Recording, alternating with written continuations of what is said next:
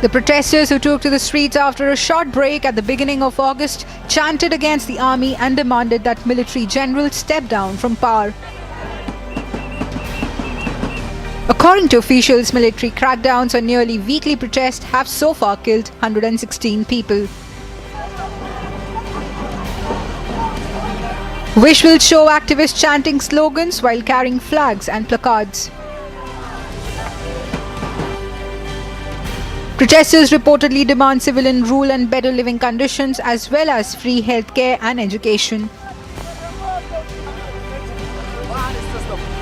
Since last year's coup, Sudan, already one of the world's poorest countries, has been reeling from a spiraling economic crisis and a boat security breakdown which has seen a spike in ethnic clashes in its far-flung regions. Agency report for Republic TV. Union Home Minister Amit Shah to hoist the national flag at his residence as part of Ghar Tiranga campaign. All the details and the news on that and much more coming up next on the Morning Express. Stay tuned. Also coming up ahead of a 75th Independence Day, entire nation gears up for mega celebrations.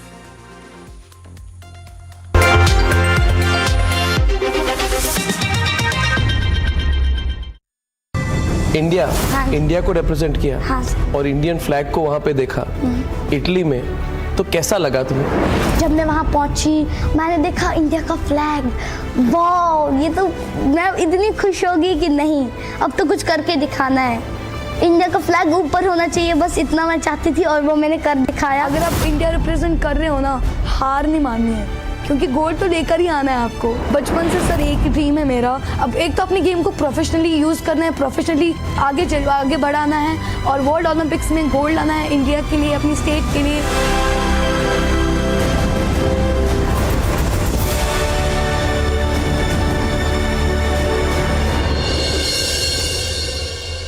Globally, crypto has begun to crash. Crypto is a clear danger, and even the RBI acknowledges that. Our investigative teams here at Republic are following the crypto scam, and I'm proud to say we live by our ethics. We don't claim to have credibility and then sell out to those who are orchestrating the crypto scam. We at Republic demand a complete crackdown by the government on crypto, a complete ban followed by a series of arrests to defend honest, unsuspecting investors fooled by these scamsters and their paid agents in the news media.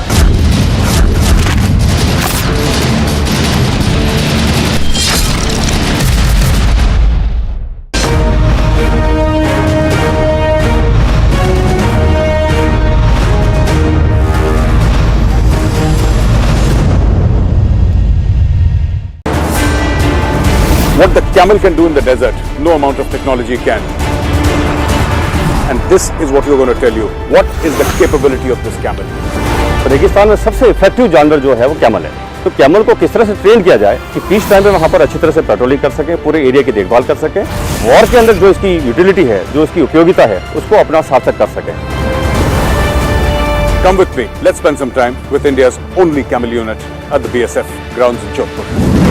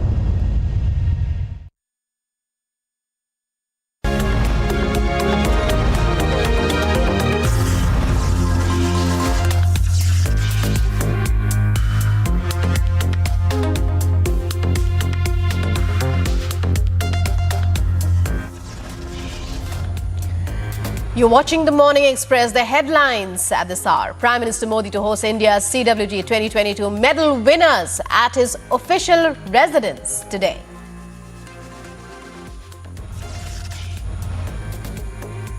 Author Salman Rushdie stabbed in New York.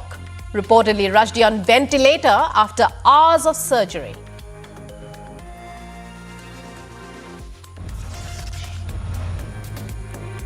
Ahead of 75th Independence Day celebrations, entire nation gears up for the mega event.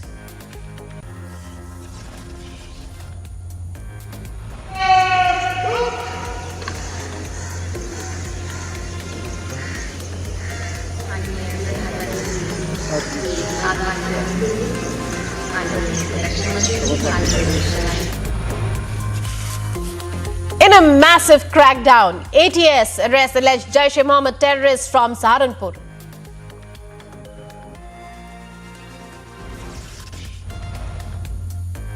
In a shocking incident, a 25-year-old man stabbed to death in South Delhi's Malviya Nagar area.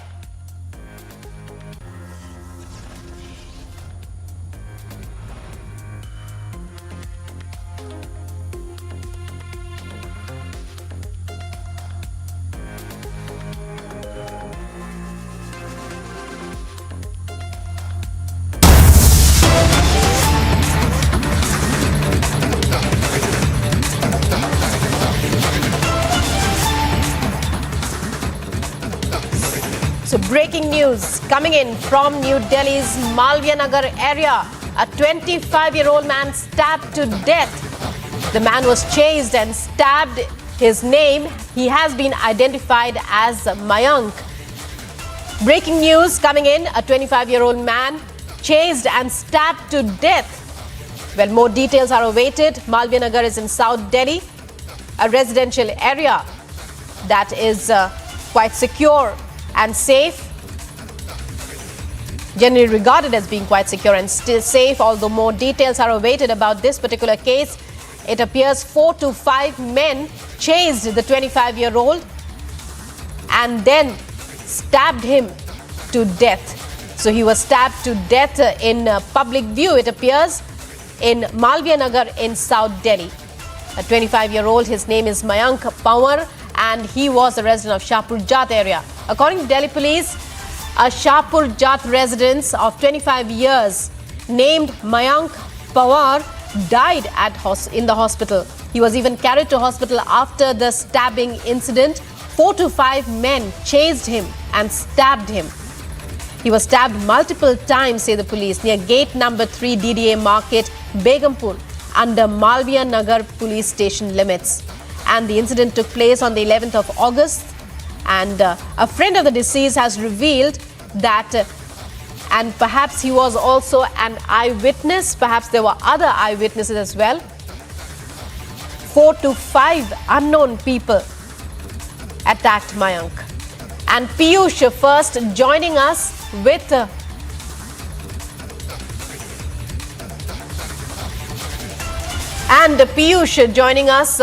as also, well, we are also joined by Samiksha in the Mumbai studios. A very good morning to you, Samiksha, and Piyush as well. First of all, Piyush, take us through this horrific incident. It happened in Malviya Nagar area, which is clearly even more shocking. So good morning, Rukma, and good morning, Samiksha. And yes, you clearly mentioned it, right, that, this is a very gruesome incident that has been reported from Malviya Nagar, which is one of the poshest areas in South Delhi. What has been even more shocking is that this incident has happened at a public place, where, there are a lot of people and there are a lot of traffic. And the brazenness of this, of Mayank's murderers can be seen from the fact that they have committed this crime, they have committed this heinous act in a public place where there was a lot of crowd and a lot of traffic. Now, why they carried out this incident, the motives are still not clear. The police have registered the case under sections 302 IPC and 34 common intention, and the investigation is underway. But what has been more shocking and what one can say is a telling statement on law and order situation in Delhi is that this situation has happened in a very posh and a crowded area of Delhi, Malviya Nagar. And why this incident has happened, it is still not known. Was it a scuffle that had happened between these people who had killed the deceased? Was it a kind of a robbery incident that happened? So nothing is still known. The police investigation is still underway. We have had a word with the senior official of Delhi police, and they are saying that they are going to nab the killers soon. They are, as of now, retrieving the CCTV images and trying to find basic leads. But as I said again, the most important aspect over here in this crime is that how this crime was allowed to happen in a public place, in a place which is one of the most crowded and most central places of Delhi. Back to you in the studio. Well, absolutely, Piyush, and I just wanted to know one more thing from you. We understand that the incident happened on 11th of August. If you could tell us, help us understand why is it coming to light only after 2 days, and also the fact that this is not one of a kind incident happening in national capital. Many such instances have happened in the past in broad daylight. Well, you clearly mentioned it right, Samiksha, that these incidents are not new in national capital. There are now several such incidents where you are seeing men being brutally murdered, men being gruesomely murdered, in broad daylight, men being stabbed. Just a few days back, there was an incident, where a 21-year-old person was stabbed to death by 5 minors. So you can definitely say that these incidents are not new to national capital. And such incidents, because they happen quite regularly, people also now are not taking these cases seriously. And only when, these cases come in the limelight, when, these case complaints, come in the media, that you realize that, how challenging, how dangerous the law and order situation in national capital now is really becoming. So, yes, these incidents are not new. Yes. And definitely it's a big challenge now for Delhi police officials to curb these kind of incidents. Back to the studio, Samiksha. Yes, Piyush, stay with us. Let's also listen into what the father of the deceased had to say.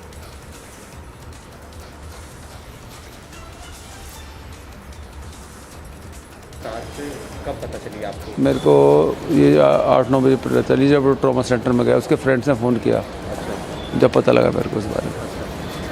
किस friends ने क्या बताया आपको? क्या पहली बातचीत क्या friends ने बात की?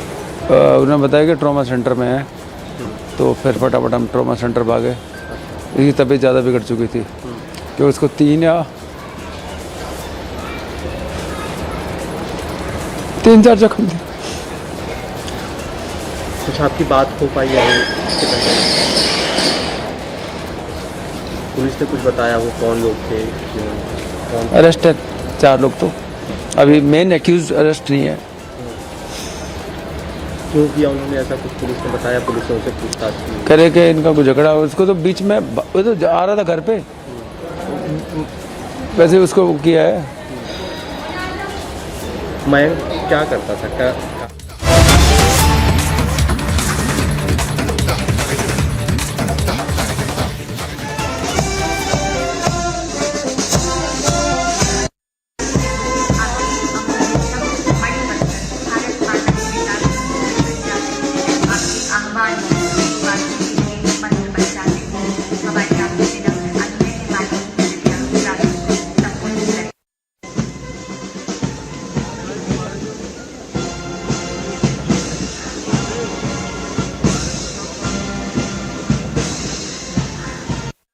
प्यारे बच्चों, जय हिंद।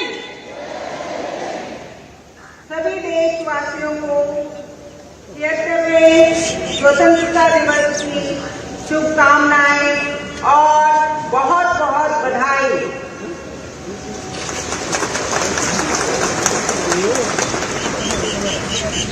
सलामी देश तिरंगे को, जिसने हमारी शान है, सर हमेशा ऊंचा रखना इसका, क्योंकि लहराता तिरंगा भारत माता की शान है, मान है और अभिमान है।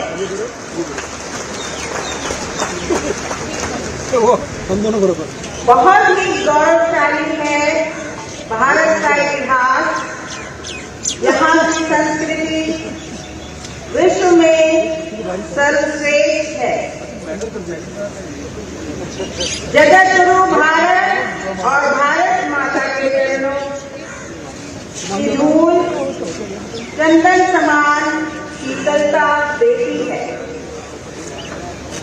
हर हिंदुस्तानी के मन को इस मिट्टी पर मर मिटने को जी चाहता है। अमर हो जाता है वह जीवन, शहीद कहलाता है वह जन जिसके माथे मिट्टी ये भारत माता की रस्सी है। कोटि कोटि नमन है उन वीरों अमर शहीदों को जिन्होंने स्वतंत्रता के ये यज्ञ में अपने।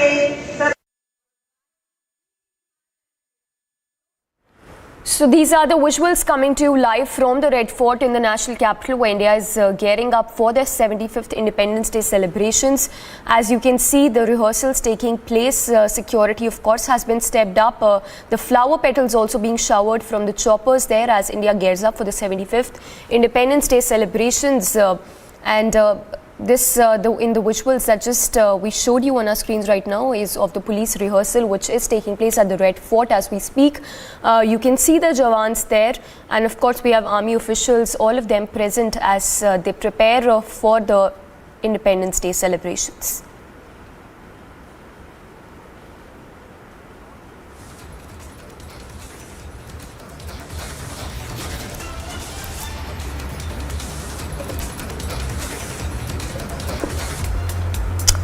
Well, in more news coming in, what we understand is that the ATS of UP has arrested Jaish-e-Mohammed and Tehreek-e-Taliban Pakistan-linked terrorist from Saharanpur as he was tasked to kill Nupur Sharma. Here's a report filed by our senior editor Shravan Sen. The UP anti-terror squad nabbed a terrorist from UP Saharanpur who was allegedly tasked to kill Nupur Sharma. He has been identified as Muhammad Nadeem. He is said to have links with two major terror outfits, Jaish-e-Mohammed and the Tehreek-e-Taliban Pakistan. During the searches, UP ATS also came across various literature which indicated that he was given training in bomb making. He is also admitted during his interrogation that he was in touch with his handlers since 2018. And thereafter, he was in touch with his handlers based in Pakistan and Afghanistan through various social media platforms like Facebook and Telegram. According to the initial probe, the terrorist was in direct contact with his Pakistan and Afghanistan handlers. The UP ATS also recovered some incriminating documents as well as chats and voice messages related to action plans prepared for the alleged task of killing Nupur Sharma. Notably, this is the second arrest that came to the fore in regards to the former BJP spokesperson. Last month, the Border Security Force arrested a Pakistani man from the India-Pakistan international border in Rajasthan. Following the arrest, he also admitted to have crossed the border with the intention to kill Nupur Sharma. A major threat to the life of Nupur Sharma has been averted. Meanwhile, further investigation is underway. Bureau Report, Republic TV.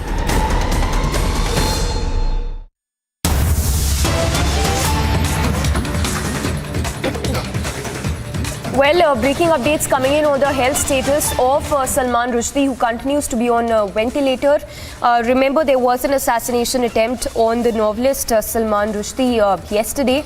The latest what we are understanding is that Salman Rushdie is on a ventilator following hours of surgery after he was stabbed in the neck and torso at a lecture that he was about to deliver at an event in Western New York.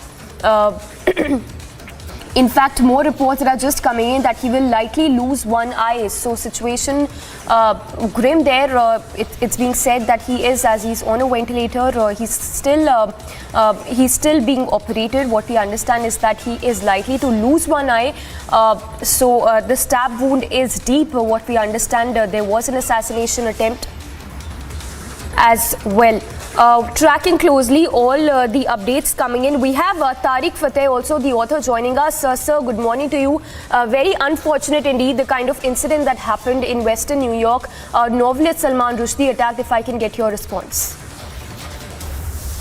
Well, it's a reflection of an ideology that even resonates in India, where people march by saying Gustakhe Rasool ki ek hi saza sab pan se juda.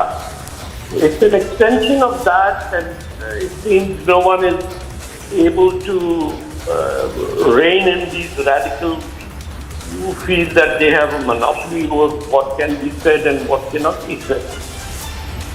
Salman Rushdie is an incredible, gifted author. He's an Indian after all.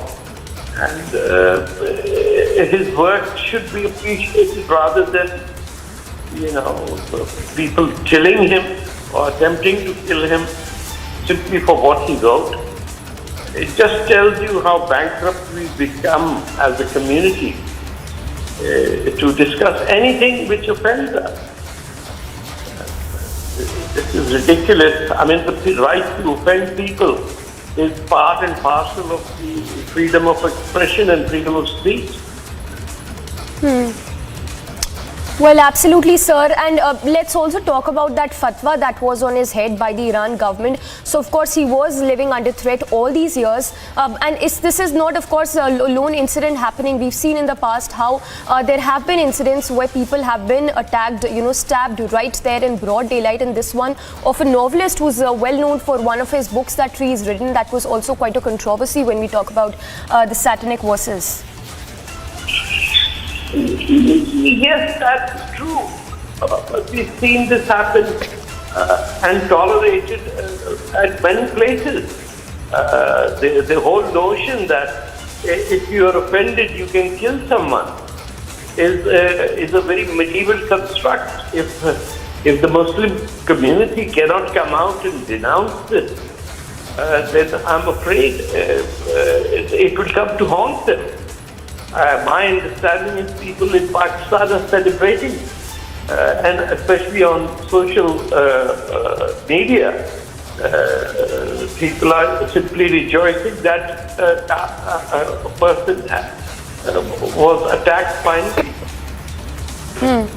This is not a civilized society where such ideas come from, and we need to be careful, especially in India where with such a large Muslim population, people need to understand that they need to show a face of their faith that is accommodating, not punitive in the manner that we kill an author. And sir, just one more aspect that I wanted to touch upon. Do you think that there was probably a security breach as well, which could have been avoided? There were hundreds of attendees. If there would have been proper protocols that could have been followed, probably this incident could have been averted. Well, it is ironical because the lecture was about writers who have gone into exile and sought refuge in the United States simply so that they could write what they were not able to do in their home country. And here was someone who came in registered as one of these exiled writers. And of course, security might have been better, but when somebody wishes to kill another person, he could have done it elsewhere as well. This madness driven by religion should be controlled. People should stand up and say this is not acceptable. Especially leaders of the Muslim community should rise up and say that this is no way of behavior in the 21st century. You can't kill people simply because you're offended. Yes. And sir, the accused who's been arrested, he's merely 24 years old, if I'm not wrong. So he was not even born when that fatwa was issued way back in 1989, which only goes on to prove the kind of extremism that exists in these countries. No, but this has got nothing to do with a fatwa. Whether there's a fatwa or not, there was no fatwa when Kanhaiya was killed. When people made two Indian Muslim men made a video out of it to show that their contempt for this guy, will he kill him? This has to be stopped at at a place where government should put their foot down and say anyone spreading hatred of a religious nature against other people will not be tolerated. And freedom of speech is a very hard-fought accomplishment of all of humanity. Just 100 years ago, nobody could write without the permission of a king or a ruler. And we are sacrificing that and murdering authors for simply writing what they feel like writing. It's despicable, and I think it is the responsibility of Indian Muslim leaders to denounce this attack and say whether we agree or we don't agree is not the problem. It is the right of a writer to write. How difficult of a concept is that? We are no longer living in a time when you can burn the Nalanda University and say, well, all books should be destroyed. Well, absolutely, sir. Thank you for speaking to Republic. So that was author Tariq Fateh giving his response, and of course the aberrant incident coming to light of the attack that happened on novelist Salman Rushdie.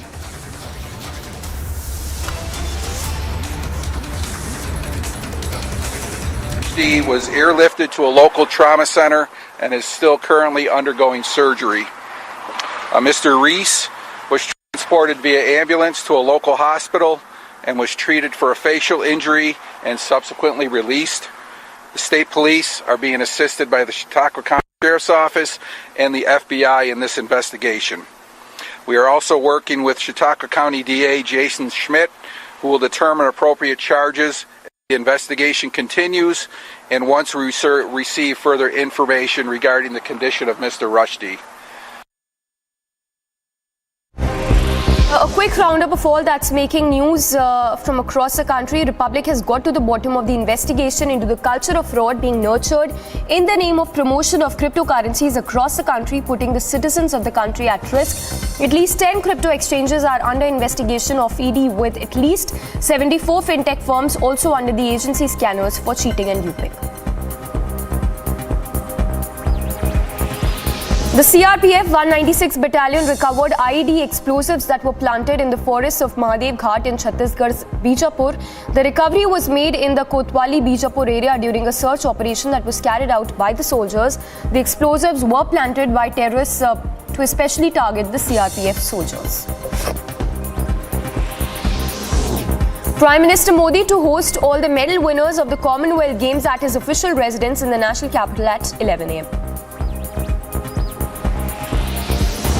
As AAP continues to escalate the freebie culture debate by launching attacks at the central government, the BJP hit back at the AAP Supremo, stating that freebies are short-term benefits which only benefit the Delhi Chief Minister.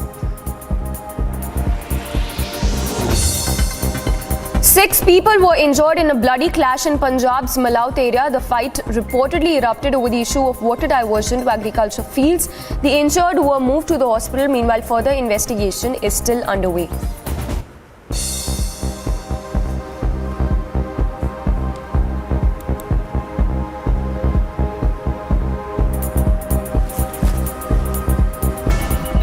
The Delhi police averted a major threat ahead of the grand celebrations of the Azadi Ka Amrit Mahotsav.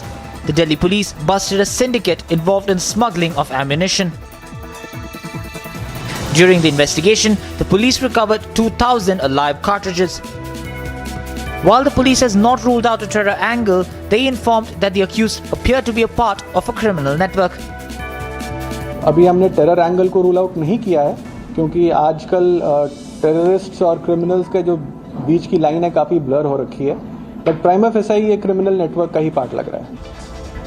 Talking to the media, police said they had recovered a total of 2,251 live cartridges. This comes as the security in the national capital has been heightened ahead of the 75th Independence Day celebrations. The police has intensified patrolling and are conducting anti-sabotage checks to rule out all possible threats ahead of Independence Day.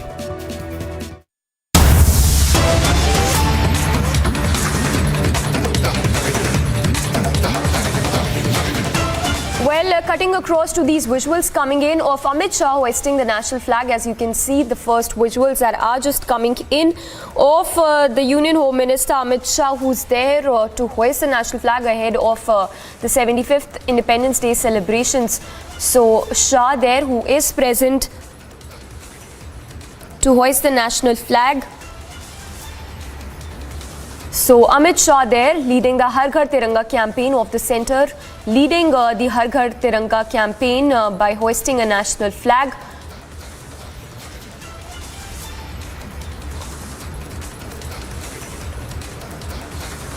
We also have Piyush Shori to give us more details. Piyush, if you could tell us how are the preparations going on just ahead of the 75th Independence Day? Hello? Yes, Piyush, we can hear you. Yes, so, on the part of the Tiranga Yatra, Tiranga rally, which is being, organized in different parts of Delhi today, it is a symbolic function which is being held at the official residence of Amit Shah, where he's unfurling the tricolour at his official residence over here in Delhi. And, this is in addition to several functions which are being held by several officials over here to commemorate the 70th year of Indian independence that is celebrated under the Amrit Mahotsav. Back to you in the studio.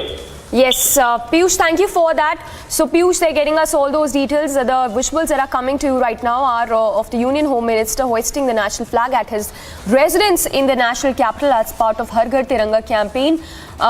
So there we have the ministers, the central government leading from the front when it comes to the Har Ghar Tiranga campaign under the Azadi Ka Amrit Mahotsav. The visuals coming to you live from Amit Shah's residence, where he's seen hoisting the national flag atop his residence.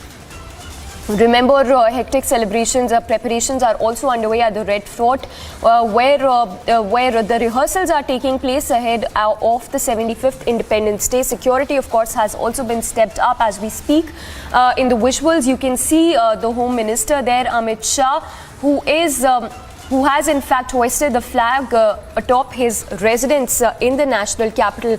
So Home Minister Amit Shah there leading the Har Ghar Tiranga campaign of the centre. And this, of course, is, remember, the Har Ghar Tiranga campaign is part of the Azadi Ka Amrit Mahotsav. Piyush continues to be with us. Piyush, if you can talk to us more about the rehearsals taking place at the Red Fort as well, while we keep up these visuals, with these visuals of the Home Minister hoisting the national flag at his residence. So, yes, Independence Day has always been a very special day for all of us Indians. This time, this is going to become even more special as India celebrates its 75th year of India independence under the Har Ghar Tiranga campaign and under the Amrit Mahotsav. So you are seeing that there are under the Amrit Mahotsav. So you are seeing that there are several functions which are being held besides the traditional and symbolic function which is being held at Red Fort. In addition to this, you are seeing that there have been several Tiranga Yatras which have been organized in several parts of Delhi, where you are seeing that hundreds of citizens have come on roads to with the tricolour. In addition to this, today we are also seeing today Amit Shah unfurling and hoisting the national flag at his official residence. So there is a lot of celebration. There is a lot of functions which are being held to commemorate the India's 75th year of independence under Amrit Mahotsav. Back. Yes.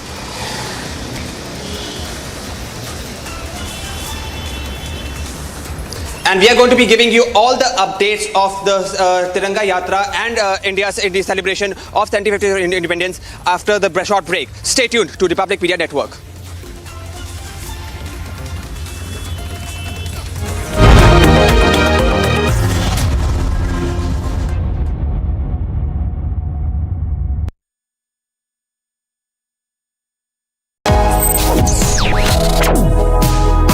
Reading allows us to become familiar with ourselves. We don't read, we won't know what is knowledge. I just find it very interesting to know people's lives, how they went through certain situations, how they dealt with things. So wherever you want to go in life, if you read books along those lines, then that would really help you in growing. Reading could mean a million different things to every individual. What does it mean to you? Visit readindia.info to find out more. Good evening and welcome, viewers. China has banned cryptocurrency. You're not allowed to trade in cryptocurrency in China. If you break the law, you'll be arrested. So why has China banned cryptocurrency? China has banned crypto, ladies and gentlemen, because crypto is dangerous. It has done so to save its own people and save its economy.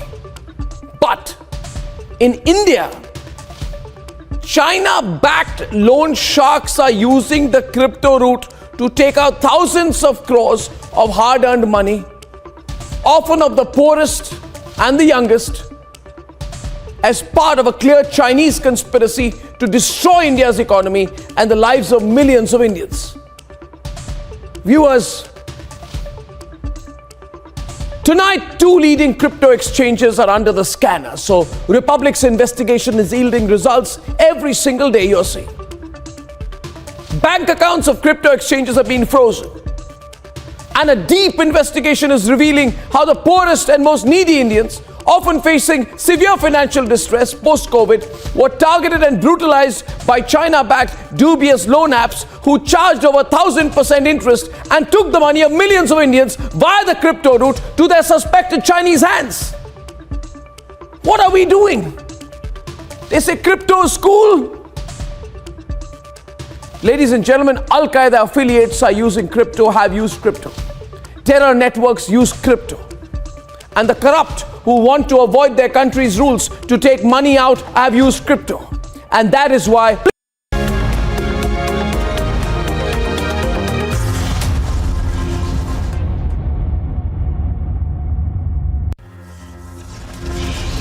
Top headlines at 8:30. Prime Minister Modi to host India's Commonwealth Games medal winners at his official residence today. Author Salman Rushdie stabbed in New York, reportedly Rushdie on ventilator after hours of surgery. Ahead of the 75th Independence Day, the entire nation gears up for the mega celebrations. In a massive crackdown, ATS arrests alleged Jaish-e-Mohammed terrorist from Saharanpur. Shocking incident from the national capital. A 25-year-old man stabbed to death in South Delhi's Malviya Nagar area.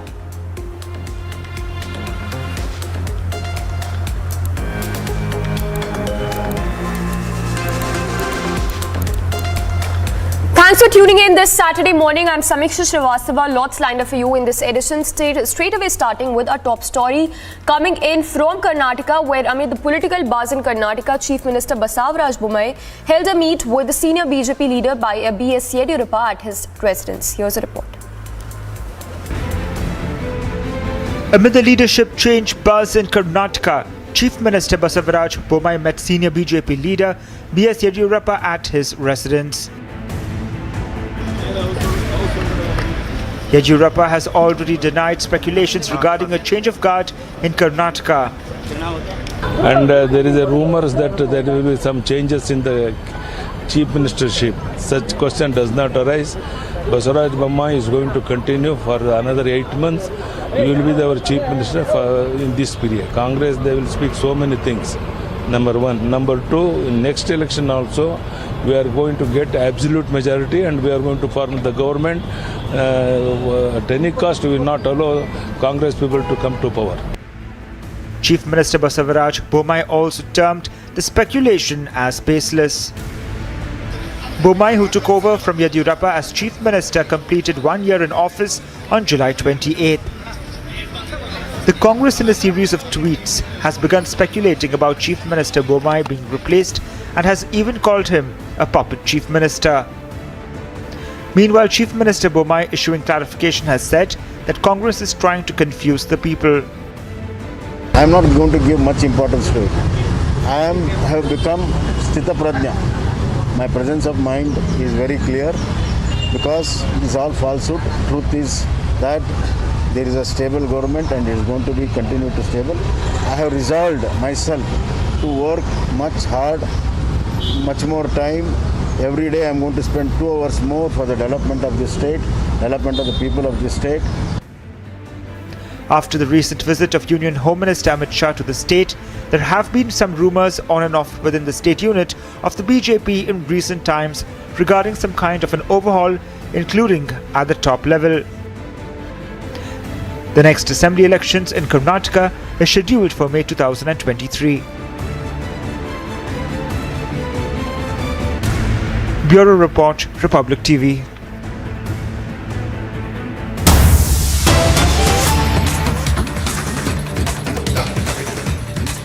Well, on to some international news coming in. The Chinese officials, we understand, are planning for President Xi Jinping to visit Southeast Asian nations and also to hold a face-to-face meet with US President Joe Biden in November. So a big meet that is lined up for November. This is as per reports. Now, the visit would come after US House Speaker Nancy Pelosi's visit to Taiwan, which has only irked the Chinese government, and in response, the Chinese also launched a military drill around the self-ruled island. Remember, tensions have only been escalating between the US and the China after Nancy Pelosi visited Taiwan. The visit would also mark the Chinese leader Xi's first international trip in nearly 3 years and his first in-person meet with Biden since the American leader's inauguration. So a big update coming in with respect to the meet that is expected to take place between Xi Jinping and Joe Biden. The meet is likely to take place in November. This comes amid the escalating tensions over Nancy Pelosi's visit to Taiwan just a few weeks back. And of course, the visit that would by Xi Jinping, which would happen, the first international visit which would happen after nearly 3 years by Xi Jinping. So an important meet lined there. And of course, a slew of issues that are likely to be taken up, which also include the tensions that have only been brewing with respect to Taiwan. Remember how China has also been launching its conducting military drill around the self-ruled island, which is Taiwan. And this after Nancy Pelosi visited Taiwan and rendered the support of US to Taiwan. In fact, the visit, we understand, would also mark Xi's first international trip in nearly 3 years and first in-person meet with Biden since the American leader's inauguration. Also significant to note that a few weeks back, President Xi Jinping as well as US President Joe Biden also held a conversation over phone in which several issues were discussed, and this is going to be a face-to-face meet which will take place as well. What we understand that the meet will take place in the month of November. In fact, Xi is first expected to conclude the party congress and then would likely attend a summit of leaders from the group of 20 nations on the Indonesian island of Bali from November 15 to 16. And after these 2 days, Xi is expected to travel to Bangkok to attend the Asia Pacific Economic Cooperation Summit. So Xi, who's expected to take part in a slew of meetings, and of course the big meet there that is lined up for November, the meet between Xi and President Biden.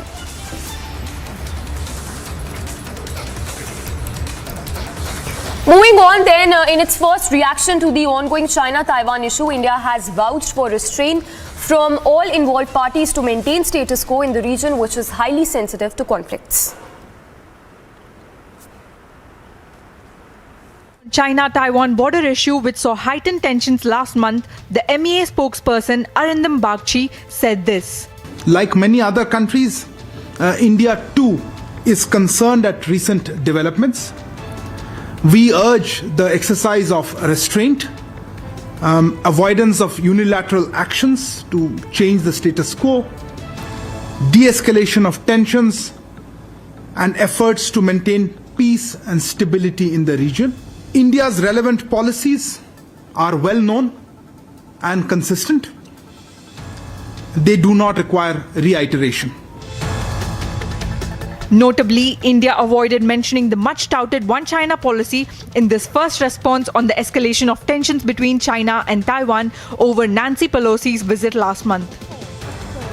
Essentially, what India did all through the crisis of standoff between China and the United States over Taiwan was that it maintained what the Americans would call strategic ambiguity.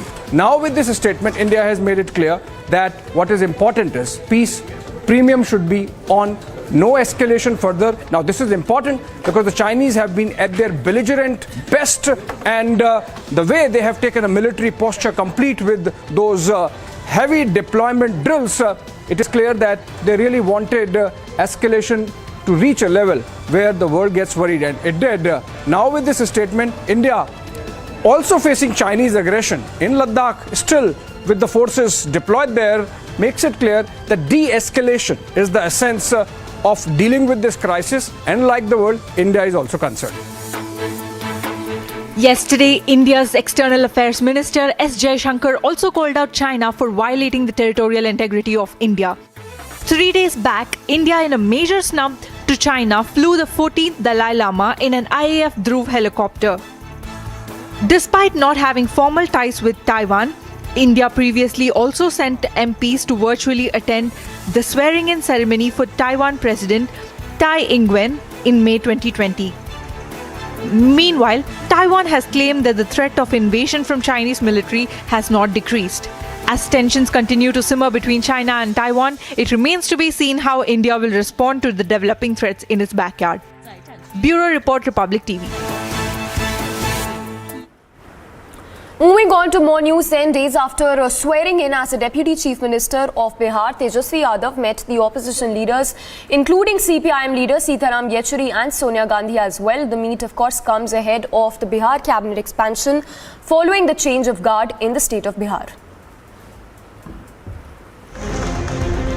Days after taking oath as the Deputy Chief Minister of Bihar, Tejasvi Yadav is holding back-to-back meeting in the national capital with top leaders of the parties constituting the Mahagathbandhan. Tejasvi's visit to Delhi comes at a time when the newly formed Mahagathbandhan government in the state of Bihar is slated to name its new cabinet. Presently comprising only Chief Minister Nitish Kumar and Deputy Chief Minister Tejasvi Yadav, the state cabinet is due for expansion early next week. Tejasvi Yadav met Congress interim President Sonia Gandhi at her residence on Friday. Tejasvi Yadav met CPM General Secretary Sitaram Yechuri and is learned to have discussed the recent developments in Bihar. After the meeting, Tejasvi Yadav said in a tweet that he met two left leaders and had a positive discussion on the current social, economic and political scenario prevailing in the country and Bihar. On the other hand, Sitaram Yechuri also tweeted an image of the meeting and expressed pleasure meeting the Deputy CM. After the two crucial meetings in Delhi, Yadav launched an attack on the BJP. According to sources, the newly formed Mahagathbandhan government in Bihar is likely to have 35 ministers, including CM Nitish Kumar. Republic learned that the cabinet expansion in Bihar is scheduled for August 16. Bureau Report, Republic TV.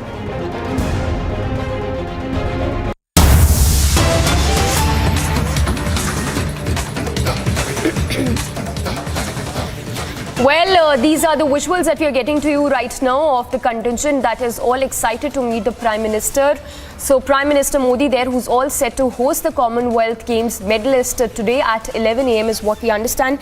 In fact, the Sai media has also taken to Twitter, to social media. It said, and I quote, "All decked up, Team India is excited and full of josh to meet Honorable Prime Minister Narendra Modi at his residence today."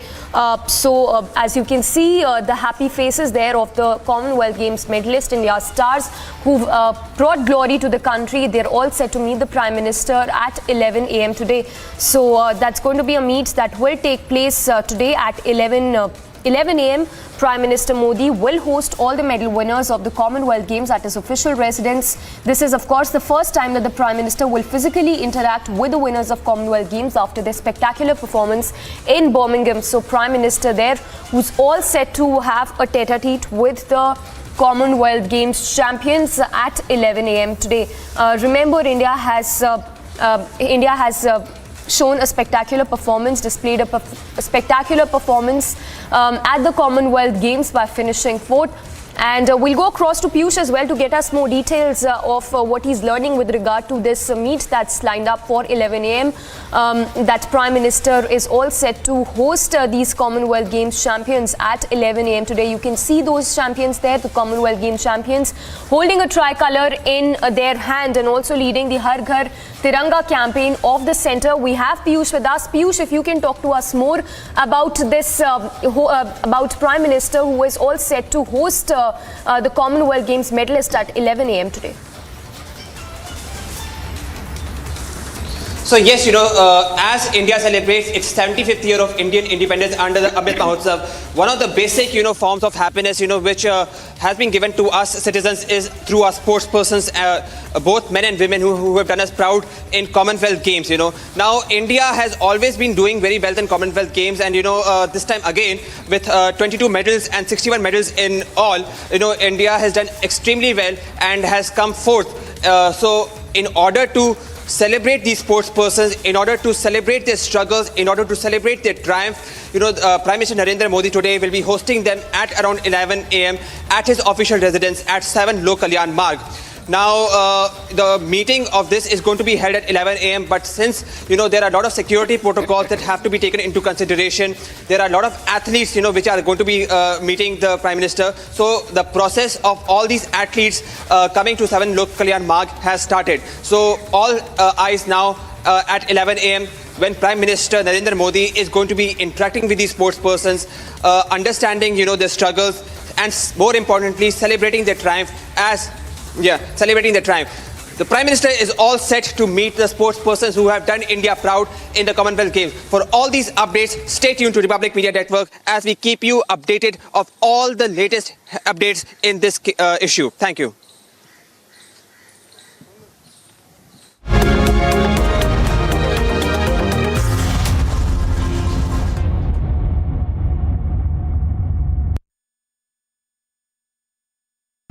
The Amity BBA has been ranked India's #1 BBA in the recently released Times of India B School 2022 rankings, a testimony to Amity BBA's globally benchmarked standards in education. इस तरीके के environment में जहाँ इतनी height है, weather खराब है, जिस टाइम फॉग आती है, थंडरिंग होती है और जब कोई इक्विपमेंट काम नहीं करता तो लास्ट पे काम आता है इंडियन आर्मी का सबसे बड़ा हथियार जो है इंडियन आर्मी के सोल्जर्स, क्योंकि जिस टाइम आपका कोई इक्विपमेंट काम नहीं करता उस टाइम आपकी इंट्यूशंस काम करती है।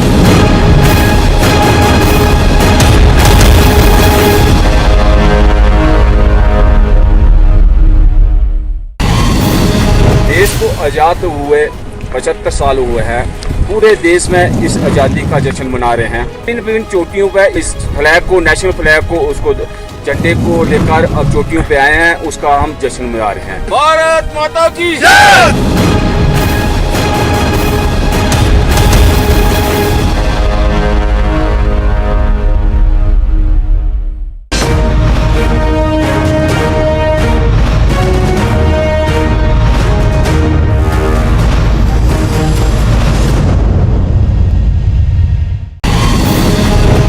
अगस्त को हमारे देश का 75वां यौम आज़ादी का अमृत महोत्सव जो है वो आज हम एडवांस में सेलिब्रेट करने इस पहाड़ी पर आए हैं। इस पर हम अपना तिरंगा फहराने आए हैं, लहराने आए हैं। भारत माता की जय, भारत माता की जय।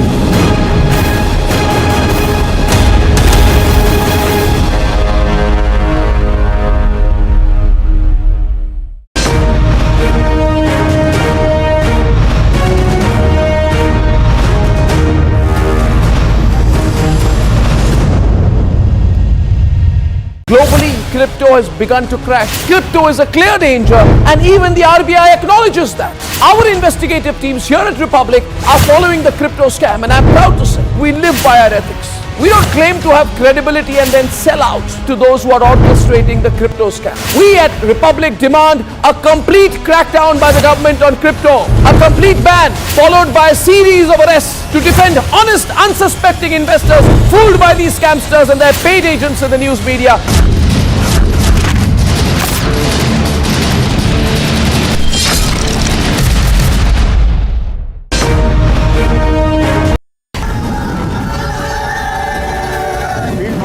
Manek Shaw once famously said that if a man says he's not afraid of dying, he's either lying or he's a Gurkha.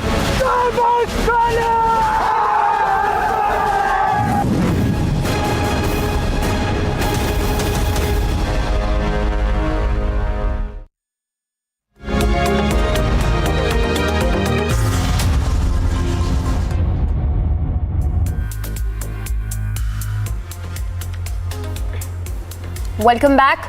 Now, Salman Rushdie, the author whose writing led to death threats from Iran in the 1980s, was attacked on Friday as he was about to deliver a lecture in Western New York at an event.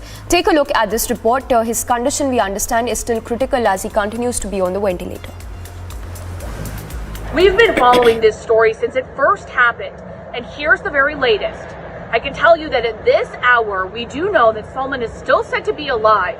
But of course, his injuries are very, very critical. He's said to be in critical condition because, as we know, he was stabbed 10 to 15 times, including in the neck. Author Salman Rushdie was stabbed in the neck as he was about to give a lecture in Western New York. Rushdie was airlifted and transported by helicopter to an area hospital. The incident took place when a man who is now under New York police custody stormed the stage at the Chautauqua institution and carried out the attack. Back here at the amphitheater, there were about 2,500 people waiting to hear Salman Rushdie speak. He had just walked onto the stage, was still being introduced less than a minute before the event began, after the event began, and a man rushed from this audience up onto the stage and started punching or stabbing. It wasn't quite clear, but there was clearly some sort of blood or red liquid going in many directions. A collective sigh of shock from the audience, many of whom are here to, contemplate the problems of the world, not to see them up close. And eventually the scene was, the amphitheater was evacuated. It's now a crime scene. Salman Rushdie suffered years of death threats after writing the Satanic Verses. The New York governor stated that Salman Rushdie is alive and has been transported to safety. And there is a amphitheater which seats about 5,000 people. And there's a lecture platform that starts at 10:45 every morning, Monday through Friday. And I was heading down into the base of the amphitheater to take a seat for the morning lecture. And a male human came and attacked Salman Rushdie.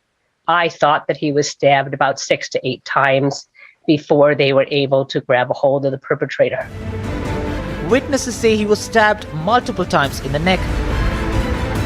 And so it is heartbreaking to learn that within the last hour, a prominent individual, Salman Rushdie, was attacked on a stage in Western New York. Just before he was about to give a speech. He is alive. He has been transported, airlifted to safety. But here's an individual who has spent decades speaking truth to power. Now, outside of this, we know that there was also a moderator who was attacked. However, his injuries are said to be non-life-threatening. Of course, the attacker, because he did this in front of a large group of people, he was arrested right away, but we're still waiting to know more details about him. The nature of the attack is eerily similar to how the Japanese translator of the Satanic Verses was found slain at a university northeast of Tokyo in July 1991 with multiple stab wounds. The attack has also revived conversation on global radicalization, considering Rushdie was an outspoken critic of extremism. However, conclusive reasons for the attack are awaited. Bureau Report, Republic TV.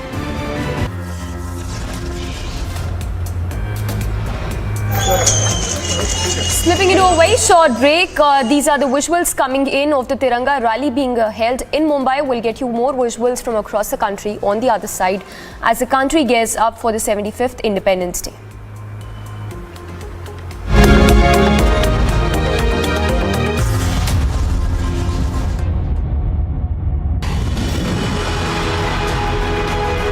सबसे कम temperature कितना था? सबसे कम -70। हर सैनिक को ये मौका नहीं मिलता सीएचएन काटने का। मेरा का 22 साल के अंदर ये मौका मिला सीएचएन काटने का। अच्छा, इसलिए बहुत गर्व है मेरा को। छोटी बात नहीं है साहब, बहुत बड़ा कलेजा चाहिए, है ना?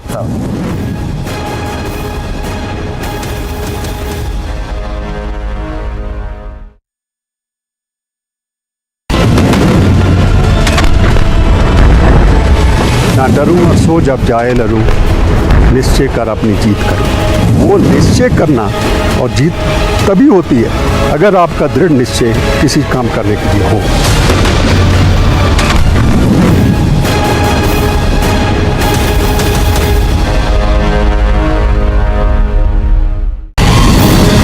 इस तरीके के एनवायरनमेंट में जहाँ इतनी हाइट है, वेदर खराब है, जिस टाइम फॉग आती है, थंडरिंग होती है और जब कोई इक्विपमेंट काम नहीं करता तो लास्ट में काम आता है इंडियन आर्मी का सबसे बड़ा हथियार जो है इंडियन आर्मी के सोल्जर्स। क्योंकि जिस टाइम आपका कोई इक्विपमेंट काम नहीं करता उस टाइम आपकी इंट्यूशंस काम करती है।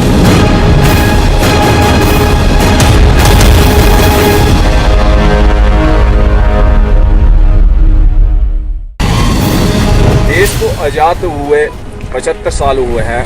पूरे देश में इस आज़ादी का जश्न मना रहे हैं। विभिन्न चोटियों पर इस फ्लैग को, नेशनल फ्लैग को, उसको झंडे को लेकर अब चोटियों पे आए हैं, उसका हम जश्न मना रहे हैं। भारत माता की जय।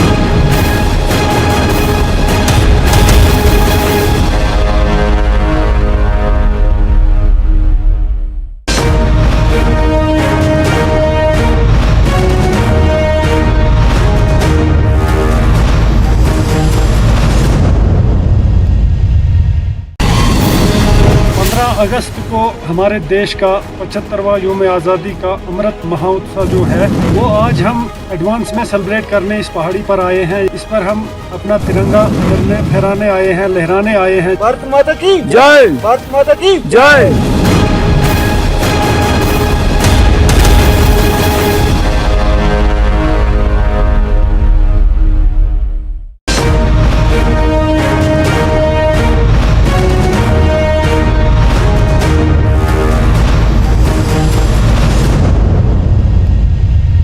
Globally, crypto has begun to crash. Crypto is a clear danger, and even the RBI acknowledges that. Our investigative teams here at Republic are following the crypto scam, and I'm proud to say we live by our ethics. We don't claim to have credibility and then sell out to those who are orchestrating the crypto scam. We at Republic demand a complete crackdown by the government on crypto, a complete ban followed by a series of arrests to defend honest, unsuspecting investors fooled by these scamsters and their paid agents in the news media.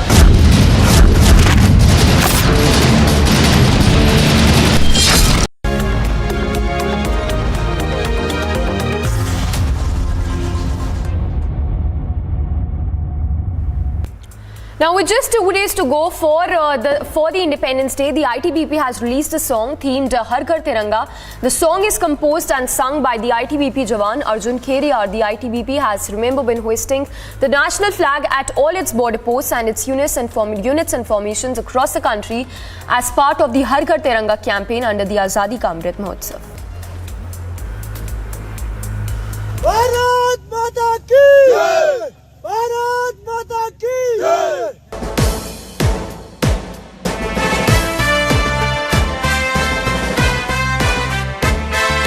कफन बांध के निकला था वो मस्त मलंग दीवाना सा, देश की खातिर जान लुटा दो गाता एक तराना था। जय हिंद, जय हिंद, जय हिंद, जय हिंद, जय हिंद, जय हिंद, जय हिंद, जय हिंद।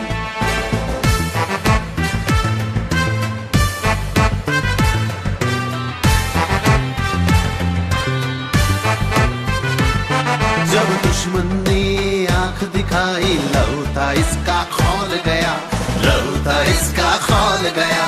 मातृभूमि की आन बचाने ये सरहद पर दौड़ गया, ये सरहद पर दौड़ गया। सींच दी धरती अपने खून से, दुश्मन भागा फिर उस पार, प्राण गवा के अमर हो गया शेर दहाड़ा आखिरी बार।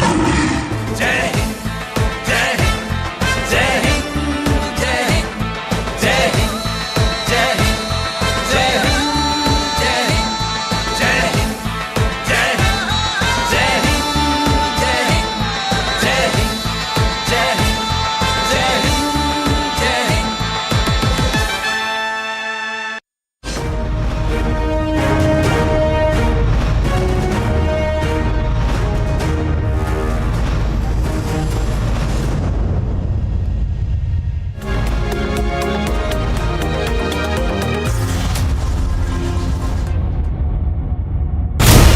On the eve of Independence Day, Republic from Siachen base camp.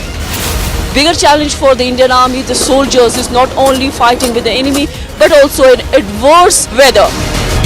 Challenge की बात है तो चैलेंज इंडियन आर्मी के लिए कोई चैलेंज नहीं होता। इतने -डिग्री तापमान में सर्वाइव करने के लिए हमें स्पेशल इक्विपमेंट और क्लोथिंग इशू किए जाते हैं। पर जाने से पहले हमारे को स्पेशल ट्रेनिंग, स्पेशल इक्विपमेंट्स दिए गए। The China, Pakistan cannot enter into Siachen because the Satwara Ridge is being controlled by the Indian Army here.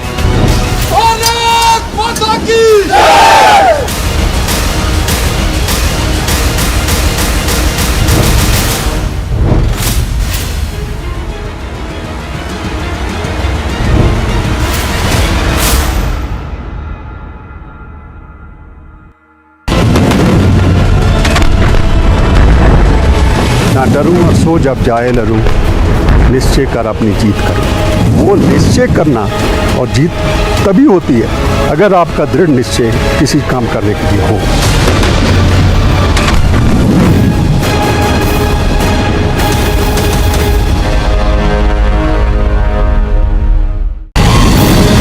इस तरीके के एनवायरनमेंट में जहाँ इतनी हाइट है, वेदर खराब है, जिस टाइम फॉग आती है, थंडरिंग होती है और जब कोई इक्विपमेंट काम नहीं करता तो लास्ट पे काम आता है इंडियन आर्मी का सबसे बड़ा हथियार, जो है इंडियन आर्मी के सोल्जर्स। क्योंकि जिस टाइम आपका कोई इक्विपमेंट काम नहीं करता उस टाइम आपकी इंट्यूशंस काम करती है।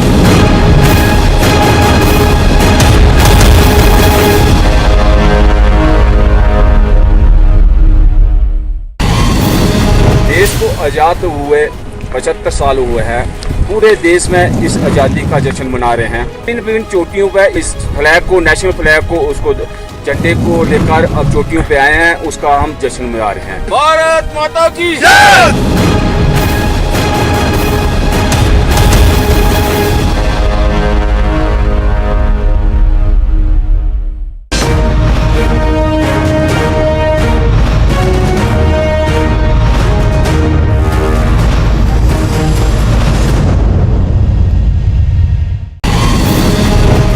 अगस्त को हमारे देश का 75वां यौम आज़ादी का अमृत महोत्सव जो है वो आज हम एडवांस में सेलिब्रेट करने इस पहाड़ी पर आए हैं। इस पर हम अपना तिरंगा फहराने आए हैं।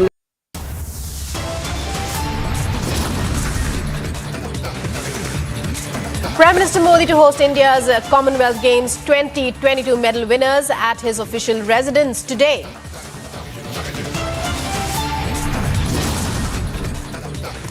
Author Salman Rushdie stabbed in New York. Reportedly, Rushdie is on ventilator after hours of surgery.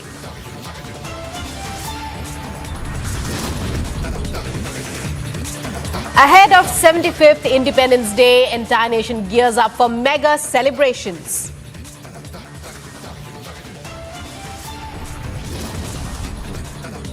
In a massive crackdown, ATS arrests alleged Jaish-e-Mohammed terrorist from Saharanpur.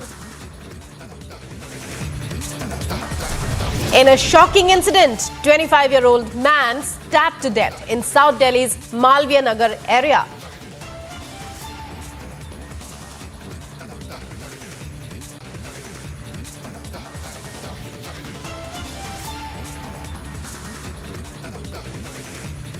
A 25-year-old man was stabbed to death in Malviya Nagar area of New Delhi. That's our top story. Welcome to Live and Breaking. You're watching Republic. And going on to the breaking news now from Malviya Nagar in South Delhi, in a posh area. A 25-year-old man is stabbed to death in full public view. 4 to 5 men chased the man and then stabbed him. He has been identified as Mayank Pawar. The incident happened in a marketplace in Malviya Nagar, and he is a resident of another area in South Delhi called Shahpur Jat. According to Delhi police, this is what the Delhi police report says. I quote, a Shahpur Jat resident aged 25 years, namely Mayank Pawar, died in the hospital after he was stabbed multiple times at the DDA market in Begumpur under Malviya Nagar police station limits. Let's listen in to know more details about what happened. मेरे को ये 8-9 बजे पता चली जब trauma centre में गया, उसके फ्रेंड्स ने फ़ोन किया, जब पता लगा मेरे को इस बारे में। किस फ्रेंड्स ने क्या बताया आपको, क्या पहली बातचीत क्या हुई फ्रेंड्स ने बात की? उन्होंने बताया कि ट्रॉमा सेंटर में है, तो फिर फटाफट हम ट्रॉमा सेंटर भागे। इसकी तबीयत ज़्यादा बिगड़ चुकी थी कि उसको 3-4 जख्म थे। कुछ आपकी बात हो पाई है? पुलिस ने कुछ बताया वो कौन लोग थे? अरेस्ट है 4 लोग, तो अभी मेन एक्यूज अरेस्ट नहीं है। क्यों किया उन्होंने ऐसा कुछ? पुलिस ने बताया, पुलिस ने उनसे पूछताछ की, करे कि इनका कुछ झगड़ा हो। उसको तो बीच में वो तो आ रहा था घर पे, वैसे उसको किया है।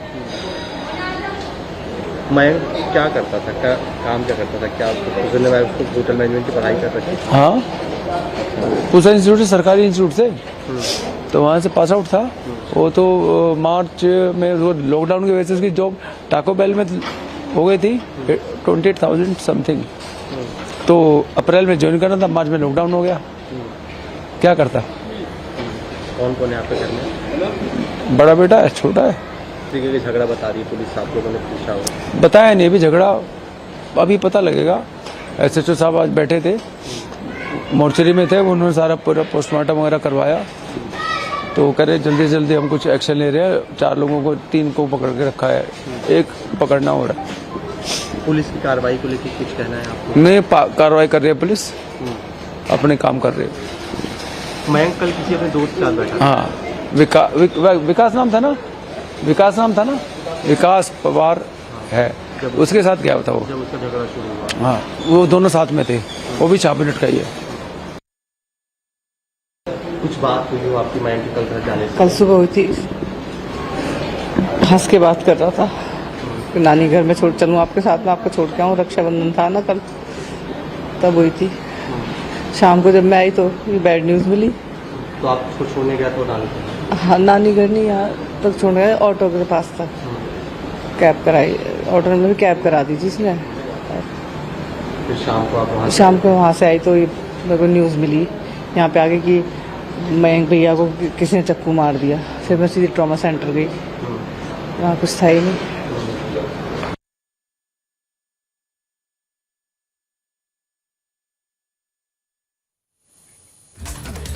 So Mayank Pawar, the victim here in this incident, in a shocking stabbing incident from Begumpur DDA market in Malviya Nagar area.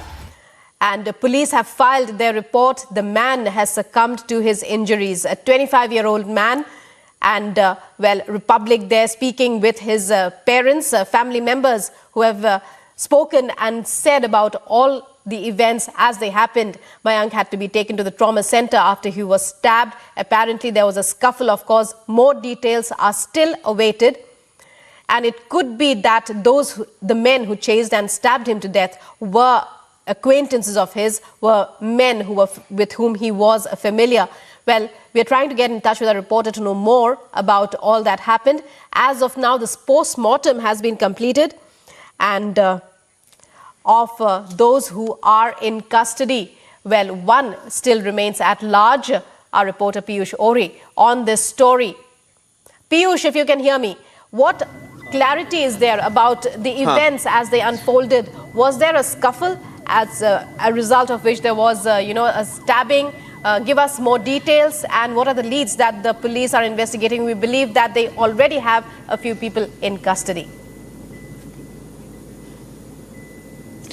So yes, you rightly mentioned that there have been some people who have been detained in this incident, and the police is trying to ascertain that what was the reason of this gruesome murder that occurred in one of the most central and poshest areas of Delhi.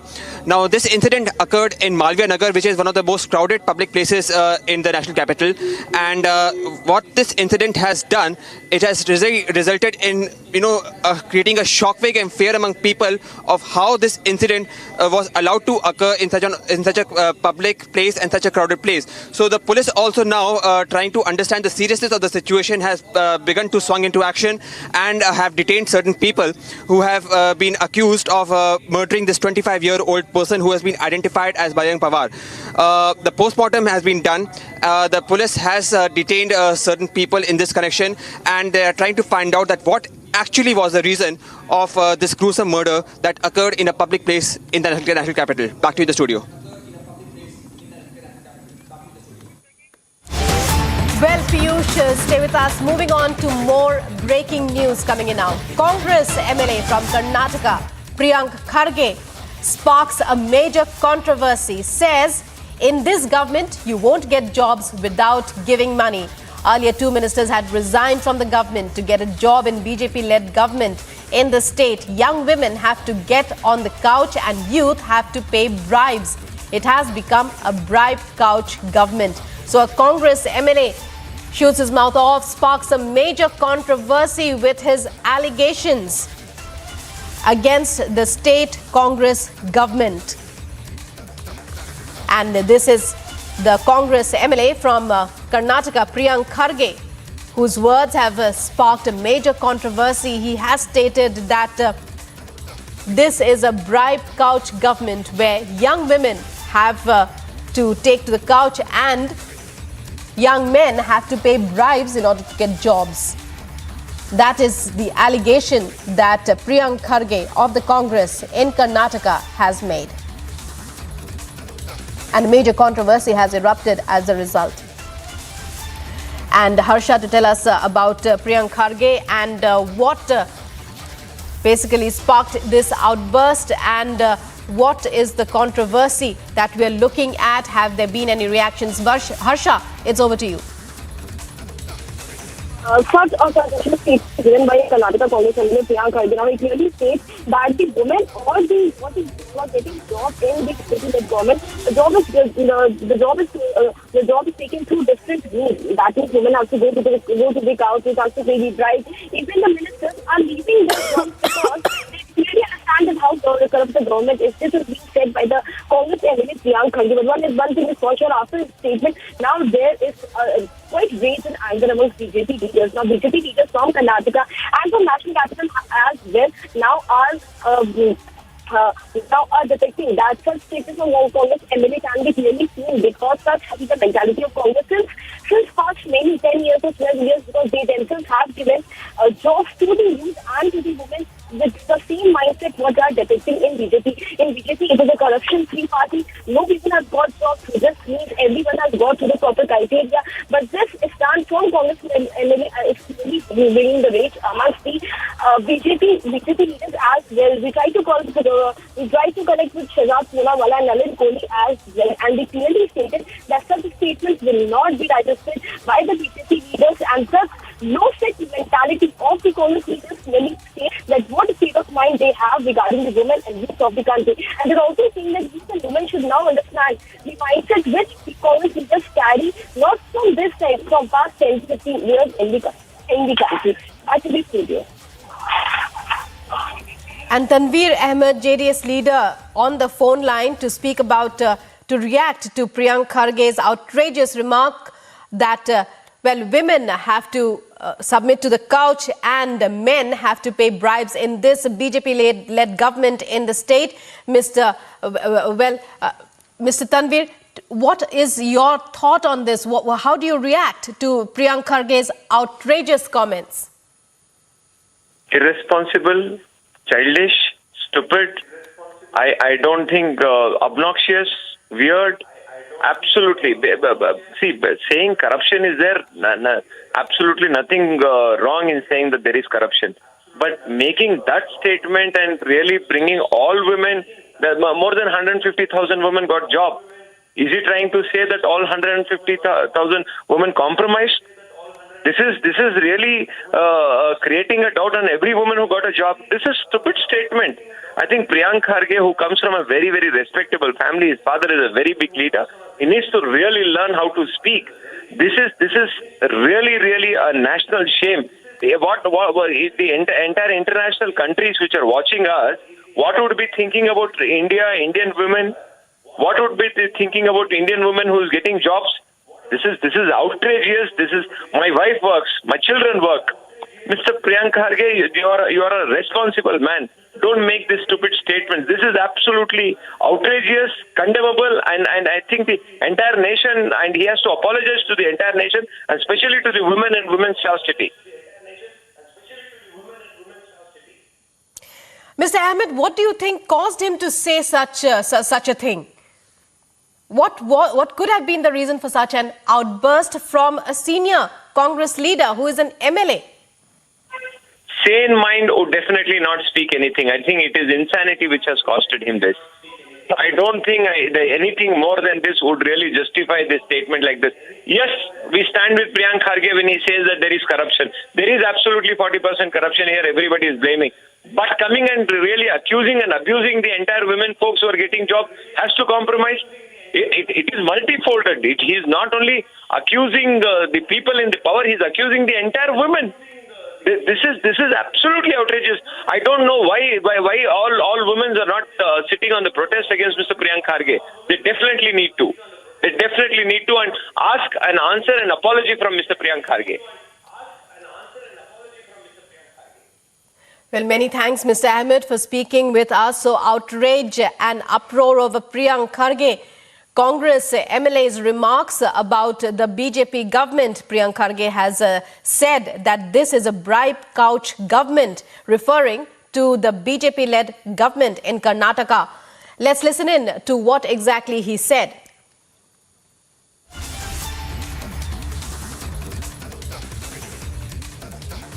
ವರ್ಷದ ಹಿಂದೆ ಇದೇ ಸರ್ಕಾರ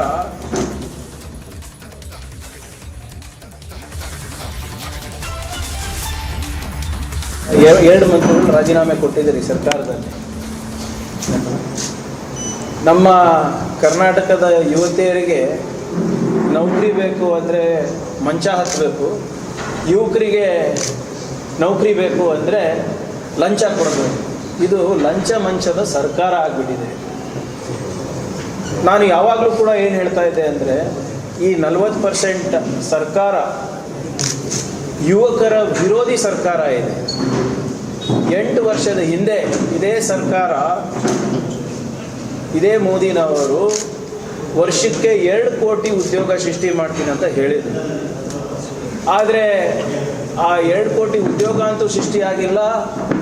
ಆ data ಸರ್ಕಾರನೇ ಕೊಟ್ಟಿದೆ.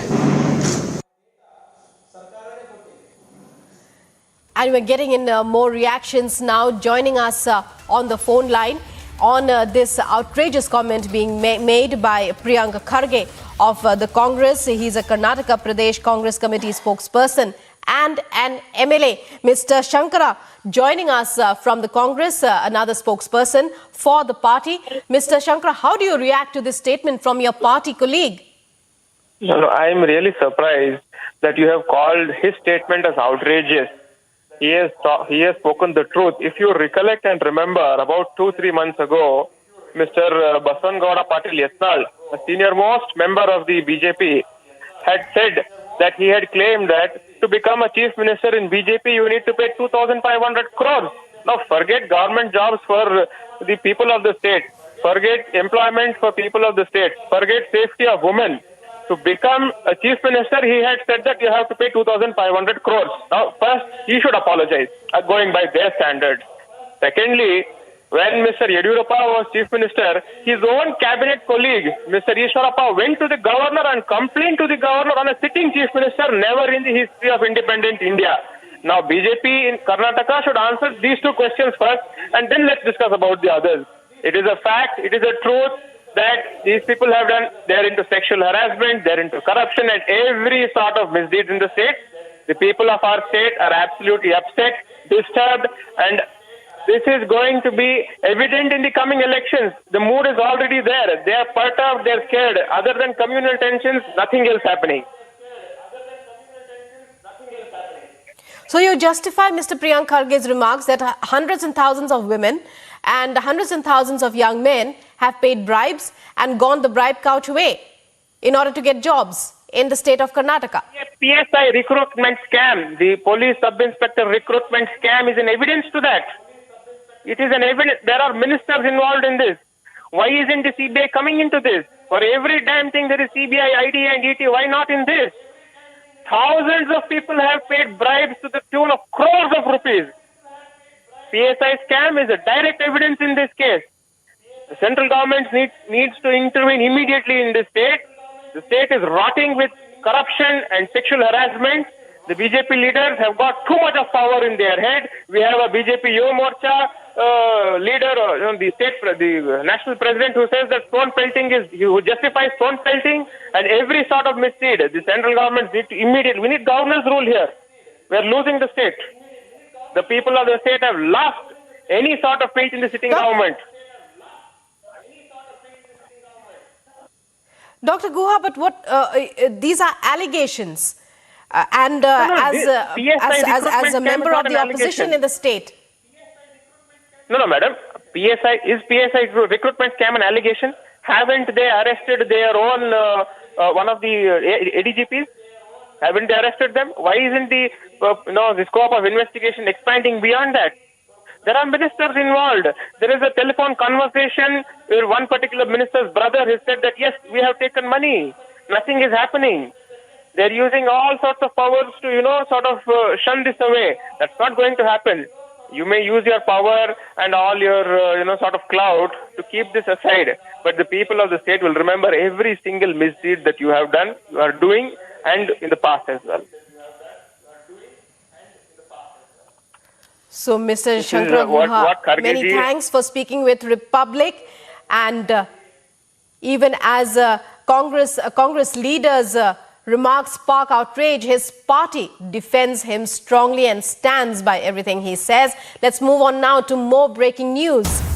As India completed its tally in the 4th position in the Commonwealth Games at Birmingham recently with 61 medals, including 22 gold, 16 silver and 23 bronze at the Games this year. From 28 July to 8 August, nearly 200 Indian athletes competed for medals across 16 different sports at the Games. And, we're hearing that the Prime Minister will be holding a special meeting with them, with the Commonwealth Games champions in their honor. And here we are getting you the visuals of the champions arriving at the Prime Minister's residence at Local Yanmarg. Republic on the ground there, outside the Prime Minister's residence. Piyush Ori to tell us about the events as they unfold. Piyush, we believe that the Commonwealth Games champions are there at the Prime Minister's residence.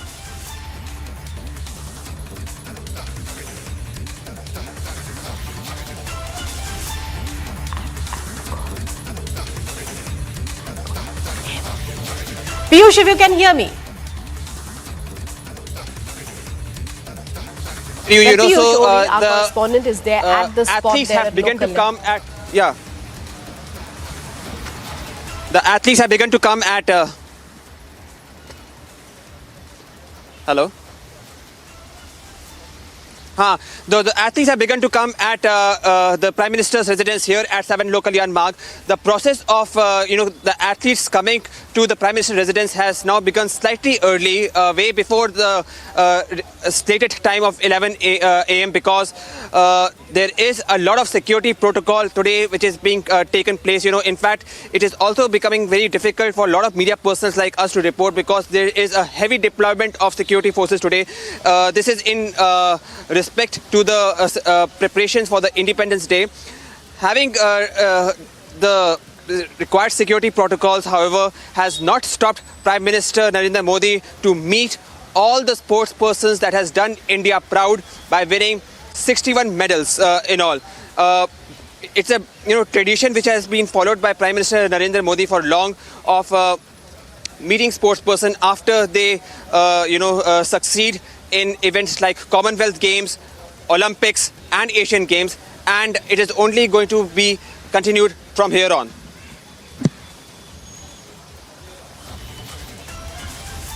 Well, Piyush, who are the champions who have arrived? Is there any indication of who will be attending?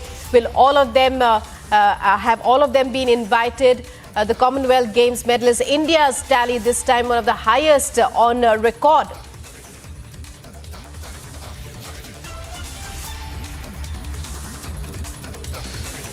Yeah, so you can see the images over here.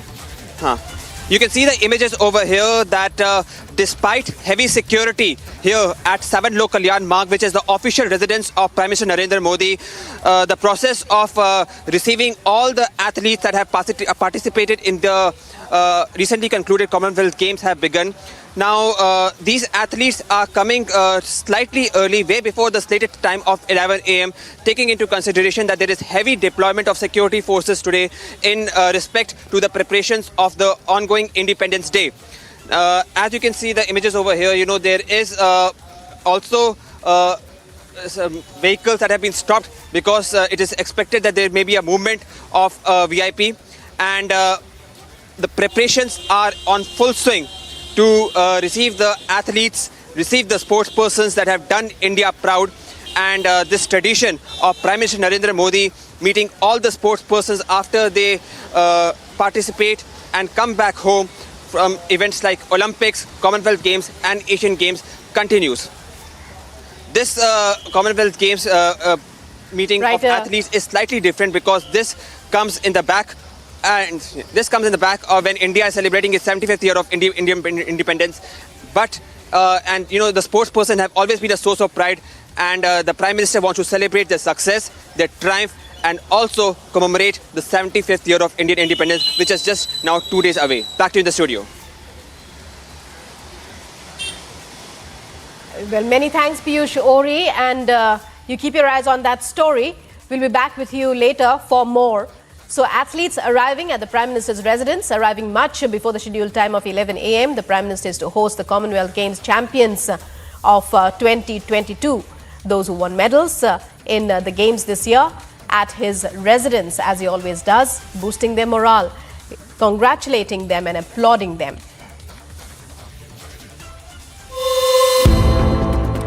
And now moving on to other news stories. Ahead of 75th Independence Day celebrations under the Har Ghar Tiranga campaign, the Golconda Fort has been decorated and illuminated in the tricolour. The event was organised in continuation of the Pan-India Azadi Ka Amrit Mahotsav celebrations.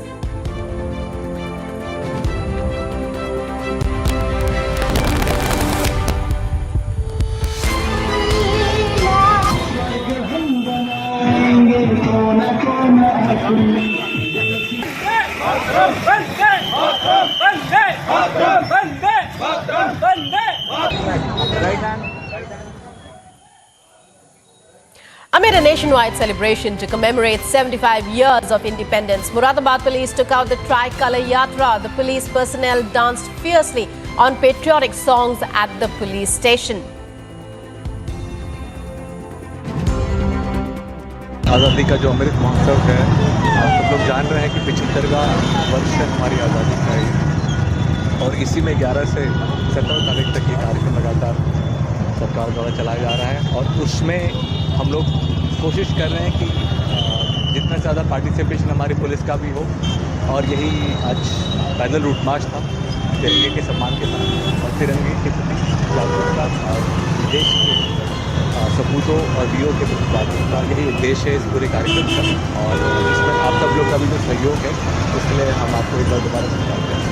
घर घर तिरंगा लगाने में police प्रशासन जागरूक भी कर रहा है। घर घर तिरंगा है, हमें गर्व होना चाहिए तिरंगे पे, अपने सारे नेशनल एम्बलेंस पे, नेशनल इंसिग्निया पे। As a part of the central government's Har Ghar Tiranga campaign ahead of 75th Independence Day celebrations, a Shikara rally was conducted at the iconic Dal Lake in Srinagar, where a number of boats were seen rowing together with the tricolour aloft.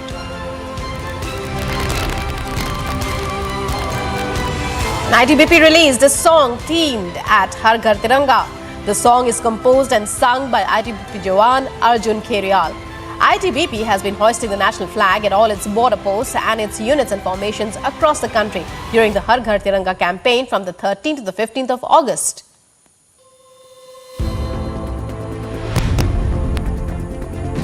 As a part of the central government's Har Ghar Tiranga campaign ahead of 75th Independence Day celebrations, ITBP and pilgrims along with local population participated in the yatra as a part of Har Ghar Tiranga campaign.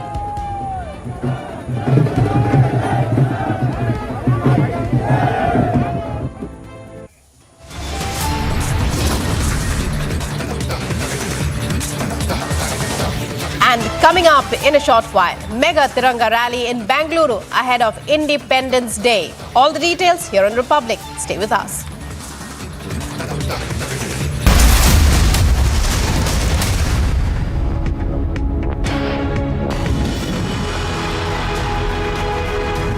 Come temperature कितना था? सबसे कम -70। हर सैनिक को ये मौका नहीं मिलता CHN काटने का। मेरा का 22 साल के अंदर ये मौका मिला CHN काटने का। अच्छा, इसलिए बहुत गर्व है मेरा को। छोटी बात नहीं साहब, बहुत बड़ा कलेजा चाहिए, है ना?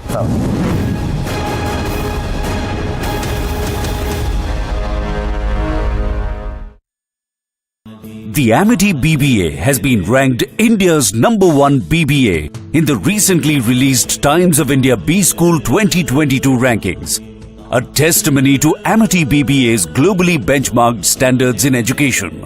Good evening and welcome, viewers. China has banned cryptocurrency. You're not allowed to trade in cryptocurrency in China. If you break the law, you'll be arrested. So why has China banned cryptocurrency? China has banned crypto, ladies and gentlemen, because crypto is dangerous. It has done so to save its own people and save its economy. But in India, China-backed loan sharks are using the crypto route to take out thousands of crores of hard-earned money, often of the poorest and the youngest, as part of a clear Chinese conspiracy to destroy India's economy and the lives of millions of Indians. Viewers, tonight, 2 leading crypto exchanges are under the scanner. So Republic's investigation is yielding results every single day, you're seeing. Bank accounts of crypto exchanges have been frozen. And a deep investigation is revealing how the poorest and most needy Indians, often facing severe financial distress post-COVID, were targeted and brutalized by China-backed dubious loan apps who charged over 1,000% interest and took the money of millions of Indians via the crypto route to their suspected Chinese hands. What are we doing?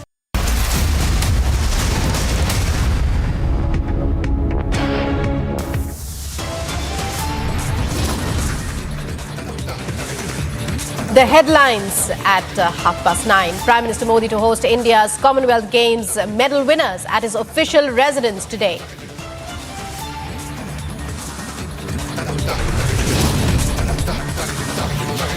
Author Salman Rushdie stabbed in New York. Rushdie is reportedly on ventilator after hours of surgery. Ahead of 75th Independence Day, entire nation gears up for mega celebrations.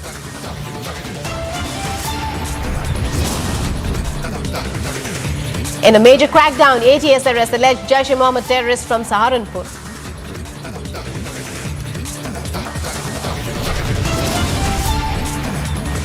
In a shocking incident, a 25-year-old man is stabbed to death in South Delhi's Malviya Nagar area.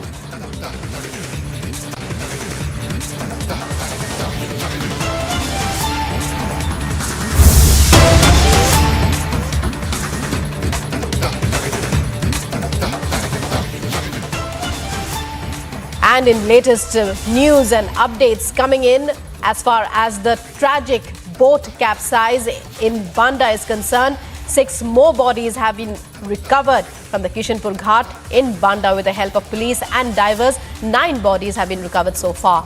The process of identifying the bodies and search operations are underway. A boat going from Fatehpur to Marka village capsized in the Yamuna on the 11th of August. And Republic has been bringing you each and every update as it has happened. NDRF and SDRF have been hard at work ever since the tragedy struck. In rescue and relief work, many have been rescued, but in latest updates, which are there on your screen, 6 more bodies have been recovered. It's a massive human tragedy which could have been averted perhaps if local authorities had been aware and alert to the fact that the boat was overloaded. The state government taking note, the Yogi government taking note of this terrible tragedy in which many lives have been lost. And the State Disaster Response Force and the National Disaster Response Force have been hard at work ever since the capsize in order to rescue and relief work. And Harsha, to take us through this latest update. Harsha, we're talking about the Banda boat tragedy. We believe 6 more bodies have been recovered. What is the casualty count now?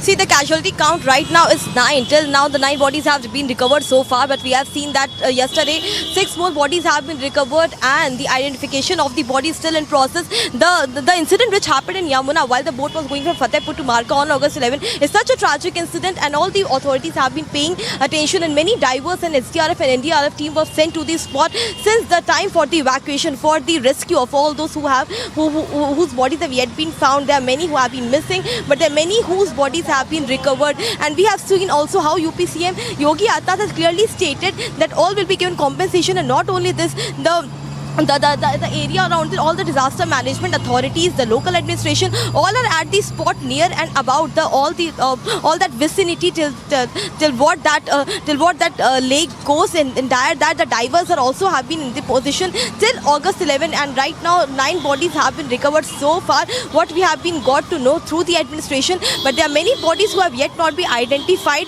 because they were drowned so badly, and they were rescued by divers. Now the identification process of all those bodies are being done by the administration, but I've got to know that the boat was overloaded by so many people who were going from Fatehpur to Marka area, and that's why the incident have been happened. The entire investigation in this incident, how come it happened, is also being done by the administration. Back to the studio.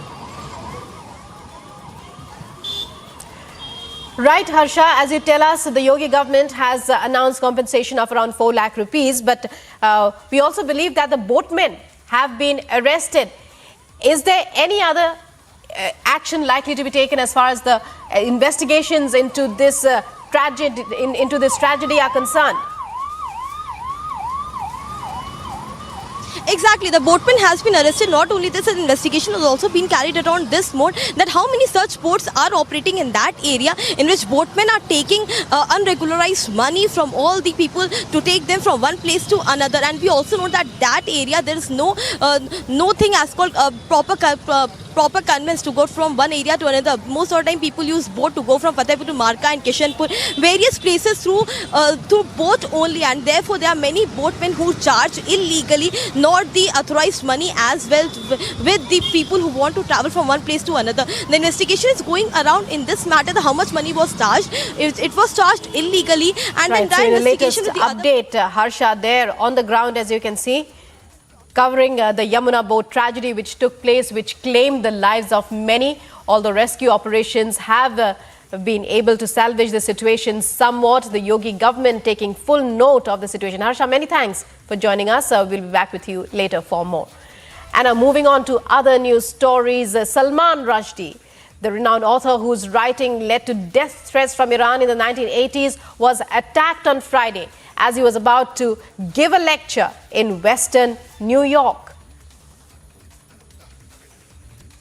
Following this story since it first happened, and here's the very latest. I can tell you that at this hour, we do know that Salman is still said to be alive, but of course his injuries are very, very critical. He's said to be in critical condition because, as we know, he was stabbed 10 to 15 times, including in the neck. Author Salman Rushdie was stabbed in the neck as he was about to give a lecture in Western New York. Rushdie was airlifted and transported by helicopter to an area hospital. The incident took place when a man who is now under New York police custody stormed the stage at the Chautauqua institution and carried out the attack. Back here at the amphitheater, there were about 2,500 people waiting to hear Salman Rushdie speak. He had just walked onto the stage, was still being introduced less than a minute before the event began, after the event began, and a man rushed from this audience up onto the stage and started punching or stabbing. It wasn't quite clear, but there was clearly some sort of blood or red liquid going in many directions. A collective sigh of shock from the audience, many of whom are here to, contemplate the problems of the world, not to see them up close. And eventually the scene was, the amphitheater was evacuated. It's now a crime scene. Salman Rushdie suffered years of death threats after writing the satanic verses. The New York governor stated that Salman Rushdie is alive and has been transported to safety. And there is a amphitheater which seats about 5,000 people. And there's a lecture platform that starts at 10:45 every morning, Monday through Friday. And I was heading down into the base of the amphitheater to take a seat for the morning lecture. And a male human came and attacked Salman Rushdie. I thought that he was stabbed about 6 to 8 times before they were able to grab a hold of the perpetrator. Witnesses say he was stabbed multiple times in the neck. And so it is heartbreaking to learn that within the last hour, a prominent individual, Salman Rushdie, was attacked on a stage in Western New York. Just before he was about to give a speech. He is alive. He has been transported, airlifted to safety. But here's an individual who has spent decades speaking truth to power. Now, outside of this, we know that there was also a moderator who was attacked. However, his injuries are said to be non-life-threatening.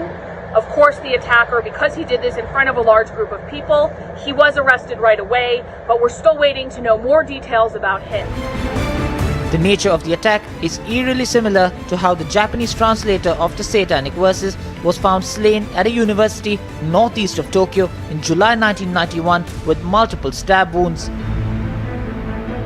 The attack has also revived conversation on global radicalization, considering Rushdie was an outspoken critic of extremism. However, conclusive reasons for the attack are awaited. Bureau Report, Republic TV. The Har Ghar Tiranga campaign under the aegis of Azadi Ka Amrit Mahotsav to encourage people to bring the Tiranga home and to hoist it to mark 75th year of India's independence kicked off today. The campaign, initiated as part of Azadi Ka Amrit Mahotsav to commemorate India's 75th anniversary of independence, will run till the 15th of August. Anubrata Mandal kept in Nizam's Palace CBI office in Kolkata. The CBI continues to interrogate him in the infamous Bengal illegal cattle smuggling case. He was taken to Alipur Command Hospital for routine medical checkup. According to doctors, he is okay and there is no requirement of special medical attention. The fourth edition of the Indo-Oman joint military exercise, Al-Najah, was completed today at the Mahajan Field Firing Range in Bikaner. Parts of the Indian Army and the Royal Army of Oman participated.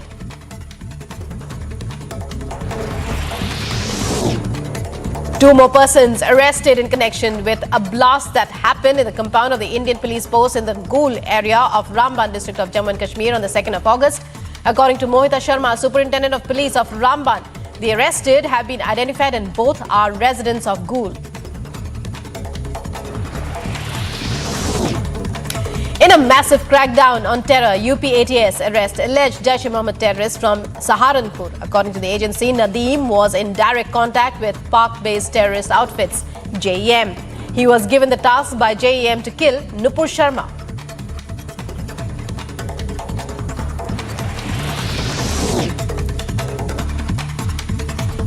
Due to a rise in the Dhasan River's water levels, 2 youths were trapped in the mid of the river island. The SDRF reached the spot to carry out rescue operations and saved them after 5 hours. जो मछली पकड़ने गए थे वहाँ के लोग local के जाते रहते हैं और जब पानी बढ़ा तो वो घबराहट में नहीं निकल पाए. पानी बढ़ गया ज़्यादा तो फिर वो इसलिए फिर थाने से सूचना प्राप्त हुई. नौगांव थाने से हम लोग जाकर रेस्क्यू करके उनको जीवित सुरक्षित निकाला.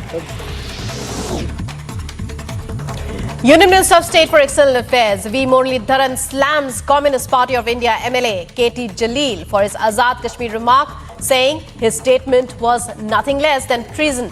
Also demands resignation of Jalil after the latter referred to Pakistan-occupied Kashmir as Azad Kashmir.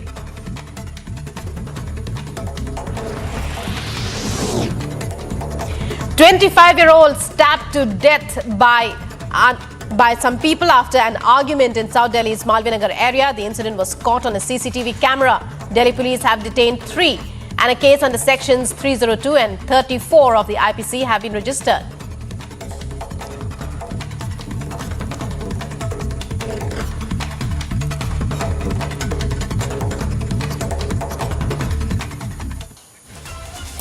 And getting you the latest update on author Salman Rushdie's condition. Reportedly, the author is on ventilator after hours of surgery after he was stabbed in the neck and torso at a lecture in a New York institution.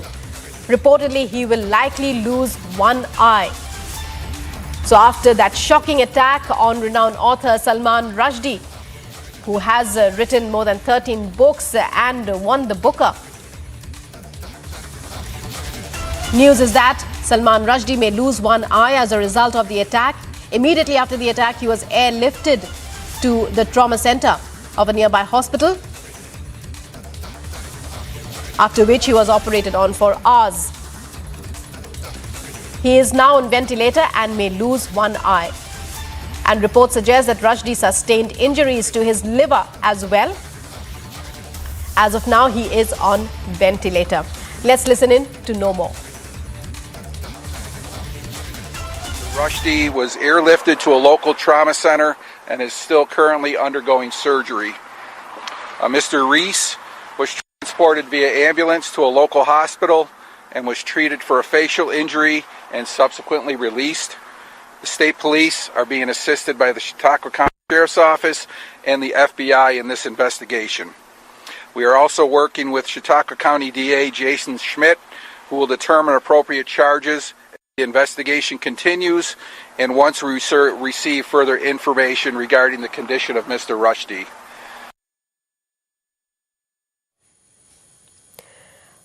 So as you just heard in that official bite, well, the FBI is assisting the New York police. It's a shocking incident. Salman Rushdie has, although he has been in the news off and on over the years, ever since he published his satanic verses for various death threats that he received, particularly from Iran. In fact, the Iranian government had continued with a fatwa, an edict for, and the bounty on Salman Rushdie had been increased later on, in fact. And as of now, latest reports suggest that the renowned author may lose one eye as a result of this shocking attack in New York. He sustained injuries to his liver. The attack, he sustained the stabs in his neck and his torso.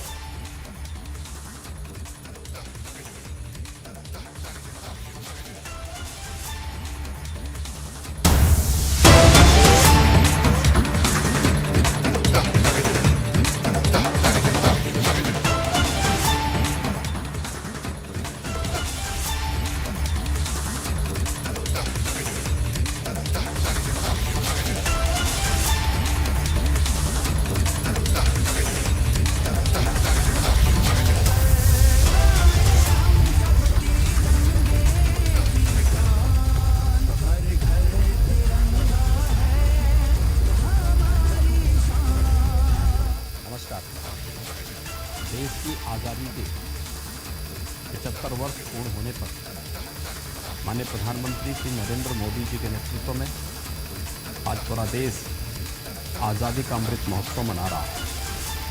हमारी आन, मान और शान का प्रतीक भारत का राष्ट्रध्वज तिरंगा देश के शौर्य।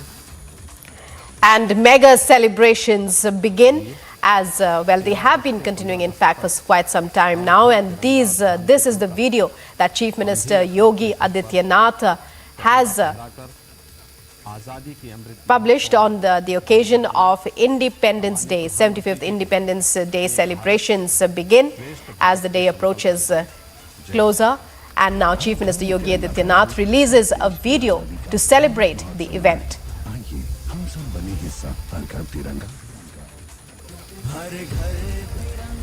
And this is the video just that we were just showing you of that the Uttar Pradesh Chief Minister has released. Mega events planned across the country to celebrate the 75th year of India's independence. Now, as you see in those visuals, Chief Minister Yogi Adityanath holding aloft the tricolour, and behind him, young school children. हर घर तिरंगा है हमारी शान, हर घर तिरंगा है हमारा अभिमान, मेरे देश में सबको मिलती पहचान, मिलकर गाए हम सब तिरंगे की तान, हर घर तिरंगा नमस्कार। देश की आज़ादी के 75 वर्ष पूर्ण होने पर माननीय प्रधानमंत्री श्री नरेंद्र मोदी जी के नेतृत्व में आज पूरा देश आज़ादी का अमृत महोत्सव मना रहा है। हमारी आन, मान और शान का प्रतीक भारत का राष्ट्रध्वज तिरंगा देश के शौर्य, शांति और बलिदान का प्रतीक भी है। आइए 13 अगस्त से 15 अगस्त तक हर घर तिरंगा अभियान से जुड़कर हम भी अपने अपने घर पर तिरंगा फहराकर आज़ादी के अमृत महोत्सव में भागीदार बने। माननीय प्रधानमंत्री जी के एक भारत श्रेष्ठ भारत के संकल्प से जुड़े। जय हिंद। हर घर में तिरंगा फहराएं और देश की आज़ादी का हम सब बने हिस्सा हर घर तिरंगा अभियान का।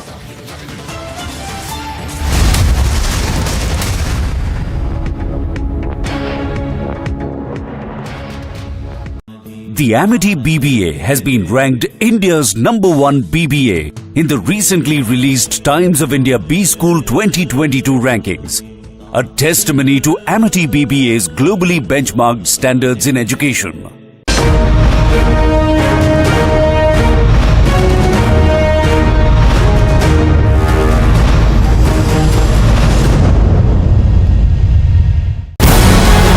These kind of trainings are very important because this entire region is more of the mountainous rather than plains. So the Jawan coming to the Kargil battle school has to go all kind of training. हमारे सेना में लड़ाई लड़ने की इच्छा शक्ति, आत्मविश्वास तथा दुश्मन को निष्क्रिय करने का ताकत है। You have to be physically fit if you have to be in this kind of weather and in this kind of region.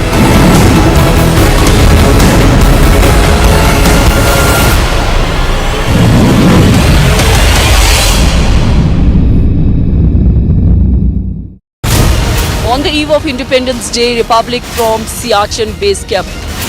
Bigger challenge for the Indian Army, the soldiers, is not only fighting with the enemy, but also in adverse weather. Challenge की बात है तो challenge Indian army के लिए कोई challenge नहीं होता। इतने -डिग्री तापमान में सर्वाइव करने के लिए हमें स्पेशल इक्विपमेंट और क्लोथिंग इशू किए जाते हैं। पर जाने से पहले हमारे को स्पेशल ट्रेनिंग, स्पेशल इक्विपमेंट्स दिए गए। The China, Pakistan cannot enter into Siachen because the Satwara Ridge is being controlled by the Indian Army here.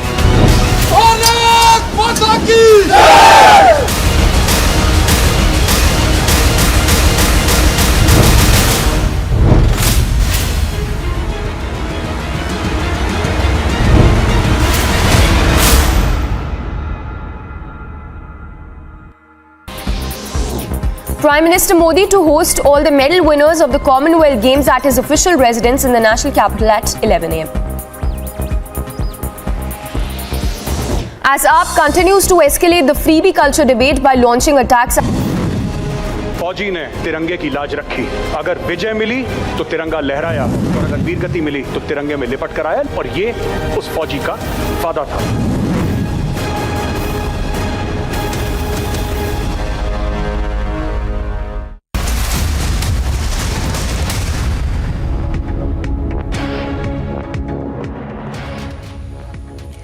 And as mega celebrations begin and the Har Ghar Tiranga campaign kicks off, those are visuals of Pushkar Singh Dhami of Uttarakhand there participating in the campaign.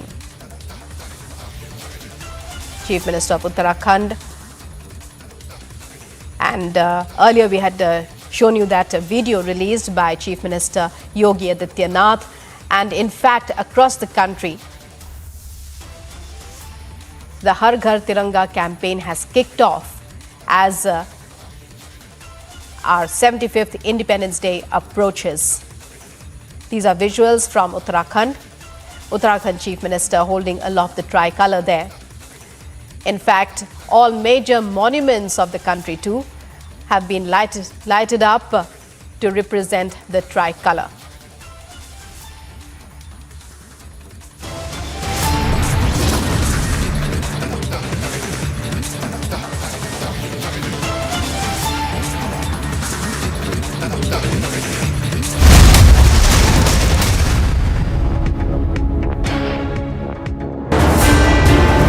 What the camel can do in the desert, no amount of technology can. And this is what we're going to tell you. What is the capability of this camel? रेगिस्तान में सबसे effective जानवर जो है वो camel है। तो camel को किस तरह से ट्रेन किया जाए कि पीस टाइम में वहाँ पर अच्छी तरह से पेट्रोलिंग कर सके, पूरे एरिया की देखभाल कर सके, वॉर के अंदर जो इसकी यूटिलिटी है, जो इसकी उपयोगिता है, उसको अपना सार्थक कर सके। Come with me. Let's spend some time with India's only camel unit at the BSF grounds in Jodhpur.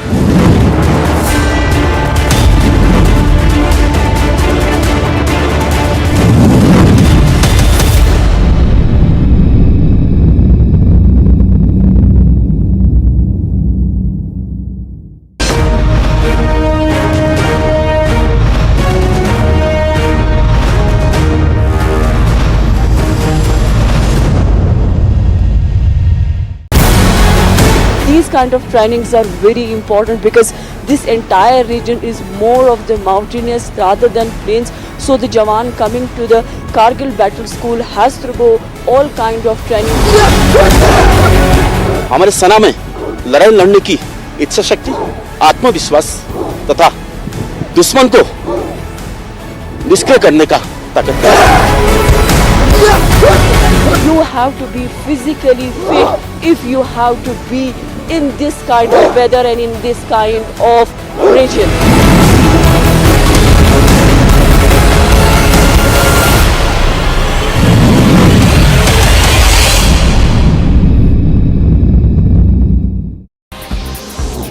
Prime Minister Modi to host all the medal winners of the Commonwealth Games at his official residence in the national capital at 11 a.m. As AAP continues to escalate the freebie culture debate by launching attacks at the central government, the BJP hit back at the AAP Supremo, stating that freebies are short-term benefits which only benefit the Delhi Chief Minister. 6 people were injured in a bloody clash in Punjab's Malaut area. The fight reportedly erupted over the issue of water diversion to agriculture fields. The injured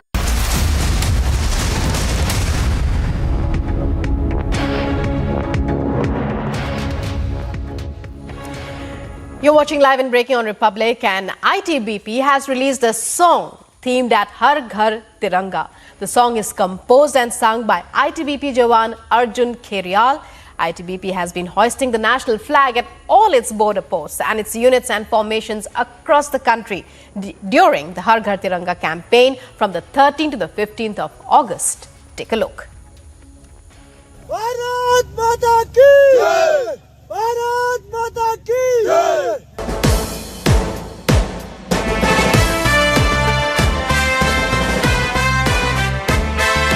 कफन बांध के निकला था वो मस्त मलंग दीवाना सा, देश की खातिर जान लुटा दो गाता एक तराना था। जय हिंद जय हिंद जय हिंद जय हिंद जय हिंद जय हिंद जय हिंद जय हिंद।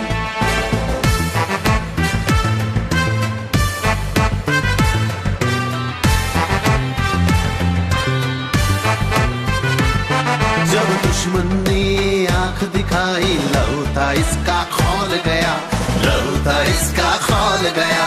मातृभूमि की आन बचाने ये सरहद पर दौड़ गया, ये सरहद पर दौड़ गया। सींच दी धरती अपने खून से, दुश्मन भागा फिर उस पार, प्राण गवा के अमर हो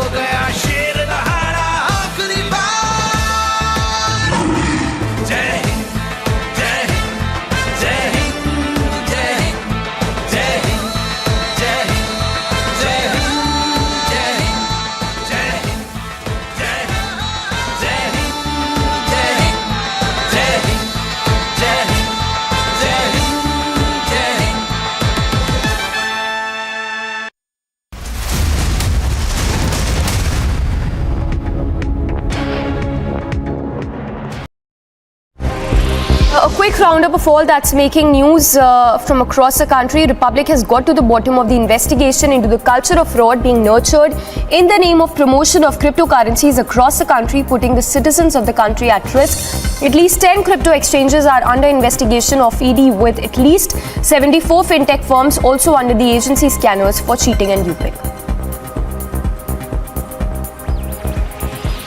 The CRPF 196 Battalion recovered IED explosives that were planted in the forests of Mahadev Ghat in Chhattisgarh's Bijapur.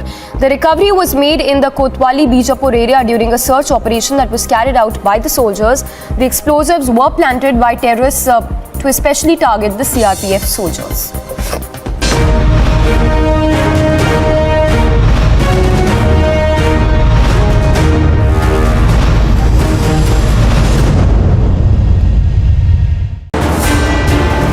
What the camel can do in the desert, no amount of technology can. And this is what we're going to tell you. What is the capability of this camel? रेगिस्तान में सबसे effective जानवर जो है वो camel है। तो camel को किस तरह से ट्रेन किया जाए कि पीस टाइम में वहाँ पर अच्छी तरह से पेट्रोलिंग कर सके, पूरे एरिया की देखभाल कर सके, वॉर के अंदर जो इसकी यूटिलिटी है, जो इसकी उपयोगिता है, उसको अपना सार्थक कर सके। Come with me. Let's spend some time with India's only camel unit at the BSF grounds in Jodhpur.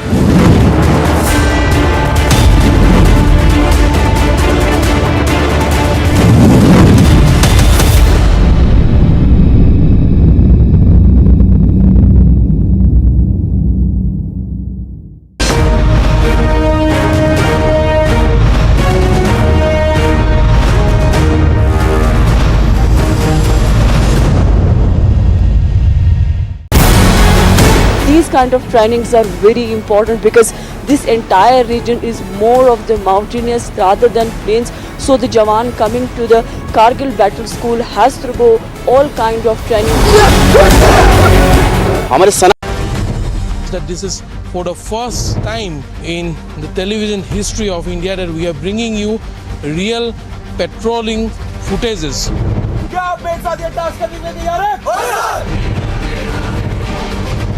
This is a very important place. It is because of the valor and fortitude of our troops who fought here valiantly in 1962 that even our enemies were forced to call the area of Namti as the Tiger's Mouth.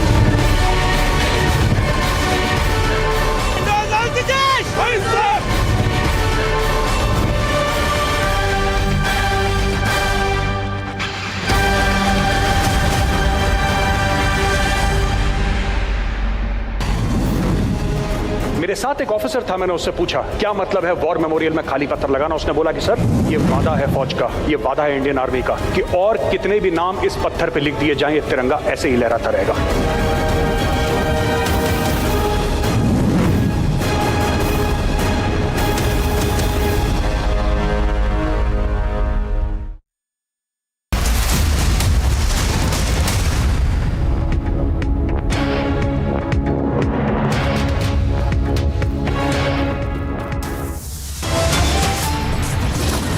Top headlines at 10 a.m. According to reports, novelist Salman Rushdie unable to speak.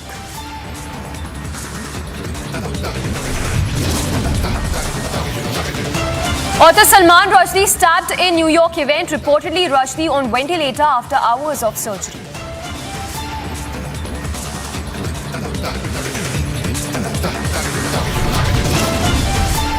Update on the UP Banda boat tragedy. 6 more bodies recovered. Death toll rises to 9.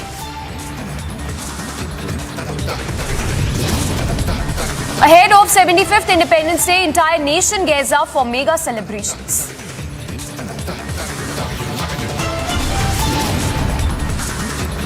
Prime Minister Modi to host India's Commonwealth Games medalist at his official residence at 11 a.m.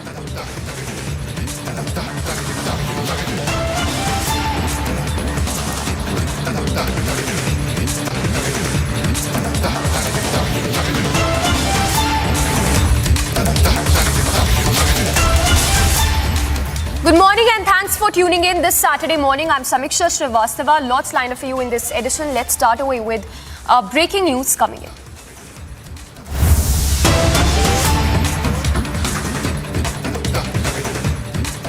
An update on the Banda boat tragedy. We understand that 6 more bodies have now been retrieved, taking the death toll to 9, what we understand. Remember, search for those missing is still underway, so there seems to be little hope for those who have gone missing with respect to this boat tragedy that was reported. 6 more bodies, we are told, have been recovered, taking the death toll to 9 as of now. We are told that Minister will also be visiting this particular location where the search operation is underway as we speak. In the visuals, you can see this is the site where the rescue operations are underway, where the boat capsized. On August 11, 6 after the death toll that has now risen to 9, we understand that the search operation is still underway to find those missing. So hectic rescue operations that are underway as we speak. That's an update coming in with respect to the Yamuna boat tragedy after the boat that capsized, the unfortunate boat mishap incident that was reported.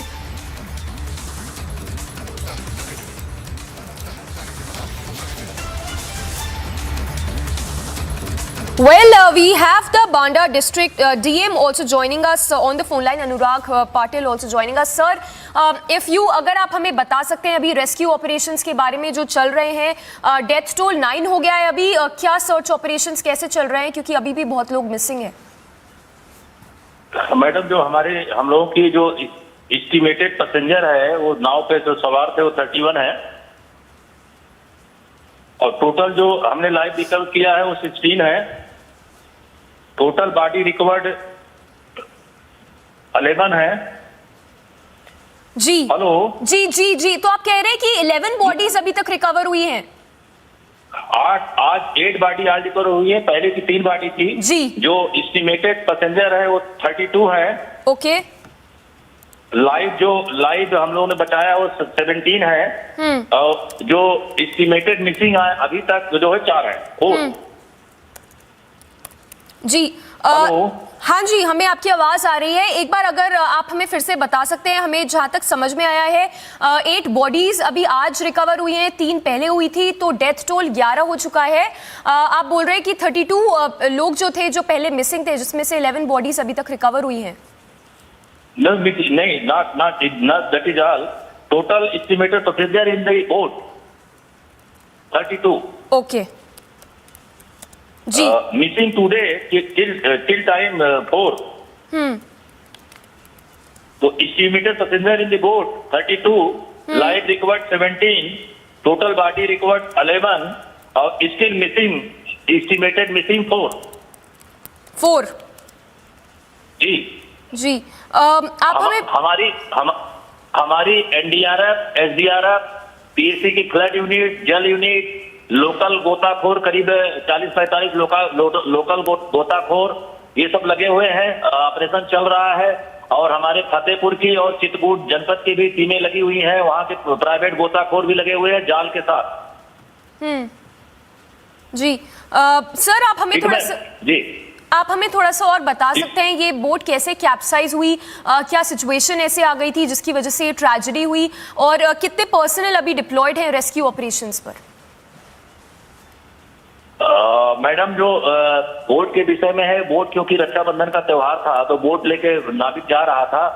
बीच यमुना में जाने पर उसका जो लहरें, थोड़ा हवा तेज हो गई और लहरें चलने लगी, तो उसका जो पतवार था वो फट गया, जिससे सवारियां डिसबैलेंस हो गई, उसके कारण नाव डूब गई।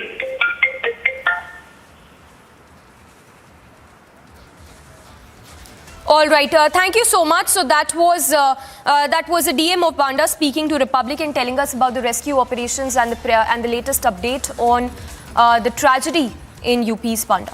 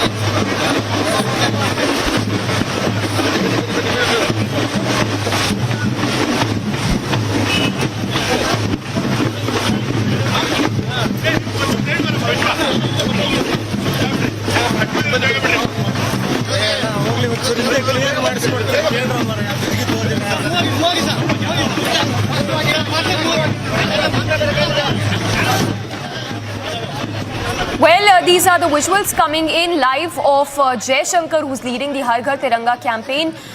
Just a short while back, we also got you visuals of Home Minister Amit Shah, who was seen hoisting the national flag atop his residence in the national capital. And these visuals coming in from Karnataka, where Jai Shankar is leading the Tiranga rally ahead of the 75th Independence Day.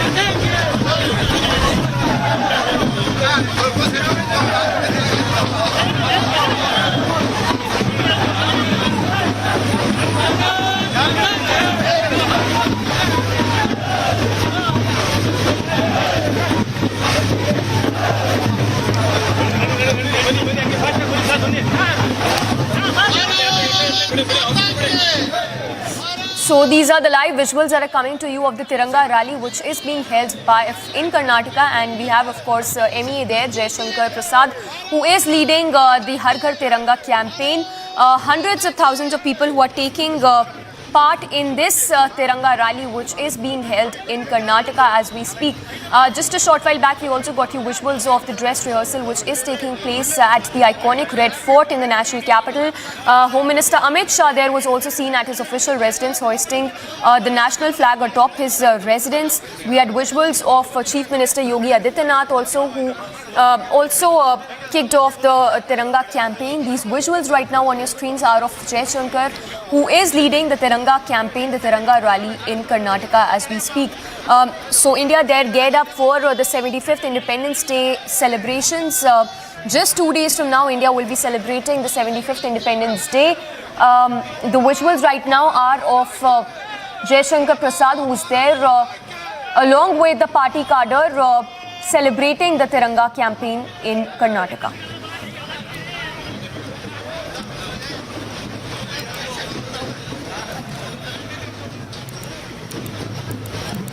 Well, moving on then, the latest updates coming in with respect to novelist Salman Rushdie's condition as we speak. We understand that he continues to be on the ventilator. In fact, reports now coming in that he may lose one eye as a result of the attack that happened on him late last evening. So the visuals on your screens right now, in fact, that was the morning hours in New York. The visuals coming to you live, the visuals, beg your pardon, are from yesterday when the attack happened on Salman Rushdie when he was stabbed on stage. We understand that his condition is still critical. He sustained injury in the liver is what we are getting to know at this point. He's still on ventilator, as I mentioned. He cannot speak, what we understand, because of his condition, which is still critical. It's being said that he may lose an eye in this tragic untoward attack that happened, the cowardly attack that happened on Salman Rushdie. The visuals that show you exactly that moment when Salman Rushdie was attacked while he was about to deliver a speech at this particular event in Western New York. And on the right side, you see visuals of Salman Rushdie, who was airlifted to the hospital right after the attack. We also have a special report on how all of this transpired, the updates that are coming in. Let's take a look at this report.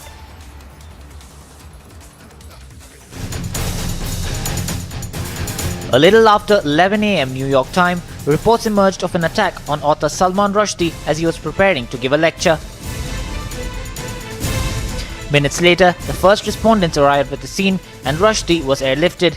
The New York police confirmed shortly after that it was in fact an incident of stabbing where the assailant stabbed the renowned author in the neck multiple times. And there is a amphitheater which seats about 5,000 people. And there's a lecture platform that starts at 10:45 every morning, Monday through Friday. And I was heading down into the base of the amphitheater to take a seat for the morning lecture. And a male human came and attacked Salman Rushdie. I thought that he was stabbed about 6 to 8 times before they were able to grab a hold of the perpetrator. Born in Mumbai in 1947, the author is known for combining magical realism with historical fiction. But the author has faced considerable threats to his life throughout his illustrious career.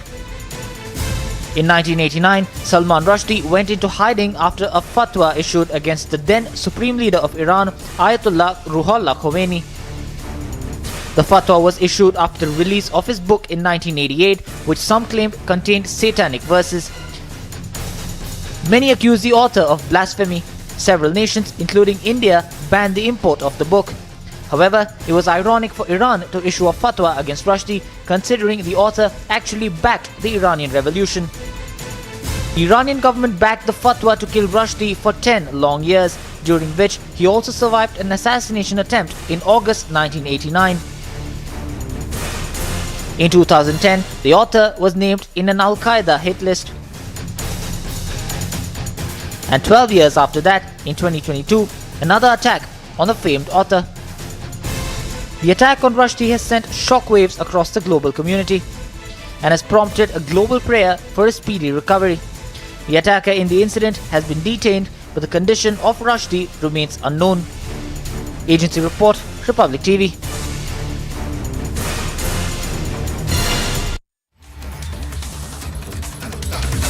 Trailing all the updates coming in on the health status of Salman Rushdie, we understand that his situation is still critical as he's on the ventilator. Well, on to more news then. The anti-terrorism squad of UP has arrested Jaish-e-Mohammed and Tariq-e-Taliban Pakistan-linked terrorist from Saharanpur as he was tasked to kill Nupur Sharma. Here's more on that story. The UP anti-terror squad nabbed a terrorist from UP Saharanpur who was allegedly tasked to kill Nupur Sharma. He has been identified as Muhammad Nadeem. He is said to have links with two major terror outfits, Jaish-e-Mohammed and the Tehreek-e-Taliban Pakistan.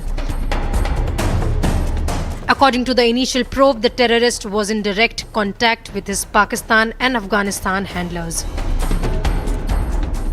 The UP ATS also recovered some incriminating documents as well as chats and voice messages related to action plans prepared for the alleged task of killing Nupur Sharma. Notably, this is the second arrest that came to the fore in regards to the former BJP spokesperson. Last month, the Border Security Force arrested a Pakistani man from the India-Pakistan international border in Rajasthan. Following the arrest, he also admitted to have crossed the border with the intention to kill Nupur Sharma. A major threat to the life of Nupur Sharma has been averted.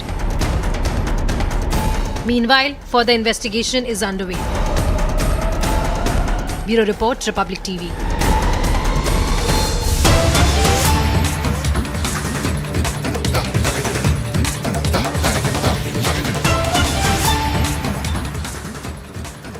And in the run-up to the 75th Independence Day, visuals coming in from across the country where Tiranga rallies are being conducted. Let's take a look at some visuals coming in. These from Karnataka, where you see Jai Shankar there, the Minister of External Affairs, leading the Tiranga rally in Karnataka with the party workers. So the tricolour flying in fact being held high as the Tiranga rally is being led by Jai Shankar there in Karnataka. In fact, this is not just Karnataka, visuals coming in from across the country where not just the party workers, not just the central government, we have the ITBP Jawans, we have the BSF Jawans, we have from the army Jawans as well, from the Jawans, from the central ministers, from the party workers. We have everyone celebrating the Tiranga rally as part of the Azadi Ka Amrit Mahotsav as the country gears up for the 75th Independence Day. These visuals are coming in of hundreds of thousands of party workers who are there with Jai Shankar Prasad to take part in this Tiranga rally. You can see flower petals also being showered as the Tiranga rally is being led by Jai Shankar there with chants of Bharat Mata Ki Jai as well that were heard in this Tiranga rally that is being held. Remember, just a short while back, Chief Minister Yogi Adityanath also kick-started the Tiranga campaign.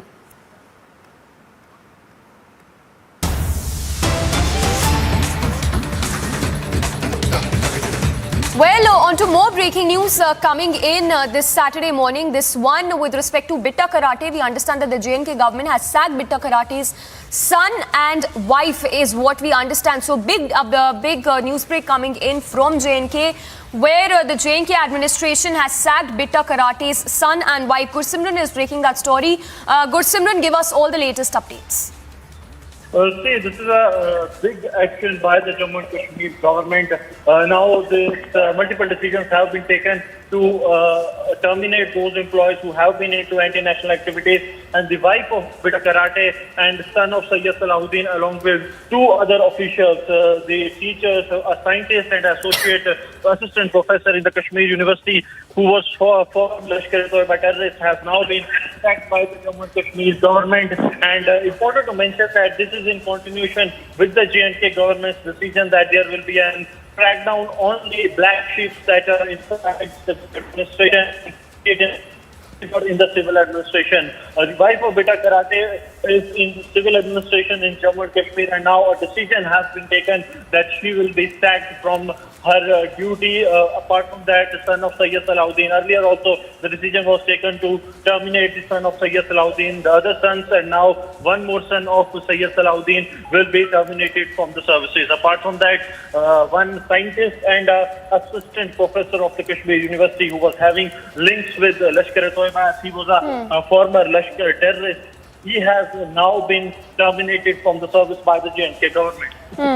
Gursimran, stay with us. If you can just put this into context for us, for our viewers as well. If you could talk to us more about Bitta Karate, the separatist leader, and take us through the details.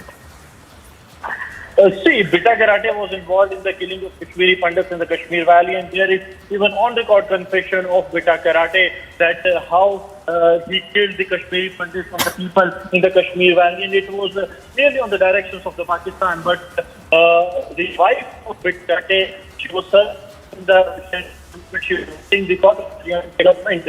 So, well, we seem to have lost that network with Gursimran. We'll connect with Gursimran again. But that's a resolve of the JNK government that there's going to be zero tolerance for those terror sympathizers. Latest action that's been taken by the JNK administration as it has now sacked Bitta Karate's son and wife, showing a zero tolerance to terror is what the resolve is of the JNK government and the central government. The latest action that's been taken against the kin of Bitta Karate, the separatist leader. We'll go across to Gursimran as well to get us more details that he's learning. We'll go across to him in just a bit. Remember, Bitta Karate is a separatist leader, and a lot of action that it's also been. We have Gursimran back with us. Gursimran, please continue your point. You were trying to tell us more about Bitta Karate, the separatist leader. See, Beta Karate was involved in the killings of the Kashmiri Pandits in the Kashmir Valley, and even was responsible for the exports of the Kashmiri Pandits because one was carrying out the killings of the innocent Kashmiri Pandits during 1990s at the start of the terrorism in the Kashmir Valley. He was instrumental in the violence that has taken place and also for the exodus of the Kashmiri Pandits. So a relief coming for the Kashmiri Pandit community, at least the J&K government, which has always in the past been hampering and harboring these terror proxies, has now acted against them. Okay, all right. So we'll connect with Gursimran again. So the action that's been taken by the J&K government with respect to sacking of Bitta Karate's son and wife. So showing us, so the J&K administration there showing zero tolerance for the terror sympathizers, and the latest action that's been taken against Bitta Karate's kin.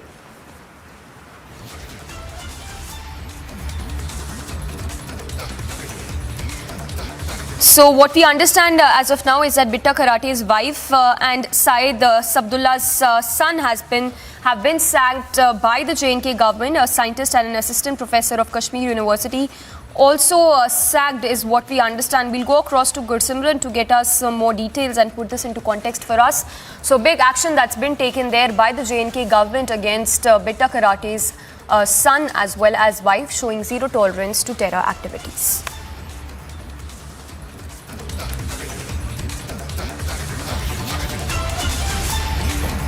So it's a massive crackdown on terror ecosystem by the Lieutenant Governor of J&K, Manoj Sinha. What we understand, Syed Salahuddin's son among 4 government employees who've been dismissed for terror links.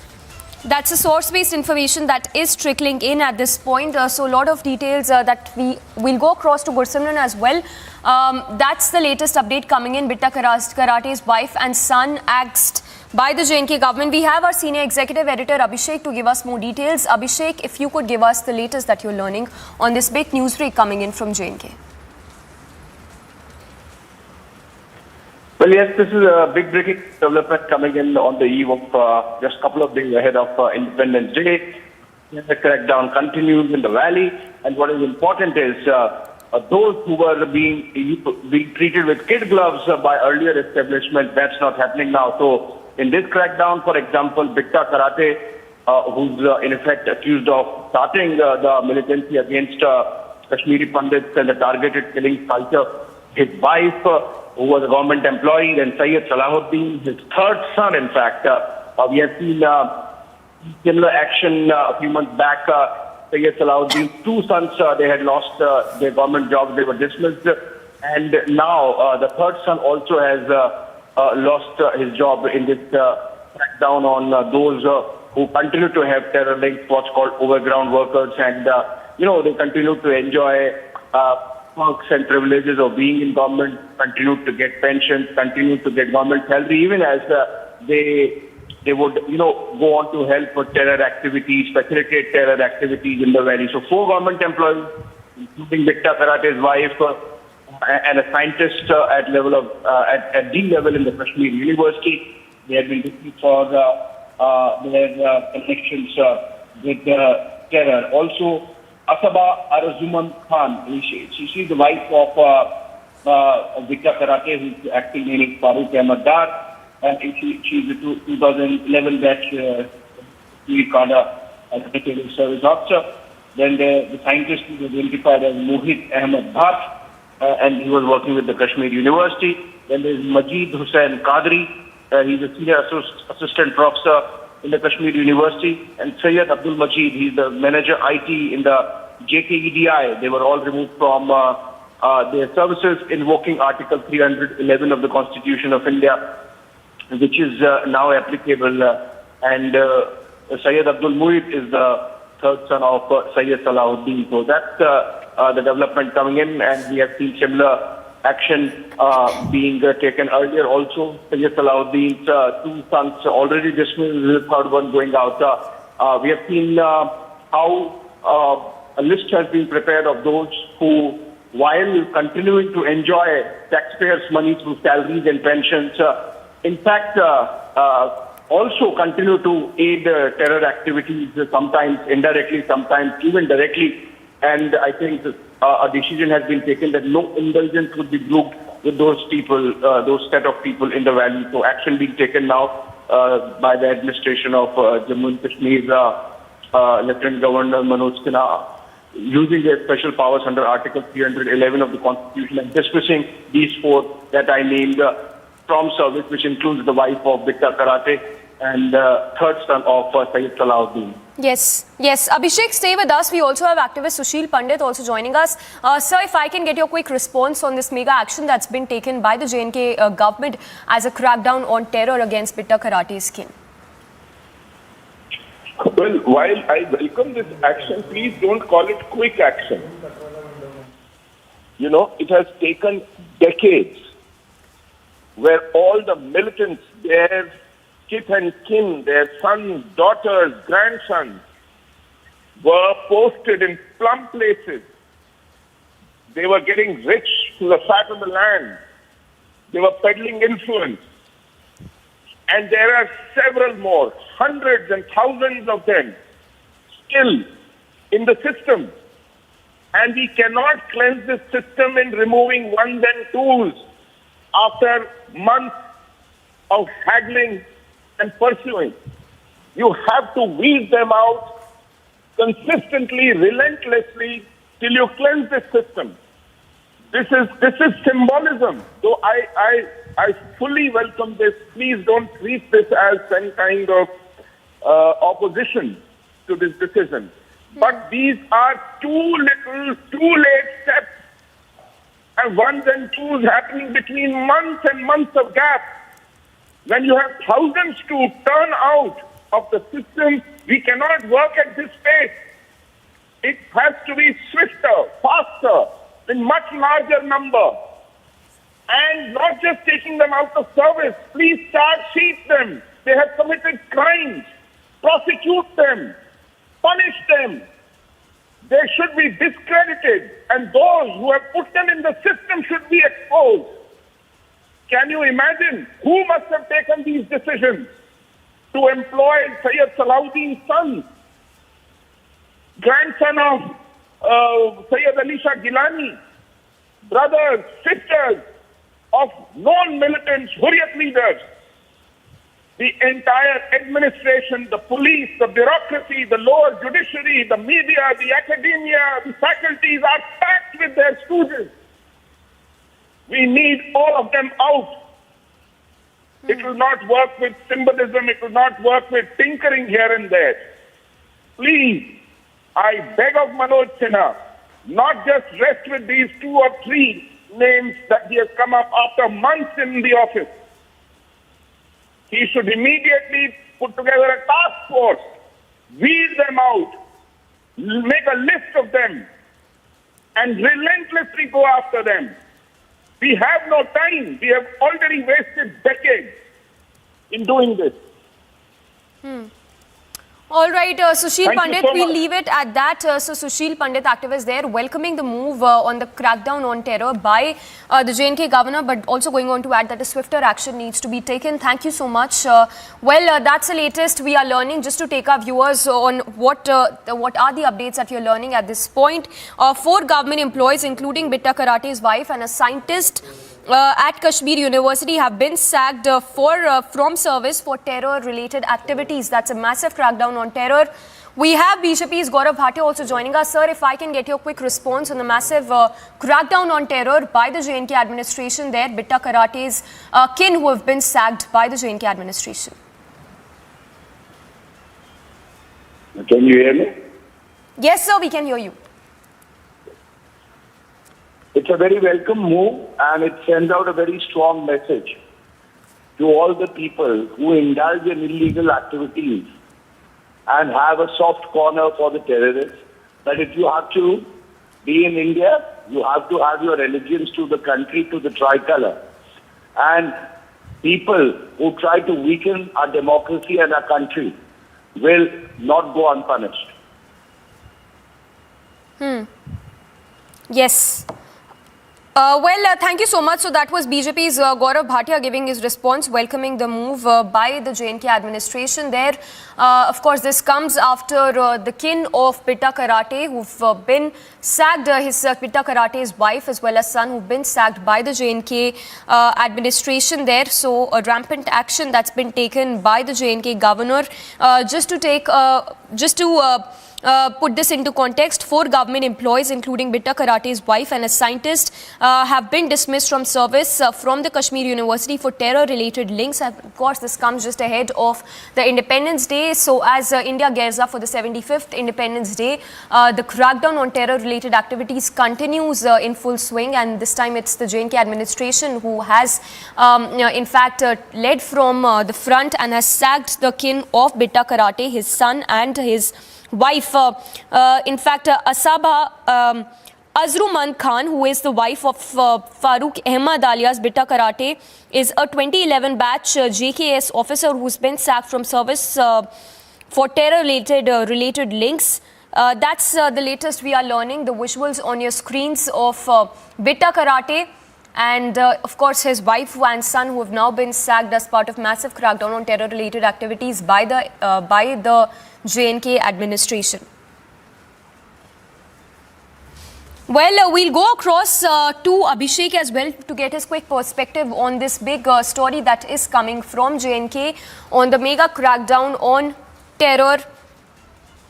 Wing Commander Praful Bakshi is also joining us. Wing Commander, good morning. That's a big step that's been taken by the J&K administration there. If I can get your quick response on the crackdown on terror by the J&K government as the kin of Pitta Karate who've now been sacked by the J&K government. Thank you. This aspect required some stern action and some stern opinion on part and policy on the part of India that kith and kin of terrorists, especially being put onto the government job just because they have been slain. That aspect should not be, followed. Well, if somebody comes through competition and as an independent competition it comes out, the Indian government will not stop. So it just shows that Indian policy is now going for a change. It is no more, keeping quiet on Rohingyas. It is no more keeping quiet on terrorists. It is no more keeping quiet on Kashmiri Pandits. This is a remarkable change which we are witnessing. And entire India is looking to this sort of a step which is being taken. So if this step has been taken, I personally feel most of the Indian citizens who love their country will support it. Wing Commander, just a follow-up question. We were also speaking to Sushil Pandit, the activist, just a short while back. He, of course, welcomed the move, but went on to say that there is a lot that still needs to be done. If I can get your perspective on what else needs to be done at a rampant pace to crack down on terror-linked activities. Well, to start with, you have to make your firm base first. From my side, my personal opinion is start the inquiry of Kashmiri Pandits, start the FIRs, start taking back the property which they have been occupied by them.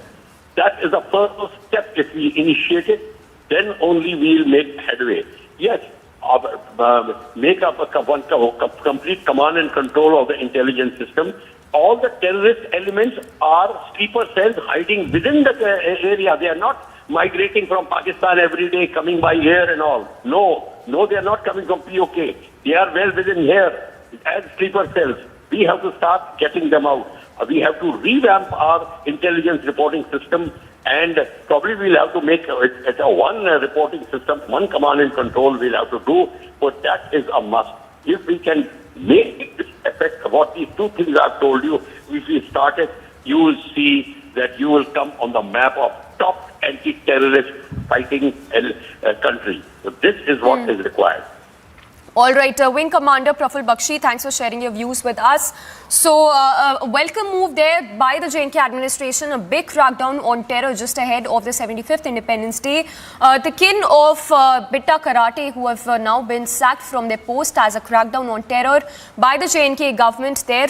So, no terror nexus policy that is in full swing there by the J&K government as we speak. So that is the latest coming in, and we were also speaking to a lot of, we're getting a lot of reactions of from not just from the BJP but from activists as well, who welcomed the move, saying that it is a step in the right direction.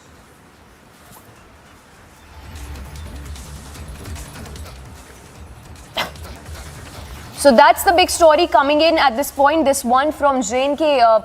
So state patronage that has now been rolled back, no government posts for terror sympathizers as a big crackdown on terror by the J&K government there, accommodating kin of terror policy that has now come to an end. A quick action there by the J&K administration, Bitta Karate's kin, his wife and son who've been sacked from the top posts. So activist Sushil Pandit saying that it should be a blanket policy and that there should be no posts for those terror sympathizers in the government. LG Manoj Sinha's massive crackdown on terror in J&K.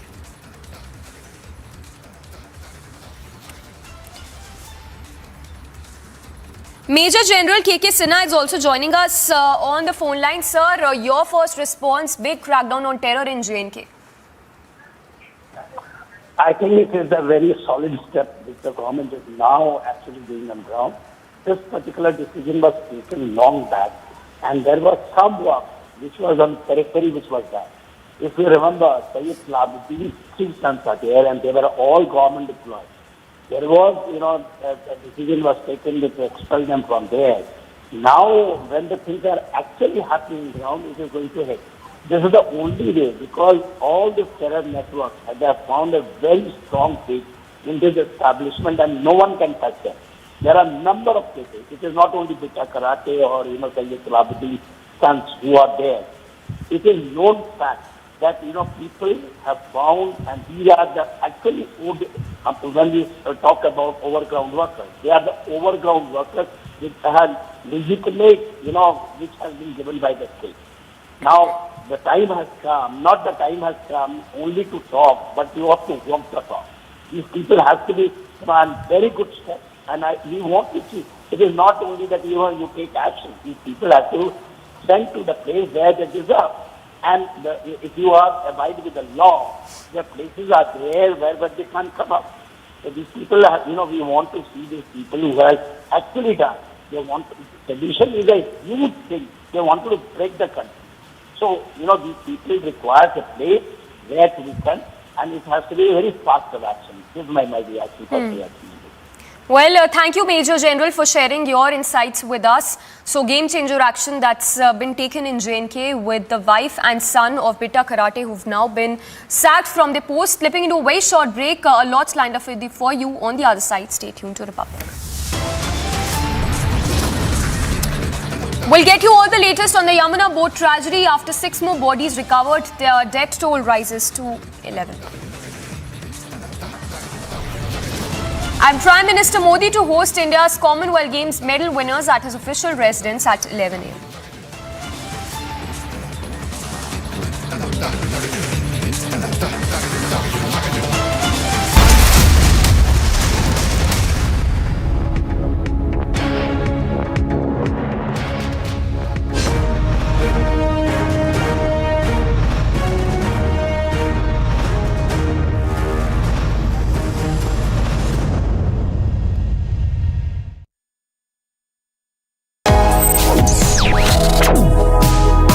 Reading allows us to become familiar with ourselves. We don't read, we won't know what is knowledge. I just find it very interesting to know people's lives, how they went through certain situations, how they dealt with things. So wherever you want to go in life, if you read books along those lines, then that would really help you in growing. Reading could mean a million different things to every individual. What does it mean to you? Visit readindia.info to find out more. Good evening and welcome, viewers. China has banned cryptocurrency. You're not allowed to trade in cryptocurrency in China. If you break the law, you'll be arrested. So why has China banned cryptocurrency? China has banned crypto, ladies and gentlemen, because crypto is dangerous. It has done so to save its own people and save its economy. But in India, China-backed loan sharks are using the crypto route to take out thousands of crores of hard-earned money, often of the poorest and the youngest, as part of a clear Chinese conspiracy to destroy India's economy and the lives of millions of Indians. Viewers, tonight, 2 leading crypto exchanges are under the scanner. So Republic's investigation is yielding results every single day, you're seeing. Bank accounts of crypto exchanges have been frozen. And a deep investigation is revealing how the poorest and most needy Indians, often facing severe financial distress post-COVID, were targeted and brutalized by China-backed dubious loan apps who charged over 1,000% interest and took the money of millions of Indians via the crypto route to their suspected Chinese hands. What are we doing? They say crypto is cool. Ladies and gentlemen, Al-Qaeda affiliates are using crypto, have used crypto. Terror networks use crypto. And the corrupt who want to avoid their country's rules to take money out have used crypto. And that is why China has completely banned cryptocurrency. And that is also why China has targeted India to create a mad, crazy crypto craze. If there is any country that knows the dangers of crypto, it is China. And that is why, in national interest, I am calling for a boycott and a ban on crypto. Cinema stars and social media influencers who are being paid money to promote crypto, they know that it hurts the country. They should stop doing so. But they won't. Because for them it's quick money. National interest doesn't matter. And tonight, as I come with evidence of how crypto is a route to take away the money of the poorest Indians, I call upon the conscience of these people and yours to come together to ban crypto, ladies and gentlemen. If we don't, then we will create an avalanche of financial instability in the country at the ground level. We will hurt our country. We cannot afford to do that.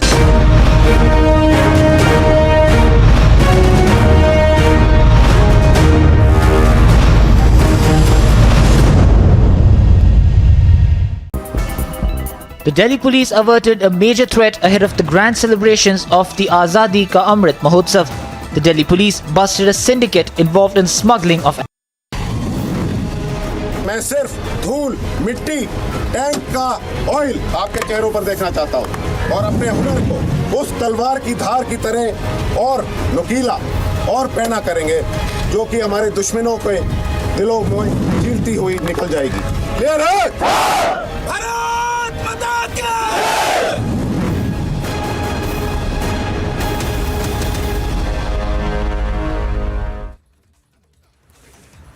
Welcome back. Thanks for staying tuned with us. A quick look at all that's making headlines in the celebrations taking place across the country. As India gears up for the 75th Independence Day, a dress rehearsal was conducted at the iconic Red Fort in the national capital. The Jawans were seen conducting a march past while a helicopter showered flower petals from above.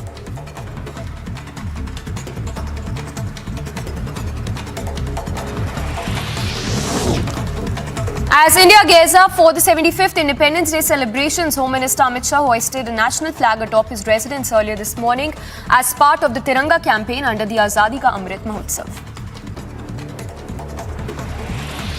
Chief Minister Yogi Adityanath also hoisted the national flag in the run-up to the Independence Day. Taking to social media, Yogi Adityanath said, and I quote, "The whole country is celebrating Azadi Ka Amrit Mahotsav under the leadership of Prime Minister. To commemorate the completion of 75 years of country's independence, the national flag of the country is also a symbol of our pride, a symbol of bravery, peace, sacrifice of the country."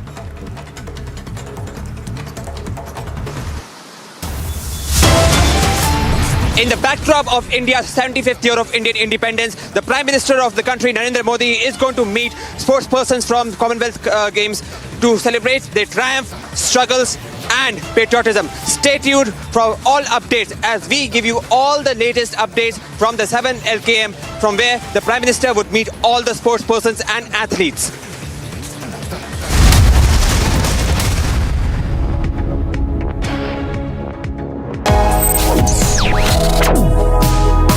Reading allows us to become familiar with ourselves. We don't read, we won't know what is knowledge. I just find it very interesting to know people's lives, how they went through certain situations, how they dealt with things. So wherever you want to go in life, if you read books along those lines, then that would really help you in growing. Reading could mean a million different things to every individual. What does it mean to you? Visit readindia.info to find out more. Salman Rushdie stabbed in the neck and abdomen by a man who rushed on the stage as the author was about to give a lecture in Western New York. Police have identified the attacker as 24-year-old Hadi Matar of Fairview, New Jersey. He was arrested at the scene and was awaiting arraignment. State Police Major Eugene says the motive for the stabbing is still unclear.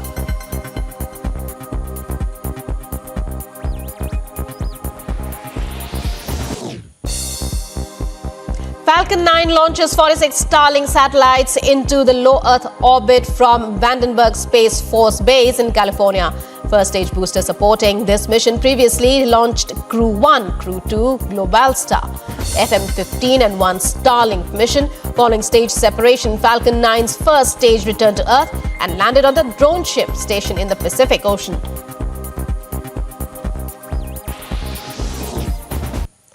Park authorities have revoked broadcast permits for a private television station after it was taken off air following an interview during which an opposition party official allegedly incited troops and officers against the military leadership. The development came after ARY TV aired the interview of Shehbaz Gill, a close aide of former Prime Minister Imran Khan.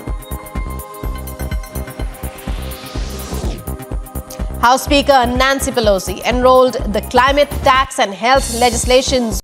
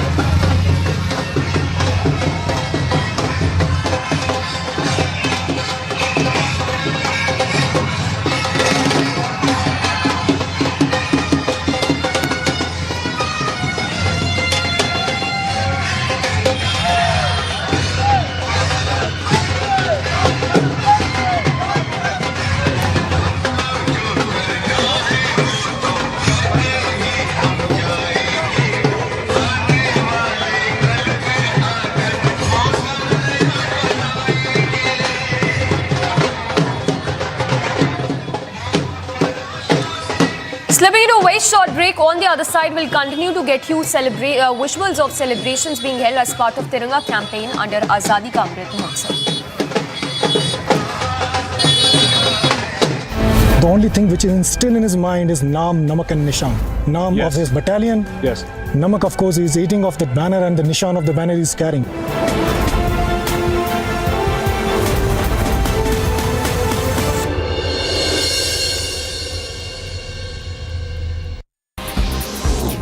Prime Minister Modi to host all the medal winners of the Commonwealth Games at his official residence in the national capital at 11 a.m.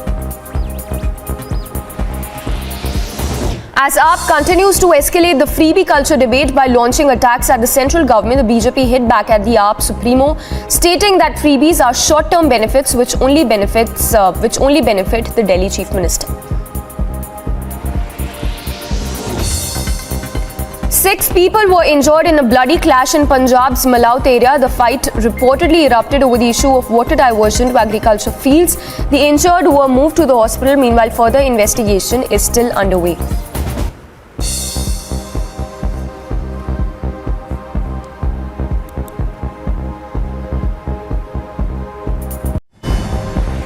Salman Rushdie Stabbed in the neck and abdomen by a man who rushed on the stage as the author was about to give a lecture in Western New York. Police have identified the attacker as 24-year-old Hadi Matar of Fairview, New Jersey.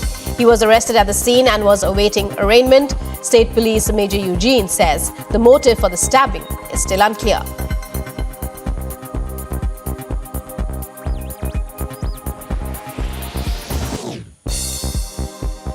Falcon 9 launches 46 Starlink satellites into the low Earth orbit from Vandenberg Space Force Base in California. First stage booster supporting this mission previously launched Crew 1, Crew 2, Globalstar, FM-15 and 1 Starlink mission. Following stage separation, Falcon 9's first stage returned to Earth and landed on the drone ship stationed in the Pacific Ocean.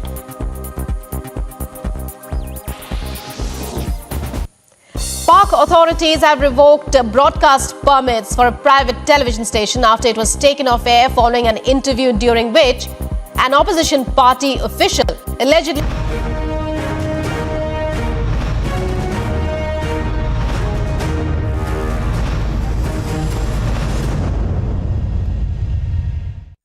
Well, straight away cutting across to these live visuals that are coming in. Very rich visuals of the Tiranga rally, which is being held in the national capital as part of the Azadi Ka Amrit Mahotsav. Tiranga rallies being conducted across the country, and this visual coming in from the national capital where people can be seen holding high the tricolor. This, of course, is 2 days ahead of the Independence Day, which is all set to take place. Meanwhile, simultaneously dress rehearsals are taking place at the iconic Red Fort. Time to slip into a very short break. On the other side, we'll get you more visuals of the mega celebrations taking place in the national capital under the Tiranga campaign. मैं सिर्फ धूल, मिट्टी, tank का oil आपके चेहरों पर देखना चाहता हूं और अपने हुनर को उस तलवार की धार की तरह और नुकीला और पैना करेंगे जो कि हमारे दुश्मनों के दिलों में चीरती हुई निकल जाएगी। क्लियर है? भारत माता की!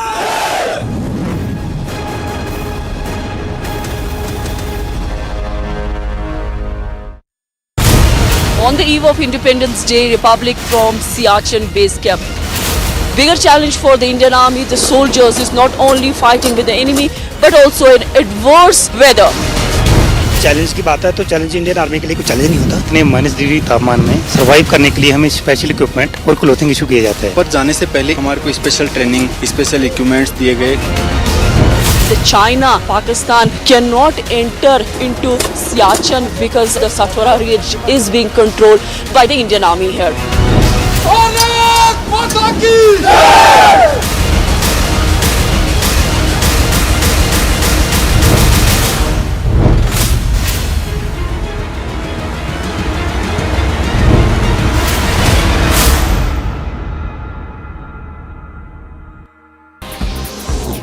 Prime Minister Modi to host all the medal winners of the Commonwealth Games at his official residence in the national capital at 11 a.m. As AAP continues to escalate the freebie culture debate by launching attacks at the central government, the BJP hit back at the AAP Supremo, stating that freebies are short-term benefits which only benefit the Delhi Chief Minister. 6 people were injured in a bloody clash in Punjab's Malaut area. The fight reportedly erupted over the issue of water diversion to agriculture fields. The injured were moved to the hospital. Meanwhile, further investigation is still underway.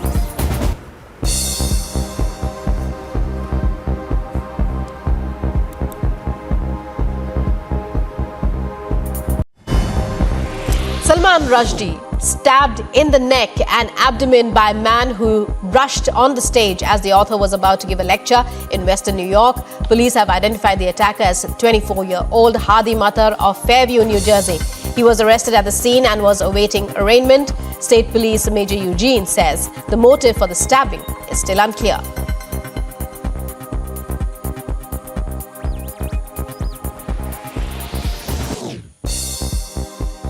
Falcon 9 launches 46 Starlink satellites into the low Earth orbit from Vandenberg Space Force Base in California.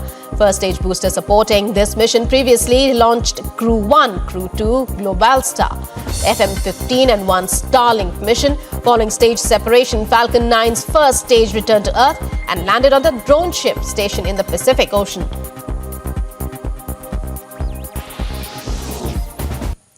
Park authorities have revoked broadcast permits for a private television station after it was taken off air following an interview during which an opposition party official allegedly incited troops and officers against the military leadership. The development came after ARY TV aired the interview of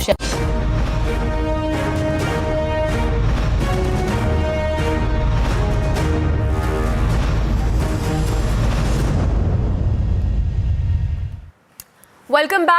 So very rich, colourful visuals coming in from across the country of the Tiranga rallies being held. The visuals on your screens are from the national capital, where you can see hundreds of people who are holding tricolour high in their hand and taking part in that Tiranga rally ahead of the 75th Independence Day. Slipping into a very short break. On the other side, we'll continue with our mega coverage as the country gears up for the 75th Independence Day.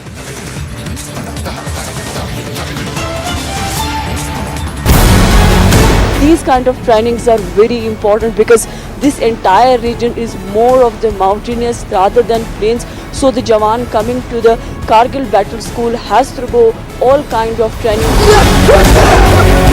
हमारे सेना में लड़ाई लड़ने की इच्छा शक्ति, आत्मविश्वास तथा दुश्मन को निष्क्रिय करने का ताकत है. You have to be physically fit if you have to be in this kind of weather and in this kind of region.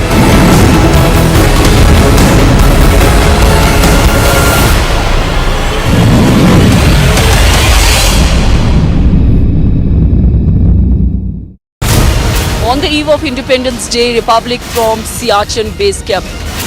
Bigger challenge for the Indian Army, the soldiers, is not only fighting with the enemy but also in adverse weather.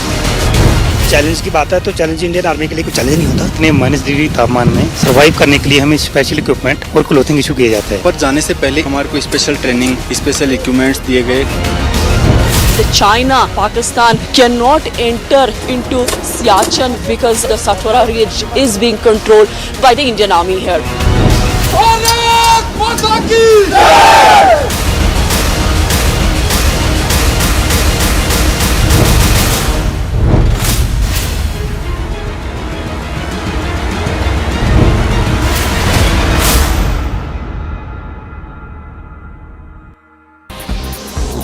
Prime Minister Modi to host all the medal winners of the Commonwealth Games at his official residence in the national capital at 11 a.m. As AAP continues to escalate the freebie culture debate by launching attacks at the central government, the BJP hit back at the AAP Supremo, stating that freebies are short-term benefits which only benefit the Delhi Chief Minister. 6 people were injured in a bloody clash in Punjab's Malaut area. The fight reportedly erupted over the issue of water diversion to agriculture fields.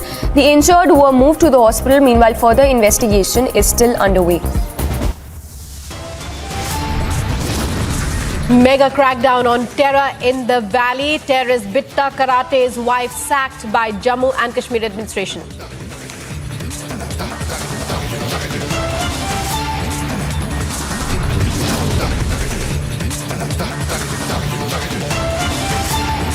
Reports suggest, as of now, Rushdie unable to speak.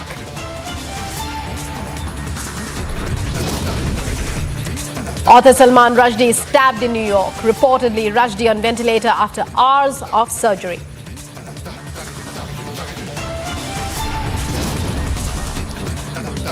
Yamuna boat tragedy. 6 more bodies recovered.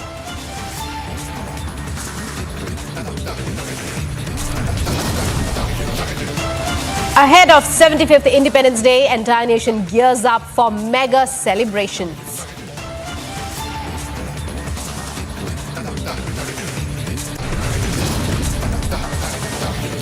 Prime Minister Modi to host India's Commonwealth Games 2022 medal winners at his official residence today.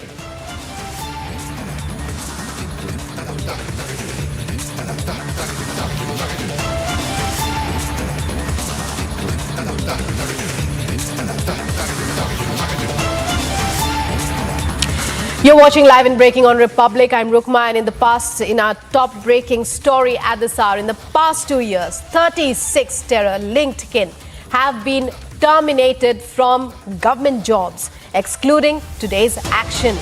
Breaking news coming in now. Bitta Karate's wife has been sacked from the Jammu and Kashmir Administrative Service position that she had been occupying. And what we are hearing now in a loud and clear message from the Jammu and Kashmir government that accommodating kin of terror policy ends, and it ends now. Since the past 2 years, 36 such jobs have been terminated. The policy of appeasement is now at an end. Bitta Karate's wife has been removed from her position. Bitta Karate is currently in custody on terror funding charges.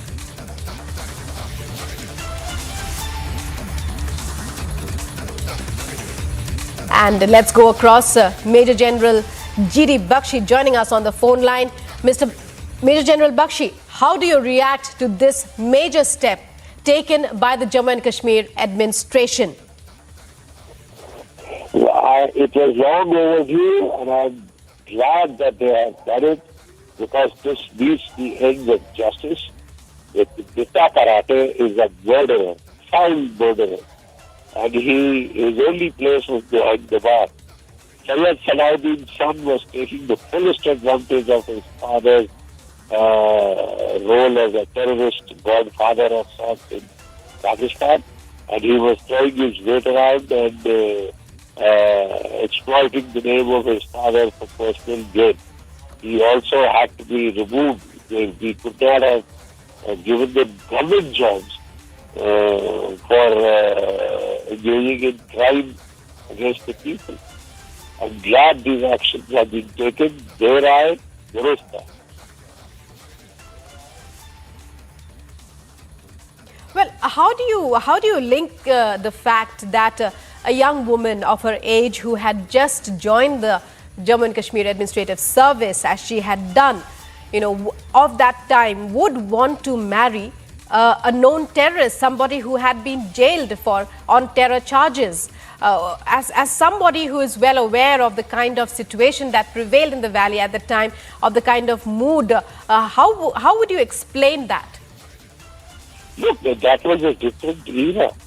That was a different era altogether, and when they were trying to, by their propaganda, romanticize these murderers, terrorists, killers, and they were, trying to lionize them.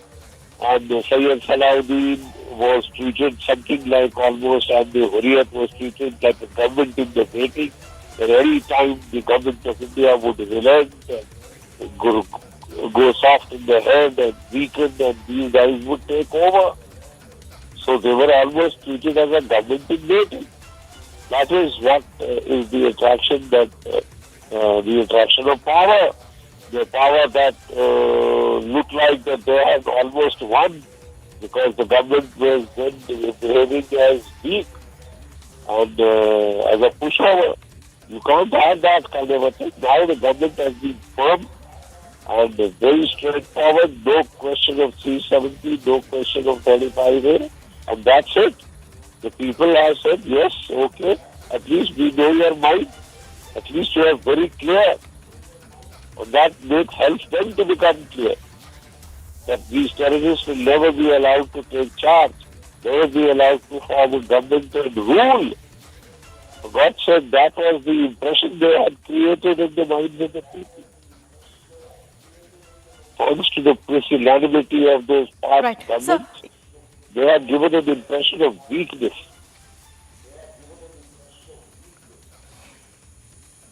So do you feel the message has gone out loud and clear, and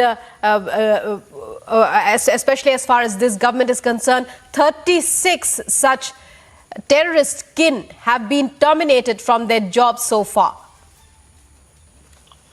Certainly, the government is absolutely on the right track. They are calling the shots, and they are telling the terrorists where they belong, behind the bars. or if they were extracting advantages because of their terrorist connections, no longer. Forget it. You will face the consequences.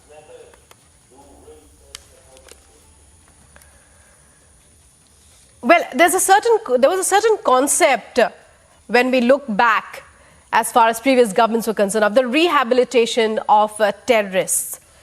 What happens to that now? Look, we've always said... Misguided youth, they were called. Yeah. सुबह का भूला शाम को घर आ जाए तो भूला नहीं करा था. Because we wanted to spare Kashmiri lives, we could easily have shot these terrorists, but because they were locals, to the locals we had a separate policy over that. Okay, if there is a change of heart, we are prepared to accept you back. It may be late, but it's never too late. And if you have a change of heart, you're always back to join the mainstream. But that was not there for these foreign terrorists and these murderers who were killed. They have to face justice. They have to pay for their actions. Their sins. Yes, Major General Bakshi, stay with us. Joining us now is Dr. Nirmal Singh, former Deputy Chief Minister of Jammu and Kashmir and senior BJP leader. Mr. Singh, we are just hearing that the Jammu and Kashmir administration has sacked Bitta Karate's wife, who has long been serving even till now in the Jammu and Kashmir Administrative Service. Your reactions to this? It's a very welcome step. It's not too late than never. As we have seen that the state government is working, the UT government is working very effectively, and especially we see that after 5th August 2019, all the separatist elements, people who were supporting terrorism, jihadi terrorism, they are taken to task. We were waiting for this occasion, but it has come. But you see that there is a rule of law. Sometimes the law takes its own course, and sometimes it takes time. And they have taken time. The law has taken time, but they have done a very right thing, and they have been sacked. But there are other elements also in the administration, in the politics, and other institutions, and amongst the public at large. And ultimately, you'll see that the government, whether it's the central government or it's the UT government, they will definitely take appropriate action under law to take these people to task. I'll say thank you to this UT administration. What would you say is the message that the Jammu and Kashmir, what would you say is the example that the Jammu and Kashmir government wants to set here?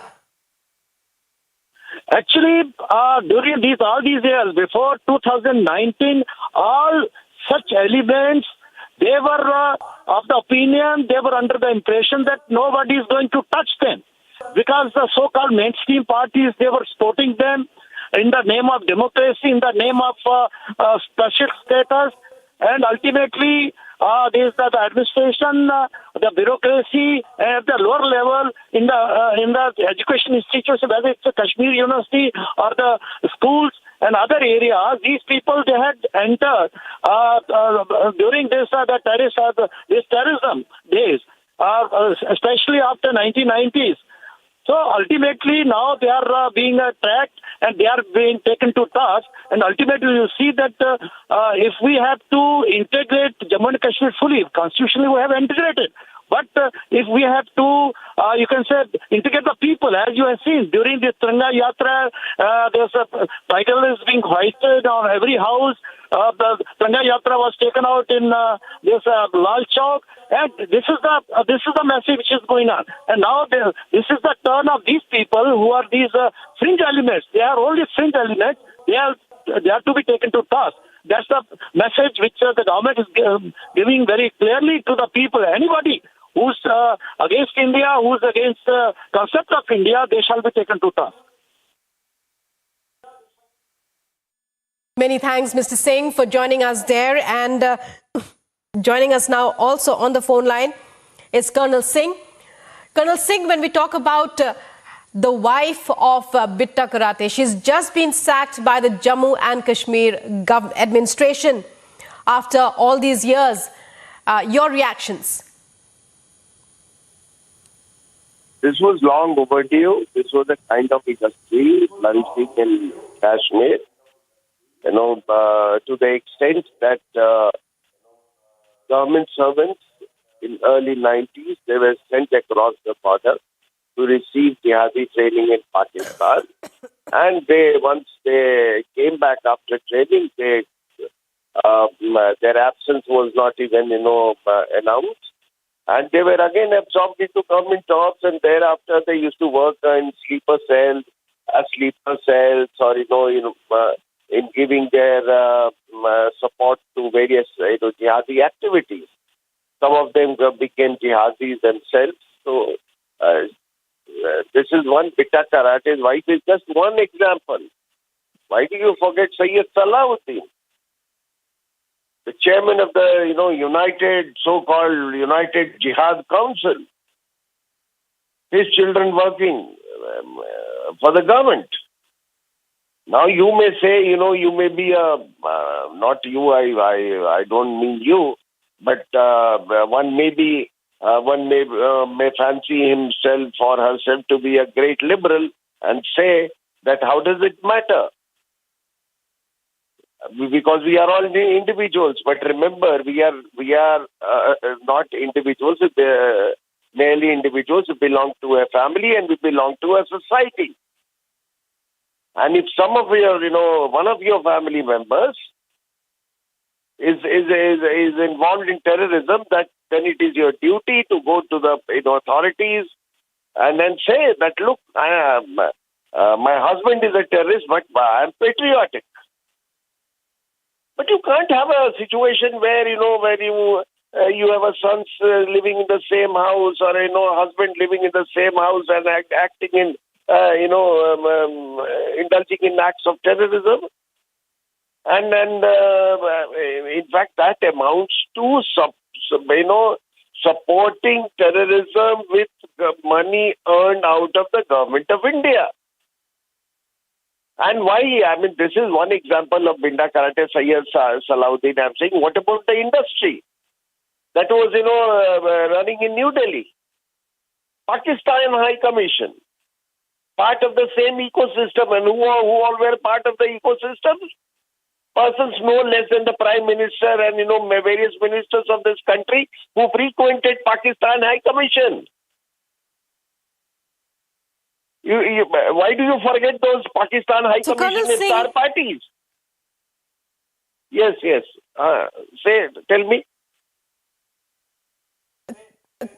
Colonel Singh, there have been 40 such terrakin who have been removed from their positions by the present government.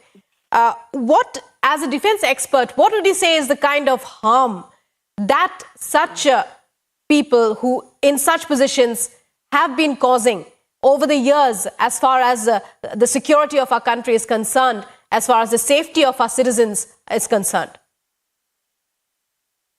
No, we as citizens, we have suffered for long.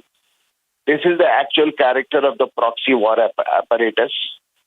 And don't lament that there is a proxy war going on, because we have been complicit in establishing this, proxy war apparatus. And it is not in Kashmir. It's not confined to Kashmir. It suffuses entire India. And if somebody says that there were elements within India who invited Pakistan to launch 2611, they are not at all off the mark. Not at all off the mark. Otherwise, you mean to say that how did somebody know that 2611 is going to take place, and he had written a book 2-3 months before? You are totally aware of what I'm speaking. So this proxy war apparatus, you cannot imagine, ma'am, that how many Indians are part of this proxy war apparatus in India. Many of them come on television. I know what they are up to.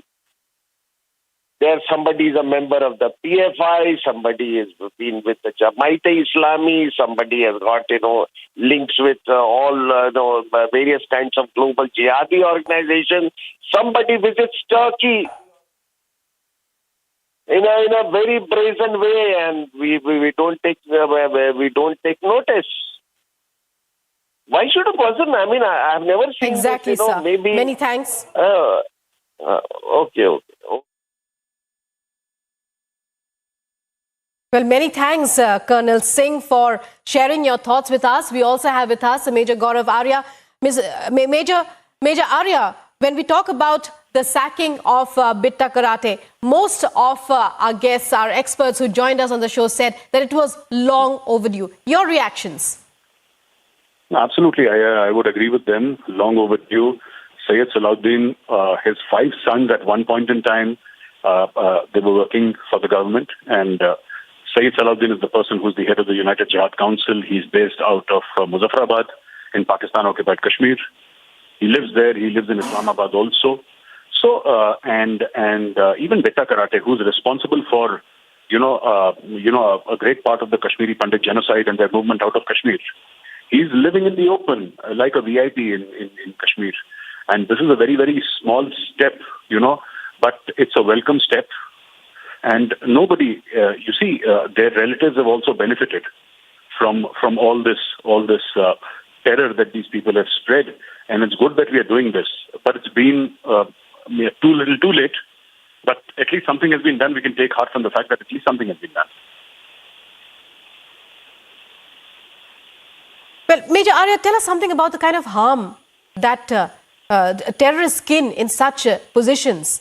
For example, Bitta Karate's wife, an officer in the Jammu and Kashmir Administrative Service, the kind of harm that such people can actually cause. No, and have caused. These people are conduits of information.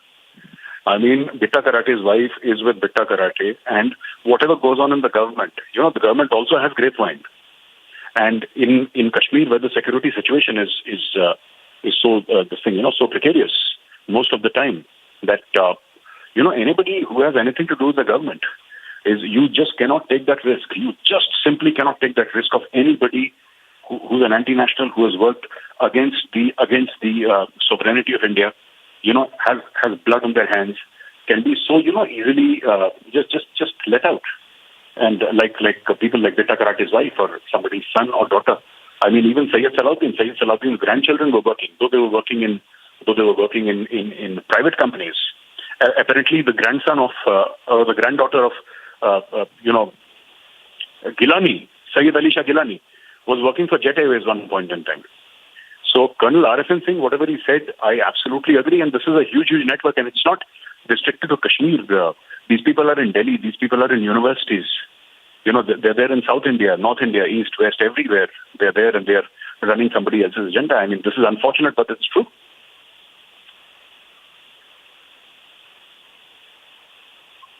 Exactly. Well, Major Gaurav Arya, many thanks for joining us. We also had with us defense expert Colonel RSN Singh, as well as Major General Dixit. Many thanks to all our guests, as also former Jammu and Kashmir Deputy Chief Minister Nirmal Singh, who shared their thoughts with us on this breaking news. The Jammu and Kashmir taking swift action against strong action, sending out a strong message that there will be zero patronage for terrorist skin, removing Bitta Karate's wife from her position in the Jammu and Kashmir Administrative Service. And I'm moving on to other news in live and breaking here on Republic. The Caste Scrutiny Committee has given a clean chit to ex-NCB Zonal Director Sameer Wankhede. The order reads that Wankhede was not a Muslim by birth, also states that it's not proven that he and his father converted to Islam, but it's proven that they belong to Meher 37 scheduled caste.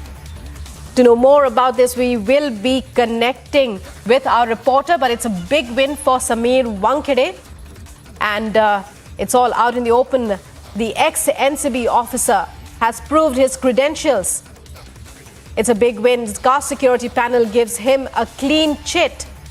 We're talking here about Sameer Wankhede, and it has proven that Wankhede it is not proven, says this new revelation. Breaking news that he converted to Islam. Alisha, to explain the background and the details about this breaking news, we are talking here about how it's a big win for ex-NCB officer Samir Wankhede.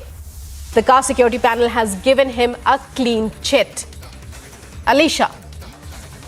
Well, yes, it's an order from the Mumbai Casualty where they have given a clearly clean sheet to Samir Wankhede on the complaint that was given by Nawab Malik. We know that it was a complaint that was a complaint letter over his religion that was given by Nawab Malik to check whether Samir Wankhede does not belong to Mahar committee. He belongs to Muslim committee, and which is why he's taken the benefits of all those, the posts where right now he is in. But the Mumbai Scrutiny caste scrutiny has already given a report that mentioned that Samir Wankhede belongs to Mahar committee. Allegations alleged by Nawab Malik are false and hence are rejected. Order also mentioned that Samir Wankhede and his father does not belong to Muslim community. So it's of course a big win for Samir Wankhede, where Mumbai Scrutiny has given a clean chit to Samir Wankhede, where in its order that has been already accessed by Republic TV, which clearly mentions that Samir Wankhede belongs to Mahar community and not from the Muslim community. It's not only about the Samir Wankhede. Alisha, we are joined by Samir Wankhede's father on the phone line. Mr. Wankhede, when we talk about this decision, your reactions and thoughts, it's a big win, we believe, for Samir Wankhede.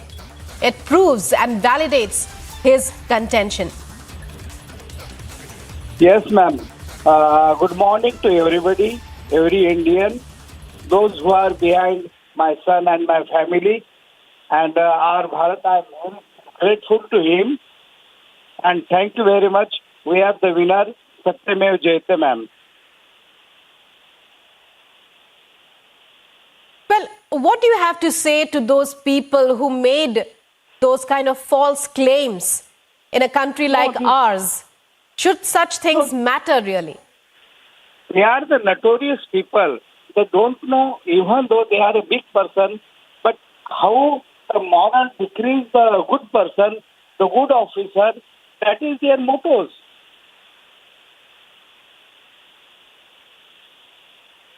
And how has it affected your family? All the allegations. How confident were you that you would prove? This is very bad for us.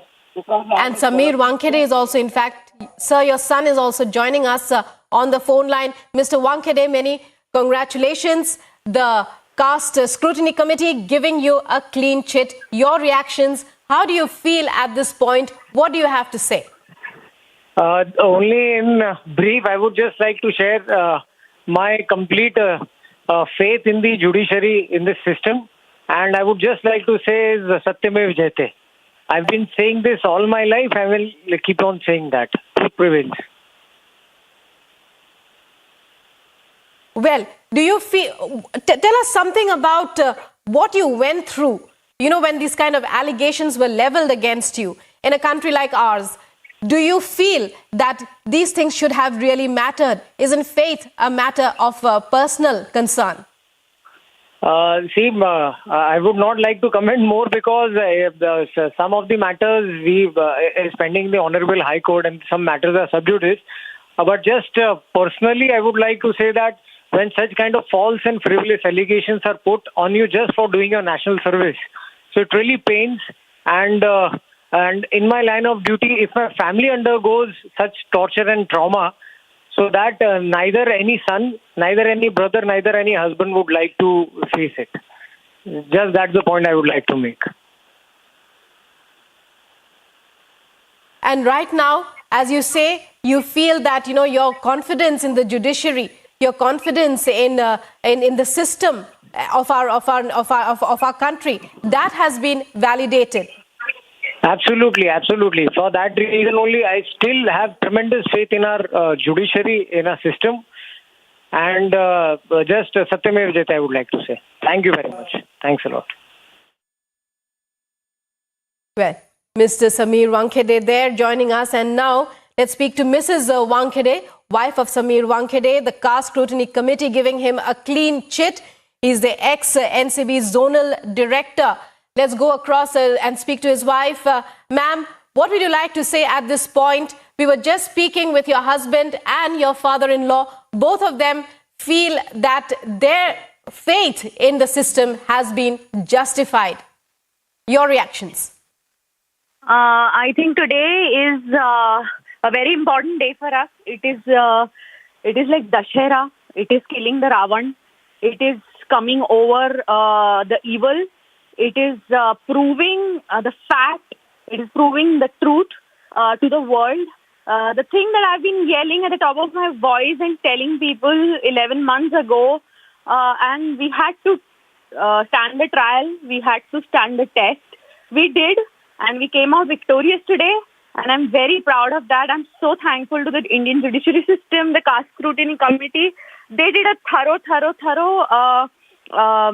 investigation about this, and then they have given their decision. And thankfully, they have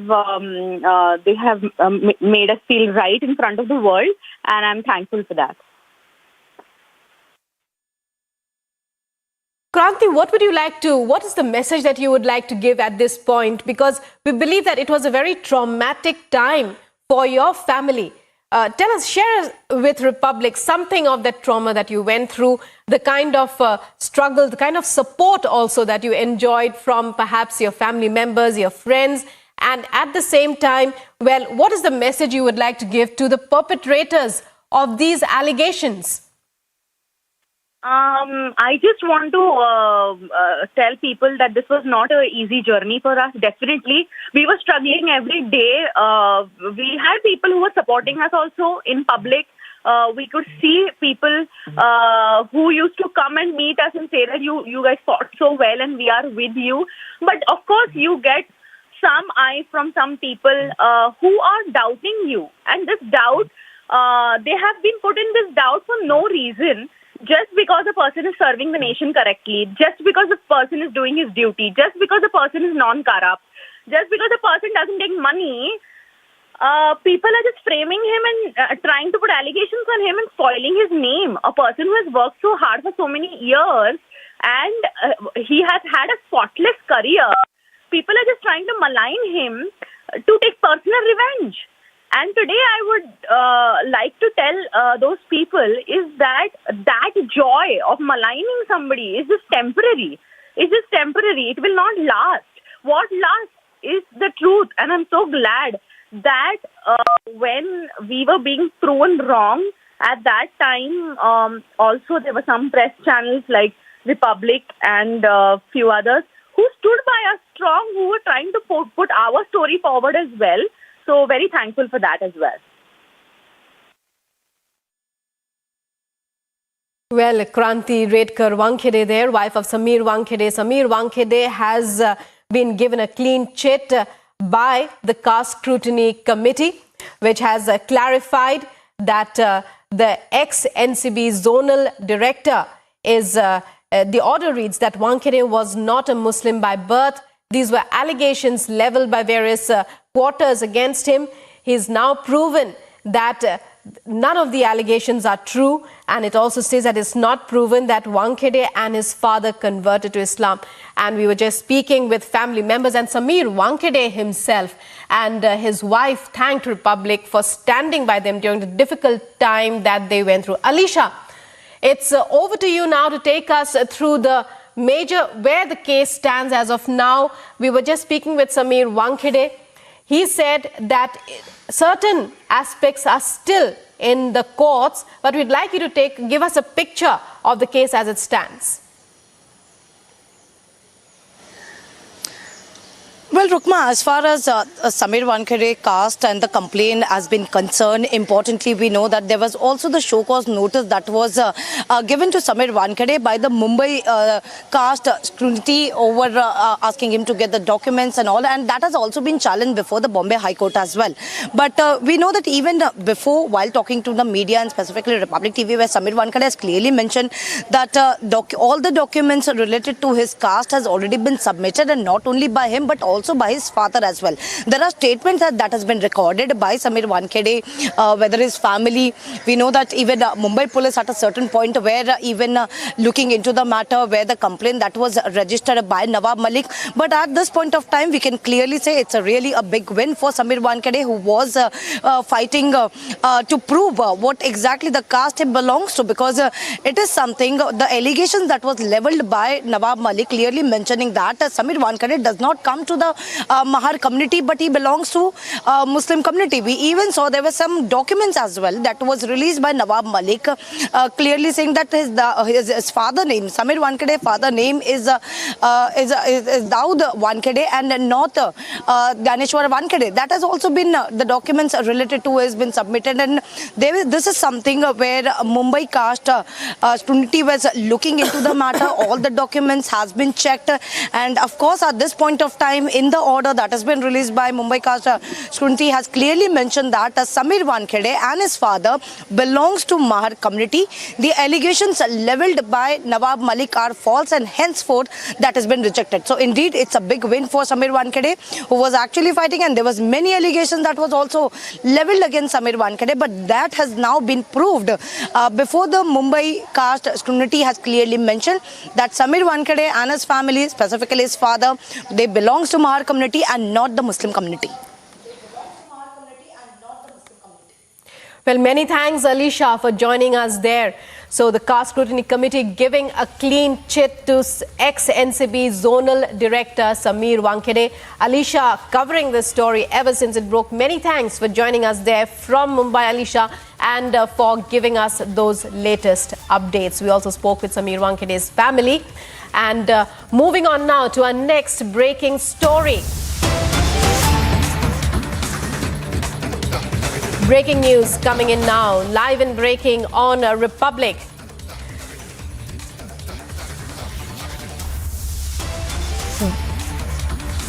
Well, even as the nation celebrates Azadi Ka Amrit Mahotsav on the 75th Independence Day, here we have for you visuals from across the country. These are visuals from New Delhi's Jamia, and Anuj there at the forefront, flanked, and behind him we can see so many tricolors.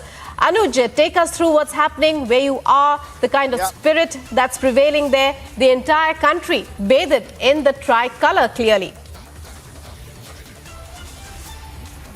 Well, exactly. Entire country is in the mood of the celebration, and right now I'm reporting from Jamia University in the national capital. And first I'll give you the visuals, what exactly the mood of the people is and how they are celebrating Amrit Mahotsav, Azadi Ka Amrit Mahotsav, the 75th Independence Day. And there you can see the numbers of tricolor which has been holding by the students as well as the professors, and none other but the Vice Chancellor herself when they are celebrating this particular movement, when they are all set in mood to go ahead. This was the Tiranga Yatra which was taken by the Jamia professors, university students, and everybody is present over here. We'll try and talk to the Vice Chancellor what exactly she has to say. Ma'am, what do you say about this this movement, because everybody could be seen having flags in their hand, the joy, the celebration? What do you have to say? Jamia Millia Islamia in New Delhi is celebrating this occasion with a lot of pomp and zeal. And everybody is having flags, and you can hear the Desh Bhakti ke naare all coming out from the students. There are groups of students with NCC, with NSS, and from school also, as well as general students. So there's practically everybody is celebrating. It's not every day that we have 75 years of celebration of our independence, and therefore this needs attention. We have been doing a lot of activities in this. A lot of students quiz and programs, and there are other things also. But there's an exhibition of what happened before this freedom came to us, the horrors of independence which came before, so that these young students, those who are studying today, may have an idea that this freedom is not coming to us free of cost. And you have taken a Tiranga Yatra also. It was taken by the Jamia students and the professors and everybody present over here.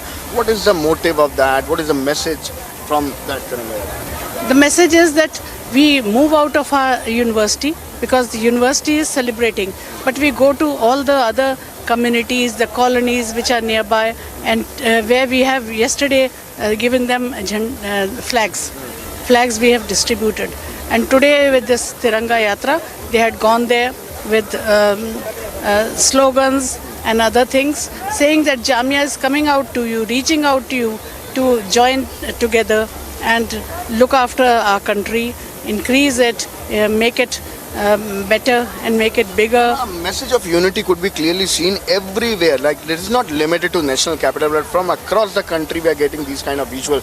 And everybody is holding Tiranga, and Ghar Tiranga is another program what we are seeing this point in time. How did you see all this development? But because we have been celebrating Independence Day, but this time another kind of enthu could be seen in the people.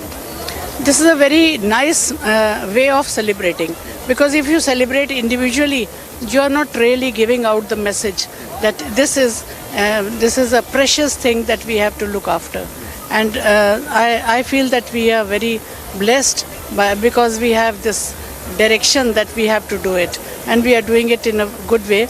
And it's being welcomed by everybody, the students, the teachers and the community. Everybody is welcoming it. So it's a good initiative, and I feel that we should continue in the same way in the coming years, because this is not the only year. There will be many other years coming after this, and we need to be equally enthusiastic about it. That was the Vice Chancellor of Jamia Millia University, and there behind me I will once again go with the visuals, and there you can see the moment of joy, the moment of celebration. Bharat Mata Ki Jai, sloganing, chanting of Bharat Mata Ki Jai is something which is making it more patriotic, is something which is which could be seen on the ground, and that's the mode of celebration, the mood of celebration within the people, where Jamia students, professors, Vice Chancellor, everybody is celebrating the moment there. They have taken a Tiranga Yatra, they have reached to the people on the ground, they have distributed the Tiranga.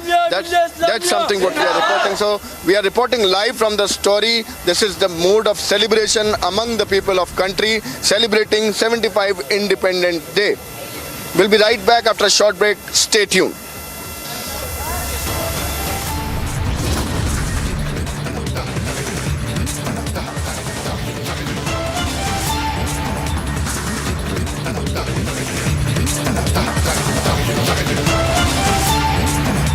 BJP Chief JP Nadda there, hoisting the tricolour as India celebrates Azadi Ka Amrit Mahotsav.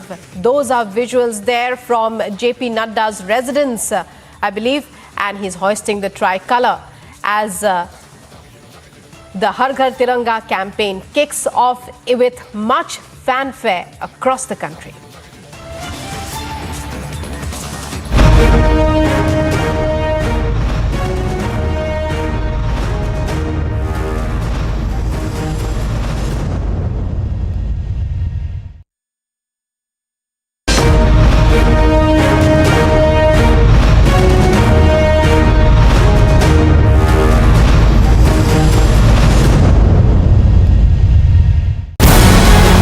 These kind of trainings are very important because this entire region is more of the mountainous rather than plains. So the Jawan coming to the Kargil battle school has to go all kind of training. हमारे सेना में लड़ाई लड़ने की इच्छा शक्ति, आत्मविश्वास तथा दुश्मन को निष्क्रिय करने का ताकत है. You have to be physically fit if you have to be in this kind of weather and in this kind of region.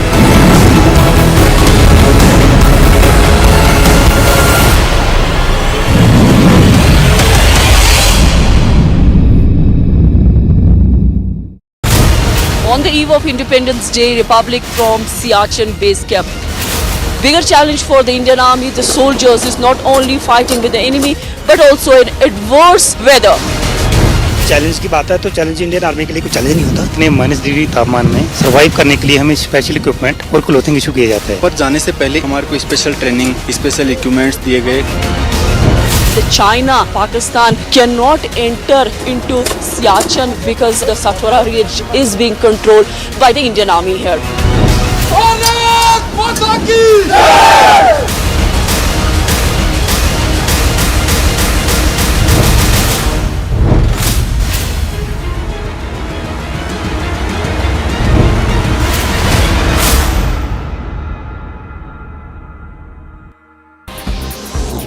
Prime Minister Modi to host all the medal winners of the Commonwealth Games. On the eve of Independence Day, Republic from Siachen base camp. Bigger challenge for the Indian Army, the soldiers, is not only fighting with the enemy, but also in adverse weather.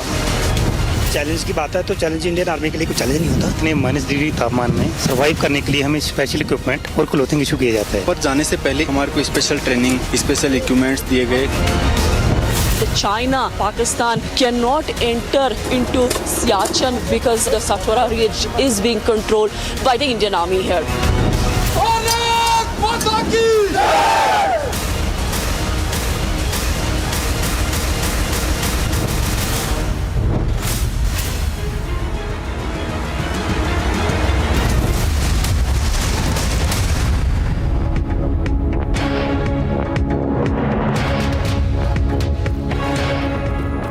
You're watching Live and Breaking, and breaking news now as we celebrate Azadi Ka Amrit Mahotsav.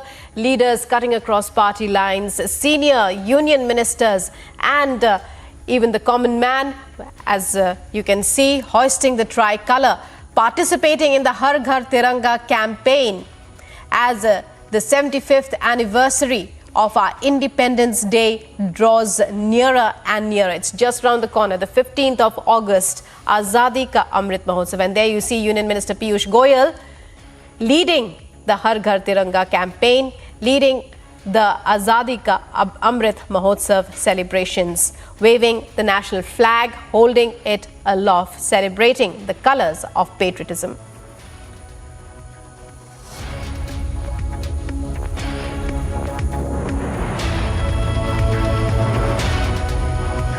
As universities and senior officials, as well as the common man, youngsters, students, and now you see Union Minister Piyush Goyal leading the campaign for Azadi Ka Amrit Mahotsav, for celebrating Azadi Ka Amrit Mahotsav, the 75th anniversary of the 15th of August, India's Independence Day.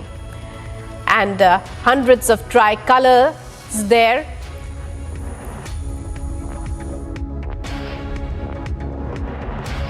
हर हिंदुस्तानी बहुत गर्व महसूस कर रहा है जो नरेंद्र मोदी जी ने हमें 75वें अमृत महोत्सव के अंदर इस तरह की एक अनूठी परंपरा से जोड़ा है और हम सब भारतीय इस पे बहुत मान और गर्व महसूस कर रहे हैं। इस अनूठी परंपरा से जुड़कर आप कैसा महसूस कर रहे हैं? अपने पे गर्व महसूस कर रहे हैं। तो ये देखिए, गर्व का पल है, हर किसी के लिए गर्व का पल है। और लोगों से भी बातचीत करते हैं। सर, आप क्या कहेंगे, क्योंकि ये गर्व का पल है, अपनेपन का पर्व है।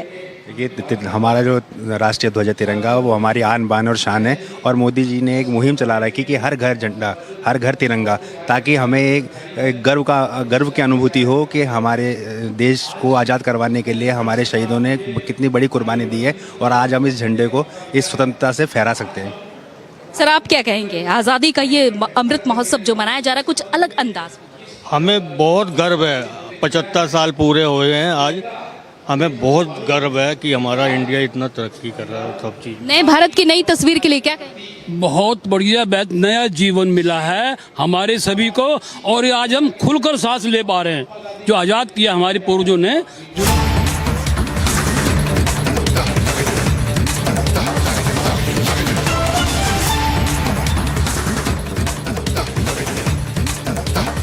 And Prime Minister Narendra Modi there meeting with CWG 2022 champions, medal winners at the Games in Birmingham this year.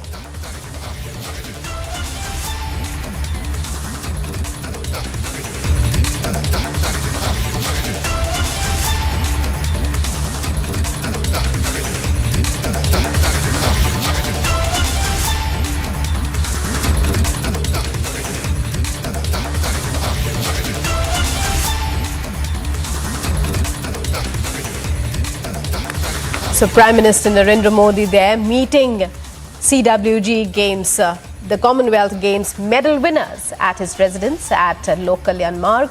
Republic has been bringing you those updates. Earlier in the day, we showed you the arrival of the athletes and the proud winners doing the nation proud on the world stage. 61 medals this time around our athletes brought home.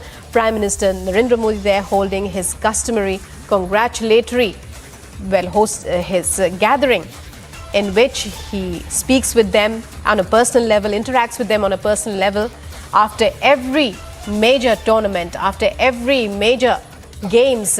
This has been the norm ever since he assumed office. कर लौटा है 61 पदक हमारे खिलाड़ियों ने जीते हैं। प्रधानमंत्री ने उनसे मुलाकात की तो प्रधानमंत्री ने इन पदक विजेताओं से मुलाकात की। आपने देखा कि पूरे इस खेल आयोजन के दौरान प्रधानमंत्री अपने खिलाड़ियों की हौसला अफजाई करते रहे हैं और अब उन्होंने इन जो भारतीय दल है उनसे मुलाकात की। प्रधानमंत्री खेलों के लिए लगातार जो उनका उत्साह रहा है वो दिखाई देता है और जिस तरह से उन्होंने प्रश्रय दिया है भारत में खेलों को वो काबिले तारीफ है और यही वजह है कि लगातार जो अंतर्राष्ट्रीय मंच हैं खेलों के उसमें भारत का जो प्रदर्शन है वो हर बार पहले से बेहतर होता जा रहा है। और इस बार कॉमनवेल्थ खेलों में जबरदस्त प्रदर्शन किया है भारतीय खिलाड़ियों ने और प्रधानमंत्री भारतीय दल से उन्होंने इस उपलक्ष्य में मुलाकात की, उनका उत्साहवर्धन किया।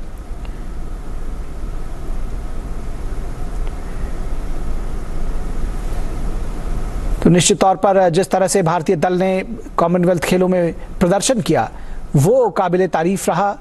जबरदस्त प्रदर्शन करते हुए 22 स्वर्ण पदक जीते, कुल 61 पदक हासिल किए। तो ये निश्चित तौर पर प्रधानमंत्री की जो प्रेरणा है वो जो खिलाड़ी है वो हमेशा पाते रहे हैं, चाहे वो ओलंपिक खेलों की बात हो, एशियाई खेलों की बात हो, कोई दूसरी जो खेल प्रतियोगिता है उसकी बात हो या फिर कॉमनवेल्थ खेलों की बात हो। प्रधानमंत्री की लगातार प्रोत्साहन। And Abhishek Kapoor, our senior executive editor, joins us on the phone line. Abhishek, we are looking at those visuals. Our young athletes doing the nation proud, returning home and being hosted by the Prime Minister, who boosts their morale and leads them to and inspires them, can we say, to ever greater achievements on into the future. Over to you.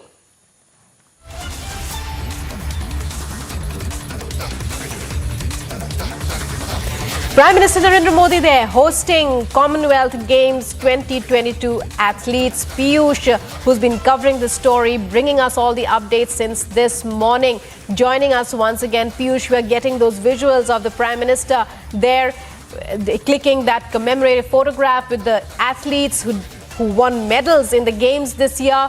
It's over to you to take us through everything that panned out. Although you did tell us that there was tight security throughout, the security protocol, as expected, was very elaborate. But tell us about it all, how the events panned out. So thanks for that, and so keeping the tradition alive of meeting and celebrating sportsmanship, the Prime Minister today had an appointment and today he's in the process of meeting all the Commonwealth Games athletes who had participated in the recently concluded Commonwealth Games in Birmingham and had done the country proud by winning medals and winning several accolades. Now, Prime Minister has had this tradition of meeting, several athletes who have participated in international competition, and keeping with this tradition alive, the Prime Minister today is in the process of meeting all the Commonwealth Game athletes. What makes this meeting also special is that, India is celebrating its 75th year of independence. And, there is patriotism, there is a national fervor which is, spreading all along. And sports is one thing, which really does make the nation proud. And the Prime Minister realizes this. So, in view of celebrating the 75th year of Indian independence under Amrit Mahotsav, the Prime Minister is also meeting the sportspersons and keeping the tradition alive of celebrating sportsmanship, which in turn is also, celebrating the patriotism.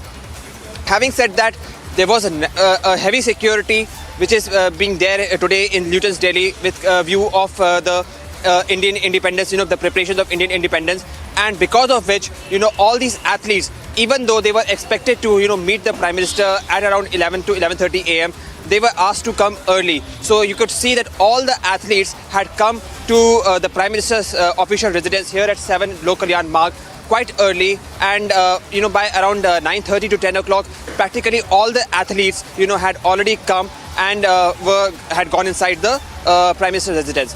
So the process of meeting all the athletes is on amid heavy security. But leaving that aside, the most important thing today is to celebrate the sportsmanship, celebrate the Indianness, and Prime Minister realizes this and has keeping the traditions alive. Back to you in the studio.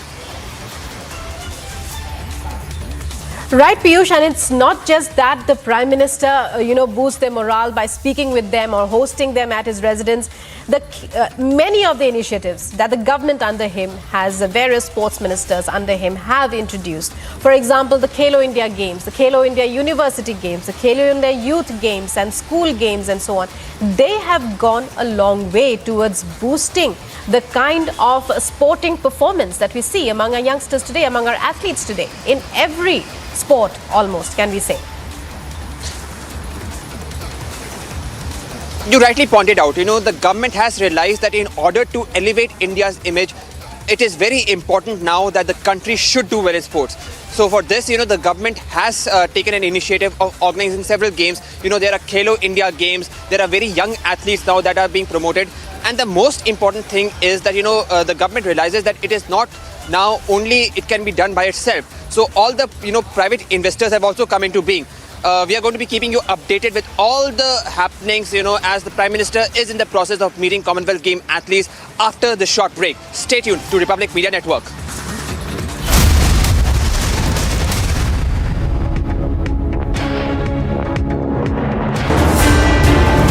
What the camel can do in the desert, no amount of technology can. And this is what we're going to tell you. What is the capability of this camel? रेगिस्तान में सबसे effective जानवर जो है वो camel है। तो camel को किस तरह से ट्रेन किया जाए कि पीस टाइम में वहाँ पर अच्छी तरह से पेट्रोलिंग कर सकें, पूरे एरिया की देखभाल कर सकें, वॉर के अंदर जो इसकी यूटिलिटी है, जो इसकी उपयोगिता है, उसको अपना सार्थक कर सकें। Come with me. Let's spend some time with India's only camel unit at the BSF grounds in Jodhpur.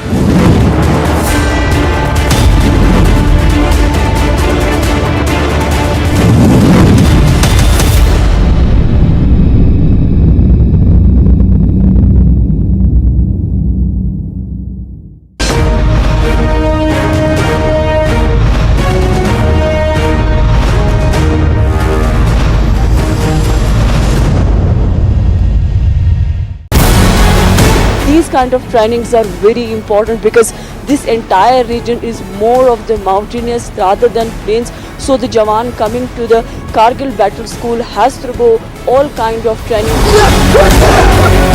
हमारे सेना में लड़ाई लड़ने की इच्छा शक्ति, आत्मविश्वास तथा दुश्मन को निष्क्रिय करने का ताकत है। You have to be physically fit if you have to be in this kind of weather and in this kind of region.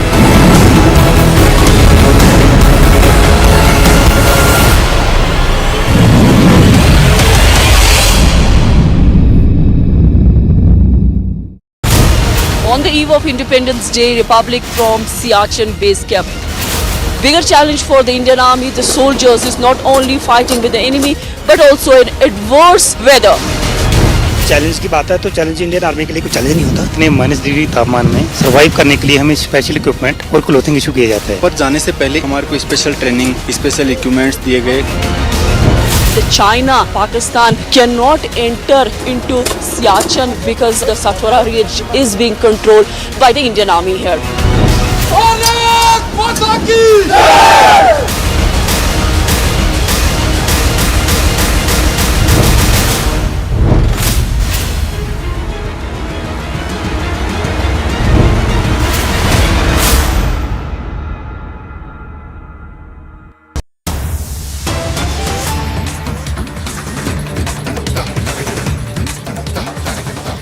And breaking news at this hour, sacking order copies have been accessed by Republic.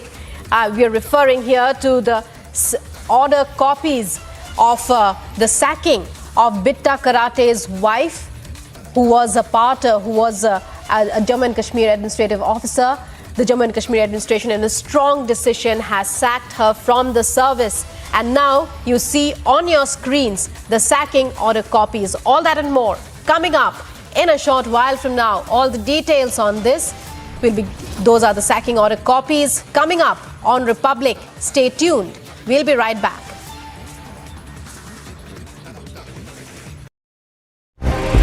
A quick roundup of all that's making news from across the country. Republic has got to the bottom of the investigation into the culture of fraud being nurtured in the name of promotion of cryptocurrencies across the country, putting the citizens of the country at risk. At least 10 crypto exchanges are under investigation of ED, with at least 74 fintech firms also under the agency scanners for cheating and duping. The CRPF 196 Battalion recovered IED explosives that were planted in the forests of Mahadev Ghat in Chhattisgarh's Bijapur. The recovery was made in the Kotwali Bijapur area during a search operation that was carried out by the soldiers. The explosives were planted by terrorists to especially target the CRPF soldiers.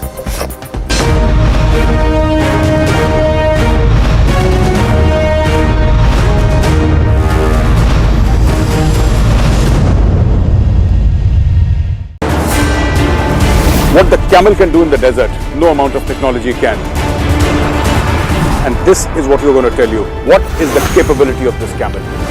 रेगिस्तान में सबसे effective जानवर जो है वो camel है। तो camel को किस तरह से ट्रेन किया जाए कि पीस टाइम में वहाँ पर अच्छी तरह से पेट्रोलिंग कर सकें, पूरे एरिया की देखभाल कर सकें, वॉर के अंदर जो इसकी यूटिलिटी है, जो इसकी उपयोगिता है, उसको अपना सार्थक कर सकें। Come with me. Let's spend some time with India's only camel unit at the BSF grounds in Jodhpur.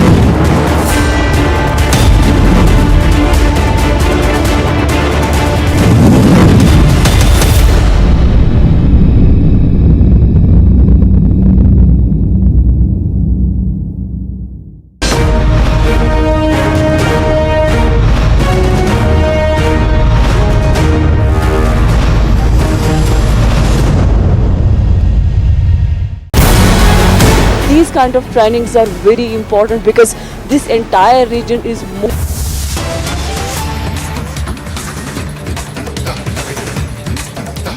Thanks for staying tuned. We are live and breaking straight away, starting with a big story that we're tracking this afternoon. This one with respect to the sacking of the kin of Bitta Karate. We've accessed the sacking order copies of Bitta Karate's kin, his wife and his son.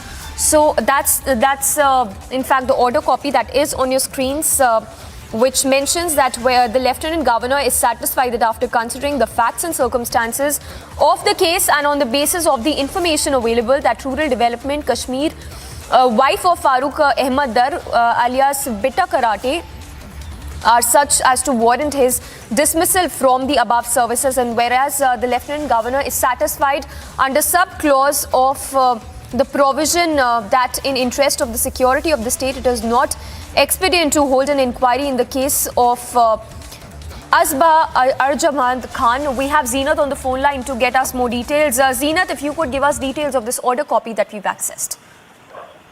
See, when we talk about the order, it tells you that why the Bitta Karate's wife, Asaba Khan, has been sacked from their government job. As per the order number of 932, Jammu and Kashmir Government GAD, General Administration Department, has issued an order on the 13th of August, whereas the Lieutenant Governor is satisfied and considering the facts and circumstances of the case of the Asaba on the information that has been generated by the government of Jammu and Kashmir, that the activities of Asaba Arjamand Khan, who is also the wife of terrorist Bitta Karate, who was involved in the killing of Kashmiri Pandits. She hails from Srinagar, and here the Lieutenant Governor is satisfied with the investigation, and now the government of Jammu and Kashmir has said very clearly that Asaba was involved in the terror activities.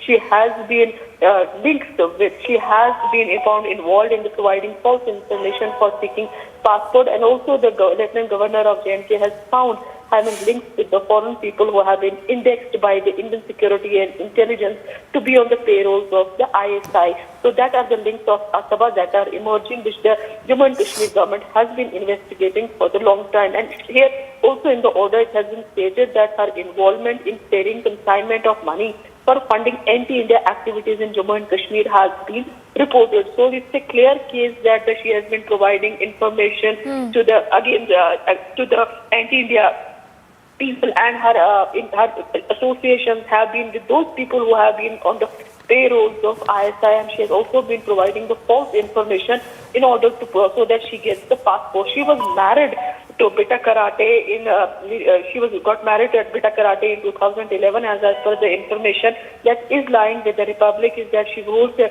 MA degree in the mass communication and journalism from the University of Kashmir in 1999, and she worked as an editor also at the Sher Kashmir Institute of Science and Technology in 2007, and in 2009 Asaba passed the KS examination, subsequently was posted in the General Administrative Department of Jammu and Kashmir. She did a course in Peace and Conflict Studies from Germany, and then she cleared her exam of KS in 2009, but she married to this terrorist Beta Karate in 2011. Now we are seeing the links that are emerging for the Asaba, having links with those people who are on the payrolls of ISI, and also she has her involvement in firing consignment of money for funding anti-India activities in Jammu and Kashmir. All these charges have been leveled by the J&K administration, and on the basis of which now LG administration has sacked Ms. Asaba Arjuman Khan. Yes. Zeenat, also if you could talk to us more about, it sends out a very strong message by the J&K administration, given the fact that 40 terrorist-linked kin have been sacked from government jobs in 2 years. We have a guest also joining us. Zeenat, stay with us. SP Vaid, former DGP of J&K, joining us. Sir, if I can get your quick perspective, a very strong message that the J&K administration has sent out with the sacking of Bita Karate's kin.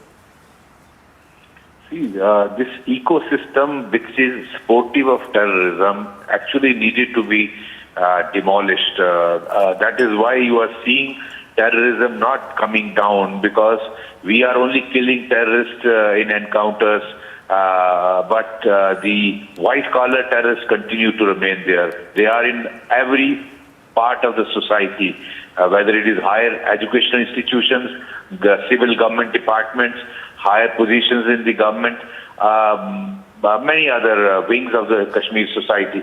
So crackdown on this ecosystem is very, very necessary. You are either on this side or on the other side. You can't have a family who has a terrorist who confessed killing 25 people, a known terrorist of a banned outfit, and his wife working in the elite Kashmir administrative service and drawing all the perks and benefits from the same very government, same very nation against which her husband was working. So whether it is Sayyid Salahuddin, who was working on behalf of Pakistan, spreading terrorism in Kashmir, destroying whole 3 generations of Kashmiri young boys and girls, and his sons and grandson being employed in higher positions in the government. So I recall in Jammu and Kashmir police, we have dismissed more than, I think, thousands of boys whoever figured helping or having sympathy with terrorists. That is why J&K police was revived. But this did not happen in civil departments and higher educational institutions. You have 3-4 universities in Kashmir. Imagine a professor with ideology, hardline ideology, working as a professor in a university. What damage he would be causing to the young generation of young boys of Kashmir studying in those universities. So I think this ecosystem needed to be destroyed, and I welcome this move of the LG's administration. Well, absolutely, sir. And given the fact that the J&K administration has been actively working to crack down on terror, in fact, 40 terror-linked kin have been sacked from government job in past 2 years, which only goes on to prove the kind of swift action that has been taken in the last 2 years. Yes, this is very good, because these people who have been removed from service, their verification was done by intelligence agencies and the state intelligence agency and other sources. Only after that, after their links were established, after their anti-national activities were established, after that only the Lieutenant Governor has removed them from service. I think, I wish it was done much earlier. We would have seen situation returning to normalcy much earlier and much quicker. All right. Yes, sir. Thanks for sharing your insights with us. So that was former JNK DGP SP Wed giving his response and hailing the government's swift action there when it comes to crackdown on terror. Zenith continues to be with us. Zenith, if you could once again take us through the details of this order copy that you've accessed, the sacking of Bitta Karate's kin. See, as far as the administration of Jammu and Kashmir is concerned, they have sacked the 4 employees on the charges of being involved in the anti-national activities, and the government has terminated 4 employees under the Article 311 of the Constitution of India for their involvement in the international activities. The activities these employees had come to the adverse notice of law enforcement and the intelligence agencies, and that has been found involved in the activities prejudicial to the interest of the security of the state. As per the order that has been issued by the government of Jammu and Kashmir, those sacks include Dr. Muheed Ahmed Butt, who and then is a senior assistant professor in the Department of Management Studies in Kashmir University.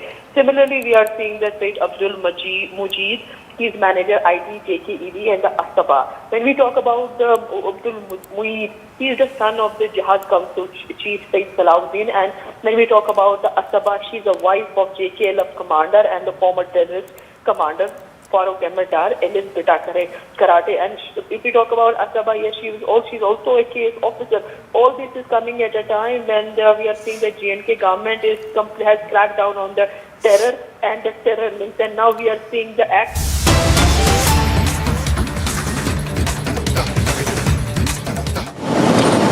संभव नहीं होता है, लेकिन अलग अलग समय में आप में से कईयों से किसी न किसी रूप में मुझे संपर्क में रहने का अवसर मिला है, बातचीत करने का अवसर मिला है।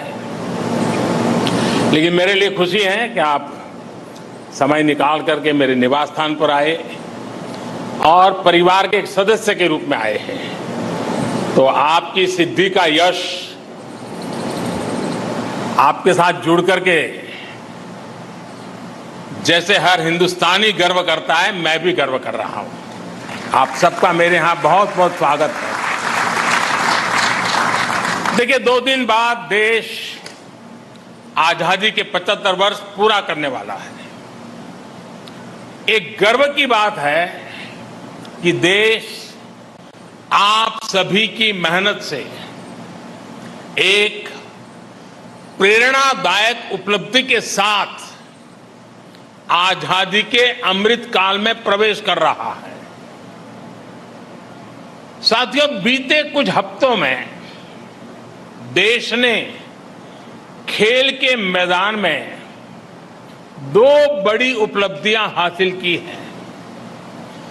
कॉमनवेल्थ गेम्स में ऐतिहासिक प्रदर्शन के साथ साथ देश ने पहली बार चेस ओलंपियाड का आयोजन किया। न सिर्फ सफल आयोजन किया है, बल्कि चेस में अपनी समृद्ध परंपरा को जारी रखते हुए श्रेष्ठ प्रदर्शन भी किया है।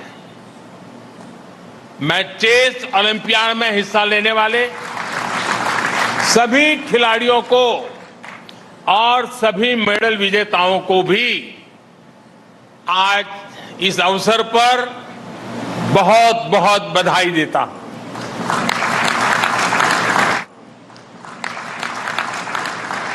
साथियों, कॉमनवेल्थ गेम्स शुरू होने से पहले मैंने आप सभी से कहा था, एक प्रकार से वादा किया था कि जब आप लौटेंगे तो हम सब मिलकर के विजयोत्सव मनाएंगे।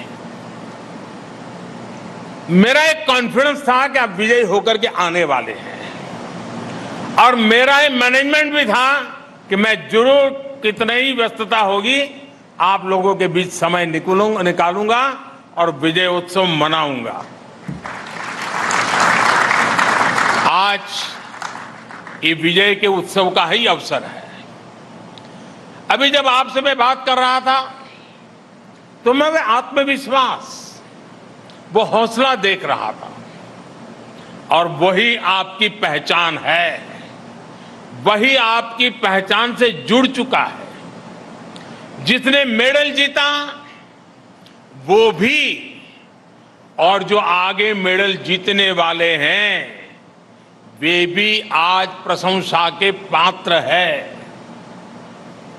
साथियों, वैसे मैं आपको एक बात और बताना चाहता हूं। आप सभी तो वहां मुकाबला कर रहे थे, लेकिन हिंदुस्तान में क्योंकि टाइम डिफरेंस रहता है, यहां करोड़ों भारतीय रत जगा कर रहे थे।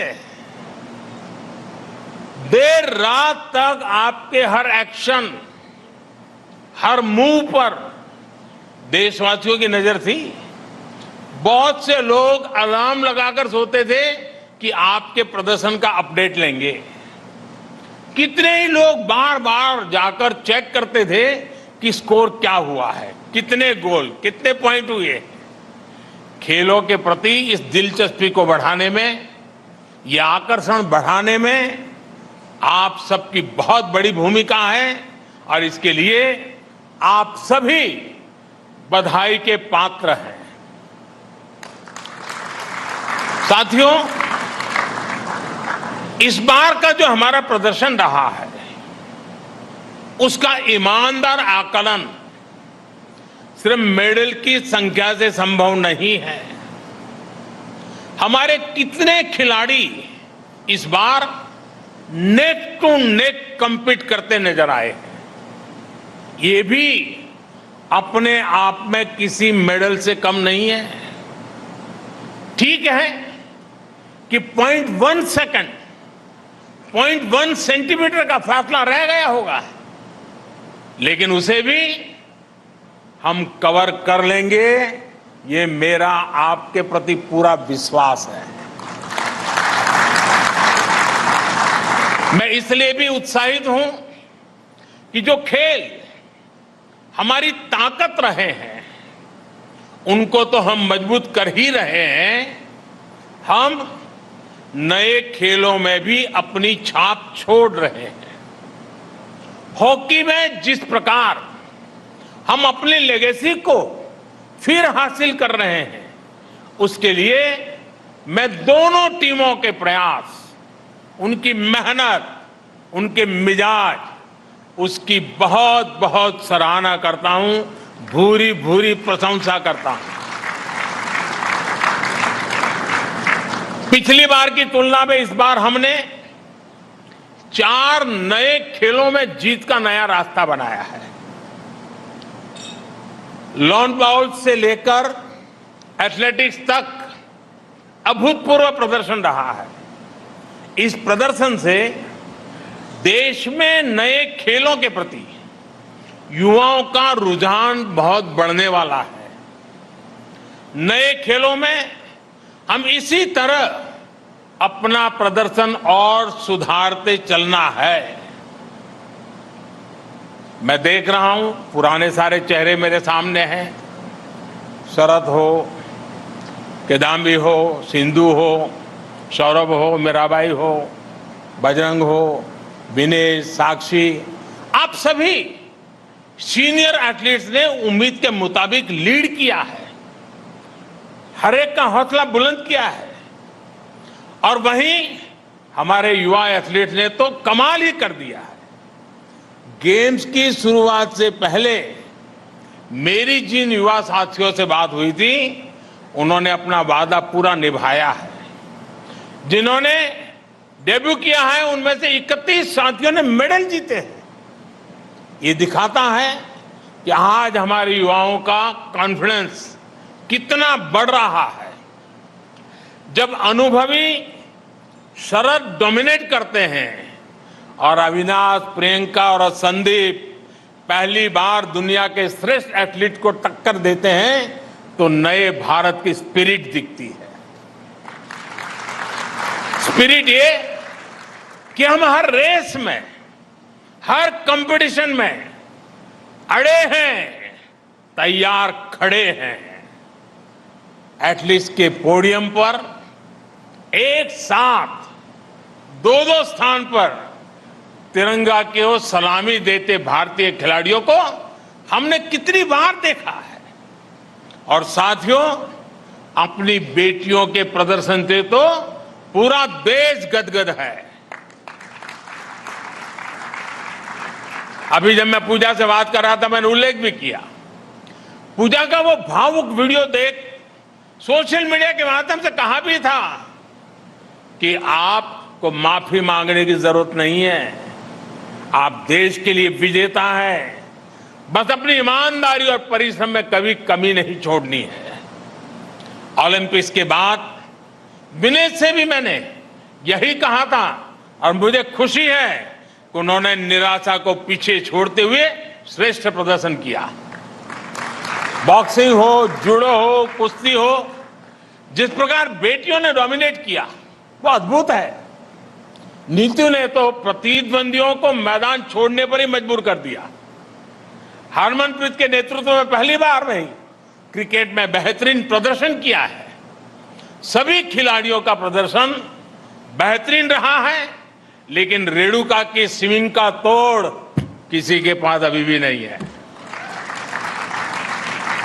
दिग्गजों के बीच टॉप विकेट टेकर रहना कोई कम उपलब्धि नहीं है। इनके चेहरे पर भले ही शिमला की शांति रहती हो, पहाड़ों की मासूम मुस्कान रहती हो, लेकिन उनका एग्रेशन बड़े बड़े बैटर्स के हौसले पस्त कर देता है।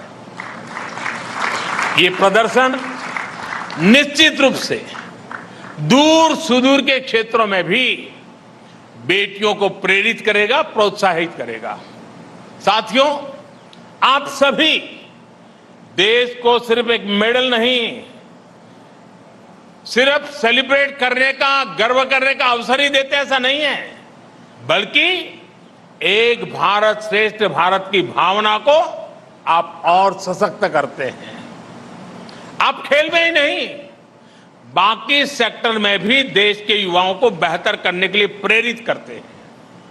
आप सभी देश को एक संकल्प, एक लक्ष्य के साथ जोड़ते हैं, जो हमारी आजादी की लड़ाई की भी बहुत बड़ी ताकत थी।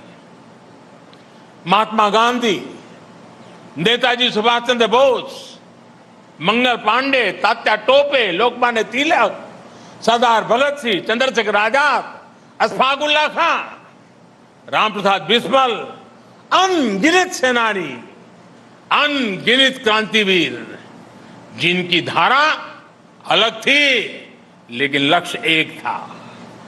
रानी लक्ष्मीबाई, जलकारी बाई, दुर्गा भाभी, रानी चेन्नम्मा, रानी गाइडिंजो और वेलु नचियार जैसी अनगिनत वीरांगनाओं ने हर रूढ़ी को तोड़ते हुए आजादी की लड़ाई लड़ी।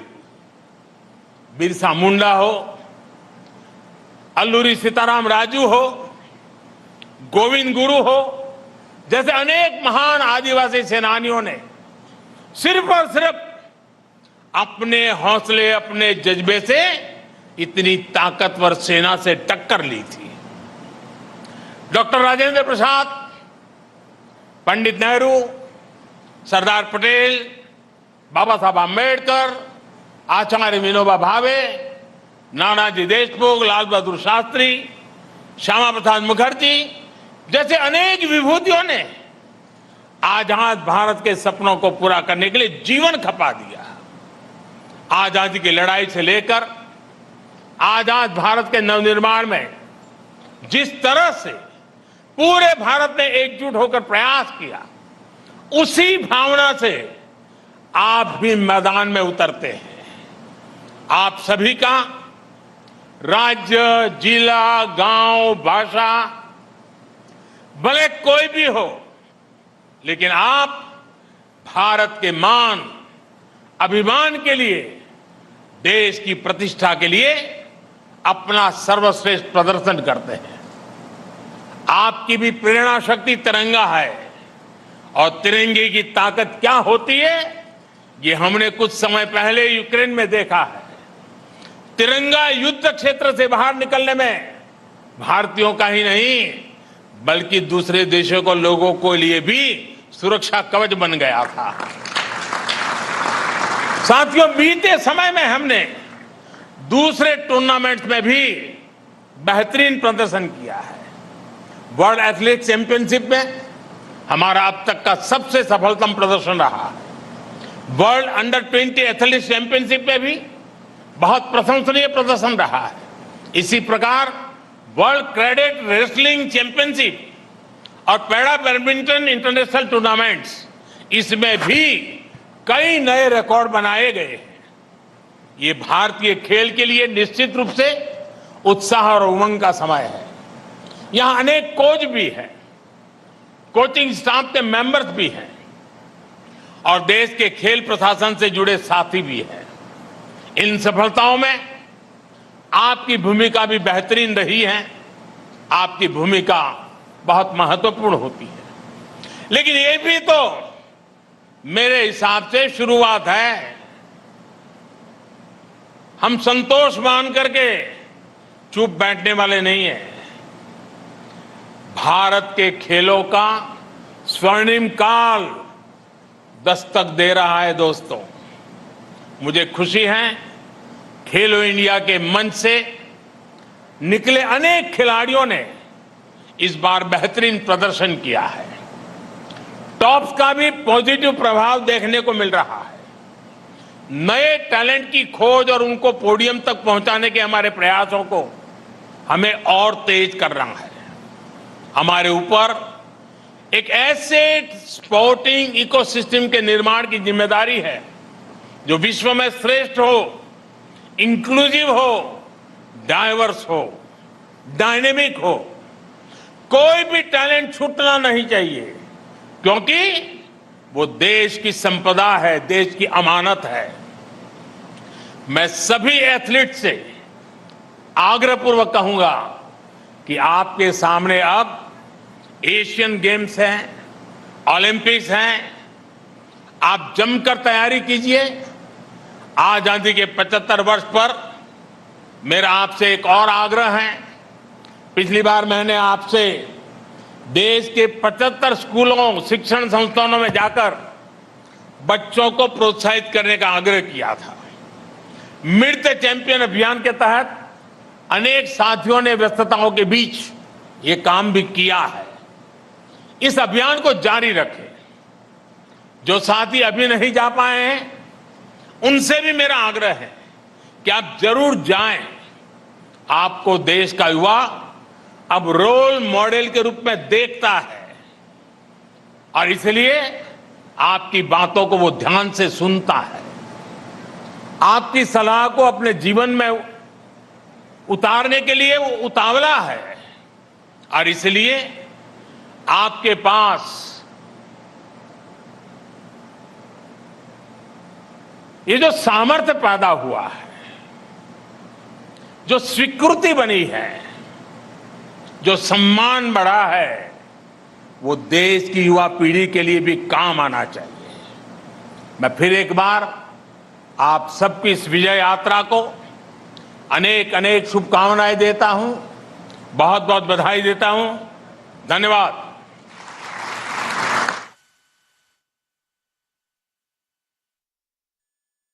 So, Prime Minister Modi there hosting the Commonwealth medalists, saying that we are regaining our legacy in hockey, boosting the morale of the Commonwealth Games medalists and saying that India's contribution is worth lauding. So, Prime Minister there appreciating the hard work that has been put in by these Commonwealth Games medalists who are interacting with the Prime Minister as we speak, and that was an address that was being made by the Prime Minister to the Commonwealth Games medalists, saying that Asian Games Olympics are ahead of you all, and that he's very sure that these medalists will give it their best at the upcoming games as well, which includes the Asian Games as well as the Olympics. Also going on to mention that many young children see these medalists as a role model. Slipping into a very short break, on the other side we'll continue to get you the latest as Prime Minister interacts with the Commonwealth Games heroes.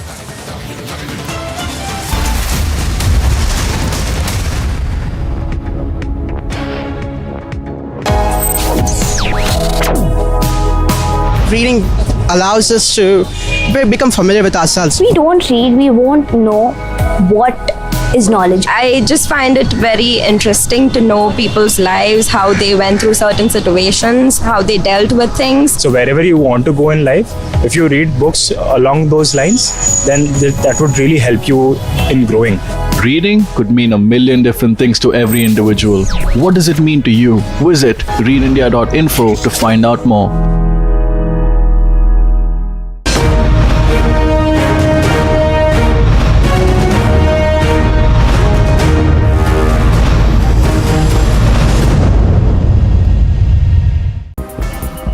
The Delhi police averted a major threat ahead of the grand celebrations of the Azadi Ka Amrit Mahotsav.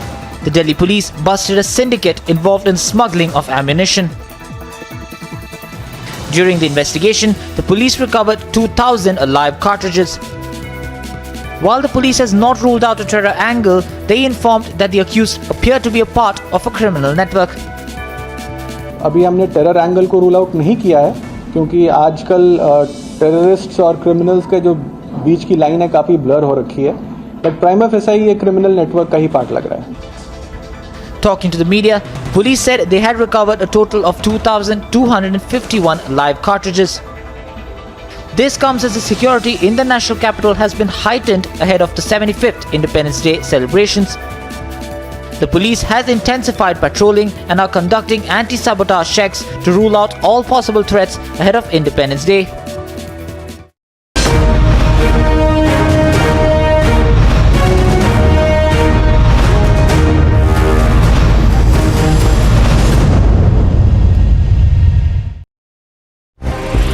A quick roundup of all that's making news from across the country. Republic has got to the bottom.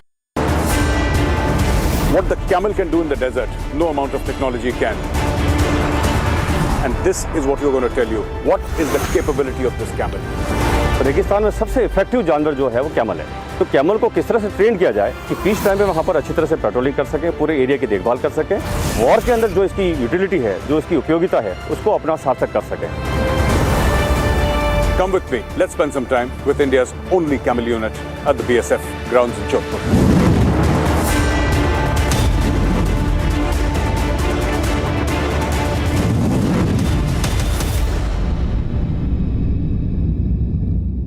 Thanks for staying tuned with us. Straight away starting with breaking news coming in. Now remember, Republic is leading the fight against cryptocurrency. And in the latest, what we understand is that the cryptocurrency platform World has now issued a statement on the summons by the Enforcement Directorate. We have a senior editor, Shravan, also joining us. Shravan, if you could take us through the details of this statement that has been issued. Well, in fact, Volt happens to be one of the crypto exchanges which has now come under the scanner of the Enforcement Directorate. This after searches were basically carried out by the Enforcement Directorate's Hyderabad unit, and the assets were also frozen. Assets that have been frozen is almost to the tune of about 370 crore rupees. Now, this is what Volt essentially says in terms of their stand on this position. They say that it is unfortunate that despite extending our cooperation, Enforcement Directorate has proceeded to pass a freezing order pursuant to which crypto assets in the pool wallet of the company were ordered to be frozen. Now, the rationale that has been given is that the freezing order of the Enforcement Directorate is specific to that of one customer that availed our services for a brief period of time, whose account we subsequently deactivated. We respectfully disagree with the freezing order. Now, they also go on to say that they have followed strict KYC requirements in every country, including India. Now, remember, the KYC is something that has been questioned by the agencies time and again, and Volt is not the only crypto exchange. There are several other crypto exchanges whose KYC requirements have been questioned by the Enforcement Directorate. Now, what's become very clear from the statement that has been put out by Volt is that there has to be some transaction which has basically raised the alarm for the Enforcement Directorate, and that's quite evident with Volt admitting that this is regarding one particular person's account, which they say that they have already frozen. We'll have to wait and watch if there is any counter that comes in from the agency. Yes, Shravan, just a follow-up question. If you could talk to us more about how many stakeholders are likely to get impacted when we talk about World, which has now issued a statement after its assets were frozen, we understand. Well, that's not very clear at this point in time, Samiksha, because what happens with most of these crypto exchanges is that there is no clarity of how many users are there, or how many wallets are they taking charge of. What is A matter of concern right now is the fact that there is an admission that there has been some sort of a transaction which has basically come under the scanner of the enforcement directorate. If I can borrow from the investigation that has been done so far in another crypto exchange, it is essentially that you have a large amount of transaction that takes place from one wallet to the other, and there is no accountability for it. For instance, there is no KYC documents that they could provide, or there is no due diligence that is essentially done by the crypto exchange. It is not pertaining to just Volt, but there are several other crypto exchanges who have also gone through a similar ordeal at this point in time, with the enforcement directorate basically cracking down on these suspicious transactions. Yes. Well, Shravan, thank you so much. So, Shravan, they're leading the story and also the SIT by Republic on how so many hundreds of Indians who've been duped by the crypto swindlers. Shravan, if you are still with us, if you could once again put this into context for us, the mega expose that has been led by Republic, what all have we unearthed so far when we talk about this mega investigation? All right, we'll try and connect with Shravan again, but that's a national movement of Republic against the national crypto scam. You can reach out to us. In fact, you can write to us if you're also a victim if you have been duped by these crypto swindlers. You can speak up on the biggest financial expose of 2022. You can even tweet to Republic at @Republic with your story, how you've suffered due to crypto, and even write to us as well. So do not be scammed off by crypto anymore. Latest what we understand is that World has issued a statement. Shravan is back with us. Shravan, if you were talking about this big expose by Republic, if you can talk to us again about the investigation so far, what all have we been able to unearth all this while?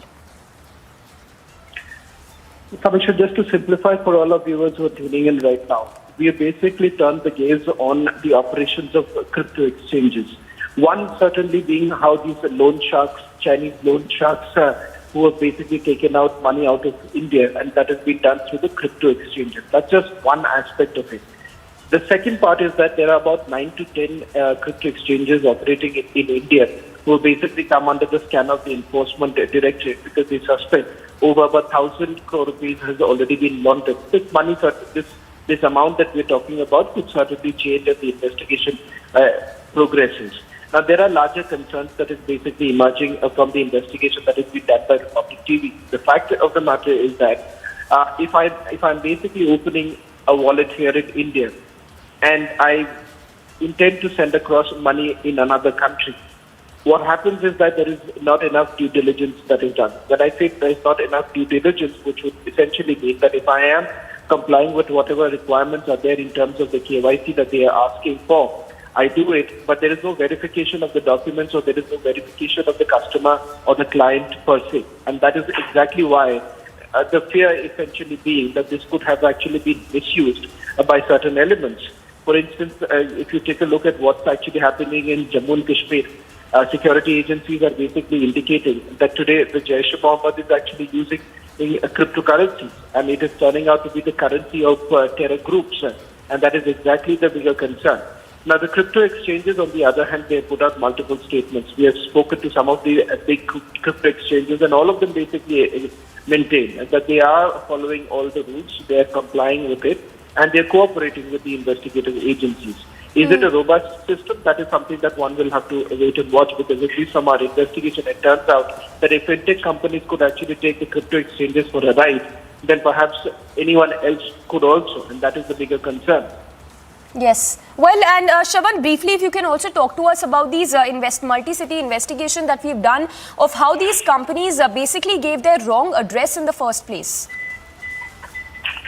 Well, that is not particularly to do with the crypto exchanges per se, but we are basically putting out the entire modus operandi. This is one of the areas that the investigative agencies were basically looking at. That is that during the pandemic, many of these fintech companies which have these are fly-by-night enterprises which came up in India and started giving microloans to several people, and thereafter started threatening the borrowers. We have seen multiple cases being registered in cities like Mumbai, Hyderabad, as well as in what we found out is that, yes, these fintech companies which were basically providing loans, they have basically shut shop many of them who were basically given their addresses to the Ministry of Corporate Affairs, Gurugram, turns out that they are no longer present in that very location. So it basically raises more questions about the credibility and secondly, the intention that these loan sharks essentially had. But the bigger question that emerges is that the profit that these companies were making, how did they take it back? It was only possible through crypto exchange. And that is exactly the allegation that some of these big crypto exchanges faces at this point in time. All right. Shravan, thank you for putting that in context for us. So, Shravan, they're leading that investigative story of Republic with respect to hundreds and thousands of Indians who've been duped by the crypto swindlers.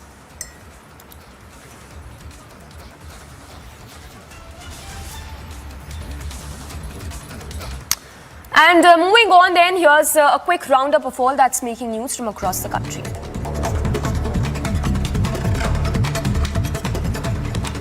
Ahead of India's 75th Independence Day, a dress rehearsal was conducted at the iconic Red Fort in the national capital. The Jawans were seen conducting a march past while a helicopter showered flower petals from above.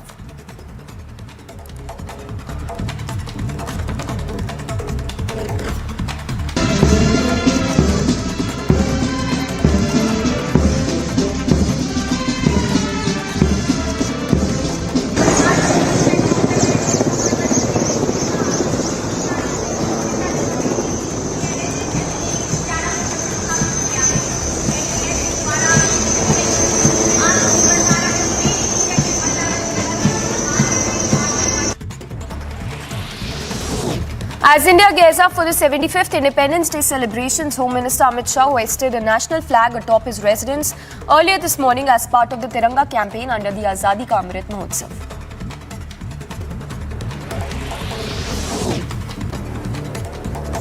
Chief Minister Yogi Adityanath hoisted the national flag in the run-up to the Independence Day. Taking to social media, Yogi Adityanath said, and I quote, "The whole country is celebrating Azadi Ka Amrit Mahotsav under the leadership of Prime Minister Modi to commemorate the completion of 75 years of country's independence. The national flag of India is also a symbol of our pride, a symbol of bravery, peace and sacrifice of the country." Yogi Adityanath also posted a video along with the text message.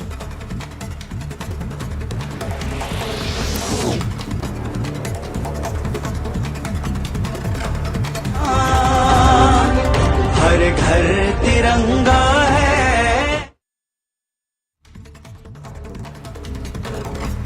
A 25-year-old man was stabbed to death in Malviya Nagar area of national capital. The deceased has been identified as Mayank Panwar, who was a resident of Shahpur Jat area. According to Delhi police, the resident was aged 25 years and that he was chased by 4 to 5 unknown men who attacked after chasing him and stabbed him to death. उन्होंने बताया कि trauma centre में है, तो फिर फटाफट हम trauma centre भागे. उसकी तबीयत ज़्यादा बिगड़ चुकी थी कि उसको 3-4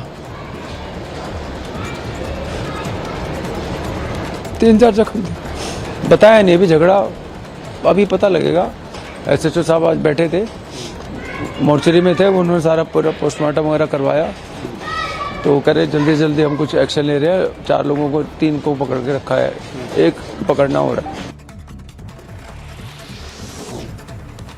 India reported over 15,800 fresh cases in the last 24 hours. The active COVID cases have risen to above 1.19 lakh mark. The daily COVID positivity rate, meanwhile, has risen to 4.36%.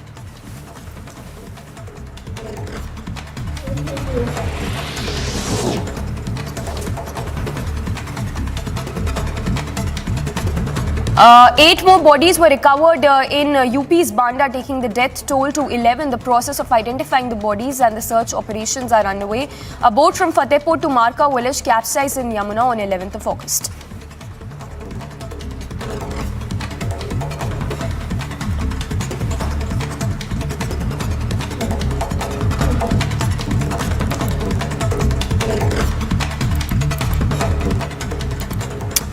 And as the country is all geared up for the 75th Independence Day celebrations, the ITBP has released a song themed over Har Ghar Tiranga campaign of the centre. The song, in fact, is composed and sung by the ITBP Jawan Arjun Kheriar.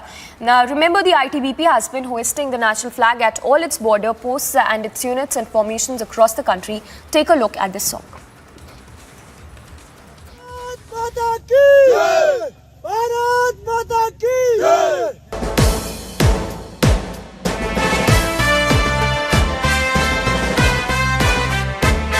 अरे कफन बांध के निकला था वो मस्त मलंग दीवाना सा, देश की खातिर जान लुटा दो गाता एक तराना था। जय हिंद जय हिंद जय हिंद जय हिंद जय हिंद जय हिंद जय हिंद जय हिंद।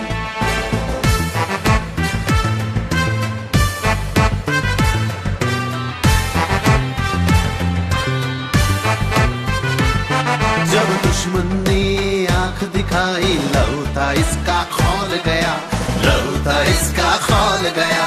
मातृभूमि की आन बचाने ये सरहद पर दौड़ गया, ये सरहद पर दौड़ गया। सींच दी धरती अपने खून से, दुश्मन भागा फिर उस पार, प्राण गवा के अमर हो गया शेर दहाड़ा आखिरी बार। जय हिंद जय हिंद जय हिंद जय हिंद जय हिंद जय हिंद जय हिंद जय हिंद जय हिंद जय हिंद जय हिंद जय हिंद जय हिंद जय हिंद जय हिंद जय Hind. And Prime Minister Modi, just a short while back, hosted the Commonwealth Games medalist, a lively interaction that took place in which Prime Minister boosted the morale of the Commonwealth Games medalist for the upcoming games as well. Take a look at that interaction. वैसे तो सबसे बात करना मेरे लिए बहुत ही प्रेरक रहता है, लेकिन सबसे शायद बात करना संभव नहीं होता है। लेकिन अलग अलग समय में आप में से कईयों से किसी न किसी रूप में मुझे संपर्क में रहने का अवसर मिला है, बातचीत करने का अवसर मिला है। लेकिन मेरे लिए खुशी है कि आप समय निकाल करके मेरे निवास स्थान पर आए और परिवार के एक सदस्य के रूप में आए हैं।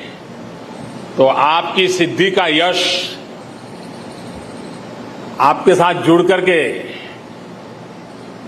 जैसे हर हिंदुस्तानी गर्व करता है, मैं भी गर्व कर रहा हूं। आप सबका मेरे यहां बहुत बहुत स्वागत है। देखिए, 2 दिन बाद देश आजादी के 75 वर्ष पूरा करने वाला है। एक गर्व की बात है कि देश आप सभी की मेहनत से एक प्रेरणादायक उपलब्धि के साथ आजादी के अमृत काल में प्रवेश कर रहा है। साथियों, बीते कुछ हफ्तों में देश ने खेल के मैदान में 2 बड़ी उपलब्धियां हासिल की हैं। कॉमनवेल्थ गेम्स में ऐतिहासिक प्रदर्शन के साथ साथ देश ने पहली बार चेस ओलंपियाड का आयोजन किया। न सिर्फ सफल आयोजन किया है, बल्कि चेस में अपनी समृद्ध परंपरा को जारी रखते हुए श्रेष्ठ प्रदर्शन भी किया है। मैं चेस ओलंपियाड में हिस्सा लेने वाले सभी खिलाड़ियों को और सभी मेडल विजेताओं को भी आज इस अवसर पर बहुत बहुत बधाई देता हूं।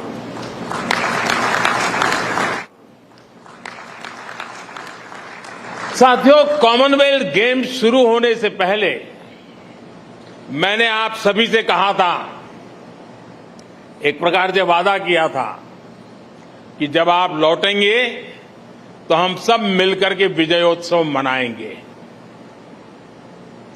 मेरा एक कॉन्फिडेंस था कि आप विजयी होकर के आने वाले हैं, और मेरा एक मैनेजमेंट भी था कि मैं जरूर कितनी ही व्यस्तता होगी आप लोगों के बीच समय निकालूंगा और विजय उत्सव मनाऊंगा। आज ये विजय के उत्सव का ही अवसर है। अभी जब आपसे मैं बात कर रहा था तो मैं वो आत्मविश्वास, वो हौसला देख रहा था, और वही आपकी पहचान है, वही आपकी पहचान से जुड़ चुका है। जिसने मेडल जीता वो भी, और जो आगे मेडल जीतने वाले हैं वे भी आज प्रशंसा के पात्र है।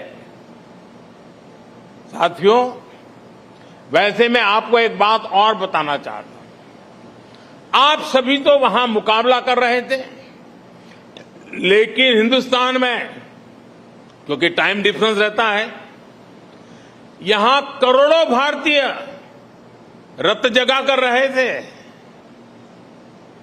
देर रात तक आपके हर एक्शन, हर मूव पर देशवासियों की नजर थी। बहुत से लोग अलार्म लगाकर सोते थे कि आपके प्रदर्शन का अपडेट लेंगे। कितने ही लोग बार बार जाकर चेक करते थे कि स्कोर क्या हुआ है, कितने गोल, कितने पॉइंट हुए। खेलों के प्रति इस दिलचस्पी को बढ़ाने में, यह आकर्षण बढ़ाने में आप सबकी बहुत बड़ी भूमिका है, और इसके लिए आप सभी बधाई के पात्र हैं। साथियों, इस बार का जो हमारा प्रदर्शन रहा है उसका ईमानदार आकलन सिर्फ मेडल की संख्या से संभव नहीं है। हमारे कितने खिलाड़ी इस बार नेक टू नेक कम्पीट करते नजर आए, ये भी अपने आप में किसी मेडल से कम नहीं है। ठीक है कि 0.1 सेकंड, 0.1 सेंटीमीटर का फासला रह गया होगा, लेकिन उसे भी हम कवर कर लेंगे, ये मेरा आपके प्रति पूरा विश्वास है। मैं इसलिए भी उत्साहित हूं कि जो खेल हमारी ताकत रहे हैं उनको तो हम मजबूत कर ही रहे हैं, हम नए खेलों में भी अपनी छाप छोड़ रहे हैं। हॉकी में जिस प्रकार हम अपनी लेगेसी को फिर हासिल कर रहे हैं, उसके लिए मैं दोनों टीमों के प्रयास, उनकी मेहनत, उनके मिजाज, उसकी बहुत बहुत सराहना करता हूं, भूरी भूरी प्रशंसा करता हूं।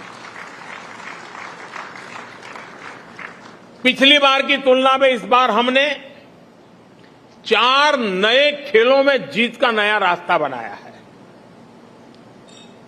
लॉन बाउल से लेकर एथलेटिक्स तक अभूतपूर्व प्रदर्शन रहा है। इस प्रदर्शन से देश में नए खेलों के प्रति युवाओं का रुझान बहुत बढ़ने वाला है। नए खेलों में हम इसी तरह अपना प्रदर्शन और सुधारते चलना है। मैं देख रहा हूं पुराने सारे चेहरे मेरे सामने हैं। शरद हो, किदाम्बी हो, सिंधु हो, सौरभ हो, मीराबाई हो, बजरंग हो, विनेश, साक्षी, आप सभी सीनियर एथलीट्स ने उम्मीद के मुताबिक लीड किया है, हर एक का हौसला बुलंद किया है। और वहीं हमारे युवा एथलीट्स ने तो कमाल ही कर दिया है। गेम्स की शुरुआत से पहले मेरी जिन युवा साथियों से बात हुई थी, उन्होंने अपना वादा पूरा निभाया है। जिन्होंने डेब्यू किया है उनमें से 31 साथियों ने मेडल जीते हैं। ये दिखाता है कि आज हमारे युवाओं का कॉन्फिडेंस कितना बढ़ रहा है। जब अनुभवी शरद डोमिनेट करते हैं और अविनाश, प्रियंका और संदीप पहली बार दुनिया के श्रेष्ठ एथलीट को टक्कर देते हैं, तो नए भारत की स्पिरिट दिखती है। स्पिरिट ये कि हम हर रेस में, हर कंपटीशन में अड़े हैं, तैयार खड़े हैं।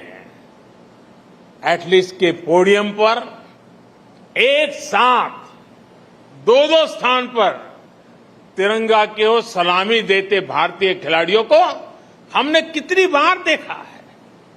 और साथियों, अपनी बेटियों के प्रदर्शन से तो पूरा देश गदगद है। अभी जब मैं पूजा से बात कर रहा था, मैंने उल्लेख भी किया, पूजा का वो भावुक वीडियो देख सोशल मीडिया के माध्यम से कहा भी था कि आपको माफी मांगने की जरूरत नहीं है, आप देश के लिए विजेता हैं, बस अपनी ईमानदारी और परिश्रम में कभी कमी नहीं छोड़नी है। ओलंपिक्स के बाद विनेश से भी मैंने यही कहा था और मुझे खुशी है कि उन्होंने निराशा को पीछे छोड़ते हुए श्रेष्ठ प्रदर्शन किया। बॉक्सिंग हो, जूडो हो, कुश्ती हो, जिस प्रकार बेटियों ने डोमिनेट किया वो अद्भुत है। नीतू ने तो प्रतिद्वंदियों को मैदान छोड़ने पर ही मजबूर कर दिया। हरमनप्रीत के नेतृत्व में पहली बार नहीं, क्रिकेट में बेहतरीन प्रदर्शन किया है। सभी खिलाड़ियों का प्रदर्शन बेहतरीन रहा है, लेकिन रेणुका की स्विंग का तोड़ किसी के पास अभी भी नहीं है। दिग्गजों के बीच टॉप विकेट टेकर रहना कोई कम उपलब्धि नहीं है। इनके चेहरे पर भले ही शिमला की शांति रहती हो, पहाड़ों की मासूम मुस्कान रहती हो, लेकिन उनका एग्रेशन बड़े बड़े बैटर्स के हौसले पस्त कर देता है।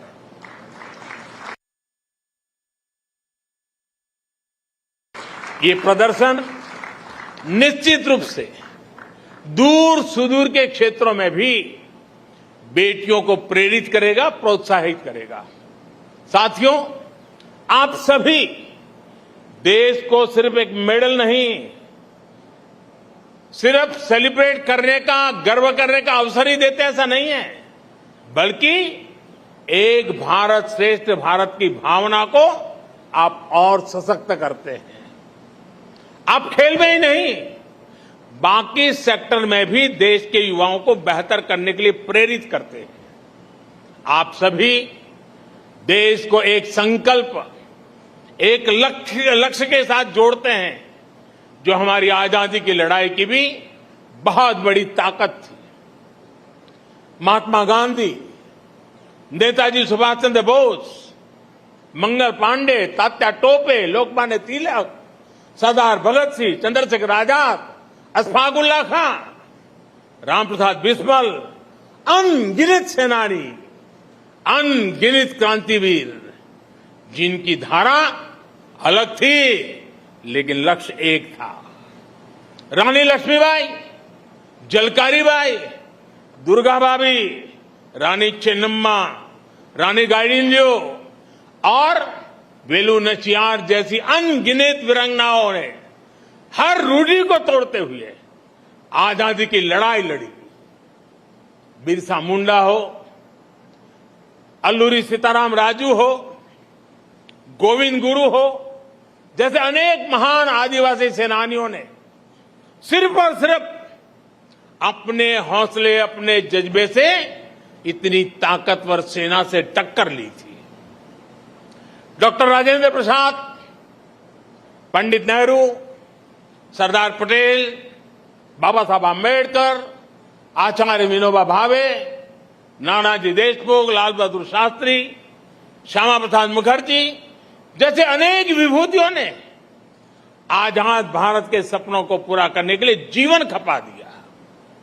आजादी की लड़ाई से लेकर आजाद भारत के नवनिर्माण में जिस तरह से पूरे भारत ने एकजुट होकर प्रयास किया, उसी भावना से आप भी मैदान में उतरते हैं। आप सभी का राज्य, जिला, गांव, भाषा भले कोई भी हो, लेकिन आप भारत के मान, अभिमान के लिए, देश की प्रतिष्ठा के लिए अपना सर्वश्रेष्ठ प्रदर्शन करते हैं। आपकी भी प्रेरणा शक्ति तिरंगा है और तिरंगे की ताकत क्या होती है, ये हमने कुछ समय पहले यूक्रेन में देखा है। तिरंगा युद्ध क्षेत्र से बाहर निकलने में भारतीयों का ही नहीं बल्कि दूसरे देशों को लोगों के लिए भी सुरक्षा कवच बन गया था।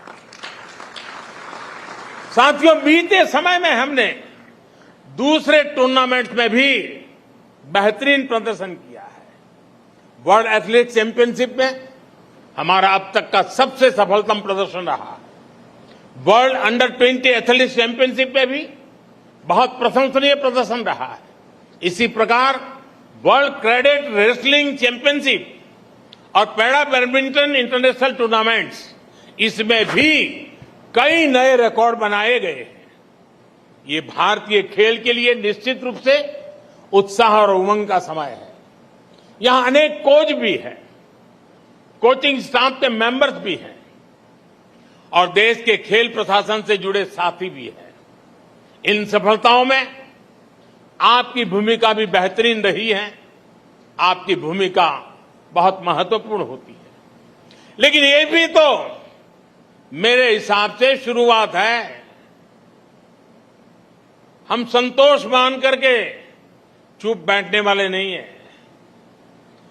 भारत के खेलों का स्वर्णिम काल दस्तक दे रहा है। दोस्तों, मुझे खुशी है खेलो इंडिया के मंच से निकले अनेक खिलाड़ियों ने इस बार बेहतरीन प्रदर्शन किया है। टॉप्स का भी पॉजिटिव प्रभाव देखने को मिल रहा है। नए टैलेंट की खोज और उनको पोडियम तक पहुंचाने के हमारे प्रयासों को हमें और तेज कर रहा है। हमारे ऊपर एक ऐसे स्पोर्टिंग इकोसिस्टम के निर्माण की जिम्मेदारी है जो विश्व में श्रेष्ठ हो, इंक्लूसिव हो, डाइवर्स हो, डायनेमिक हो। कोई भी टैलेंट छूटना नहीं चाहिए क्योंकि वो देश की संपदा है, देश की अमानत है। मैं सभी एथलीट से आग्रहपूर्वक कहूंगा कि आपके सामने अब एशियन गेम्स हैं, ओलंपिक्स हैं। आप जमकर तैयारी कीजिए। आजादी के 75 वर्ष पर मेरा आपसे एक और आग्रह है। पिछली बार मैंने आपसे देश के 75 स्कूलों, शिक्षण संस्थानों में जाकर बच्चों को प्रोत्साहित करने का आग्रह किया था। मीट द चैंपियन अभियान के तहत अनेक साथियों ने व्यस्तताओं के बीच ये काम भी किया है। इस अभियान को जारी रखें। जो साथी अभी नहीं जा पाए हैं उनसे भी मेरा आग्रह है कि आप जरूर जाएं। आपको देश का युवा अब रोल मॉडल के रूप में देखता है और इसलिए आपकी बातों को वो ध्यान से सुनता है। आपकी सलाह को अपने जीवन में उतारने के लिए वो उतावला है और इसलिए आपके पास ये जो सामर्थ्य पैदा हुआ है, जो स्वीकृति बनी है, जो सम्मान बढ़ा है, वो देश की युवा पीढ़ी के लिए भी काम आना चाहिए। मैं फिर एक बार आप सबकी इस विजय यात्रा को अनेक अनेक शुभकामनाएं देता हूं, बहुत बहुत बधाई देता हूं। धन्यवाद।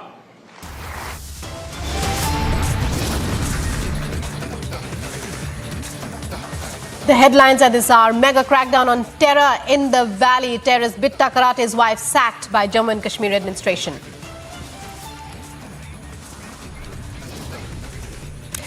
Zero tolerance for terror in the valley. 40 terrorists kin sacked from government posts in past 2 years.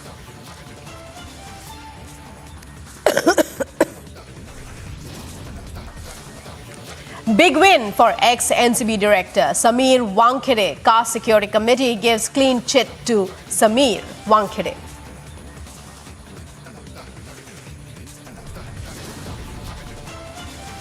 Author Salman Rushdie stabbed in New York. Reportedly, Rushdie on ventilator after hours of surgery.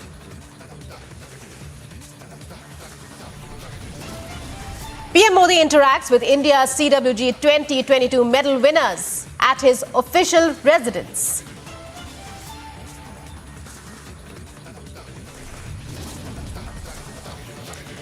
Ahead of 75th Independence Day, entire nation gears up for mega celebrations.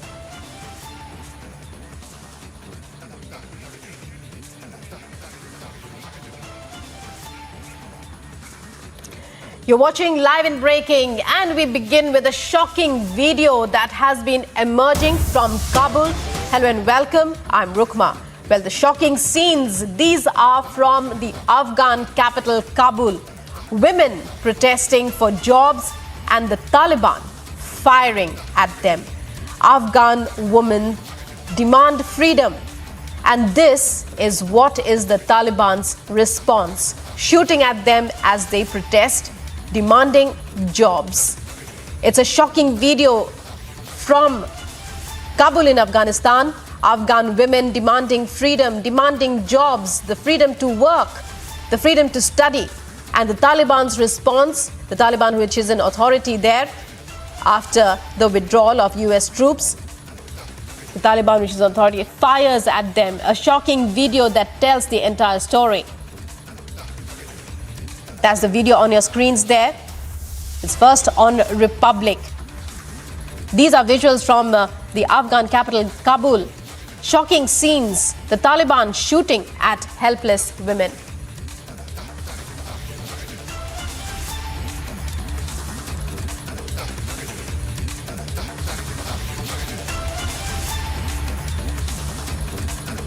We are trying to get in more details, but there you can see clear images that depict this is a video. These are visuals from Kabul in Afghanistan, where the Taliban rules.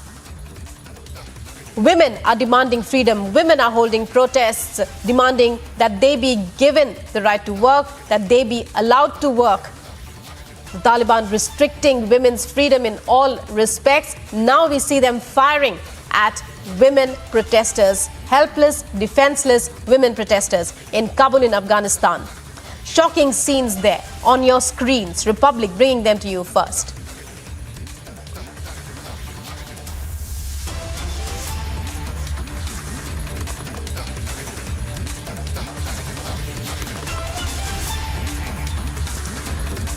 Republic bringing you those shocking visuals of atrocities on defenseless women.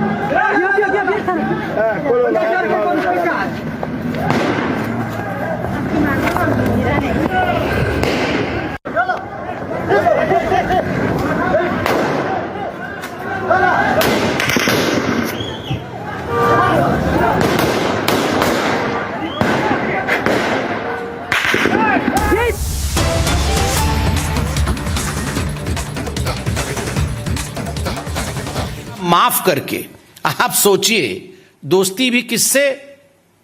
शराब माफियों से। जो शराब के mafia हैं उनके साथ दोस्ती निभाते हुए जनता की गाढ़ी कमाई से 144 करोड़ रुपया इसका माफी, इसको जो है एक तरह से जनता से लेकर के इन माफिया के हाथ में देना, यह याराना केजरीवाल जी, उनकी सरकार और मनीष सिसोदिया ने किया है। कैबिनेट में ये सारा कुछ पहले पास कराया, उसके बाद उसे खारिज किया, क्योंकि उन्हें पता था कि उनसे गलती हुई है। आज अरविंद केजरीवाल जी और मनीष सिसोदिया जी भली भांति जानते हैं कि जो हश्र सत्येंद्र जैन जी का हुआ है वही हश्र मनीष सिसोदिया जी का होने वाला है। क्योंकि कानूनी रूप से वो गलत है, ये भली भांति रूप से अरविंद केजरीवाल और मनीष सिसोदिया जानते हैं।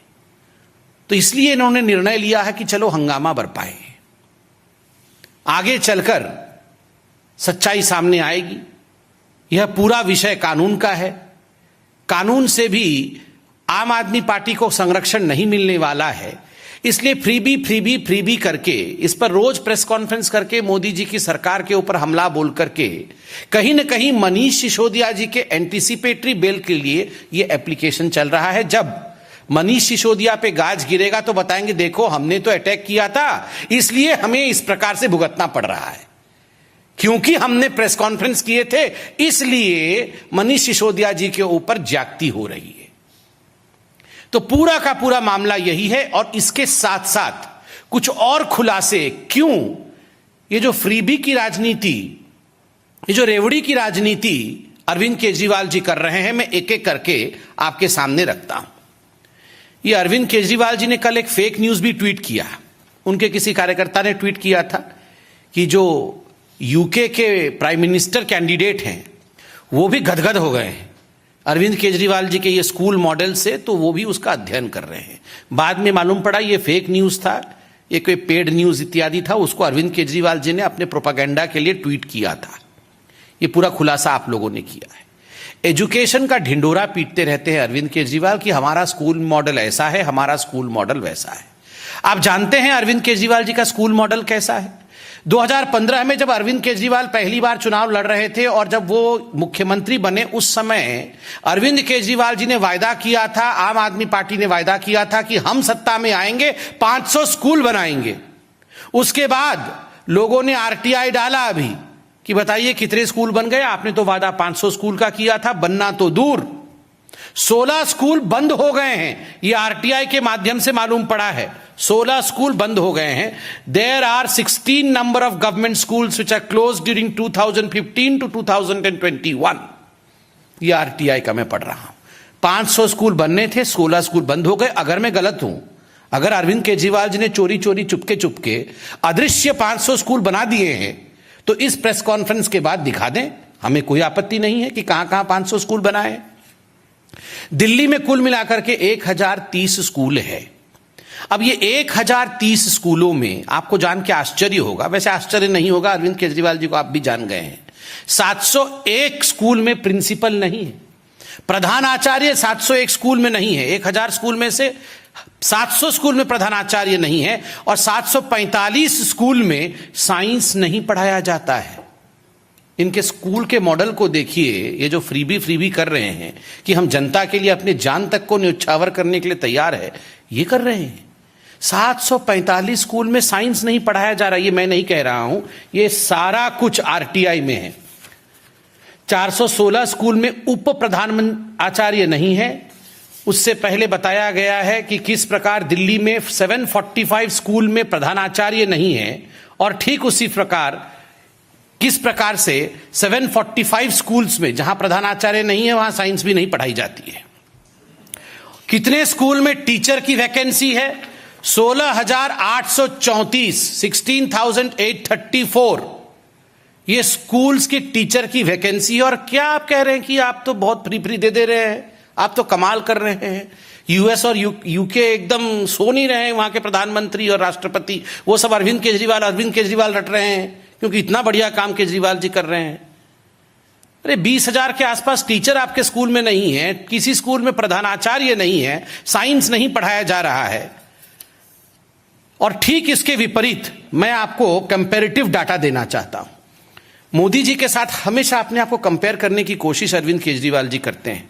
आप जानते हैं जो इंफ्रास्ट्रक्चर है भारत सरकार के स्कूलों में, 2014 में आने के पश्चात हैंड वॉश की फैसिलिटी 2012 से 13 में केवल 36% स्कूलों में थी, जो 19 से 20 में बढ़ के 90.2% स्कूल में हो गई। गर्ल्स की टॉयलेट 2012 से 13 केवल 88% स्कूलों में थी, 88% स्कूलों में थी, जो 19-20 में बढ़कर 96.9% स्कूलों में हो गई। ठीक उसी प्रकार हायर एजुकेशन में जो नंबर ऑफ कॉलेजेस 2013-14 में 36,634 था, 19-20 में बढ़कर के 42,342, अर्थात हर दिन 2 कॉलेज स्थापित हो रहे हैं भारतवर्ष में 2014 के बाद। ठीक उसी प्रकार हर हफ्ते एक यूनिवर्सिटी भारत में बन रहा है 2013-14 के बाद। जहां 2013-14 में 723 यूनिवर्सिटी थे, आज 1043 यूनिवर्सिटी है।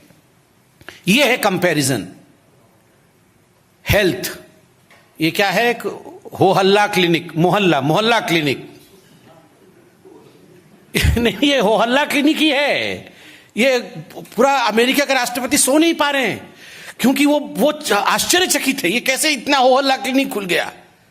गली गली में हो हल्ला, अरे बोल रहे थे 1000 हो हल्ला क्लिनिक खुलेगा, 200-300 हो हल्ला क्लिनिक, वो भी आधे आधे डब्बे जैसे हैं, उसमें 3 आदमी बैठ नहीं सकते।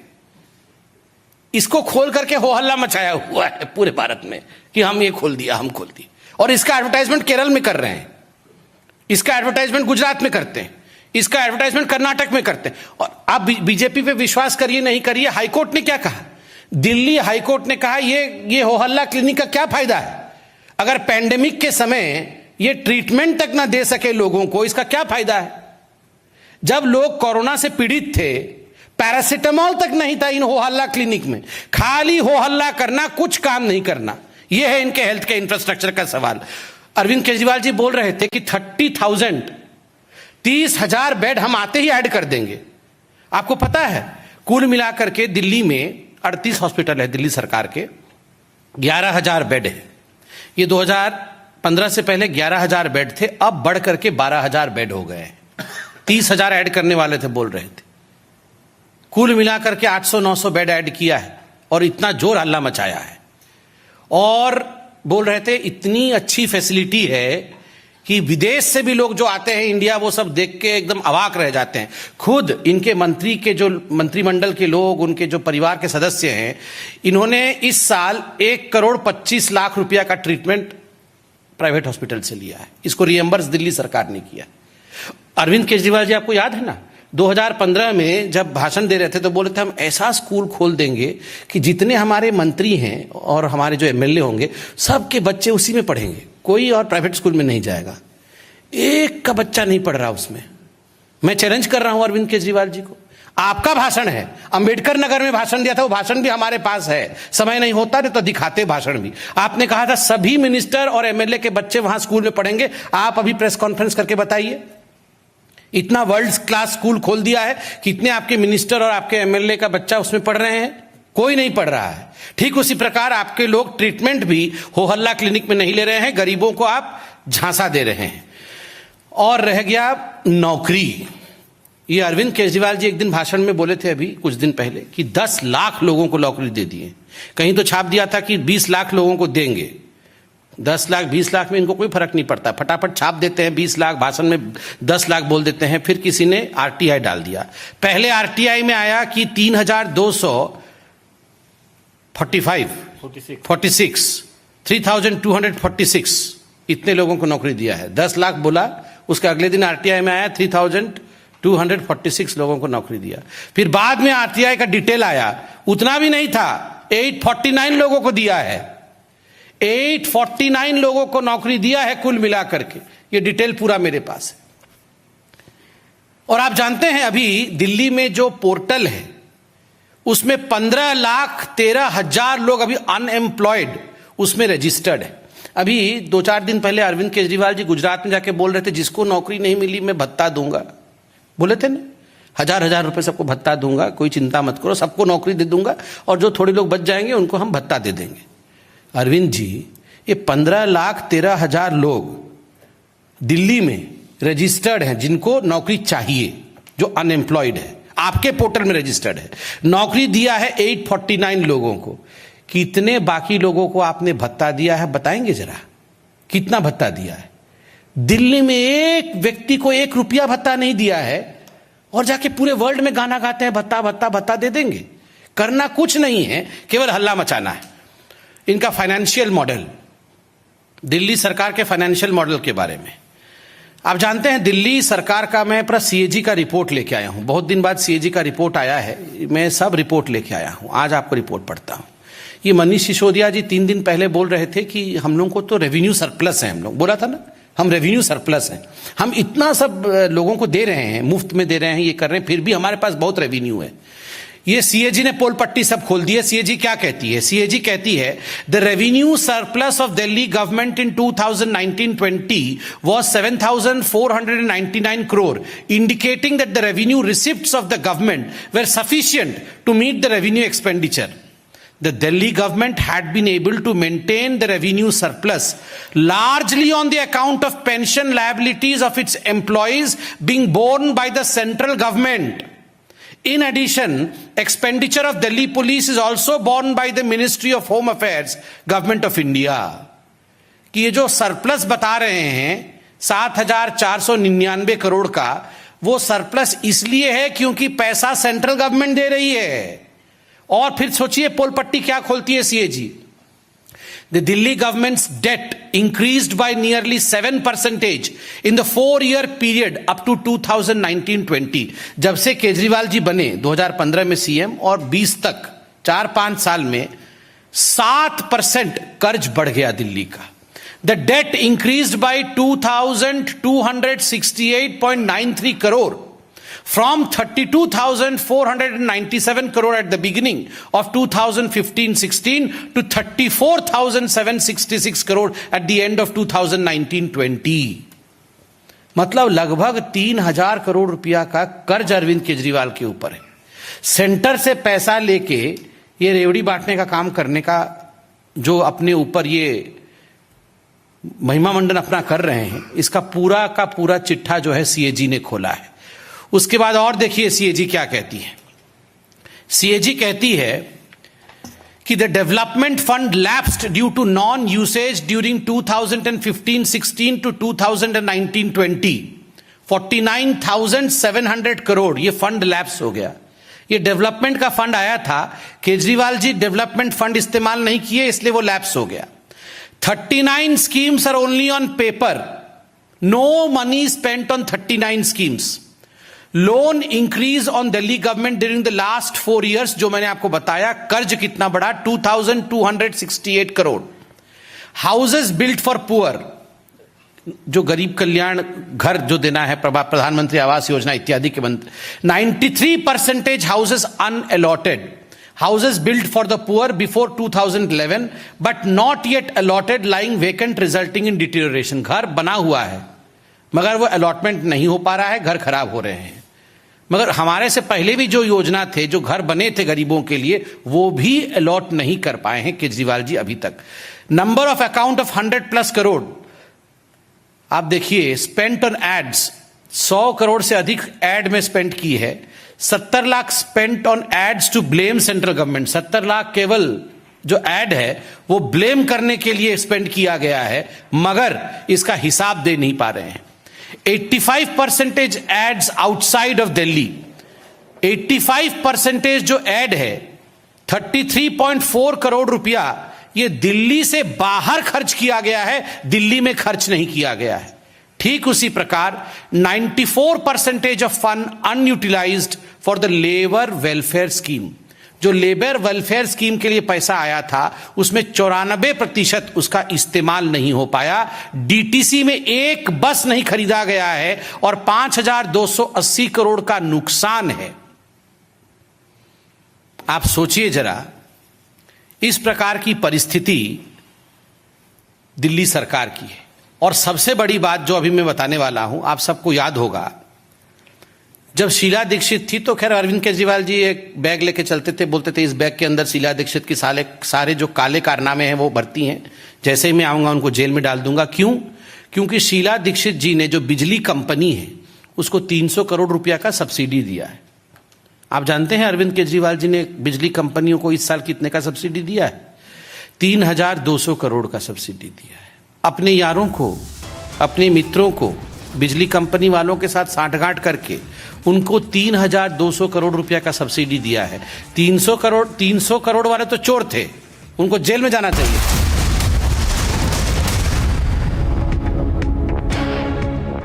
The Amity BBA has been ranked India's #1 BBA in the recently released Times of India B School 2022 rankings. a testimony to Amity BBA's globally benchmarked standards in education.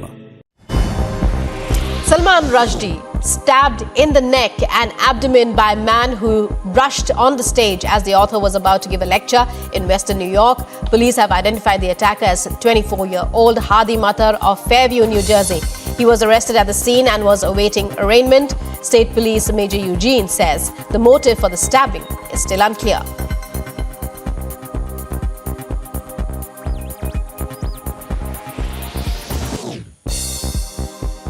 Falcon 9 launches 46 Starlink satellites into the low Earth orbit from Vandenberg Space Force Base in California. First stage booster supporting this mission previously launched Crew 1, Crew 2, Globalstar, FM-15 and 1 Starlink mission. Following stage separation, Falcon 9's first stage returned to Earth and landed on the drone ship stationed in the Pacific Ocean.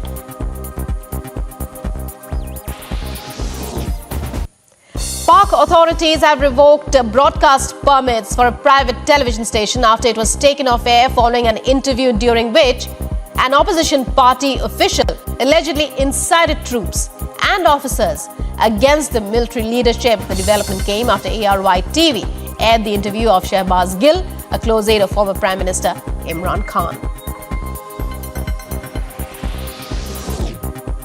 House Speaker Nancy Pelosi enrolled the climate, tax and health legislations with a signature after the House gave it final approval, moving the bill to President Joe Biden's desk. The White House says the president will sign the bill next week.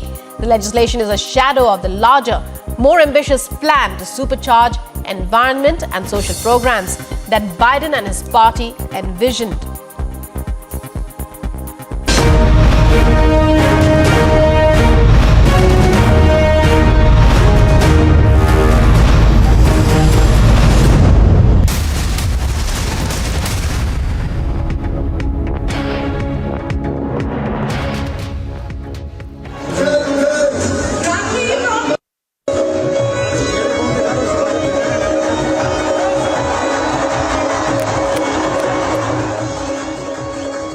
And young children, it's still not clear, but the tricolor, a human formation of the tricolor, our national flag, the three colors with the Ashok Chakra in the middle.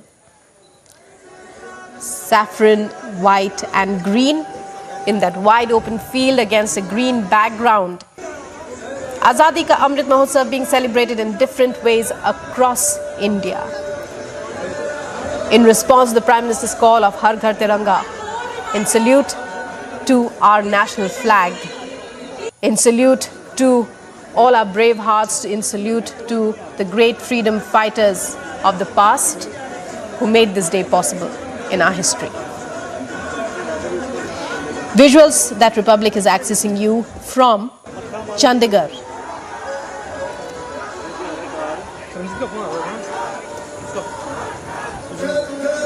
And coming up, all the updates. It's a Guinness World Record breaking human formation as India celebrates Azadi Ka Amrit Mahotsav from the 13th to the 15th. In particular, is the 15th of August, the 75th anniversary of our independence.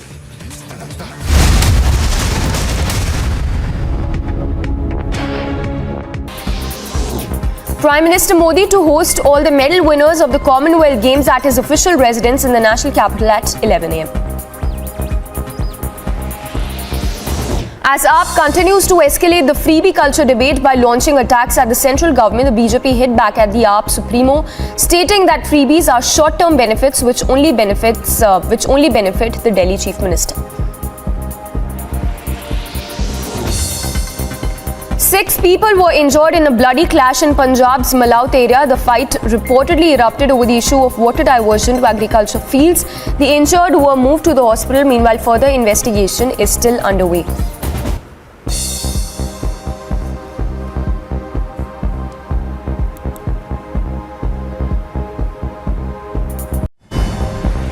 Salman Rushdie stabbed in the neck and abdomen by a man who rushed on the stage as the author was about to give a lecture in Western New York. Police have identified the attacker as 24-year-old Hadi Matar of Fairview, New Jersey. He was arrested at the scene and was awaiting arraignment. State Police Major Eugene says the motive for the stabbing is still unclear.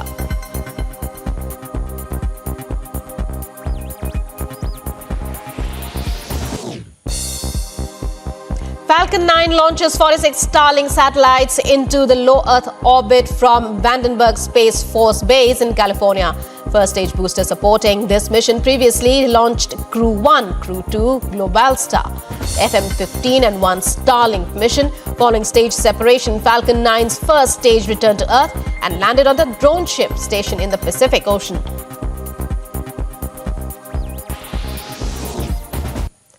Park authorities have revoked broadcast permits for a private television station after it was taken off air following an interview during which an opposition party official allegedly incited troops and officers against the military leadership. The development came after ARY TV aired the interview of Shehbaz Gill, a close aide of former Prime Minister Imran Khan.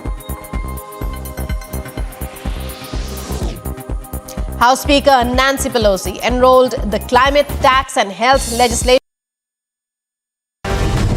That this is for the first time in the television history of India that we are bringing you real patrolling footages.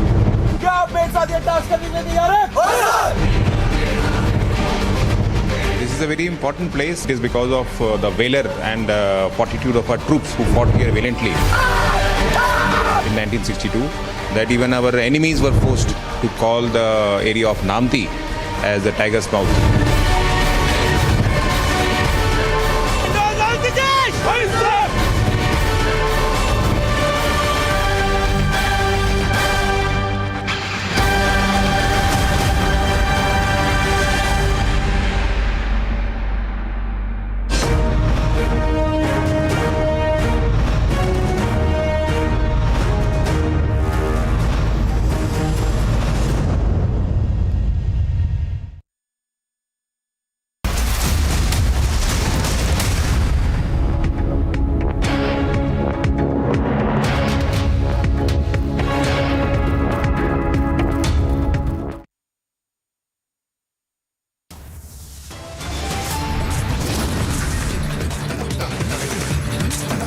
On terror in the Valley, terrorist Bitta Karate's wife was sacked by the JNK administration.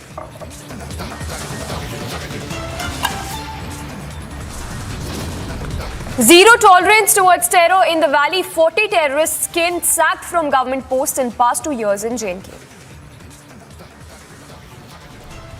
745 schools में जहां प्रधानाचार्य नहीं है वहां science भी नहीं पढ़ाई जाती. ये स्कूल्स की टीचर की वैकेंसी और क्या आप कह रहे हैं कि आप तो बहुत फ्री दे रहे हैं. BJP lambast Delhi Chief Minister Arvind Kejriwal. The mega face-off over freebies continue.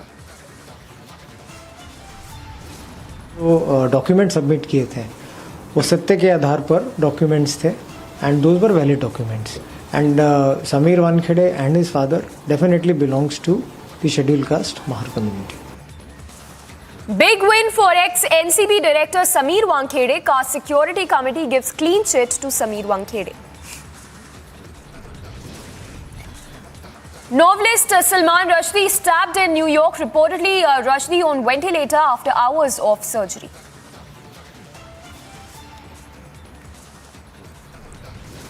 गर्व की बात है कि देश आप सभी की मेहनत से एक प्रेरणादायक उपलब्धि के साथ आजादी के अमृत काल में प्रवेश कर रहा है.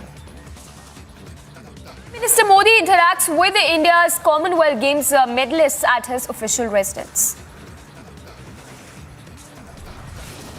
Ahead of 75th Independence Day, the entire nation gears up for the mega celebrations.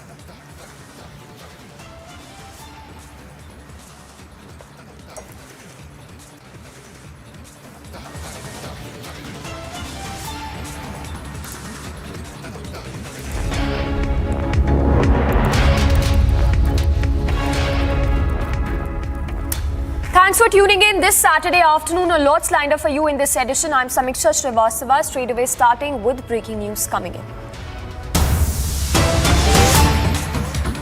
Stunning leads coming in with respect to kill Nupur Sharma's plot. Big lead that we are getting at this point is that Pakistan sent a 7-page dossier or handbook. Pakistan's terror handbook has now been accessed by Republic. Jaish terrorists, we are told, had a clincher Pakistan handbook. So that's the fresh late update coming in.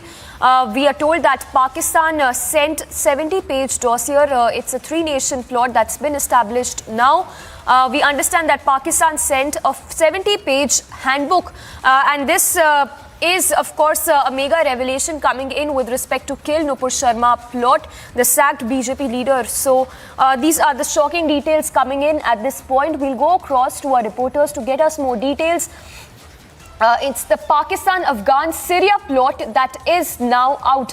So that's the big revelation and a big lead coming in with respect to this mega plot that has now been unearthed. Piyush Ori is joining us to give us those stunning details. Piyush, if you could give us the details of this plot that has now been unraveled.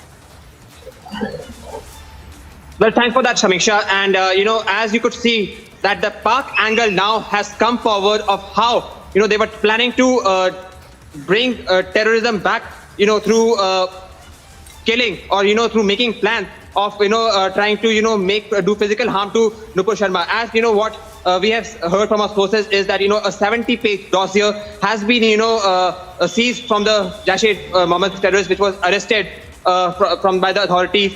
And very chilling details have come of how, he wanted to harm Nupur Sharma and also several other RSS leaders. So what you can see is that, there is a very challenging law and order situation now, which is being, created, and this direction is being coming from Pakistan. And now it becomes even more important for us to take all these, arrests very seriously, taking into consideration of what has really happened in New York, where Salman Rushdie has been arrested. Yes. So yes, this is a very, serious matter, and this really now needs to be investigated by authorities. There are going to be several, can of worms that may get unearthed by this investigation, and one may all right, Piyush, stay with us. We'll come back to you. So, Piyush, they're getting us all those details of the plot that has now been unraveled. Let's go across to more breaking news coming in right now.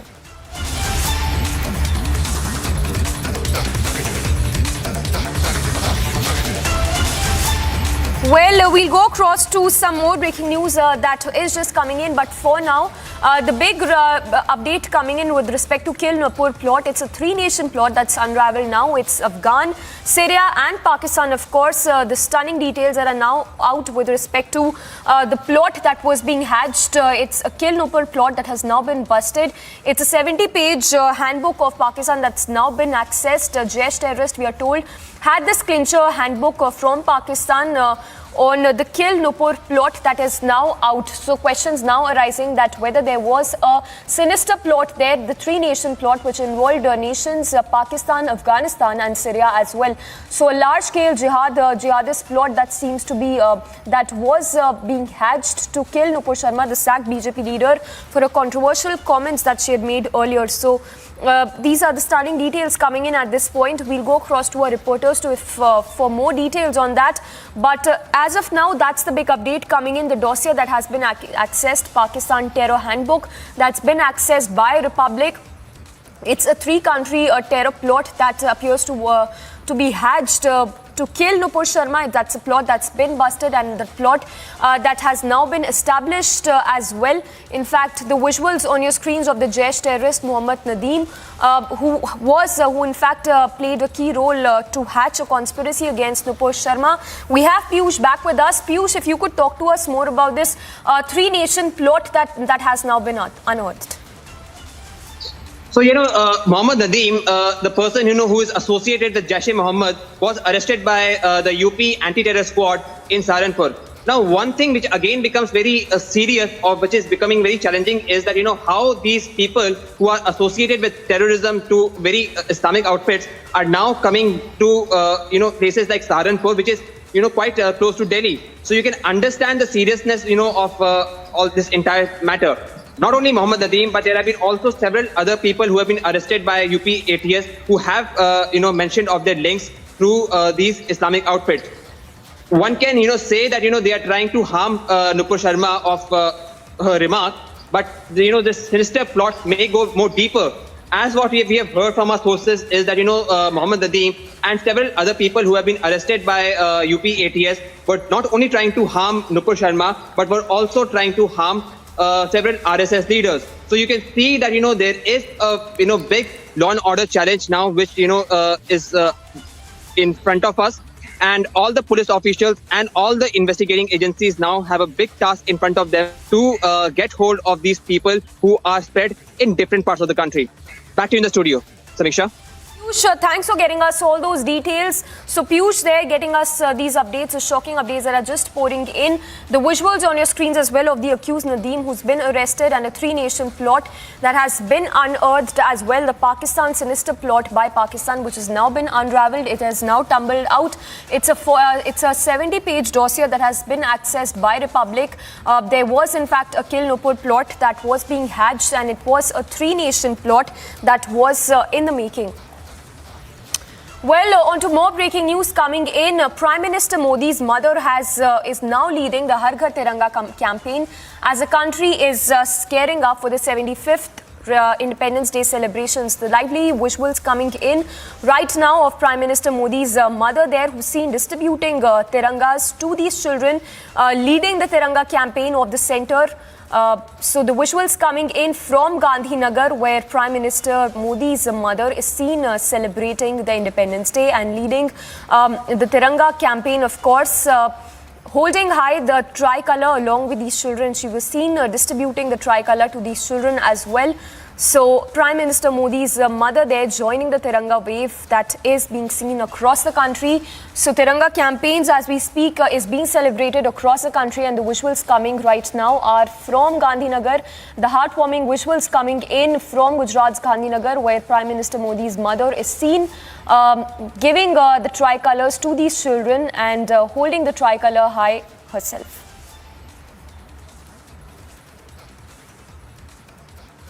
So these are the visuals. Remember, India is gearing up for the mega 75th year celebrations.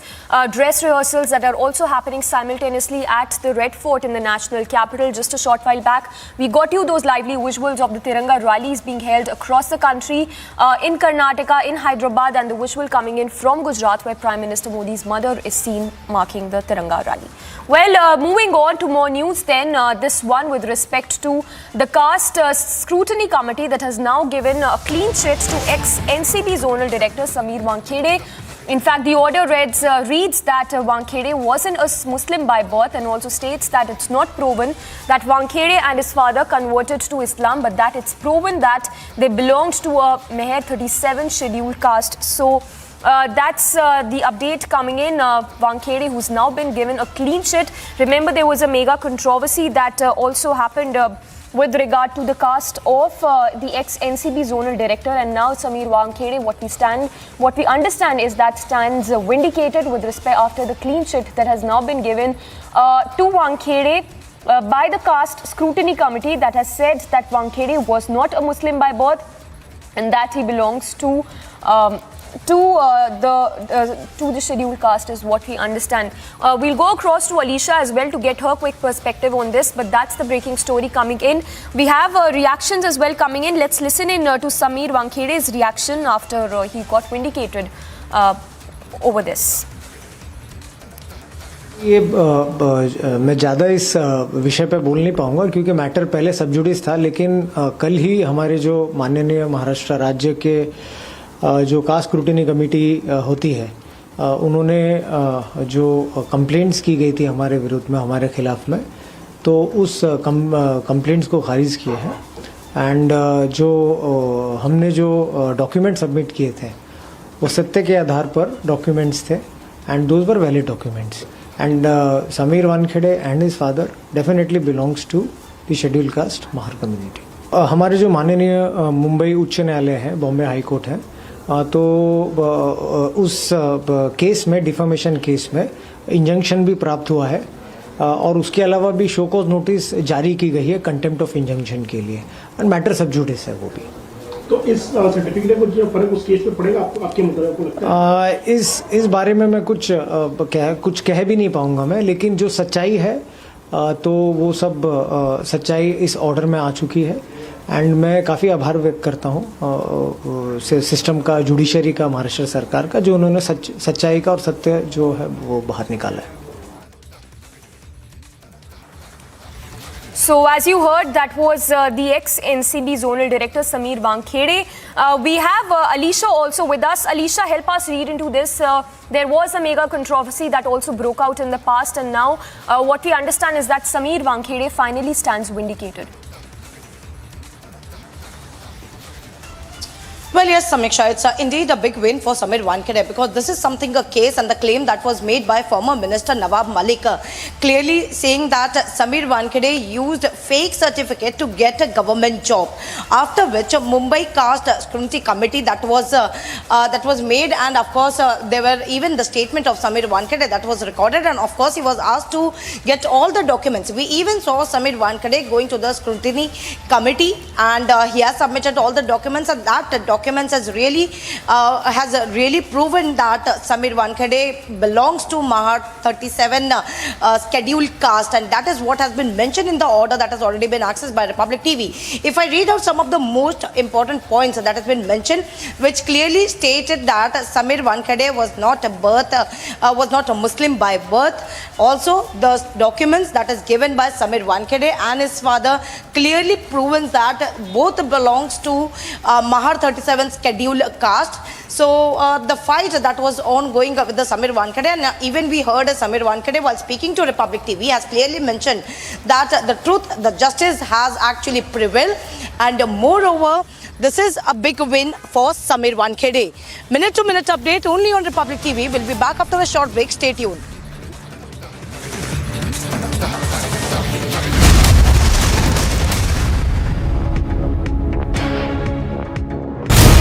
On the eve of Independence Day, Republic from Siachen base camp. Bigger challenge for the Indian Army, the soldiers, is not only fighting with the enemy, but also in adverse weather. Challenge की बात है तो challenge Indian army के लिए कोई challenge नहीं होता। इतने -डिग्री तापमान में सर्वाइव करने के लिए हमें स्पेशल इक्विपमेंट और क्लोथिंग इशू किए जाते हैं। पर जाने से पहले हमारे को स्पेशल ट्रेनिंग, स्पेशल इक्विपमेंट्स दिए गए। China, Pakistan cannot enter into Siachen because the Satwara Ridge is being controlled by the Indian Army here.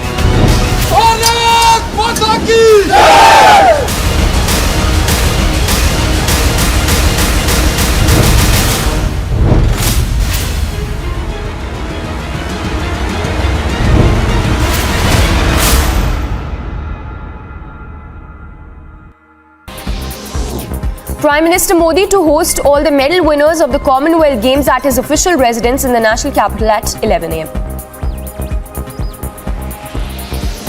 As AAP continues to escalate the freebie culture debate by launching attacks at the central government, the BJP hit back at the AAP Supremo, stating that freebies are short-term benefits which only benefit the Delhi Chief Minister. 6 people were injured in a bloody clash in Punjab's Malaut area. The fight reportedly erupted over the issue of water diversion to agriculture fields. The injured were moved to the hospital. Meanwhile, further investigation is still underway.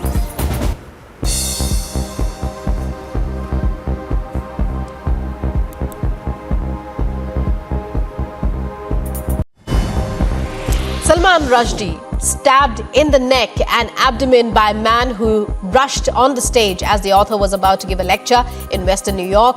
Police have identified the attacker as 24-year-old Hadi Matar of Fairview, New Jersey. He was arrested at the scene and was awaiting arraignment. State Police Major Eugene says the motive for the stabbing is still unclear.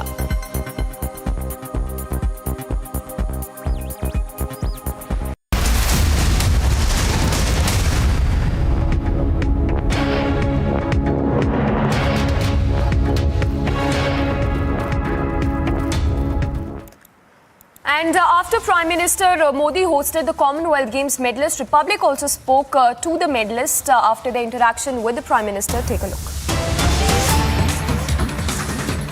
About Indian table tennis, there is one person who we can never forget, and that is Sharad Kamal, the veteran Sharad Kamal, who has, continued to do us, proud. in the field of table tennis. Today we have the honor of talking to Sharat Kamal, who has actually done us proud. Sir, you have been in this, you've been winning us medals for so long. No one can tell you about, either how long have you been, performing for us, and doing well. So what has been the secret of this success?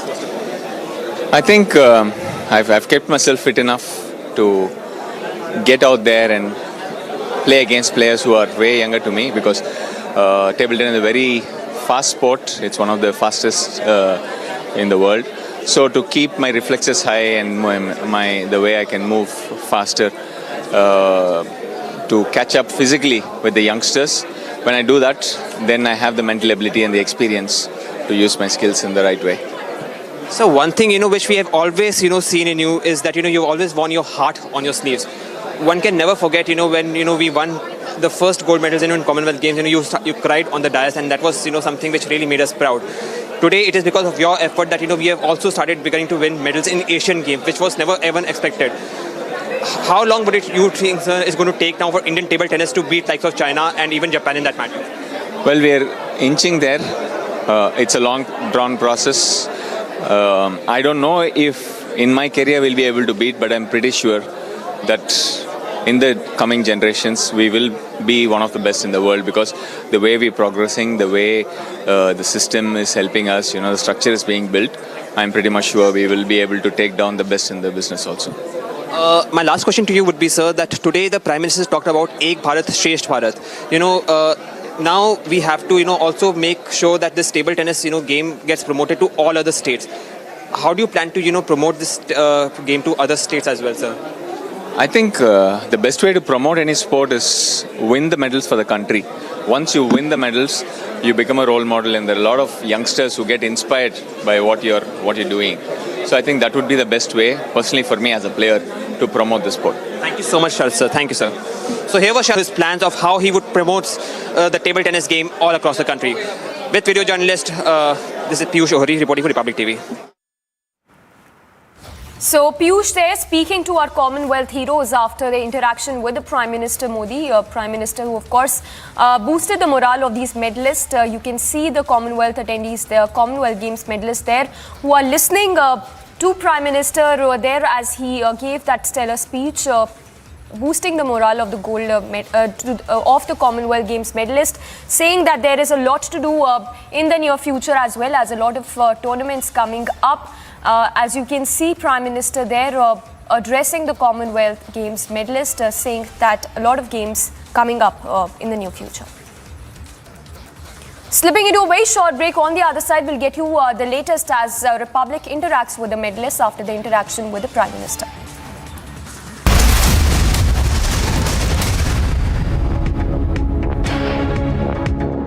The Amity BBA has been ranked India's #1 BBA in the recently released Times of India B School 2022 rankings, a testimony to Amity BBA's globally benchmarked standards in education.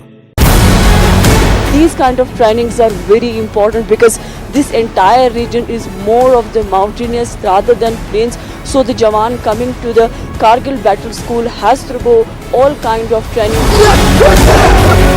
हमारे सेना में लड़ाई लड़ने की इच्छा शक्ति, आत्मविश्वास तथा दुश्मन को निष्क्रिय करने का ताकत है।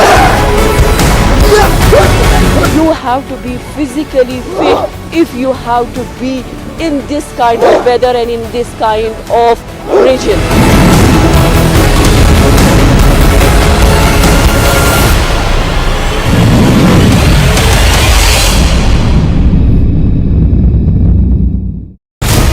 On the eve of Independence Day, Republic from Siachen base camp. Bigger challenge for the Indian Army, the soldiers, is not only fighting with the enemy, but also in adverse weather. Challenge की बात है तो challenge Indian army के लिए कोई challenge नहीं होता। इतने -डिग्री तापमान में सर्वाइव करने के लिए हमें स्पेशल इक्विपमेंट और क्लोथिंग इशू किए जाते हैं। पर जाने से पहले हमारे को स्पेशल ट्रेनिंग, स्पेशल इक्विपमेंट्स दिए गए। The China, Pakistan cannot enter into Siachen because the Satwara Ridge is being controlled by the Indian Army here.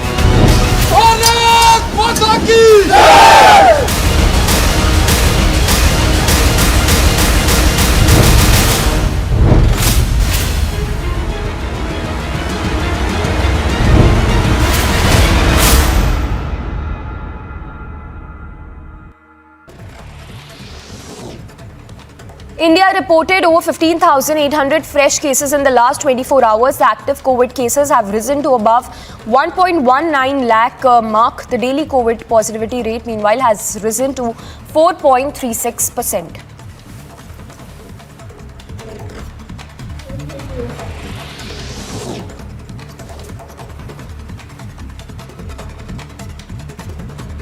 Eight more bodies were recovered in UP's Banda, taking the death toll to 11. The process of identifying the bodies and the search operations are underway.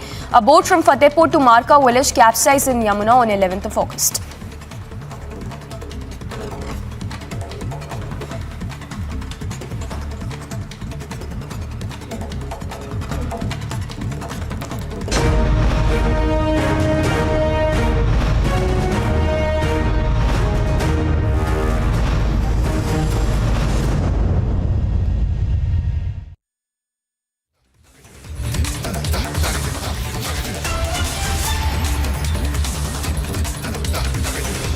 A man was stabbed to death in South Delhi's Malviya Nagar, and the murder was caught on CCTV cameras. In the light of the shocking event, a case was registered and an investigation is underway. The 25-year-old man was stabbed to death by some people after an argument. In the video, Mayank is seen running and being chased by some people. They were seen catching him near a car, and one of the accused, wearing white pants, stabs him several times. A case has been registered and an investigation is currently underway. SHO साहब आज बैठे थे, mortuary में थे, उन्होंने सारा पूरा postmortem वगैरह करवाया, तो कह रहे जल्दी से जल्दी हम कुछ एक्शन ले रहे हैं. 4 लोगों को 3 को पकड़ के रखा है, 1 पकड़ना हो रहा है. However, the motive behind the incident is yet to be ascertained. Mayank had done a course in hotel management and was currently unemployed. Bureau Report, Republic TV. Slipping into a very short break, lots lined up for you on the other side. No post for terror backers, a strong message that J&K administration sends out with the sacking of Bitta Karate's kid.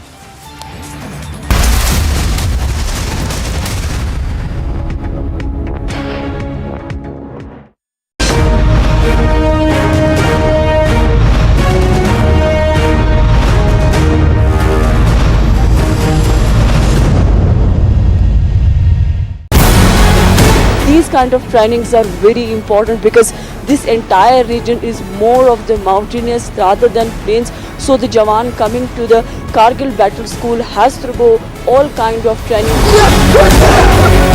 हमारे सेना में लड़ाई लड़ने की इच्छा शक्ति, आत्मविश्वास तथा दुश्मन को निष्क्रिय करने का ताकत है. You have to be physically fit if you have to be in this kind of weather and in this kind of region.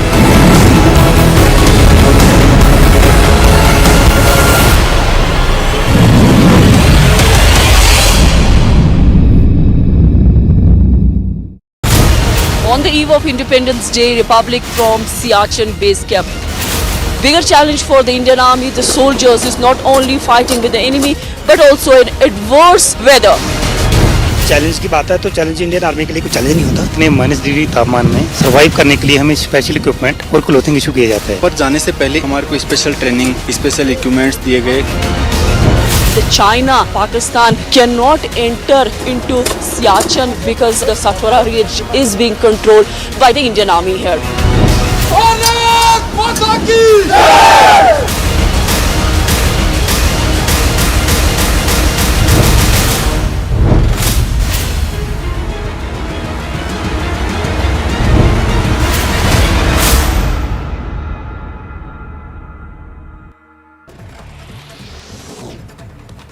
India reported over 15,800 fresh cases in the last 24 hours. The active COVID cases have risen to above 1.19 lakh mark. The daily COVID positivity rate, meanwhile, has risen to 4.36%.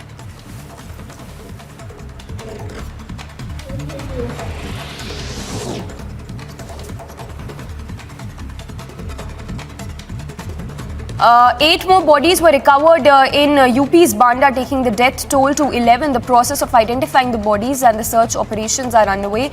A boat from Fatehpur to Marka village capsized in Yamuna on 11th of August.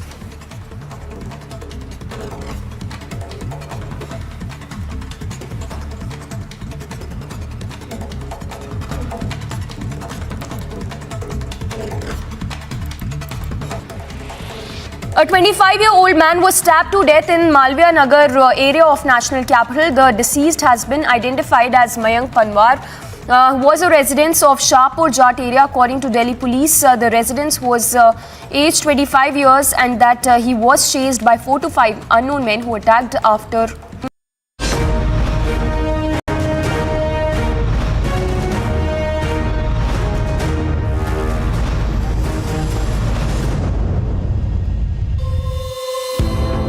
Now, ahead of the 75th Independence Day celebrations under the Tiranga campaign, the Golconda Fort in Hyderabad is decorated, illuminated in tricolour.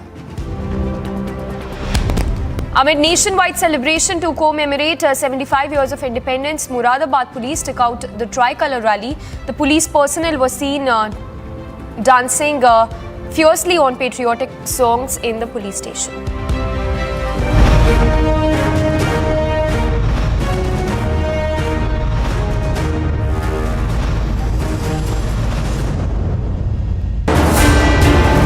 What the camel can do in the desert, no amount of technology can. And this is what we're going to tell you. What is the capability of this camel?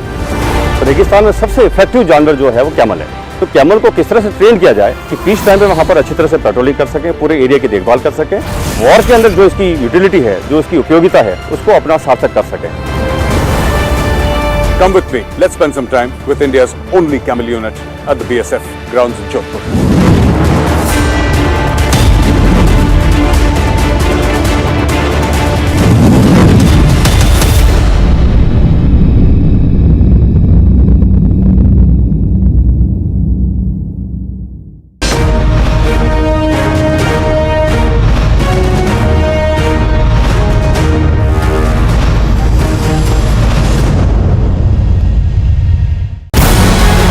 These kind of trainings are very important because this entire region is more of the mountainous rather than plains. So the Jawan coming to the Kargil battle school has to go all kind of training.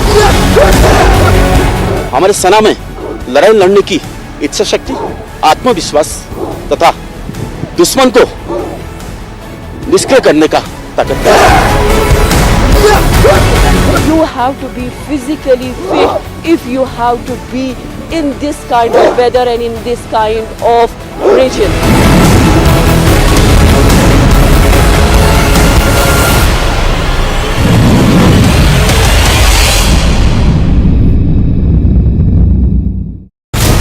On the eve of Independence Day, Republic from Siachen base camp. Bigger challenge for the Indian Army, the soldiers, is not only fighting with the enemy but also in adverse weather. Challenge की बात है तो challenge Indian army के लिए कोई challenge नहीं होता। इतने -डिग्री तापमान में सर्वाइव करने के लिए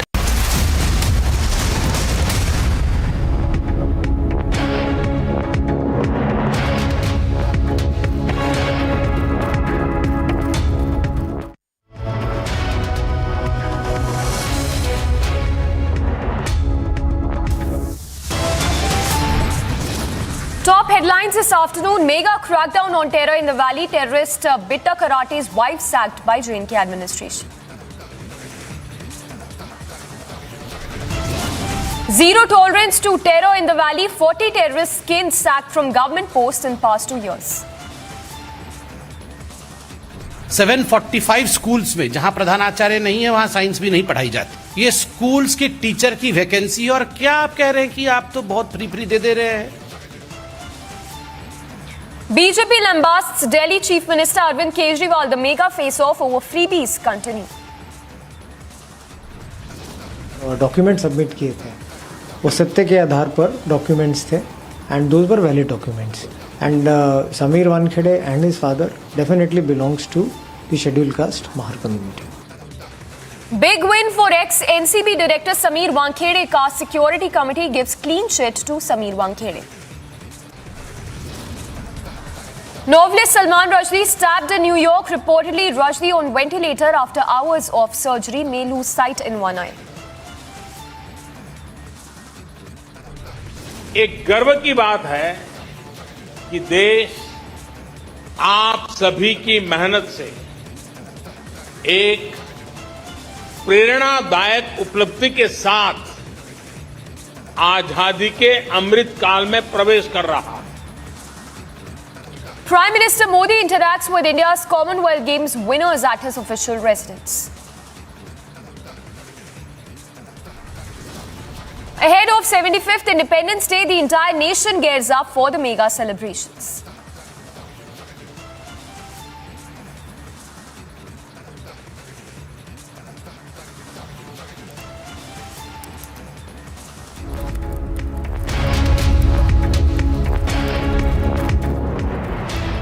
Thanks for tuning in this Saturday afternoon. I'm Samiksha Srivastava. We are live and breaking straight away, starting with breaking news coming in. And breaking news coming in from Tamil Nadu, where we understand that the Tamil Nadu Finance Minister faced massive backlash. In fact, we understand that a shoe was hurled at the Tamil Nadu Minister at the Madurai airport. This was a commotion as a result of BJP workers not being allowed to attend the funeral ceremonies, what we understand of a martyr. So a shoe that was pelted at Minister's car in Madurai is what we are given to understand at this point.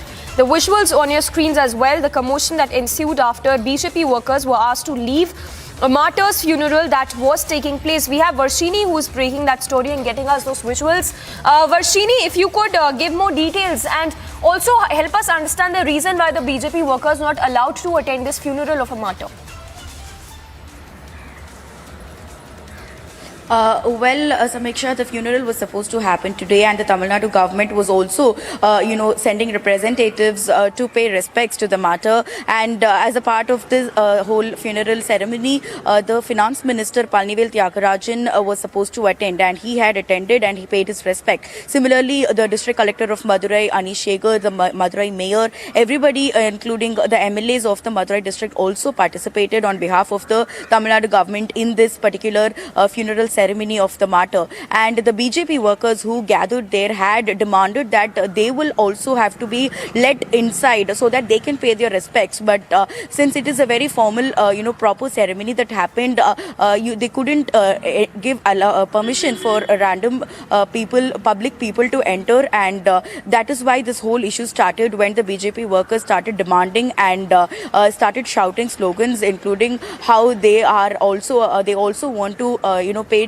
respects and tributes to a martyr of the country. And that after the funeral was over, when the finance minister was leaving and when he was on his way to the airport, the BJP workers attacked his car. They pelted a shoe on his car, and the police who were deployed there for security purposes had to immediately remove all the BJP workers from the whole location where the funeral was happening of Lakshmanan, 24-year-old Lakshmanan, who's lost his life for the country. And the situation was brought under control by the Madurai City Police after they were forced to remove the BJP workers who were making a commotion there, and only after that it was settled. Well, absolutely, Varshini, still the big question that remains is that everyone should be allowed to pay respects to the martyrs of the country. Why were the BJP workers not being allowed in the first place? Well, that exactly is the big question that is doing the rounds here, because there were a huge number of people who were representing the DMK government, and who were present at the funeral ceremony to pay respects to the martyr. And similarly, even BJP state leader Annamalai was also present there to pay his tributes to the martyr. And the BJP workers asked for an entry so that they can also go pay their tributes, but due to law and order situation and demands, the police did not allow them, and that's when they started to indulge in a commotion, and that is how this whole situation, this scenario happened. And that's when they started attacking the finance minister's car, and they also hurled a shoe at the front of the car, which is very clearly seen in the visuals, and the whole area had to be cleared, and the police had to give additional security so that the minister was able to reach the Madurai airport on time.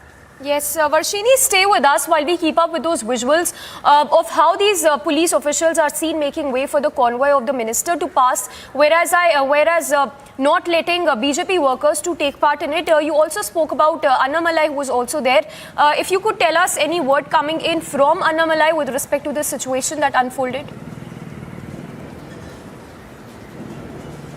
Well, this is definitely an unfortunate situation, and the BJP, as we can see from the visuals, is definitely agitated about what went through during that funeral ceremony, and it is expected that the BJP will definitely take up this issue, and the BJP state president K. Annamalai, who also was there to pay his respects, was definitely not looking very happy with whatever happened. He also looked very upset. Therefore, there is a expectation that the BJP will definitely strongly condemn whatever happened during the funeral ceremony. Therefore, we'll have to see what the BJP has to take a stand on this, or how they react to this.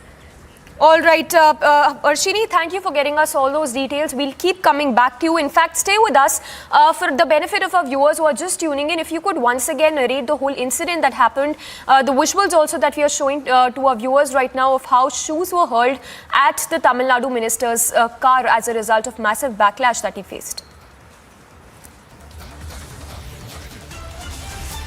Samiksha, so today the funeral ceremony of the martyr who was killed in Jammu and Kashmir was supposed to happen in Madurai, his own native, and his body was brought back to Madurai city, and funeral arrangements were made. And on behalf of the Tamil Nadu government, the Tamil Nadu Finance Minister Palnivel Thiagarajan and the Tamil Nadu District Collector Anish Shegar, the Madurai District Collector Anish Shegar, the Madurai City Mayor, and the MLAs of the Madurai district also participated in this funeral ceremony to pay their respects to the martyr. And during that time, the BJP workers demanded that they would be let into the funeral ceremony so that they can also pay their tributes, pay their respects to the martyr. But unfortunately, due to law and order reasons, the police who were deployed there for security purposes could not let them inside. And this was definitely, this did not definitely go well with the BJP workers who were present there, and they were agitated. And when the finance minister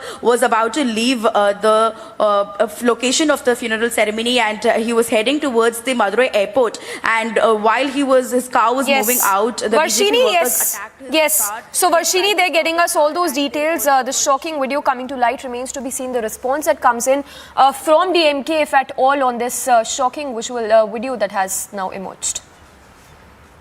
Moving on then to our big story that we've been tracking since yesterday. Salman Rushdie, the author whose writing led to death threats from Iran since the 1980s, was attacked on 12th of August as he was about to give a lecture in Western New York at an event. Take a look at this report. Author Salman Rushdie was stabbed in the neck and abdomen at an event in New York, US. The 75-year-old author is on ventilator and could lose an eye. Police have identified his attacker. The author's agent said that Salman Rushdie suffered severe nerves in an arm and damage to his liver and could lose an eye. New York police identified the attacker as Hadi Matar from New Jersey and said the motive behind the attack remained unclear.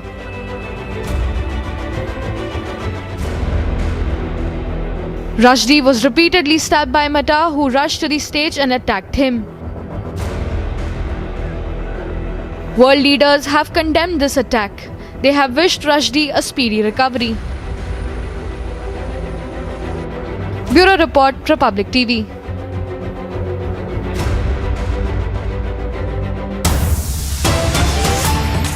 Well, tracking closely all the updates coming in on Rushdie's attacker as well. Remember, his attacker has been identified as Hadi Matar. What we understand is that he used fake driver's license.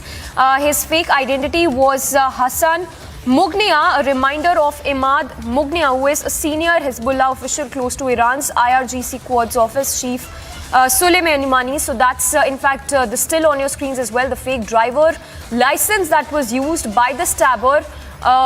So that's the latest what you're learning. Just a mere just 25 years old man who stabbed who stabbed Rajdi. We have Niranjan also to give us more details. Niranjan, if you could give us more details of this attacker. Well, we're getting the first details of of the attacker, the man who was seen stabbing, attacking, and later being taken away, detained by the police in New York. It appears that he had a fake ID, and some of the reports, and this is a person who has tweeted details of this attacker. This is a parliamentarian from Belgium. In fact, who has tweeted. Her name is Daria Safai. And Daria Safai has tweeted details of this attacker, saying that Hadi Matar used his fake driver's license. And it's important, and it's also symbolic because, and what this MP, this parliamentarian in Belgium, is trying to hint at is that the name on the card and the ID that you see there, the name on the ID on the right, that's Hassan Mughnia. This MP claims that Hassan Mughnia is a reminder of Imad Mughnia, a senior Hezbollah official close to Iran's IRGC Quds force chief Qasem Soleimani. And that is why it is important.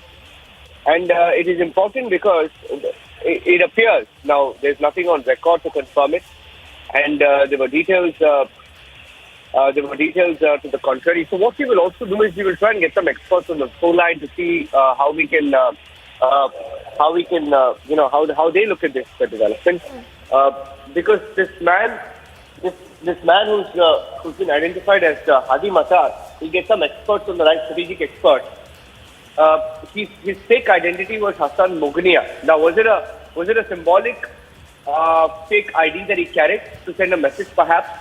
Because Mughnia is also a reminder of Imad Mughnia, and Imad Mughnia is a senior Hezbollah official close to Qasem Soleimani, and Qasem Soleimani was killed by the American forces, as we remember.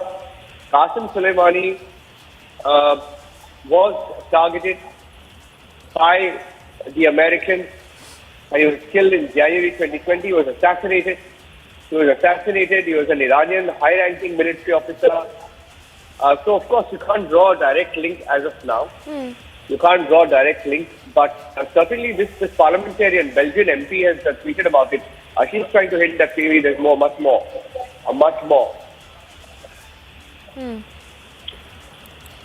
Well, yes, Niranjan, if you are still with us, if you could talk to us more about that fatwa, that bounty that was on his head, or by the Iran government, if you could give us more details with respect to this fatwas that was on his head since the 1980s. Yes, well, absolutely. Before I give you more details about this attacker, I'd like to go across to Sushant Sareen as well. Sushant Sareen is on the phone line with us, strategic affairs expert Sushant Sareen. Sushant, there is a parliamentarian from Belgium.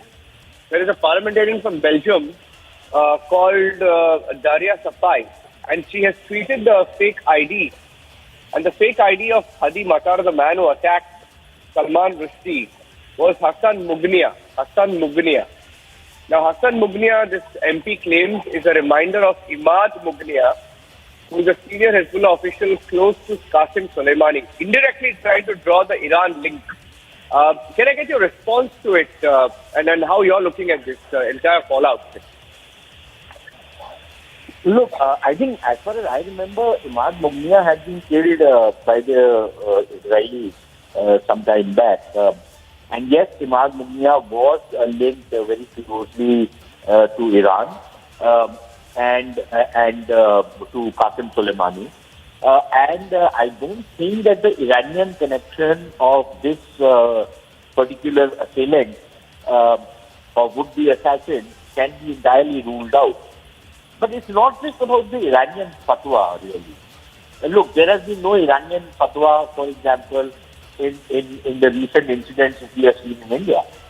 And yet, there has been this whole climate of hatred that has been created, this whole campaign of San Se Juda which has been created even in India, hasn't it? And not too long back, many Indian politicians would boast around the world that the Indian Muslims are not affected by this particular trend which is going around in the rest of the world. So I think we have to accept the fact that this propaganda has been going on for a long time, and it is not limited to any one community. Now, whether there is an Iranian link to this particular assault, or it is just some another crazy character who's decided the name of the Prophet and the respect and the honor of the Prophet depends upon his being, this character being murderous. I think that's utterly crazy. Many people in the Muslim community hold the Prophet in very high esteem, not because of these characters who go about killing people. So I think it is very important for us to understand that the kind of propaganda and the kind of a hatred cult that has been cultivated over the years is what is responsible for what has happened. Now, whether there was a direct or indirect Iranian connection is quite immaterial as far as I am concerned. Yeah. But is there any doubt, I mean, now with the details that are emerging, is there any doubt in your mind that this was some sort of a attack as retaliation to what happened decades ago? This was certainly targeted. There's no doubt on that, right? I mean, I don't know. How do you see about, when you look at the reaction? I don't think there's any doubt on that, because for many fanatics, Salman Rushdie has been a kind of a magnet of hate. They made him into a hate figure. There are many people, and from what I can make out, this particular assailant would not have even been born when Salman Rushdie made the allegedly blasphemous remarks, right? And yet, almost years later, you have a guy who's probably in his mid-20s who has suddenly taken upon himself that he must, carry out this kind of an action. So I think you need to look at the kind of mindset. You need to look at the kind of the hatred which has been propagated and which has been floated. The way killing another person has been made perfectly kosher is something which should be concerning communities all across the world, and not just non-Muslim communities, but also Muslims all over the world, because it is driving, the Muslim community around the world into a corner where, people will start taking retaliatory action. And I don't think anybody wants something like that to happen. So I think it is extremely important for all sides to step back, all sides to understand that, there are certain behaviors which are simply not permitted, simply not acceptable to any civilized society. And I think we need to move in that particular direction. Yeah. Thank you for that, Sushant. Thank you for joining us on the broadcast. We also have Colonel Rohit joining us. Colonel Rohit, getting in more details, in fact, it's a Belgian MP who tweeted this, trying to draw Hezbollah, Palestine, Hezbollah and Iranian link to two generals who were, one is Imad Mughniya, and second, to Qasem Soleimani, are trying to draw a link to the fake ID that was used, perhaps to hint that a message was sent out from Iran, maybe, that this was a deliberate attack. Right. So I agree with this view, and I think this Hadi Matar, the attacker, he has a lot of Iranian connection in that, he has posted on his Facebook as well of Ayatollah Khomeini and everybody else. And he has been a person at a young age who has been influenced to carry out this fatwa which was issued against Salman Rushdie in 1989 probably. And since then, he also supports the Shia extremism. That's what his Facebook account and the details with the intelligence agencies in US has come out. My worry is a little different. My worry is that how does a person of such a linkage have fake IDs sitting in the USA? We have all been through USA in many forms, and the systems are so strict. And for Hadi Matar to obtain this license, it still smacks of some kind of a security lapse, A. B, I just hope that, in its policies, which the US has followed over the period of time, and they have allowed some kind of migrations to happen for whatever reasons, their internal polity or otherwise. I hope they have not made these mistakes because it's very easy for us to talk in India when we talk about outsiders getting access to Aadhaar cards and all, and the government is getting really back at it today. But for US, I think it's a very strange thing to happen. The security documents are very, very compact there in the sense that you can't fudge it. So I'm not too sure what lapse has happened on that angle. I think that's a bigger angle to see. But surely, Hadi Matar is a young man influenced by his, fatwa, which is given by the state in Iran. It's playing out. Qasem Soleimani's death, avenging, everything is part of it. But it is just a small thing that he has gone around and hit Salman Rushdie first. Maybe this young man could have risen to some other occupation and done something more devastating in the U.S. against U.S. interests. So I think people have to see from all perspectives how do people get immigration, how the systems allow them to make fake IDs, how do they enter such a venue which is supposed to be, in U.S. wherever you go there is some sense of security. Recently I went there, even a mall in U.S. because of the attacks which happened during the Black Lives Matter. Still in the heart of Atlanta or Manhattan, you found malls to have a lot of police security. So I think U.S. has to reflect back on what it has done. I just have to interrupt you for a second. I think S. Jaishankar is speaking on Salman Rushdie. So I can cut across to that. S. Jaishankar, the External Affairs Minister. Let's cut across to that. Okay, S. Jaishankar. Is that, sorry? Have you talked with that No, I've been here. I've been mainly talking to all of you. सब ಇಲ್ಲಿಗೆ ಕೊನೆ ಮಾಡುವ ನಮಸ್ಕಾರ ಧನ್ಯವಾದಗಳು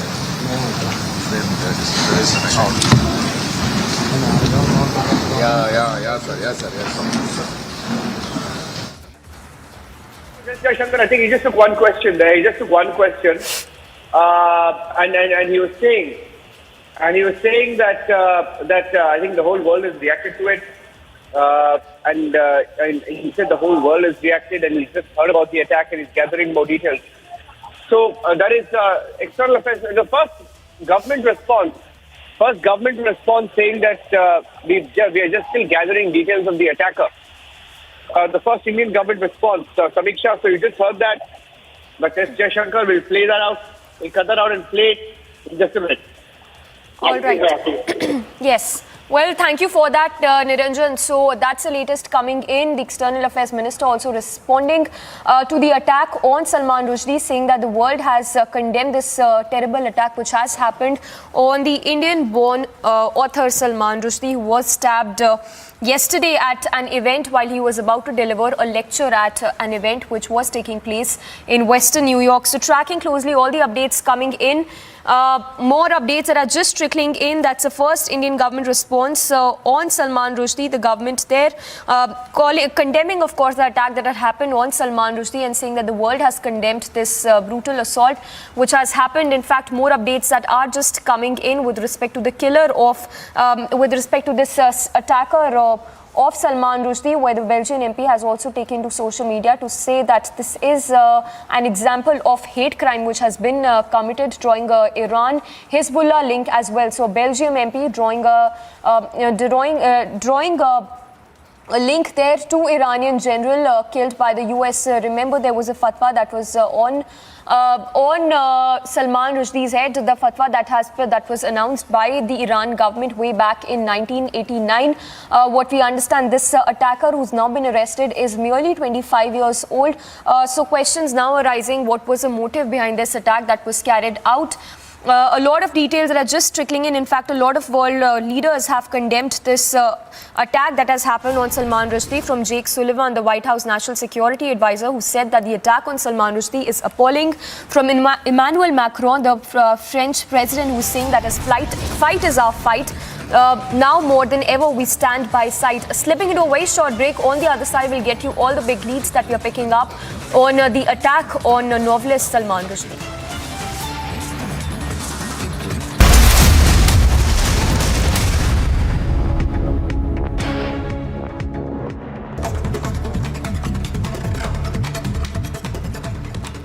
Ahead of India's 75th Independence Day, a dress rehearsal was conducted at the iconic Red Fort in the national capital. The Jawans were seen conducting a march past while a helicopter showered flower petals from above.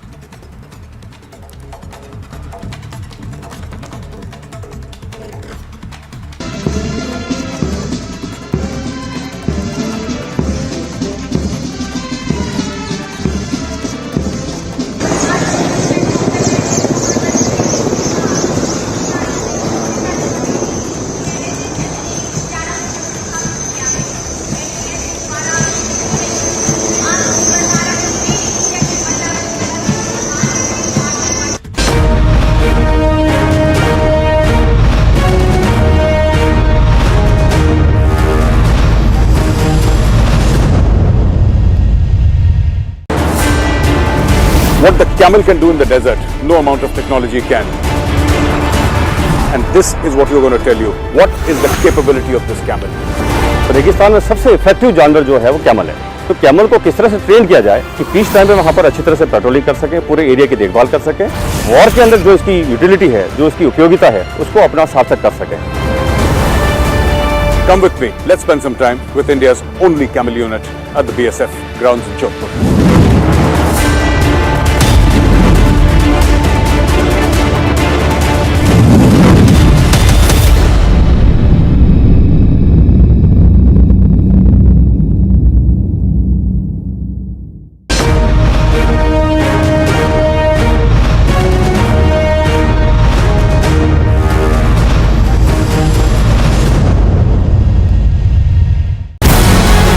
These kind of trainings are very important because this entire region is more of the mountainous rather than plains. So the Jawan coming to the Kargil battle school has to go all kind of training. हमारे सेना में लड़ाई लड़ने की इच्छा शक्ति, आत्मविश्वास तथा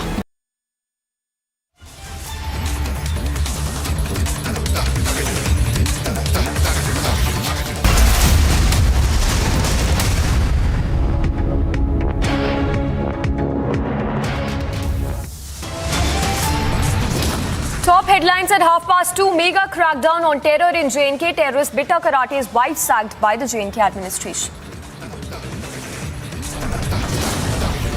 Zero tolerance to terror in J&K. 40 terrorists skin-sacked from government post in past 2 years.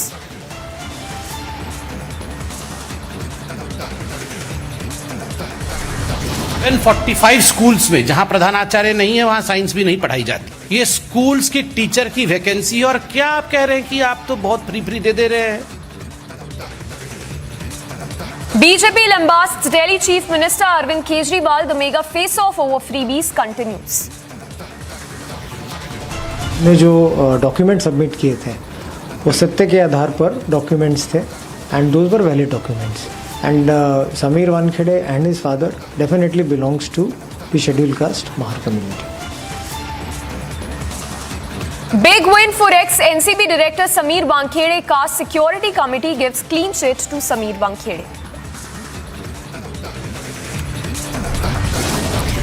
Author Salman Rushdie stabbed in New York. Reportedly, Rushdie on ventilator after hours of surgery. एक गर्व की बात है कि देश आप सभी की मेहनत से एक प्रेरणादायक उपलब्धि के साथ आजादी के अमृत काल में प्रवेश कर रहा। Prime Minister Modi interacts with India's Commonwealth Games medalists at his official residence. Ahead of the 75th Independence Day, the entire nation gears up for the mega celebrations.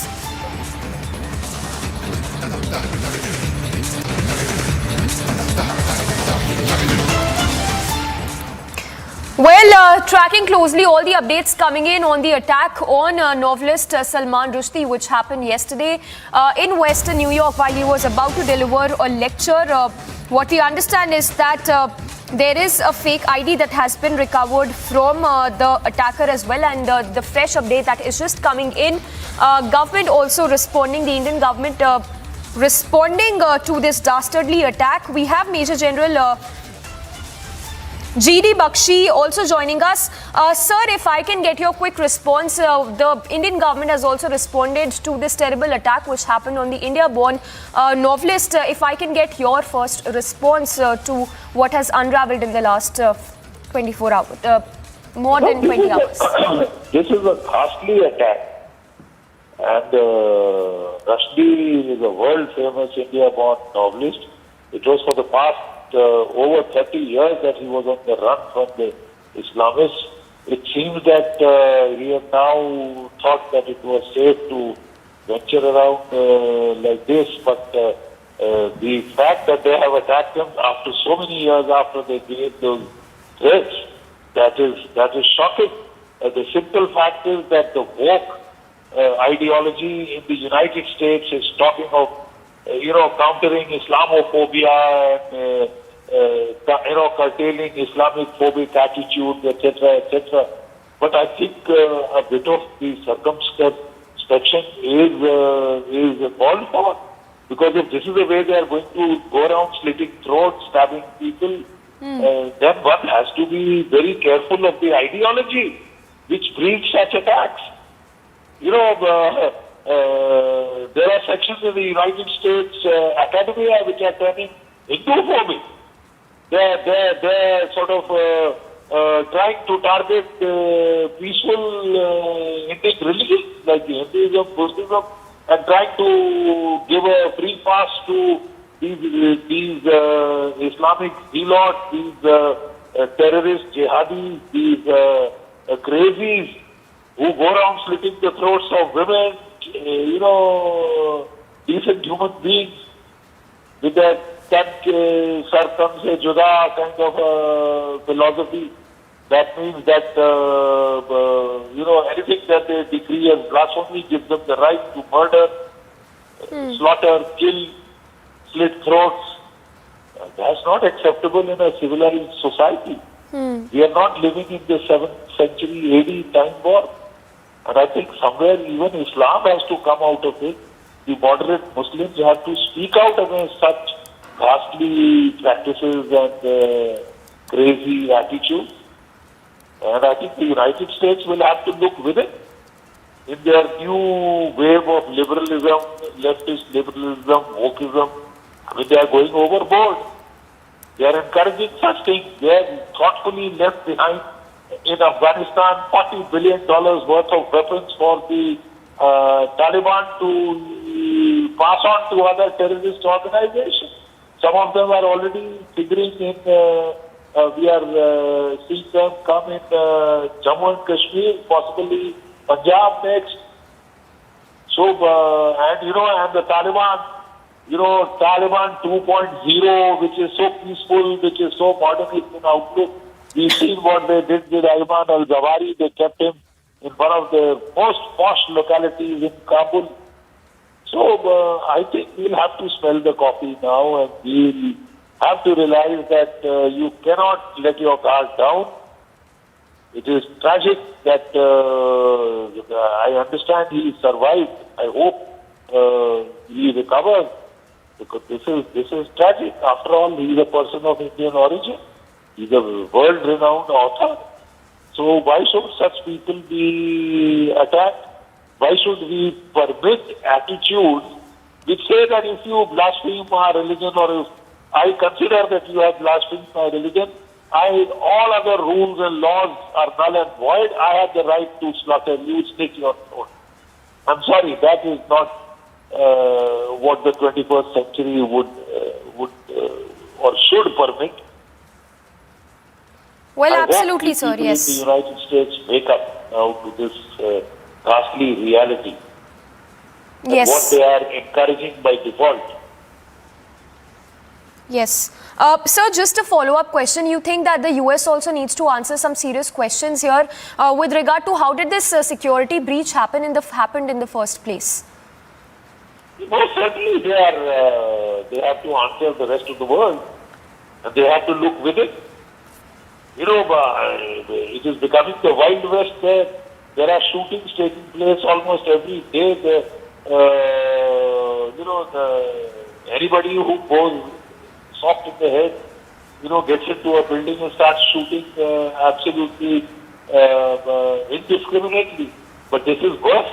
On the one hand, the United States, the woke are now talking of Islamophobia, how we must not blaspheme Islam, how we must not, denigrate or speak against such crazy antics of the jihadi killers. But are they endorsing that they have the right to slit throats? Anybody who goes talks against in their versions blasphemes their religion, they have the right to slaughter and kill. For God's sake, this is the 21st century. There is a rule of law. Countries have their rules and laws which do not permit the slitting of throats of people for holding a contra view or a contra opinion. That is what democracy is all about. Why is the United States resigning from its very hard stand against terrorism? They sort of sucked up to the Taliban. They gave a free pass to the Taliban in the hope that they would modernize, they would have an inclusive government in Kabul, that they would include the minorities, that they would let women have the right to education, that they would not keep any terrorist organization or give shelter to any terrorist. They have reneged on each and every one of their promises. And now they are dishing out the $40 billion worth of weapons largely left behind in Afghanistan by the Americans. Why did they leave it behind? Were they not concerned of the ill use it could be put to against India, South Asia, Iran, all the other countries of Central Asia and the subcontinent and further afield?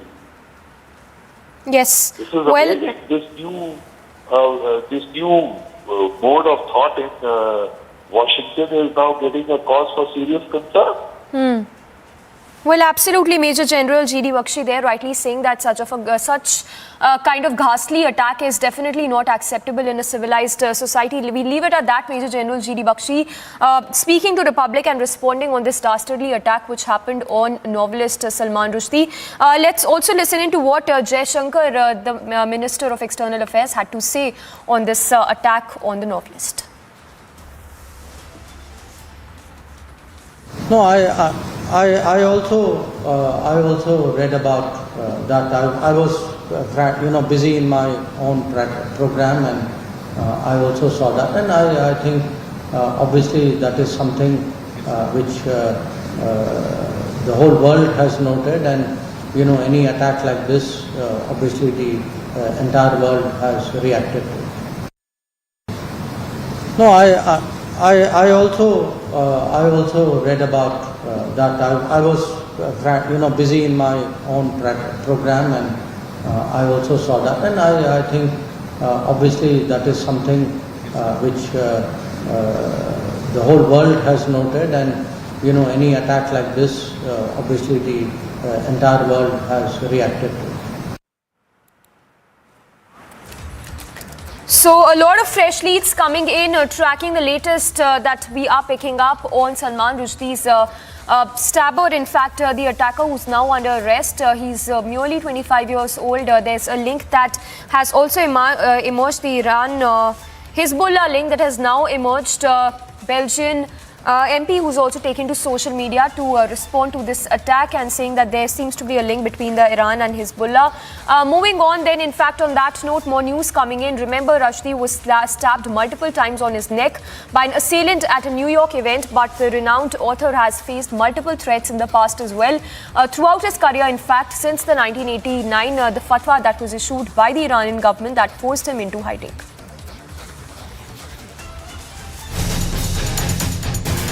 A little after 11 a.m. New York time, reports emerged of an attack on author Salman Rushdie as he was preparing to give a lecture. Minutes later, the first respondents arrived at the scene and Rushdie was airlifted. The New York police confirmed shortly after that it was in fact an incident of stabbing where the assailant stabbed the renowned author in the neck multiple times. And there is a amphitheater which seats about 5,000 people. and there's a lecture platform that starts at 10:45 every morning, Monday through Friday. And I was heading down into the base of the amphitheater to take a seat for the morning lecture, and a male human came and attacked Salman Rushdie. I thought that he was stabbed about 6 to 8 times before they were able to grab a hold of the perpetrator. Born in Mumbai in 1947, the author is known for combining magical realism with historical fiction. But the author has faced considerable threats to his life throughout his illustrious career. In 1989, Salman Rushdie went into hiding after a fatwa issued against the then Supreme Leader of Iran, Ayatollah Ruhollah Khomeini. The fatwa was issued after the release of his book in 1988, which some claimed contained satanic verses. Many accused the author of blasphemy. Several nations, including India, banned the import of the book. However, it was ironic for Iran to issue a fatwa against Rushdie, considering the author actually backed the Iranian revolution. The Iranian government backed the fatwa to kill Rushdie for 10 long years, during which he also survived an assassination attempt in August 1989. In 2010, the author was named in an Al-Qaeda hit list. And 12 years after that, in 2022, another attack on the famed author. The attack on Rushdie has sent shockwaves across the global community and has prompted a global prayer for a speedy recovery. The attacker in the incident has been detained, but the condition of Rushdie remains unknown. Agency report, Republic TV.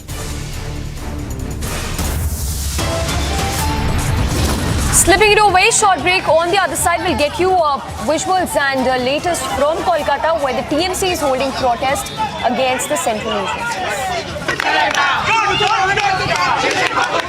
देखिए, आज हम लोग का जो ये आंदोलन है, ये आंदोलन बीजेपी के और ये जो सेंट्रल गवर्नमेंट है उसके खिलाफ का आंदोलन है.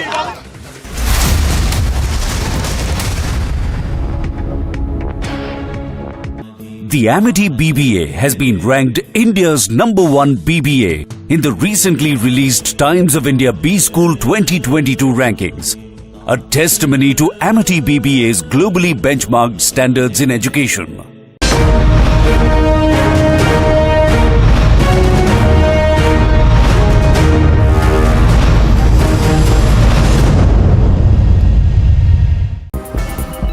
The Delhi police averted a major threat ahead of the grand celebrations of the Azadi Ka Amrit Mahotsav. The Delhi police busted a syndicate involved in smuggling of ammunition. During the investigation, the police recovered 2,000 live cartridges. While the police has not ruled out a terror angle, they informed that the accused appear to be a part of a criminal network. अभी हमने terror angle को rule out नहीं किया है, क्योंकि आजकल terrorists और criminals के जो बीच की लाइन है काफ़ी ब्लर हो रखी है, बट प्राइमा फेसाई ये क्रिमिनल नेटवर्क का ही पार्ट लग रहा है. Talking to the media, police said they had recovered a total of 2,251 live cartridges. This comes as the security in the national capital has been heightened ahead of the 75th Independence Day celebrations. The police has intensified patrolling and are conducting anti-sabotage checks to rule out all possible threats ahead of Independence Day.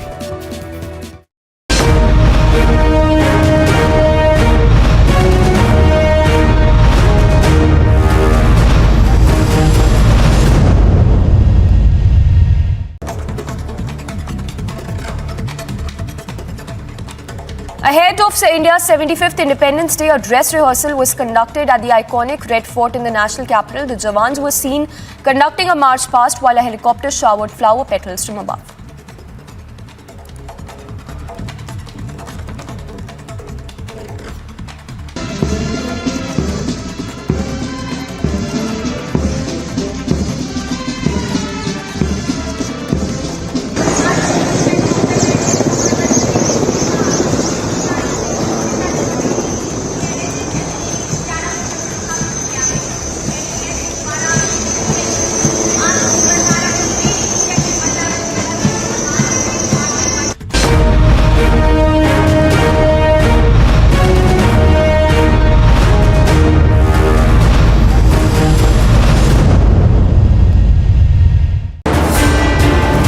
What the camel can do in the desert, no amount of technology can. And this is what we're going to tell you. What is the capability of this camel? रेगिस्तान में सबसे effective जानवर जो है वो camel है.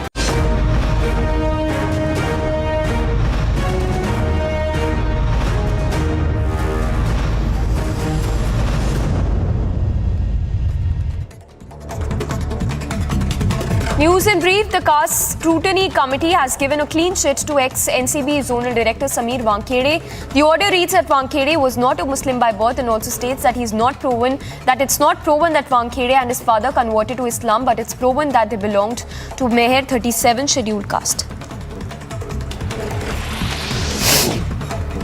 In the latest update, Bitta Karate's wife and son have been sacked from their posts by the JNK administration. A scientist and an assistant professor of Kashmir University have also been sacked. In last 2 years, 40 terror-linked kins have been terminated from government jobs, including, with today's action.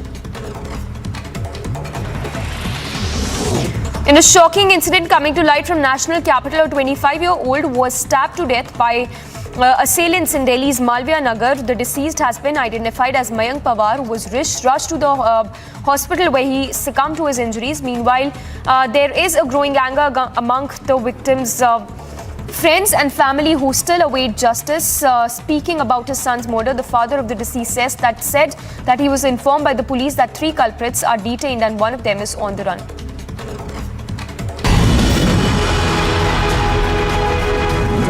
Temperature कितना था? सबसे कम -70. हर सैनिक को ये मौका नहीं मिलता CHN काटने का. मेरा का 22 साल के अंदर ये मौका मिला CHN काटने का. अच्छा, इसलिए बहुत गर्व है मेरा को. छोटी बात नहीं है साहब, बहुत बड़ा कलेजा चाहिए, है ना?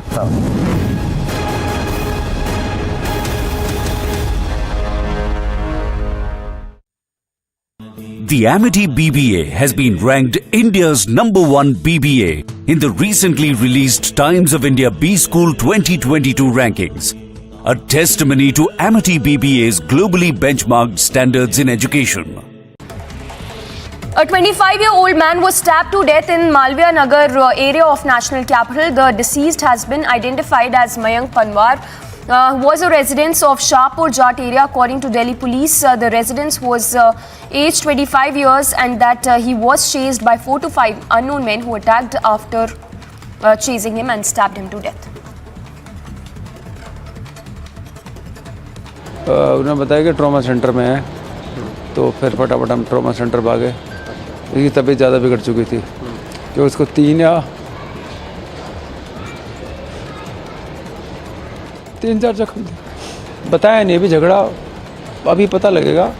SHO साहब आज बैठे थे, मोर्चरी में थे, उन्होंने सारा पूरा पोस्टमार्टम वगैरह करवाया, तो वो कह रहे जल्दी जल्दी हम कुछ एक्शन ले रहे हैं. 4 लोगों को 3 को पकड़ के रखा है, 1 पकड़ना हो रहा है. As India gears up for the 75th Independence Day celebrations, Home Minister Amit Shah hoisted a national flag atop his residence earlier this morning as part of the Tiranga campaign under the Azadi Ka Amrit Mahotsav.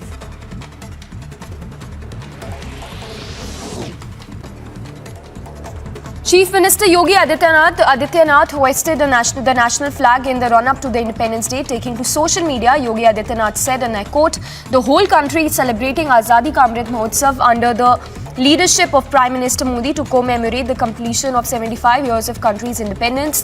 The national flag of India is also a symbol of our pride, a symbol of bravery, peace and sacrifice of the country." Yogi Adityanath also posted a video along with the text message.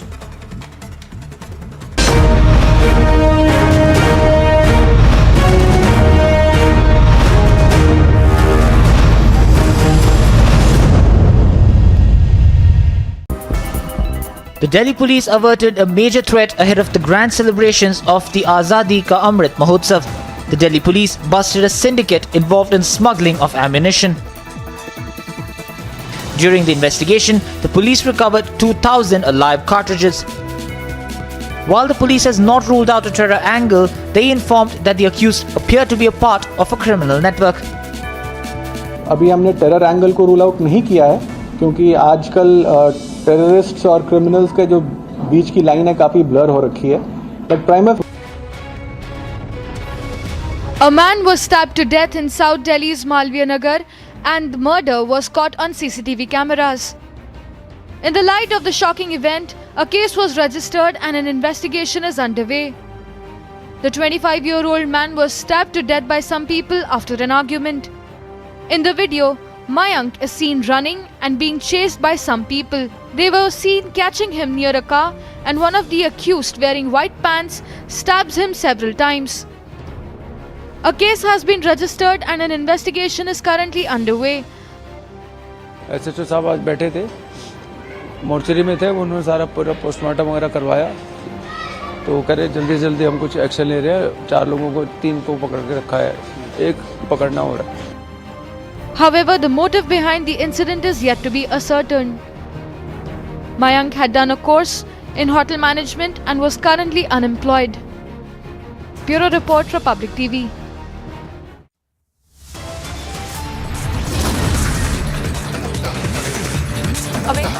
Thoughts lined up for you on the other side. Rajnath attends an event in Jodhpur.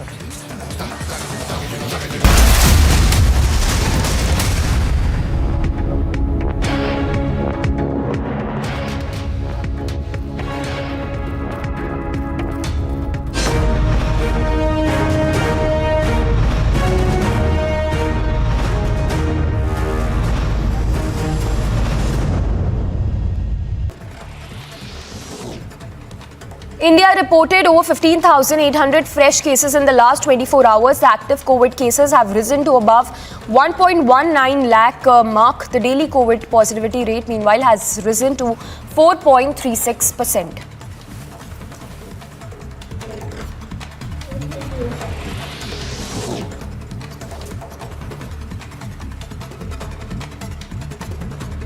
Eight more bodies were recovered in UP's Banda, taking the death toll to 11. The process of identifying the bodies and the search operations are underway. A boat from Fatehpur to Marka village capsized in Yamuna on 11th of August.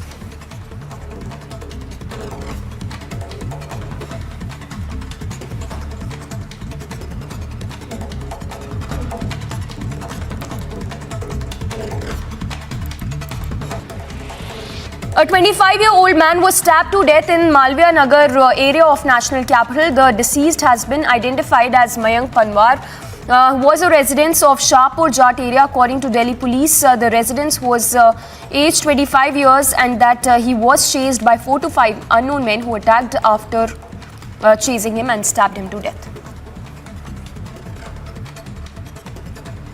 उन्होंने बताया कि trauma centre में है, तो फिर फटाफट हम trauma centre भागे. इसकी तबीयत ज़्यादा बिगड़ चुकी थी कि उसको 3-4 जख्म थे. बताया नहीं, अभी झगड़ा अभी पता लगेगा. SHO साहब आज बैठे थे, मोर्चरी में थे, उन्होंने सारा पूरा पोस्टमार्टम वगैरह करवाया, तो कह रहे जल्दी जल्दी हम कुछ एक्शन ले रहे हैं. 4 लोगों को 3 को पकड़ के रखा है, 1 पकड़ना हो रहा है. As India gears up for the 75th Independence Day celebrations, Home Minister Amit Shah hoisted a national flag atop his residence earlier this morning as part of the Tiranga campaign under the Azadi Ka Amrit Mahotsav.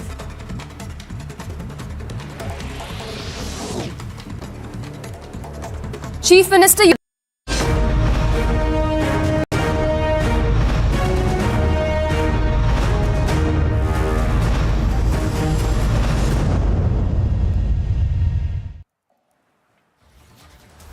Now, ahead of the Independence Day celebrations, the Tiranga rally was also seen being celebrated at the Badrinath Shrine in Uttarakhand. Take a look at these visuals.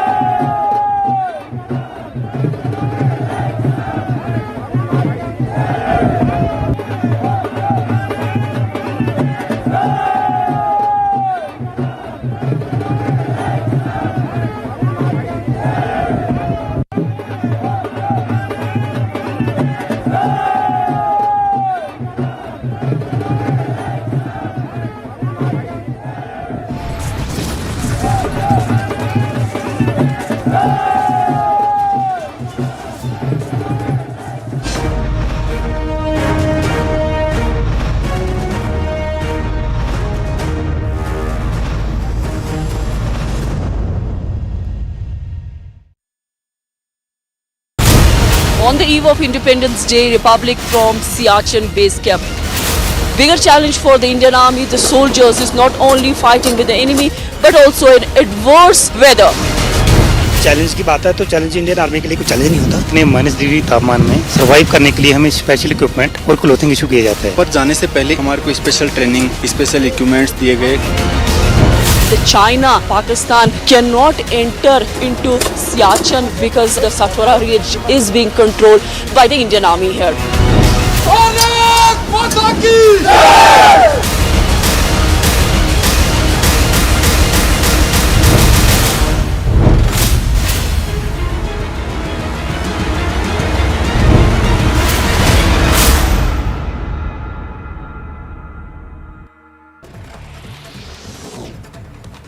India reported over 15,800 fresh cases in the last 24 hours. The active COVID cases have risen to above 1.19 lakh mark. The daily COVID positivity rate, meanwhile, has risen to 4.36%.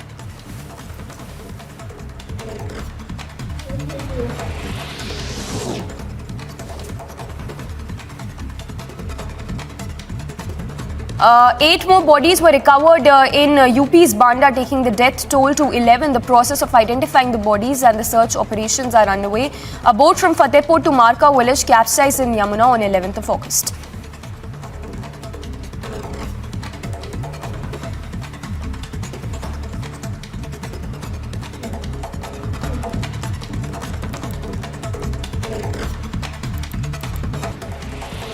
A 25-year-old man was stabbed to death in Malviya Nagar area of National Capital. The deceased has been identified as Mayank Panwar, who was a resident of Shahpur Jat area. According to Delhi police, the resident was aged 25 years and that he was chased by 4 to 5 unknown men who attacked after chasing him and stabbed him to death. उन्होंने बताया कि trauma centre में है, तो फिर फटाफट हम trauma centre भागे। इसकी तबीयत ज़्यादा बिगड़ चुकी थी कि उसको 3-4 जख्म थे। बताया नहीं, अभी झगड़ा अभी पता लगेगा। SHO साहब आज बैठे थे, मोर्चरी में थे, उन्होंने सारा पूरा पोस्टमार्टम वगैरह करवाया, तो कह रहे जल्दी जल्दी हम कुछ एक्शन ले रहे हैं। 4 लोगों को, 3 को पकड़ के रखा है, 1 पकड़ना हो रहा है। As India gears up for the 75th Independence Day celebrations, Home Minister Amit Shah hoisted a national flag. On the eve of Independence Day, Republic from Siachen base camp. Bigger challenge for the Indian Army, the soldiers, is not only fighting with the enemy, but also in adverse weather. Challenge की बात है तो challenge Indian army के लिए कोई challenge नहीं होता। इतने -डिग्री तापमान में सर्वाइव करने के लिए हमें स्पेशल इक्विपमेंट और क्लोथिंग इशू किए जाते हैं। पर जाने से पहले हमारे को स्पेशल ट्रेनिंग, स्पेशल इक्विपमेंट्स दिए गए। The China, Pakistan cannot enter into Siachen because the Satwara Ridge is being controlled by the Indian Army here.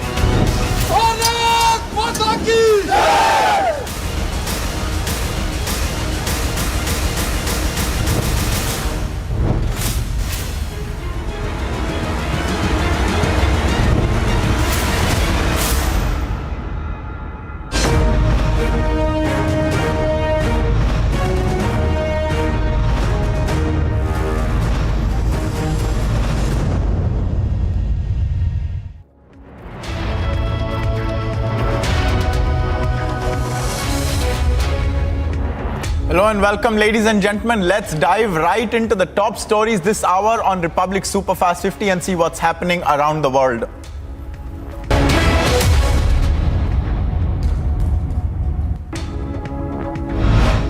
In a key development, Prime Minister Narendra Modi hosted the Indian contingent that participated in the Commonwealth Games 2022 at his official residence. This interaction came right on the back of Team India winning 61 medals during their splendid outing in Birmingham, finishing 4th on the overall table. साथियों, Commonwealth games शुरू होने से पहले मैंने आप सभी से कहा था, एक प्रकार से वादा किया था कि जब आप लौटेंगे तो हम सब मिलकर के विजयोत्सव मनाएंगे। मेरा एक कॉन्फिडेंस था कि आप विजयी होकर के आने वाले हैं और मेरा एक मैनेजमेंट भी था कि मैं जरूर कितनी ही व्यस्तता होगी, आप लोगों के बीच समय निकालूंगा और विजय उत्सव मनाऊंगा। PM Modi hailed the efforts of the entire Indian contingent for faring well in the Commonwealth Games, which were held in Birmingham in the UK.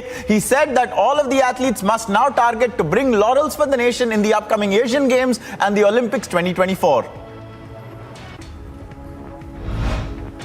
During his interaction with the Indian contingent, PM Modi hailed the performances of the women who made the country proud by achieving their targets. He said that the way the nation's daughters dominated the medals tally, it made the whole nation proud with their fantastic performance in the Commonwealth Games. और साथियों, अपनी बेटियों के प्रदर्शन से तो पूरा देश गदगद है। अभी जब मैं पूजा से बात कर रहा था, मैंने उल्लेख भी किया, पूजा का वो भावुक वीडियो देख सोशल मीडिया के माध्यम से कहा भी था कि आपको माफी मांगने की जरूरत नहीं है, आप देश के लिए विजेता हैं, बस अपनी ईमानदारी और परिश्रम में कभी कमी नहीं छोड़नी है। ओलंपिक्स के बाद विनेश से भी मैंने यही कहा था और मुझे खुशी है कि उन्होंने निराशा को पीछे छोड़ते हुए श्रेष्ठ प्रदर्शन किया। Prime Minister Narendra Modi lauded the Indian hockey contingent's special feat of winning the silver medal in the men's hockey and a bronze medal in the women's hockey at the CWG 2022 as well.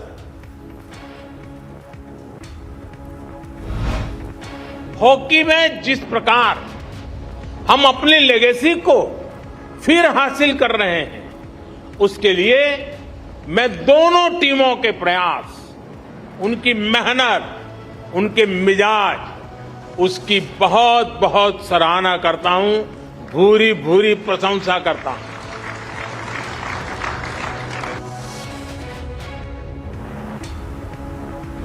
Highlighting the resilience of the Indian athletes at the CWG 2022, PM Modi explained that with huge pride in the inspiring achievements of the CWG squad, the country is entering Azadi ka Amrit Kal. आपकी सिद्धि का यश आपके साथ जुड़ करके जैसे हर हिंदुस्तानी गर्व करता है, मैं भी गर्व कर रहा हूं। आप सबका मेरे यहां बहुत बहुत स्वागत है। देखिए, 2 दिन बाद देश आजादी के 75 वर्ष पूरा करने वाला है। एक गर्व की बात है कि देश आप सभी की मेहनत से एक प्रेरणादायक उपलब्धि के साथ आजादी के अमृत काल में प्रवेश कर रहा है। In a mega affirmation of having zero tolerance for terrorism, JKLF terrorist Bitta Karate's wife and Hizbul Mujahideen leader Syed Salahuddin's son have been sacked by the Jammu and Kashmir administration. The administration, under the direction of Lieutenant Governor Manoj Sinha, sacked 4 government employees, including Azaba Khan, wife of Bitta Karate. The other 2 include an assistant professor who was a former LED terrorist and a scientist of a Kashmir university. Republic Access, the official J&K administration order, which highlights that activities of these terrorist relative employees had come to the adverse notice of law enforcement and intelligence agencies, and they had been found to be involved in activities prejudicial to the interests of the security of the state. Bitta Karate's wife Azba Khan had once expressed how it was an honor for her to marry the terrorist who has publicly admitted to killing several Kashmiri Pandits. In an interview in 1991, Bitta Karate stated that he executed more than 20 Kashmiri Pandits, or maybe more than 30 to 40, he couldn't count. He had also admitted that Kashmiri Pandit Satish Tiku was the first person he killed. A committee for scrutinizing the inputs, records and cognizable material recommended the dismissal of Dr. Muhit Ahmad Bhatt, a scientist in the postgraduate department of computer science at the University of Kashmir. The committee found him being involved in propaganda and secessionist terrorist agenda in the University of Kashmir by radicalizing students. The J&K government also sacked Majid Hussain Qadri, a senior assistant professor in the Department of Management Studies of the University of Kashmir. He has been dismissed for having a long association with terror organizations, including the Lashkar-e-Toiba. He had earlier been booked under the Public Safety Act and has figured in a number of FIRs relating to various terror-related cases in the Union Territory of Jammu and Kashmir. The Caste Scrutiny Committee in Maharashtra has given a clean chit to former NCB Zonal Director Sameer Wankhede. The order reads, Wankhede and his father do not belong to the Muslim community but to the Mahar scheduled caste. In an exclusive conversation with Republic, former NCB Zonal Director Sameer Wankhede said that he had faith in the judiciary that the truth would prevail. Wankhede further stated that all documents submitted were real. Document submit किए थे वो सत्य के आधार पर documents थे and those were valid documents and Sameer Wankhede and his father definitely belongs to the scheduled caste Mahar community. Addressing a press conference, BJP spokesperson Sambit Patra lambasted the Arvind Kejriwal government and threw an open challenge to the Delhi government and the Aam Aadmi Party as the mega face-off over freebies continued.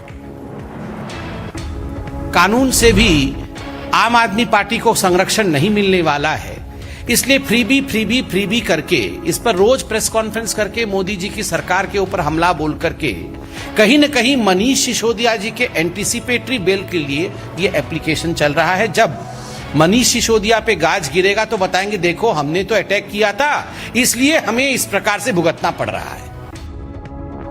In an exclusive conversation with Republic, a 21-year-old BTech student spoke about the loss he suffered by crypto. He further said that influencers kept urging him to invest.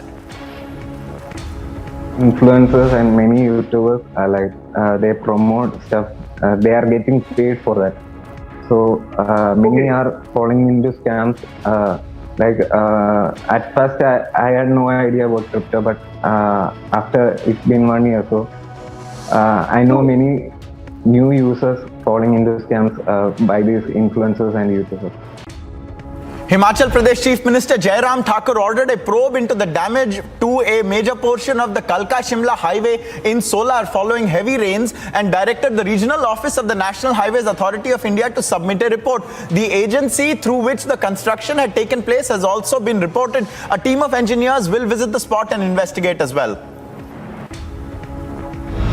Mumbai-born author Salman Rushdie was stabbed in the neck and abdomen at a literary event in New York State in the US last night. The 75-year-old author is on the ventilator and could lose an eye apart from damage to his liver as per the reports. The police have apprehended his attacker and the investigation is underway. Renowned author Salman Rushdie, who was critically injured after he was brutally stabbed by a man, may lose an eye, according to his agent. He was attacked on stage and is now on ventilator and is also unable to speak, is the latest. Condemning the attack on Indian-born author Salman Rushdie in New York, French President Emmanuel Macron said Rushdie's fight is universal now. He said for 33 years, Rushdie had embodied freedom and the fight against obscurantism. Macron tweeted, he has just been the victim of a cowardly attack by the forces of hatred and barbarism. Calling the attack on Salman Rushdie appalling, US National Security Advisor Jake Sullivan said that US President Joe Biden and the entire White House were praying for a speedy recovery after the author was attacked at Chautauqua Institution Hall in New York. UK's Foreign Minister and Prime Ministerial hopeful Liz Truss slammed what she described as a disgraceful attack on Salman Rushdie. She wrote that people must be able to speak freely and freedom of speech must be defended. She also said her thoughts were with him, his family, as well as with his loved ones. Ahead of India's 75th Independence Day, a dress rehearsal was conducted at the iconic Red Fort in Delhi. The Jawans were seen conducting a march past while a helicopter showered flower petals from above. As India gears up for the 75th Independence Day celebrations, Home Minister Amit Shah hoisted a national flag atop his residence earlier this morning as part of the Tiranga campaign under the Azadi Ka Amrit Mahotsav. UP Chief Minister Yogi Adityanath hoisted a national flag in the run-up to the Independence Day. Taking to social media, Yogi, the Chief Minister, said the whole country is celebrating Azadi Ka Amrit Mahotsav under the leadership of Honorable Prime Minister Narendra Modi to commemorate the completion of 75 years of the country's independence. The national flag of India is also a symbol of our pride, a symbol of our bravery, peace and sacrifice of the country. हमारी आन, मान और शान का प्रतीक भारत का राष्ट्रध्वज तिरंगा देश के शौर्य, शांति और बलिदान का प्रतीक भी है। आइए 13 अगस्त से 15 अगस्त तक हर घर तिरंगा अभियान से जुड़कर हम भी अपने अपने घर पर तिरंगा फहराकर आज़ादी के अमृत महोत्सव में भागीदार बने।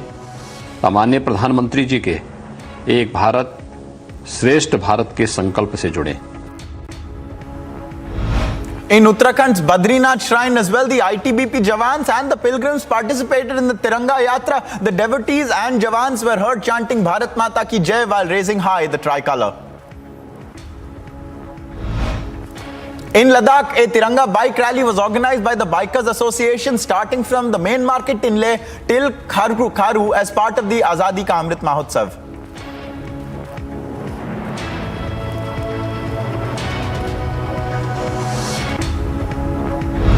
Union Minister Nitin Gadkari and Maharashtra Deputy Chief Minister Devendra Fadnavis participated in a Har Ghar Tiranga campaign yatra in Nagpur as well.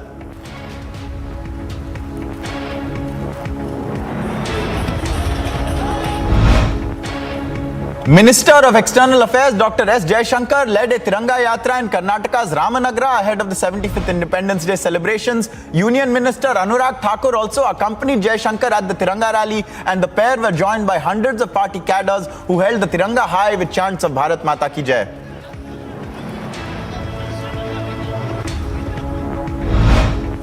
The ITBP has released a song themed Har Ghar Tiranga, which is composed and sung by ITBP Jawan Arjun Kheriyal. The ITBP has been hoisting the national flag at all its border posts, and its units and formations across the country have been taking part in the Har Ghar Tiranga campaign, which is going on from August 13th to the 15th. Bharat Mata Ki Jai! Bharat Mata Ki Jai!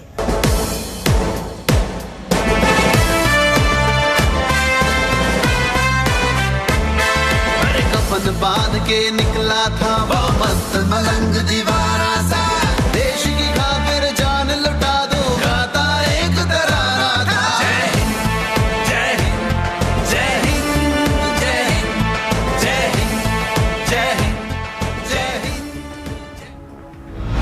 Amid a nationwide celebration to commemorate 75 years of independence, Moradabad police took out the Tricolour Yatra, and the police personnel were seen dancing fiercely on patriotic songs in the police station as well. Speaking on the Har Ghar Tiranga campaign, Union Minister Piyush Goyal said the campaign under the Azadi Ka Amrit Mahotsav will send a strong message to the world, adding that India will accelerate the global growth that will take place in the near future as well. 15 अगस्त को करोड़ों घरों पर जब तिरंगा फहराएगा, पूरे विश्व में एक संदेश जाएगा भारत की उभरती हुई ताकत का, भारत की एकजुटता का, भारत के एक संकल्प का कि आने वाले 25 वर्ष के अमृत काल में कैसे भारत एक विकसित देश बनेगा। मैं समझता हूं आने वाले 25 वर्ष पूरे विश्व के लिए एक चुनौती होगी, लेकिन इस चुनौती का सामना करने के लिए भारत तैयार है। The fourth edition of the Indo-Oman Joint Military Exercise Al-Najah was completed today at the Mahajan Field firing range in Bikaner. Jawans of the Indian Army and the Royal Army of Oman participated. 2 more persons have been arrested in connection with a blast that happened in the compound of the Indian police post in the Gul area of Ramban district of Jammu and Kashmir on August the 2nd. According to Mohita Sharma, Superintendent of Police of Ramban, the arrested persons have been identified and both are residents of Gul.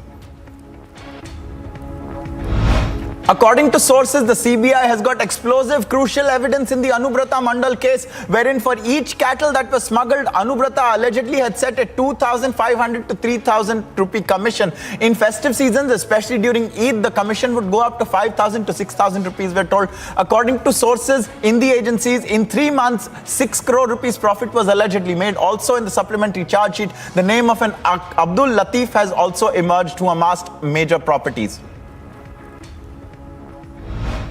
Anubrata Mandal has been kept at the Nizam's Palace CBI office in Kolkata. The CBI continues to interrogate him in the Bengal illegal cattle smuggling case. He was taken to Alipur Command Hospital for routine medical checkup. According to doctors, he is okay and there is no requirement of special medical attention. The Bharatiya Janata Yuva Morcha BJYM in Madhya Pradesh has stripped its Ujjain district unit president and 6 other office bearers off their posts for allegedly creating a ruckus at the Mahakaleshwar temple during the organization chief Tejasvi Surya's visit there. The police had registered a first information report FIR against 2 persons in connection with the ruckus. Maharashtra Deputy Chief Minister Devendra Fadnavis said that portfolios would be allocated to the newly appointed ministers in the state very soon. He also assured that the government will work for the benefit of the people. In a fresh snub to Uddhav Thackeray, the Eknath Shinde camp has decided to build a new central office in Dadar, where the Shiv Sena Bhavan is located in Mumbai. Located close to the Shivaji Park, the Shiv Sena Bhavan not only serves as the party's headquarters but also hosts offices of the affiliated organizations. While it was constructed in 1974, the refurbished Shiv Sena Bhavan was inaugurated by late Balasaheb Thackeray in 2006. According to the Union Ministry of Health and Family Welfare, India reported 15,815 new COVID cases in the last 24 hours with a daily case positivity rate of 4.36%. According to the ministry, 20,018 COVID patients recovered in the last 24 hours. Recently, the Taiwan Defense Ministry said that at least 24 Chinese aircraft and 6 vessels had encroached the sovereign Taiwanese territory in an act of military belligerence. The incursions occurred just 2 days after China concluded its large-scale military drills that overlapped 12 nautical miles into the island's waters. Amid the growing friction over Taiwan, US President Joe Biden and China Xi Jinping are expected to engage in an in-person meeting this year in November. The visit would mark the Chinese premier's first international visit in nearly 3 years and Xi Jinping's first international meeting, or rather first in-person meeting with Joe Biden since he took office. After the Taliban issued a new set of restrictions limiting the entry of women in a ladies' park in Herat province of Afghanistan, many women descended into the capital Kabul to protest, and from there a shocking video emerged where Taliban gunmen can be seen firing on the Afghan women protesters who were protesting and demanding freedom. A SpaceX Falcon 9 rocket launched 46 Starlink satellites into the low Earth orbit from Vandenberg Space Force Base in California. The first stage booster supporting this mission had previously launched the Crew 1, Crew 2, Globestar FM-15 and 1 Starlink mission. Following stage separation, Falcon 9's first stage again returned to the Earth and landed on the drone ship station, this time in the Pacific Ocean. Pakistani authorities have revoked the broadcast permit of a private television station after it was taken off air following an interview during which an opposition party official allegedly incited troops and officers against the military leadership. The development came after ARY TV aired the interview of Shahbaz Gill, a close aide of former Pakistan Prime Minister Imran Khan. US House Speaker Nancy Pelosi enrolled the climate tax and health legislation with her signature after the House gave it its approval, moving the bill to President Joe Biden's desk. The White House says the president will sign the bill next week. The legislation is a shadow of the larger, more ambitious plan to supercharge environment and social programs that Biden and his party had envisioned. A wildfire on Hawaii's Big Island grew overnight as firefighters worked to contain the large blaze that is burning in a rural area between Mauna Lua and Mauna Kea volcanoes. No homes were at risk, but the flames came within miles of a critical highway. The area where the fire is burning is dominated by shrubs and grasslands that are parched from persistent drought. Simona Halep reached the semi-finals of the WTA 100 Toronto Open with a straight sets victory over Coco Gauff of the United States. The number 15 seed has yet to drop a set this week and has also never conceded a set to Coco Gauff in 4 career meetings so far. The pair traded breaks of serve at the start of the match, then Halep broke again in the 5th game and served to take out the lead. Casper Ruud cruised into the semi-finals of the ATP 1000 Montreal Masters after demolishing home favourite Felix Auger-Aliassime. The Norwegian number 4 seed needed just 76 minutes to wrap up a win, and the result sets up a showdown with Poland's Hubert Hurkacz. Football club Barcelona has agreed to sell 25% of its Barca Studios production hub to Orpheus Media in a deal that would earn it $103 million. The Spanish league has strict financial requirements that limit the amount clubs can spend on players' salaries and transfers based on the club's financial health, and particularly hitting Barcelona very hard. Union Defence Minister Rajnath Singh interacted with the sportspersons from the 3 armed forces that participated in the recently concluded Commonwealth Games 2022 in Birmingham. India finished 4th in the medals tally with 22 gold, 16 silvers and 23 bronze medals, with a total of 61 medals at the CWGs. Spain's Pablo Carreño Busta topped a British qualifier Jack Draper in straight sets to punch a semi-final ticket in the ATP 1000 Montreal Masters. Busta has yet to drop a single set in the tournament. The world number 23 will next face another Brit, the unseeded Daniel Evans, today.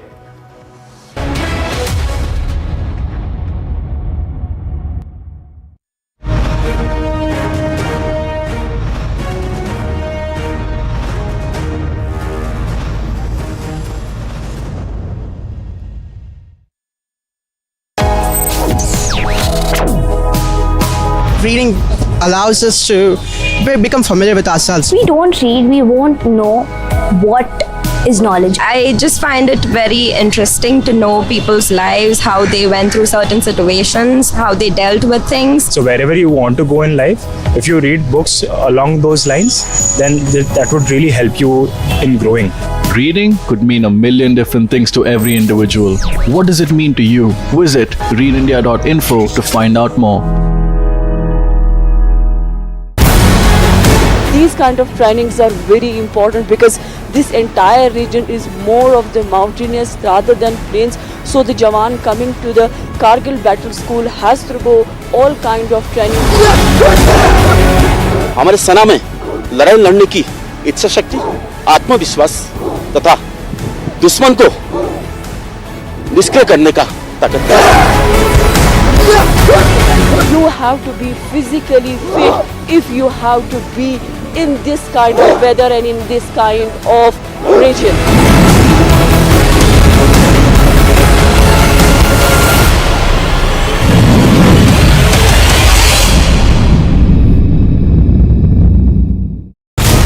On the eve of Independence Day, Republic from Siachen base camp. Bigger challenge for the Indian Army, the soldiers, is not only fighting with the enemy but also in adverse weather. Challenge की बात है तो challenge Indian army के लिए कोई challenge नहीं होता. इतने -डिग्री तापमान में सर्वाइव करने के लिए हमें स्पेशल इक्विपमेंट और क्लोथिंग इशू किए जाते हैं. पर जाने से पहले हमारे को स्पेशल ट्रेनिंग, स्पेशल इक्विपमेंट्स दिए गए. The China, Pakistan cannot enter into Siachen because the Satwara Ridge is being controlled by the Indian Army here.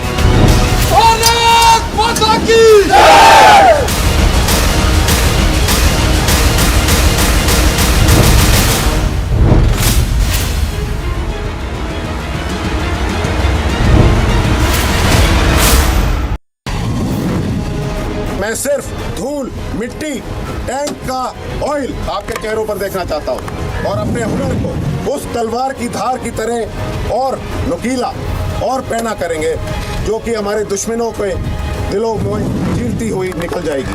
Clear है? भारत माता की!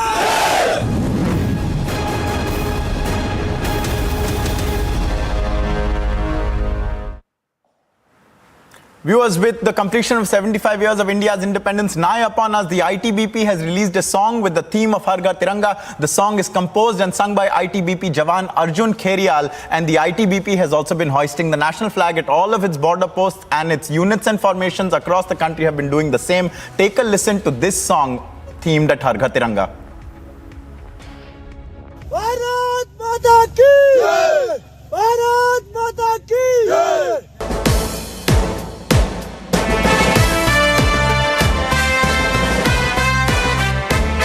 अरे कफन बांध के निकला था वो मस्त मलंग दीवाना सा, देश की खातिर जान लुटा दो, गाता एक तराना था। जय हिंद जय हिंद जय हिंद जय हिंद जय हिंद जय हिंद जय हिंद जय Hind.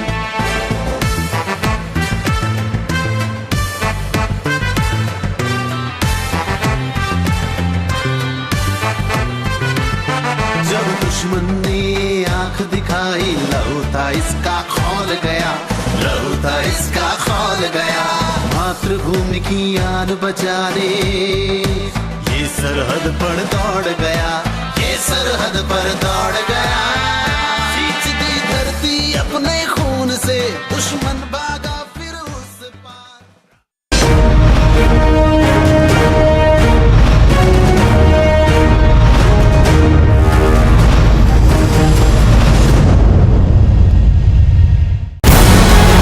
These kind of trainings are very important because this entire region is more of the mountainous rather than plains. So the Jawan coming to the Kargil battle school has to go all kind of training. हमारे सेना में लड़ाई लड़ने की इच्छा शक्ति, आत्मविश्वास तथा दुश्मन को निष्क्रिय करने का ताकत है। You have to be physically fit if you have to be in this kind of weather and in this kind of region.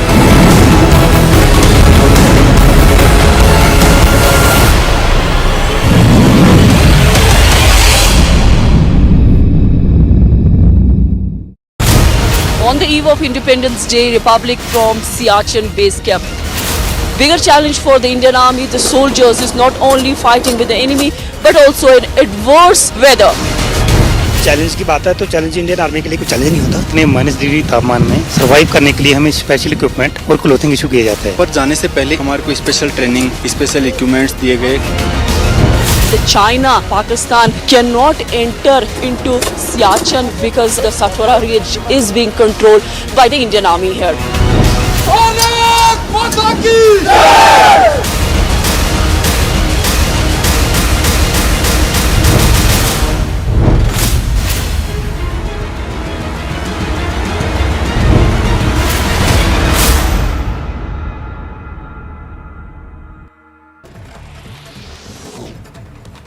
India reported over 15,800 fresh cases in the last 24 hours. The active COVID cases have risen to above 1.19 lakh mark. The daily COVID positivity rate, meanwhile, has risen to 4.36%.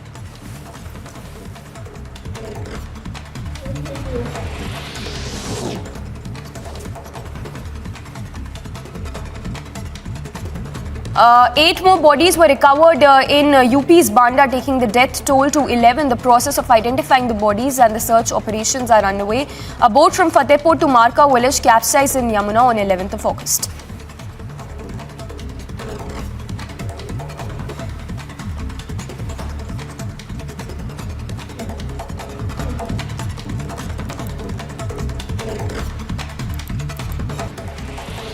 A 25-year-old man was stabbed to death in Malviya Nagar area of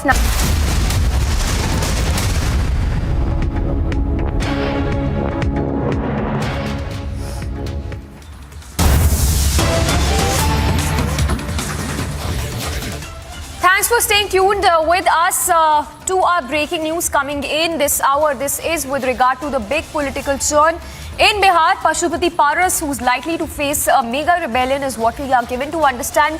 Three RLD party MP leaders, Mehboob Ali Qasir, Veena Devi and Chandan Singh, are likely to show their allegiance to the JDU. So, a lot of political developments taking place in Bihar after the Mahagathbandhan came to power in the state of Bihar. The latest, what we understand, is that another NDA ally is facing a split. We have Prakash getting us those details. Prakash, if you could give us the details on this rumblings within the RLJP to back the JDU. Well, there are internal rumblings within the RLJP, Rashtriya Lok Janshakti Party, headed by Pasupati Kumar Paras, who is a Union Cabinet Minister. And earlier, when they defected away from Chirag Paswan, or Lok Janshakti Party, the original Lok Janshakti Party of Ramvilas Paswan, 5 of its MPs had defected at the behest of JDU, and the RLJP was given a cabinet berth, and Pasupati Yunath Paras was made a minister. But after Pasupati Kumar Paras showed and extended his support to NDA and the Prime Minister Narendra Modi, 3 of its MP we learned that they are showing allegiance to the JDU. They are namely Chandan Kumar, Mehboob Ali Kaisar and Veena Devi. Although they are denying it, but to effect a split in the parliamentary party, you require 4 MPs. So 3 MPs are now under one saddle, and 2, Prince Paswan and Pasupati Paras, are on the other side. So it's difficult to make a split, but technically they may keep supporting JDU. But it remains to be seen what do they do in the time to come. But as of now, what we learn is that they are showing their allegiance. Mehboob Ali Kaisar, we tried contacting him, but he's incommunicado. We are trying to contact the 2 others as well, Veena Devi and Chandan Kumar.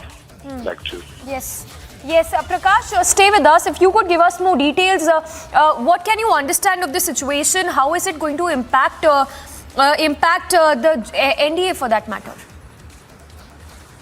It will not impact NDA much because the Paswan voters are primarily with Chirag Paswan, and it looks likely that Chirag Paswan will be inducted into the NDA, although Chirag Paswan is saying that he's not a part of the NDA. But once the cabinet expansion is done, negotiations will be done by the NDA with Chirag Paswan, and keeping in mind the 5% votes he commands, because after his father's death, it appears that he is a natural heir of his party, and the Paswans show support in favor of him. So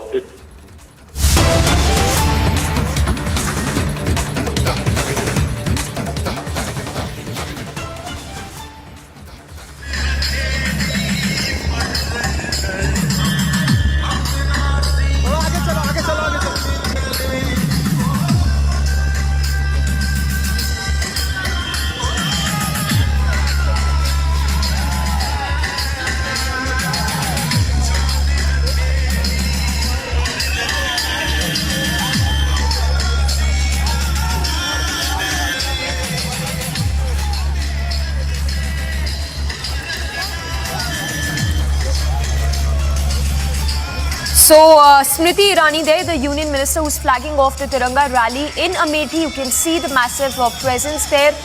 You have the people who are taking part in this Tiranga rally in large numbers, people holding high the tricolour as Smriti Irani leads the Tiranga rally in Amethi. So visuals coming in from across the country just 2 days before the 75th Independence Day.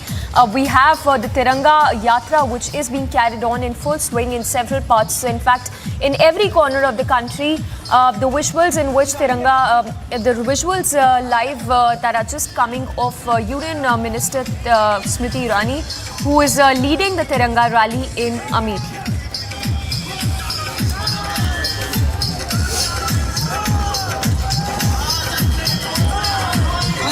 So BJP leaders there joining the Har Ghar Tiranga campaign across the country. In fact, the Tiranga Yatra is a 3-day exercise which began to mark the 75th anniversary of India's independence.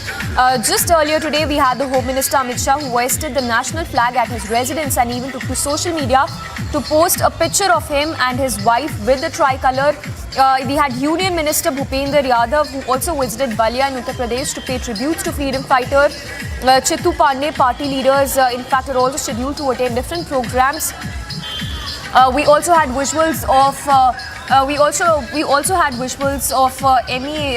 Jaishankar, who was leading the rally in Karnataka. The visuals live right now that are coming of the Union Minister Smriti Irani, who is holding a Tiranga rally in Amethi. We understand that the Defence Minister Rajnath Singh will also be attending a Tiranga rally in Jodhpur and will also be unveiling the statue of Durga Das Rathod. This, of course, in the run-up to the 75th Independence Day. BJP President, meanwhile, JP Nadda will also be flagging the Har Ghar Tiranga Yatra in Meerut.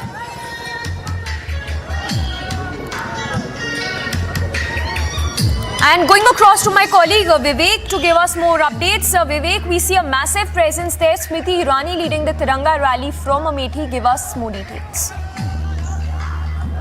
देखिए, आज़ादी के अमृत महोत्सव में हर तरफ तिरंगा यात्रा निकल रही, तिरंगा रैलियां निकल रही हैं और आज अमेठी की सांसद स्मृति ईरानी भी अमेठी पहुंची हैं। इसके पहले वो प्रयागराज में थी और अब वो अमेठी पहुंची हैं। अमेठी में तिरंगा बाइक रैली का कार्यक्रम है जिसको उन्होंने हरी झंडी दिखाकर रामलीला मैदान से रवाना किया है। हजारों की संख्या में जो नौजुवा हैं वो इस तिरंगा बाइक रैली में शामिल हुए हैं और स्मृति ईरानी लगातार अपने संसदीय क्षेत्र के जो तमाम कार्यक्रम होते हैं उसमें हिस्सा लेती रहती हैं। आज भी हमने देखा है कि तिरंगा बाइक रैली है उसमें उन्होंने हिस्सा लिया है और अपने लोगों के बीच में जो एक उत्सव चल रहा है आज़ादी का अमृत महोत्सव का, उसमें कहीं ना कहीं भागीदार बनी हैं, वो आगे बढ़ा रही हैं उसको और उसी कड़ी में ये कार्यक्रम हमें देखने को मिल रहा है। इसके बाद स्मृति ईरानी के कई कार्यक्रम अमेठी में उनके कई कार्यक्रम आज इस उत्सव के पहले लगे हुए हैं जिसमें स्मृति ईरानी इसके बाद हिस्सा लेंगी। ये तकरीबन 3 से 4 किलोमीटर की बाइक रैली है जो अभी रामलीला मैदान से रवाना हुई है और इसमें हजारों की संख्या में नौयुवा जो है अमेठी के नौयुवा उन्होंने इसमें हिस्सा लिया है। जी Yes, so Vivek, they're getting us details of the Tiranga Yatra, the rallies that are being held across the country. In the visuals, you can see Smriti Irani there, who is leading the Tiranga rally from Amethi. So BJP leaders across the country flagging off the Tiranga campaign under the Azadi Ka Amrit Mahotsav. Remember, we've also been getting visuals of the dress rehearsals which are taking place at the iconic Red Fort as well in the national capital. In fact, flower petals that were also showered as the march past was being conducted by the Jawans there at the Red Fort. A lot of BJP leaders there flagging the Tiranga rally as we speak. So visuals, the rich visuals coming in from across the country, and now we have Smriti Irani who is leading the Tiranga rally in Amethi. Visuals also came in of Jaishankar who led the rally, Tiranga rally from Karnataka. Visuals not just from Karnataka, in fact in IMA Dehradun also, where the Tiranga rally was being conducted by the Jawans there. So a lot of visuals that have been pouring in since early morning. The ITBP Jawans as well taking part in the Tiranga rally. In fact, in Uttarakhand's Badrinath as well, where the pilgrims as well and the ITBP personnel was seen taking part in the Tiranga Yatra as part of Azadi Ka Amrit Mahotsav. BJP leaders there, from the union ministers to the state ministers, everyone taking part in the Tiranga rally which is being conducted across the country. Visuals right now of Smriti Irani who's leading the Tiranga rally in Amethi.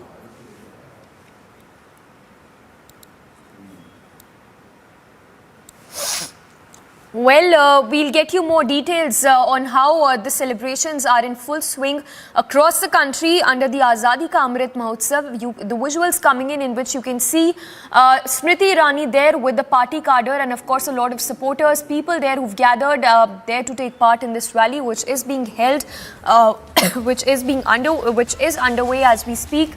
So the live Tiranga rally which is happening in Amethi, hundreds of people have gathered who are taking part. There is of course security presence there, but people there holding high the tricolour and Smriti Irani there leading from the front when it comes to holding that Tiranga rally in Amethi.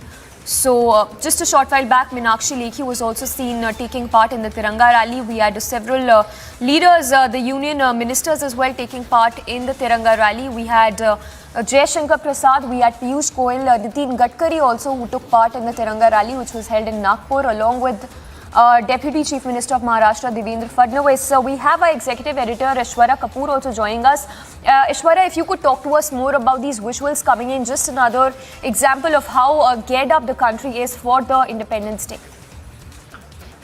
Well, at this point of time, everything is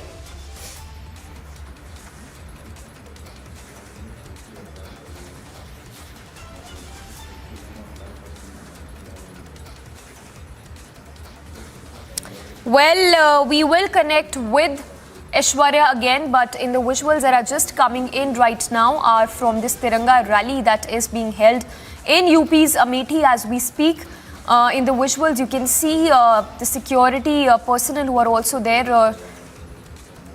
But massive presence there by the people, the supporters, the party cadres who are all taking part in this Tiranga rally, which is being held as we speak in UP's Amethi.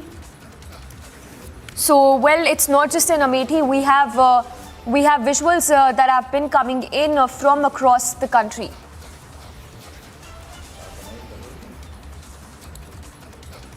Nomas is also joining us, my colleague, for more details. Nomas, if you could talk to us more. Well, before I go to Nomas, we have Aishwarya back with us. Aishwarya, you were telling us about the Tiranga Yatra. Please go ahead. Well, that's right. At this point of time, after the Prime Minister giving it a call, every senior leader of the BJP, and now we can see senior BJP leader and then Cabinet Minister Smriti Irani also being a part of this Tiranga Yatra. We have seen the BJP National President Jagat Prakash Nadda today taking out a Tiranga Yatra in the western city of Meerut in the state of Uttar Pradesh, and similarly, every senior leader of the BJP is being a part of similar Tiranga Yatras. BJP wants to send out a message, though we've seen opposition in this also, which should not have been the case. But then we have seen several opposition parties and then leaders coming out and also opposing this. We've seen how Suvindu Adhikari was not allowed to take a Tiranga Yatra in Kolkata, but then Smriti Irani and then other senior leaders of the BJP taking out this Tiranga Yatra. And now we are showing you live visuals. And as we've been saying, every senior BJP leader, right from the BJP National President to the senior cabinet ministers, are going to be a part of today and tomorrow, right till the eve of 15th of August. Different Tiranga Yatras across the country are going to be taken out. There are at least 16 to 17 Tiranga Yatras which are going to be flagged off by the Assam Chief Minister Himanta Biswa Sarma himself. And he has said that he himself will flag off every Tiranga Yatra in the state.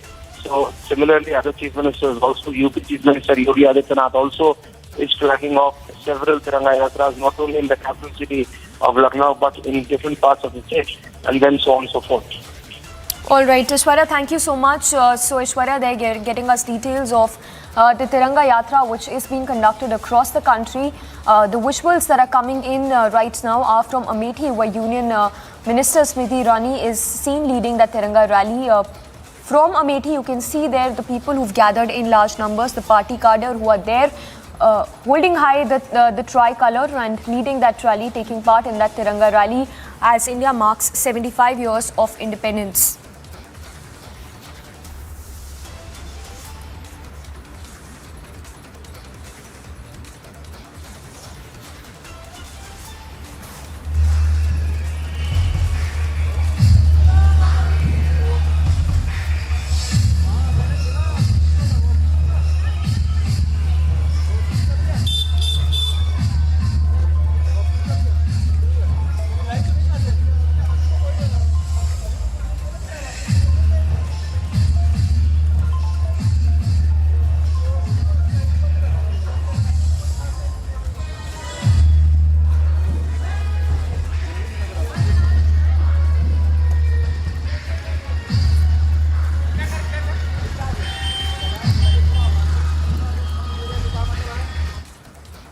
Meanwhile, preparations are on in full swing at the Red Fort in the national capital ahead of the mega celebrations on the 75th Independence Day. Security drills were also conducted at the Red Fort premises. Take a look. Around and in the vicinity of Red Fort area have been beefed up by the Delhi Police Administration. We clearly will show you the visuals from inside and outside the Red Fort area as I am outside Red Fort area. Preparations for the Independence Day are in full swing. Preparations inside Red Fort area can clearly be seen, and not only this, the security officials have also been deployed in and out Red Fort area. The CRPF, CISF, NSG commandos, RAF and para forces can clearly be seen outside and inside Red Fort area who have have been deployed. Preparations are in full swing in this area.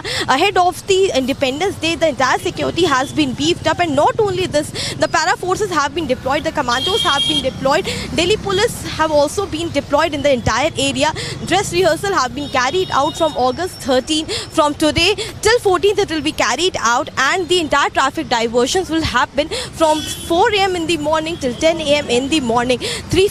More than 350 cameras have been installed in the entire vicinity of Red Fort area. You can clearly see the visuals, how the preparations are going inside Red Fort ahead of Independence Day, owing to the security ahead of Independence Day. These are the clear visuals from outside Red Fort area, where all the shops from Chaudi Bazaar, Chandni Chowk, outside Gauri Shankar Mandir, Daryaganj, Delhi Gate have been closed and sealed ahead of the Independence Day, and these shops will not open till the Independence Day. They will open after Independence Day, after the program which is being happen inside Red Fort. After that, all the shops will be open. This is the entire visual of the area outside Red Fort. As you can clearly see that none of the shops are open, and Delhi police officials are clearly deployed in this entire area. Not only that, the anti-drone machine have also been deployed at several places to catch the kite flyers, and also to stop the anti-drone activities or to detect any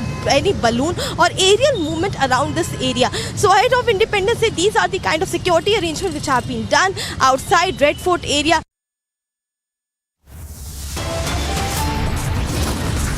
Slipping into a very short break, lots lined up for you. On the other side, huge lead in novelist Salman Rushdie's attack probe. The attacker used a fake ID. Another political churn in Bihar. Pashupati Paras faces big rebellion. 3 MPs likely to support the JDU.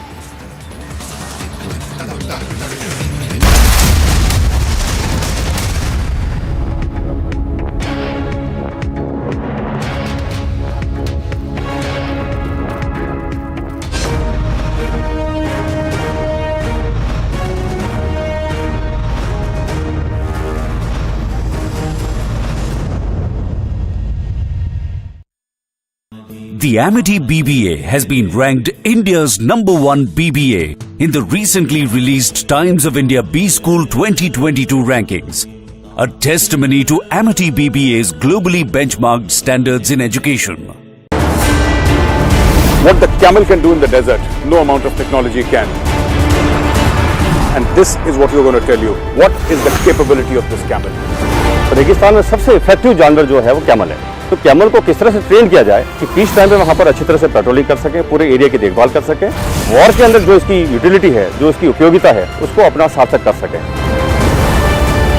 Come with me. Let's spend some time with India's only camel unit at the BSF grounds in Jodhpur.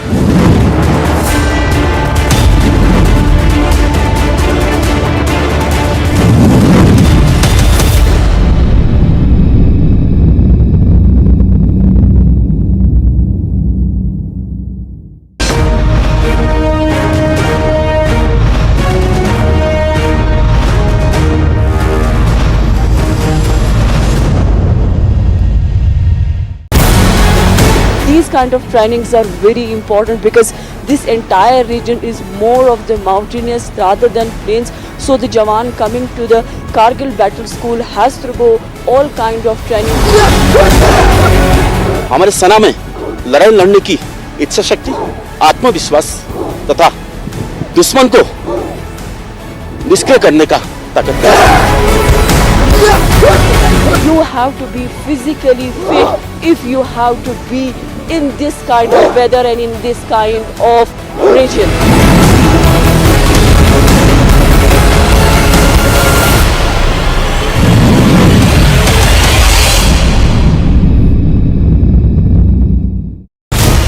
On the eve of Independence Day, Republic from Siachen base camp. Bigger challenge for the Indian Army, the soldiers, is not only fighting with the enemy but also in adverse weather. Challenge की बात है तो challenge Indian army के लिए कोई challenge नहीं होता। इतने -डिग्री तापमान में सर्वाइव करने के लिए हमें स्पेशल इक्विपमेंट और क्लोथिंग इशू किए जाते हैं। पर जाने से पहले हमारे को स्पेशल ट्रेनिंग, स्पेशल इक्विपमेंट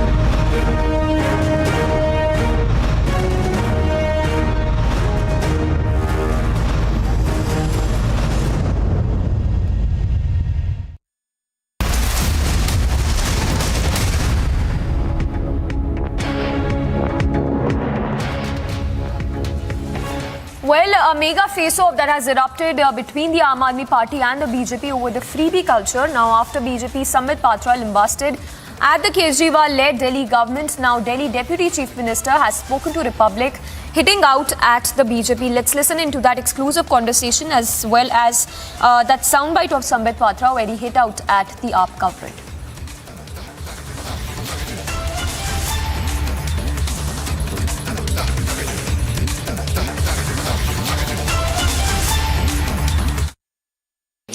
इसमें मैं यही कहूँगा कि पहली बार देश में इतने बुरे आर्थिक हालात इन लोगों की वजह से पैदा हो गए हैं कि आपको आटे पे भी टैक्स लगाना पड़ रहा है, नमक पे भी टैक्स लगाना पड़ रहा है, दूध दही पे भी टैक्स लगाना पड़ रहा है। क्यों लगाना पड़ रहा है? और फिर सरकार खड़े होकर कह रही है कि सब आप स्कूल भी सरकारी स्कूल नहीं, सरकारी अस्पताल नहीं, प्राइवेट में करा लो इलाज, हमसे नहीं खोले जा रहे, पैसा नहीं है। क्यों नहीं है? क्योंकि रेवड़ियाँ खुल के लुटाई गई मोदी जी के दोस्तों के लिए। मोदी जी के दोस्तों के लिए 10 लाख करोड़ रुपए के लोन माफ़ किए गए। मोदी जी के दोस्तों के लिए 5 लाख करोड़ रुपए के टैक्स माफ़ किए गए। और जब देश की इकोनॉमी बैठ गई पूरी तरह से तो बोले अब तो देश नहीं चल रहा भाई, अब तो दूध पे भी टैक्स लगा दो, दही पे भी टैक्स लगा दो। फिर भी काम नहीं चल रहा, फिर बोले अब स्कूल भी बंद करो, सरकारी अस्पताल भी बंद करो, सारी सरकारी सिस्टम बंद करो, रेवड़ी बोलो, रेवड़ी बोलो। रेवड़ी तो वो लुटा दी पहले। मोदी जी के दोस्तों पे इतना लुटाने के बाद जब देश की अर्थव्यवस्था का बंटाधार हो गया, उसके बाद अब कह रहे हो दूध पे भी टैक्स देगा आम आदमी, जनता आटे के पैकेट पे भी टैक्स देगी। दिल्ली के हेल्थ और एजुकेशन मॉडल की तारीफ सारी दुनिया कर रही है। संबित पात्रा जी को जो कहना है उस पर खूब गालियां दें, लेकिन अब ये बताएं कि मोदी जी के दोस्तों के 10 लाख करोड़ क्यों माफ हुए, मोदी जी के दोस्तों के 5 लाख करोड़ का टैक्स क्यों माफ हुआ? इस बात का जवाब दें। आज देश की इकोनॉमी इस हालत में क्यों पहुंच गई कि केंद्र सरकार 75 साल के इतिहास में पहली बार इतनी दुर्दशा हुई है कि आपको आटे के पैकेट पे टैक्स लगाना पड़ रहा है, आपको दही के पैकेट पे टैक्स लगाना पड़ रहा है, आपको दूध के पैकेट पे टैक्स लगाना पड़ रहा है। पहली बार देश की इतनी बुरी आर्थिक हालत क्यों हुई?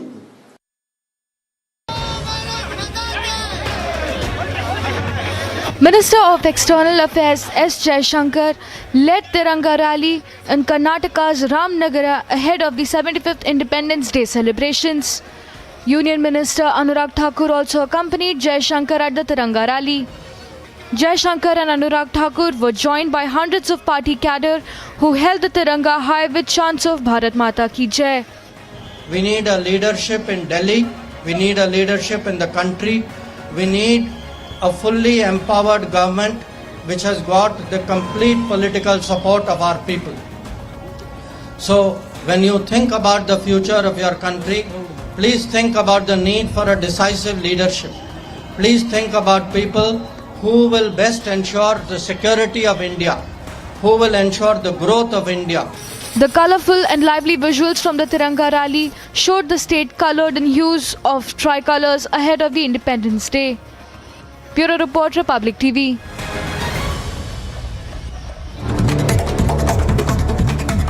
And here's a quick roundup of all that's making news. Caste Scrutiny Committee gave a clean chit to ex-NCB Zonal Director Sameer Wankhede.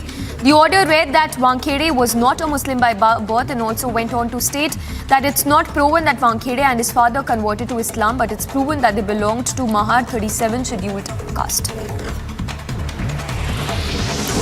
In latest update and a big crackdown on terror, Bitta Karate's wife and son have been sacked from their posts by the J&K government. A scientist and an assistant professor of Kashmir University has also been sacked. In fact, in the last 2 years, 40 terror-linked kins have been terminated from government jobs.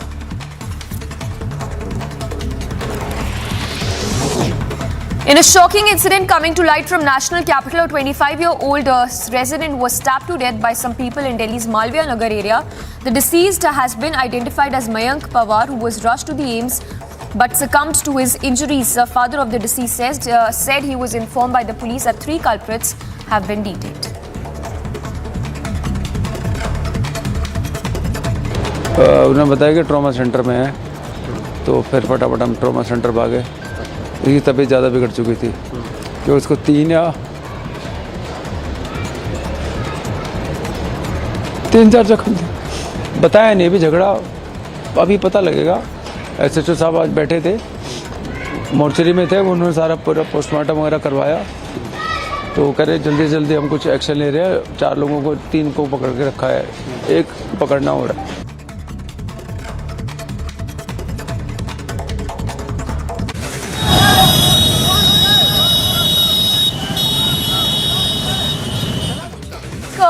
side, we'll continue getting the visuals of Tiranga Yatra being held, rallies being held across the country.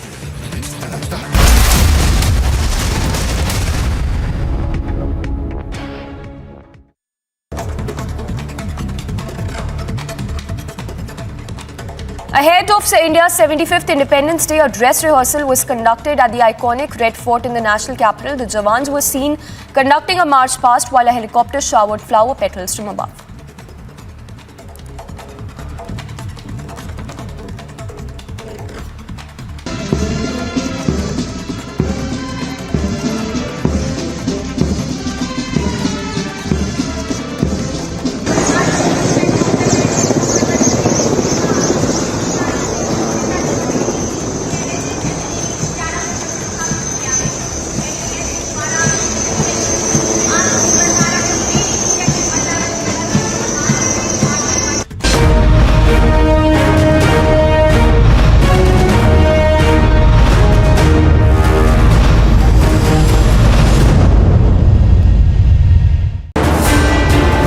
What the camel can do in the desert, no amount of technology can.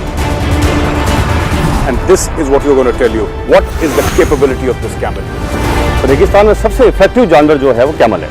तो camel को किस तरह से train किया जाए कि peace time में वहाँ पर अच्छी तरह से पेट्रोलिंग कर सके, पूरे एरिया की देखभाल कर सके, वॉर के अंदर जो इसकी यूटिलिटी है, जो इसकी उपयोगिता है, उसको अपना सार्थक कर सके। Come with me. Let's spend some time with India's only camel unit at the BSF grounds in Jodhpur.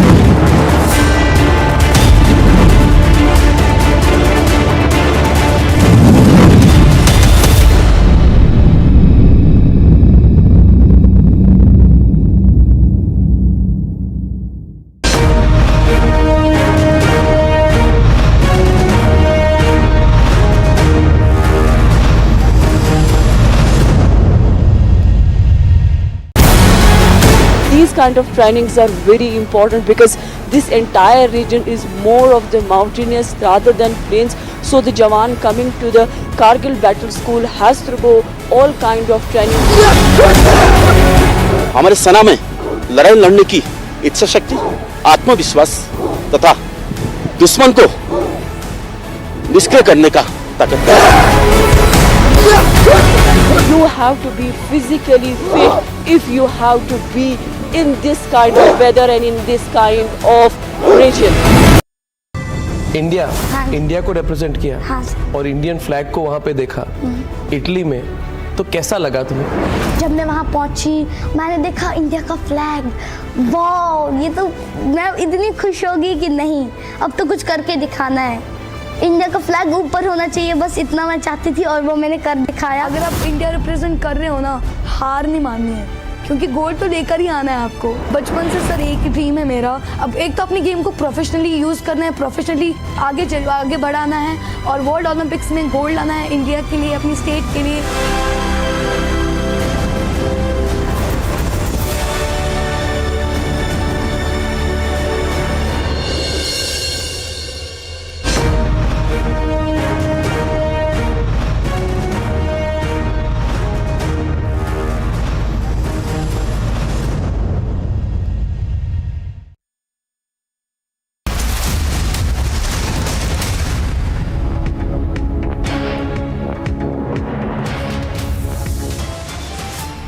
Belgium MP raises an Iranian link to the attack on Salman Rushdie. The link is to two Iranian generals killed by the US. Author Salman Rushdie's condition remains critical. He is now placed on ventilator.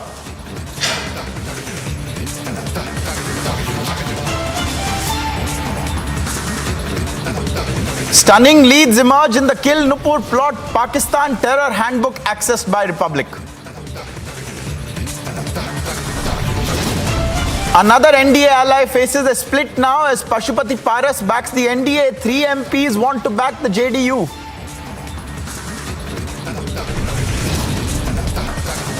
A big win for Samir Wankhede. Caste Security Committee gives a clean chit to the former NCB zonal director. Terrorist Bitta Karate's wife sacked by the Jammu and Kashmir government. 40 terrorists kin sacked from government posts. No soft corner for terror.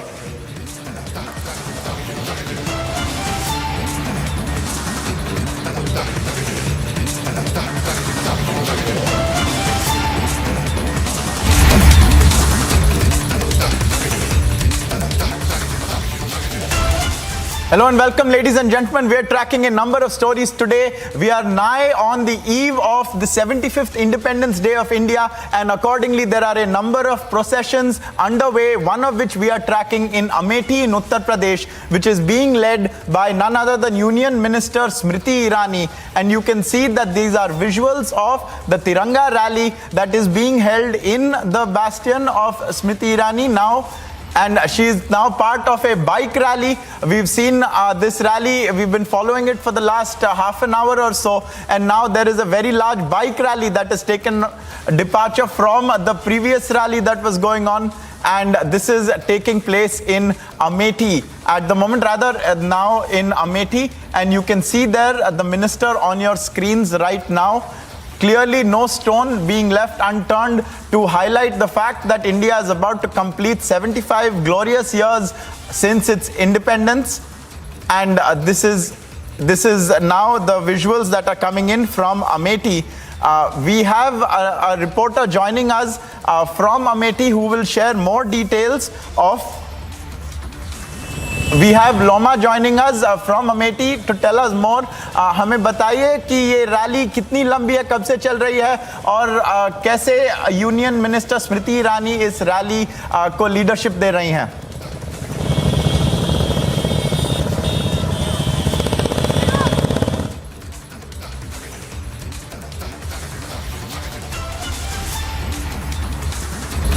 We'll be getting our reporter live from Amethi, but clearly, viewers, you can see that this is a rally that is ongoing in Amethi in Uttar Pradesh, and a Tiranga rally is in progress over there, being led by Union Minister Smriti Irani, who is piloting the rally. She is taking the lead by riding a scooter herself, and this is not the first time that we've seen her do so either.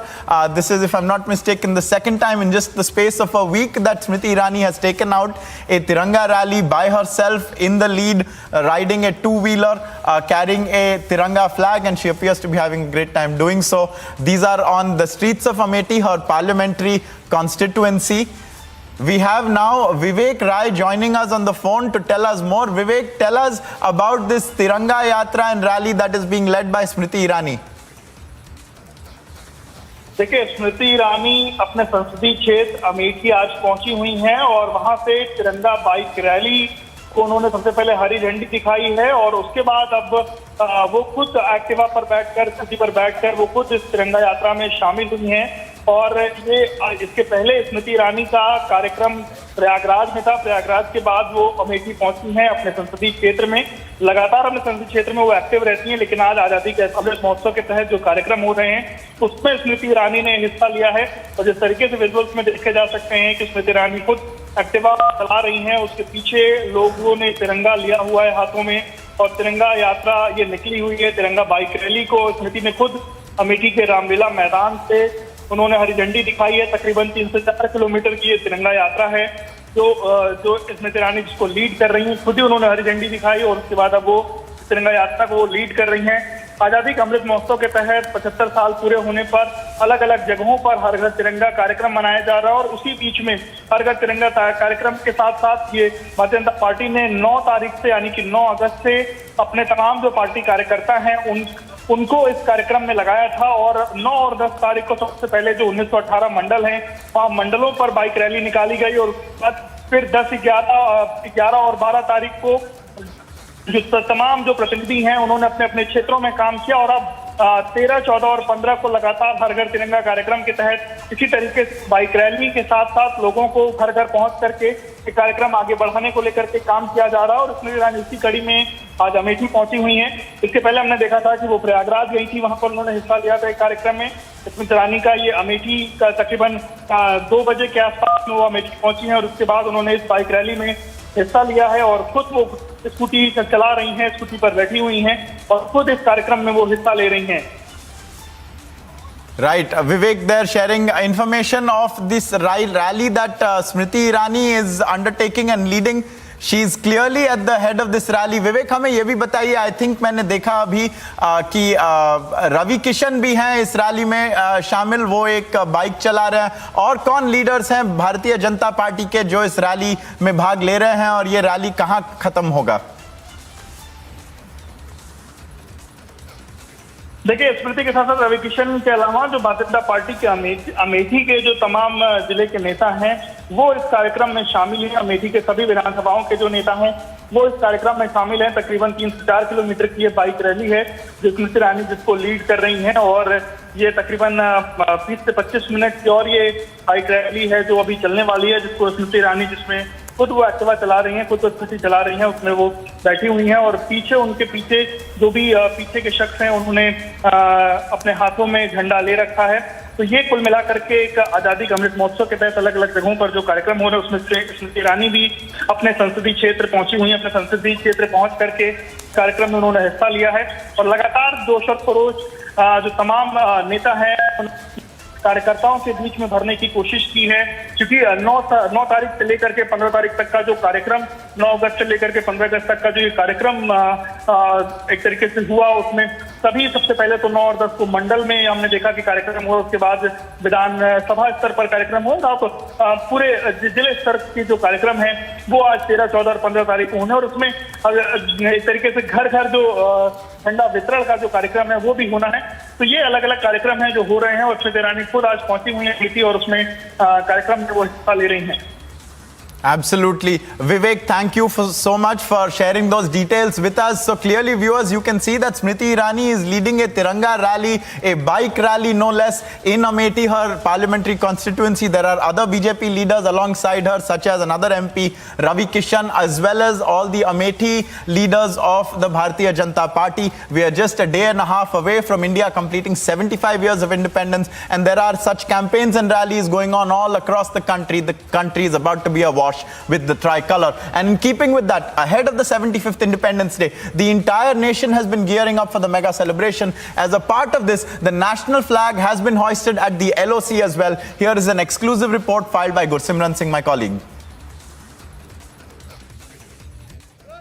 Few meters from the line of control, this is the tricolor of the country flying high as the Har Ghar Tiranga campaign has been kick-started by the locals. Right now, we are very near to the Pakistani line of control. That area is the Pakistani occupied area, and I'll request Gaurav to keep showing you the visuals that how proudly these locals are holding the tricolor. क्या संदेश यहाँ देना चाहते हैं आप? हम ये कहते हैं कि पाकिस्तान को हम ये दिखा रहे हैं कि हमारा घर घर में हर घर में झंडा है जो ऊंचा रहेगा, तिरंगा झंडा हमारा लहराता रहेगा, और इसी तरह हम ये जो अपना आज़ादी दिवस है जो मनाते रहेंगे, हम यही संदेश पाकिस्तान को देते हैं. यही संदेश जो है वो पाकिस्तान को देते हैं. ये इलाका, if Gaurav can show you, this is on the line of control. Few minutes after the tricolor was hosting at the headquarters here by the children of this very area. Now you can see that the locals are hosting the tricolor here very near to the line of control. I request Gaurav to show you that side also where the children have lined up here in the large numbers near the national flag, where the national flag has been hosted, and the Bharat Maa Jai Ghosh can be heard here. That how passionate these youngsters are, how bright the future of the country, and the locals are saying that this is a clear-cut message to the Pakistan that they won't budge and they will continue to give Pakistan a befitting reply. This is one of the tough areas when it comes to the line of control, where the Indian Army is guarding the fence, though there has been a lull for quite some time here on the international border. And these children, they are sending a clear-cut message to Pakistan that they won't budge, and the message is very loud and clear coming from the line of control, that their people, they will give Pakistan a befitting reply to the nefarious designs of the Pakistan. And this tricolor that has been hoisted here by the children will continue to fly with proud courage. This is the message that these children from the line of control are sending from here. With Gaurav Sahni, Gursimran Singh for Republic Media Network. And a mega Tiranga rally was also held in South Kashmir's Shopian town. The DC, the SSP and the CRPF officials participated in the event. Take a look.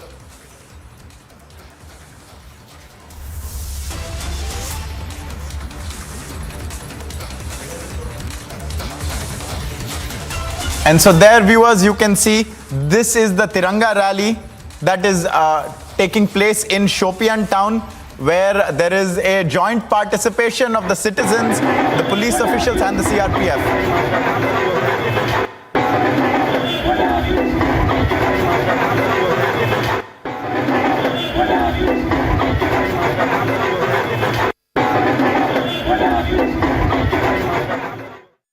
This year India is celebrating 75th year of independence, and in this independence there are so many things which are special, as India is celebrating Har Ghar Tiranga campaign as well, and we are showing you how the security have been beefed up outside and inside Red Fort. And back of me you can clearly see this is a DRDO made in India tax, and this clearly will be involved in this time ceremonial in Independence Day as well. But how is it made, how this made in India, make in India product will be used in the ceremonial in Independence Day, because the 21st and in the 21 gun salute, the 21st fire will be given from this tax as well. We have the project director along with us. Sir, how this make in India tax is so much important in this Independence Day? India is celebrating 75th year of independence, and there's so many special things. We are seeing India is celebrating Har Ghar campaign, Har Ghar Tiranga campaign as well.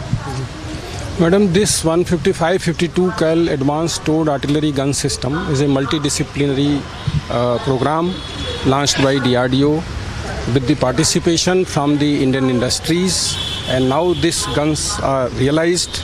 The trials of these guns are over. Some technical trials are going on. A lot of unique features are added in this gun to make it world-class gun, and as an Indian we should feel proud of this. This Independence Day, yes, we are firing one shot from this gun as a symbolic gesture to showcase this product to our countrymen. As you know, this is a battle-ready guns, and one special slug has been designed to make this, give this sound level, to give this sound which actual round gives. If you want to know the special features of the gun, a lot of special features are inducted. This is a 25-liter chamber barrel, auto-fritage gun barrel. We are having the automatic gun alignment and positioning system MAGAPs, the muzzle velocity radar, very advanced communication system. They are inbuilt in this gun to make it future ready for our Indian Army. RP sir, we have seen one thing. Now we are moving towards more of the make in India products. We see if it is missile, it is aircraft, there are many things which are make in India these days, and India is also empowering in a certain way. How you see this is a special thing also, that now we are proceeding towards a more powerful and stronger country. Madam, in this project is a real symbol of the government and the Indian industry's participation. From day one, two of our lead system integrators, that is Bharat Forge Limited.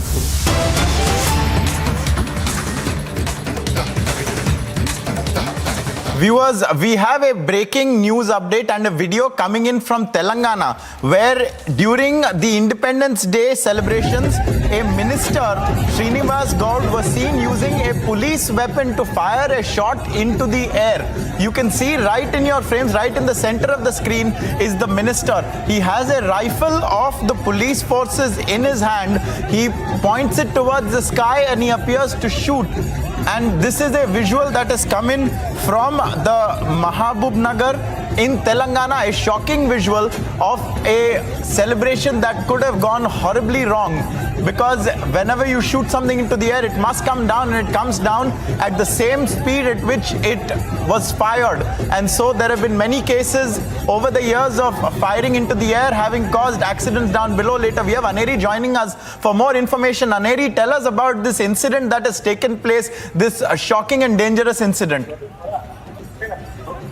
Well, that's right, Ankit. We have been seeing that Telangana has been celebrating Independence Day for 2 weeks, and now as a part of the Tiranga Yatra, well, we see that the Telangana minister, Sports Minister Srinivas Gaud, was seen during the Tiranga rally in Mehboob Nagar, he used police weapons and shot it open in fire. Well, we see that how there were people surrounded around him, and also there were police officials there next to him.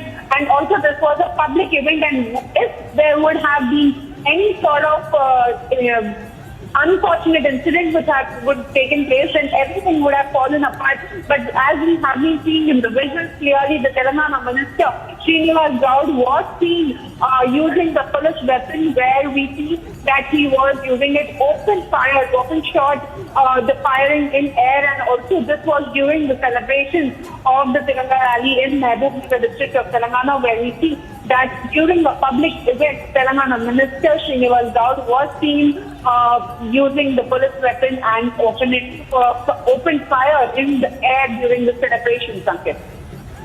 Clearly, and it's not just the fact that he has taken the gun, Aneri, from the police and fired it, but he also appears to be tweeting about it and touting himself for having done so. So he's celebrating the fact that he did this dangerous act. He took a police person's gun. You can see, viewers, there are police persons all around him, but because he's a minister, he appears to have the impunity to take that gun, take that rifle. You can see how long its barrel is and fire it into the skies.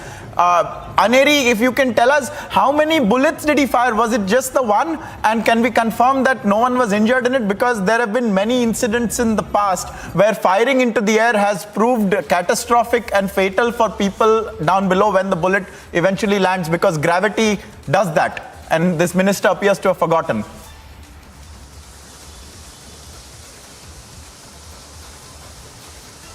Well, Ankit, no one is injured in this incident, and also as we can see now, there were police officials, there were people surrounded near Srinivas Gaud, who is the Telangana's cabinet minister. But also at the same time, as you rightly pointed out, Srinivas Gaud has also tweeted about it, and he has also posted a picture of him shooting in air. So definitely how we can see that a minister is using police weapon to during celebrations and using it in open fire. He's shooting it in air. But as you pointed out, that we have been seeing many such situations where people have been injured, but here we have got confirmation that no one is injured. But yes, Aneri, stay with us. We have Telangana BJP Chief Krishna Sagar Rao joining us on the phone. Now, Rao sir, we've seen this video of a Telangana minister borrowing a weapon and firing it into the air. What is your comment on this dangerous and reckless act?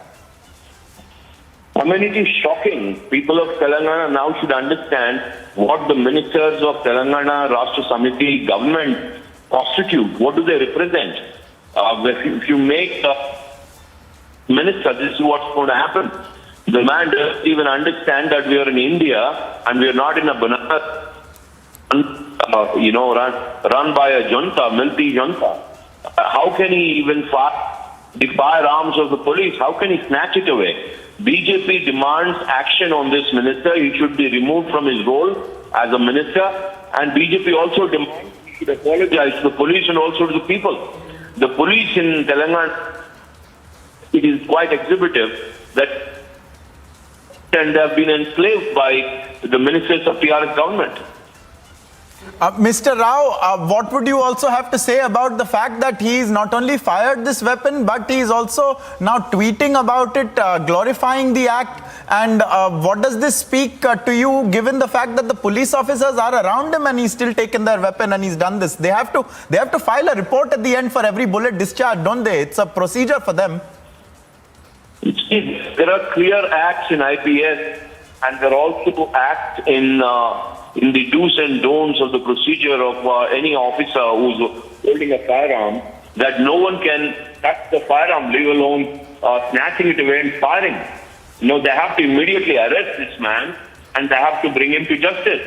It doesn't matter if you are a minister or if you are anybody, that you are not supposed to snatch away the firearm and put the people in the harm's way by firing an SLR into the air. And as I said, what is this man thinking? Is he thinking he's in Pakistan or some interior banana republics, or he's in Indian Union? His mindset that these guys believe, these individuals from TRS party who are completely out of bounds, believe that they can do anything and get away. Right. Krishna Sagar Rao there, Telangana BJP spokesperson joining us on the phone line. Sir, if I may ask you another question. How do you've asked clearly for the arrest of this minister. Do you see it happening though? Do you think that is likely to happen? No, it should happen. Otherwise, what example is Mr. KCR setting in this state? Is he waiting for other ministers also to snatch and this time shoot at people instead of in the air? What is the precedence he wants to set? Or does he want to say the ministers are we are demanding an immediate arrest of this minister and make it an example that the ministers cannot go unruly and be illegal, and still it doesn't work in our country and in our state. Right. Krishna Sagar Rao there sharing with us his views and his party's views on this incident. Viewers, just to reiterate, as he remains with us, this minister, who is the Minister of Sports in the Telangana government, he was at a Tiranga rally and he took a gun, a rifle, a fully loaded rifle of a policeman who was with him, pointed it up into the skies and fired around, and then also tweeted about it.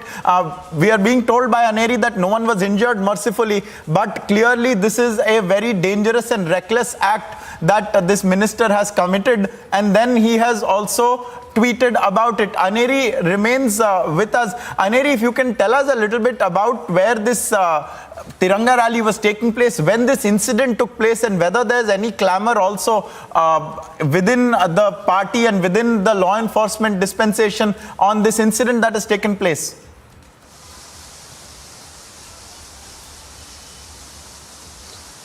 Well, Ankit, no response yet from the TRS, though, over this incident which has taken place just some time back in Mehbubnagar district, where we see that the Telangana minister Srinivas Gaud was taking part in the Tiranga rally as a part of the Independence Day celebrations, as we have been seeing.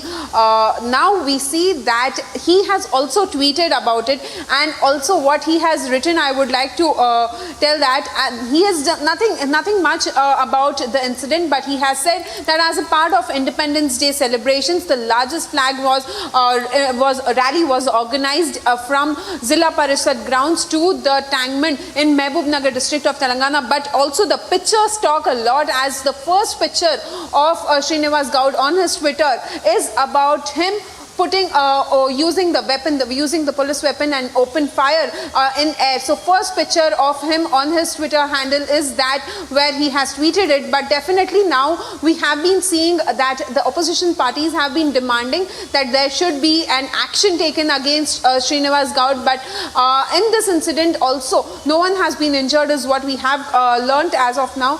But further, will there be action taken or not remains to be seen. And this incident has taken place just ahead of the Independence Day, and specifically if we want to mention that this happened during the Independence Day celebrations, when there was a Tiranga rally taking place, when hundreds of people are around Srinivas Gaud along with the police officials, security personnel there in Mehbubnagar district of Telangana.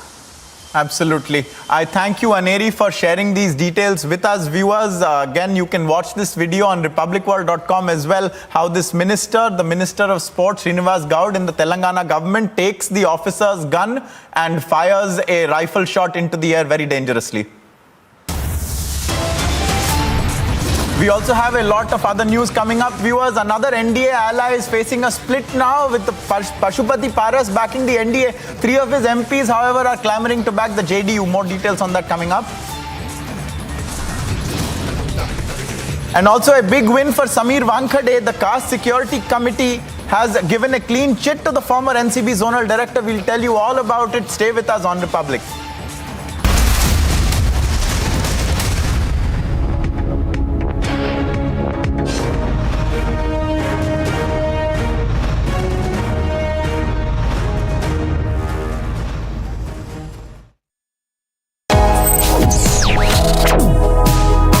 Reading allows us to become familiar with ourselves. We don't read, we won't know what is knowledge. I just find it very interesting to know people's lives, how they went through certain situations, how they dealt with things. So wherever you want to go in life, if you read books along those lines, then that would really help you in growing. Reading could mean a million different things to every individual. What does it mean to you? Visit readindia.info to find out more.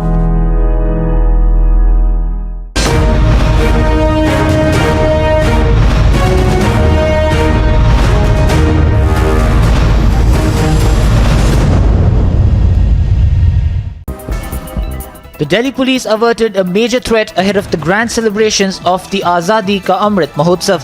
The Delhi police busted a syndicate involved in smuggling of ammunition. During the investigation, the police recovered 2,000 live cartridges. While the police has not ruled out a terror angle, they informed that the accused appear to be a part of a criminal network. अभी हमने terror angle को rule out नहीं किया है क्योंकि आजकल terrorists और criminals के जो बीच की लाइन है काफ़ी ब्लर हो रखी है, बट प्राइमा फेसाई ये क्रिमिनल नेटवर्क का ही पार्ट लग रहा है. Talking to the media, police said they had recovered a total of 2,251 live cartridges. This comes as the security in the national capital has been heightened ahead of the 75th Independence Day celebrations. The police has intensified patrolling and are conducting anti-sabotage checks to rule out all possible threats ahead of Independence Day.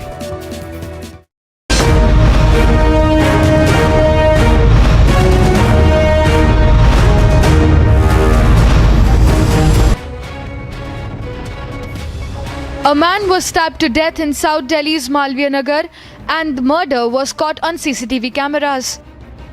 In the light of the shocking event, a case was registered and an investigation is underway. The 25-year-old man was stabbed to death by some people after an argument.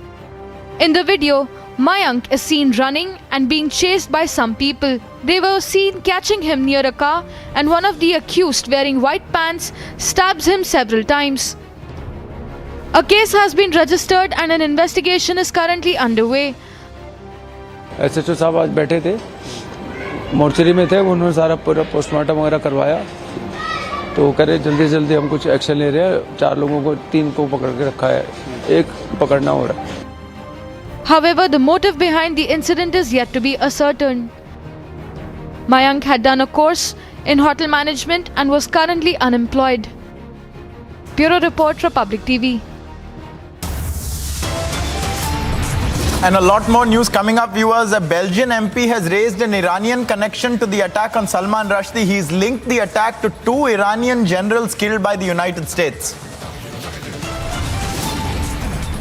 And also stunning leads have emerged in the Kill Nupur plot. A Pakistan terror handbook has been accessed by Republic. More on that after just a few seconds. Stay with us on Republic.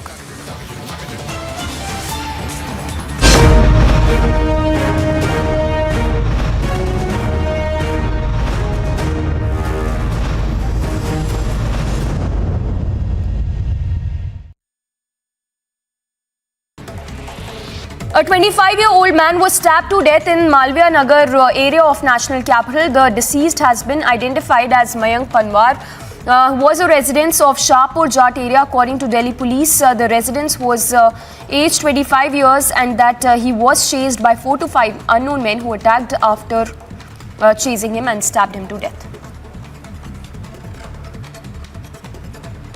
उन्होंने बताया कि trauma centre में है, तो फिर फटाफट हम trauma centre भागे. इसकी तबीयत ज़्यादा बिगड़ चुकी थी कि उसको 3 या 3-4 जख्म थे. बताया नहीं, अभी झगड़ा अभी पता लगेगा.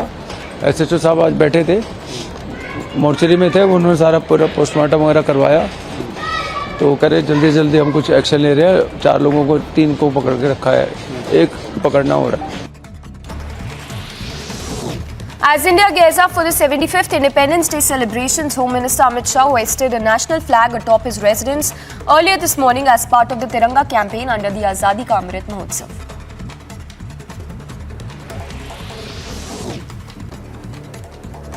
Chief Minister Yogi Adityanath hoisted the national flag in the run-up to the Independence Day. Taking to social media, Yogi Adityanath said, and I quote, "The whole country is celebrating Azadi Ka Amrit Mahotsav under the leadership of Prime Minister Modi to commemorate the completion of 75 years of country's independence. The national flag of India is also a symbol of our pride, a symbol of bravery, peace and sacrifice of the country." Yogi Adityanath also posted a video along with the text message.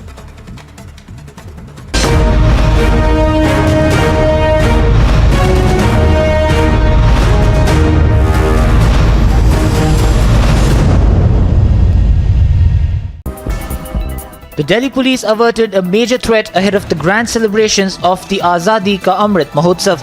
The Delhi police busted a syndicate involved in smuggling of ammunition. During the investigation, the police recovered 2,000 live cartridges. While the police has not ruled out a terror angle, they informed that the accused appeared to be a part of a criminal network.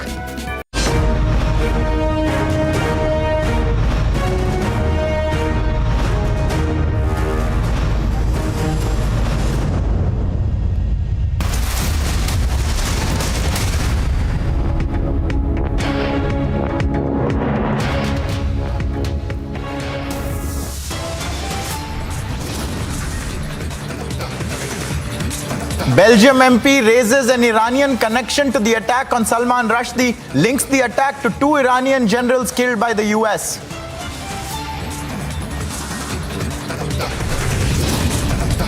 Author Salman Rushdie's condition remains critical. He has now been placed on the ventilator, is what we are told. Stunning leads emerge in the Kill Nupur plot. Pakistan terror handbook accessed by Republic. Another NDA ally faces a split now as Pashupati Paras backs the NDA. 3 of his MPs want to back the JDU. A big win for Sameer Wankhede. The caste scrutiny committee gives a clean chit to the former NCB zonal director. Terrorist Bitta Karate's wife sacked by the Jammu and Kashmir administration. 40 terrorists kin sacked from government posts. No soft corner for terror.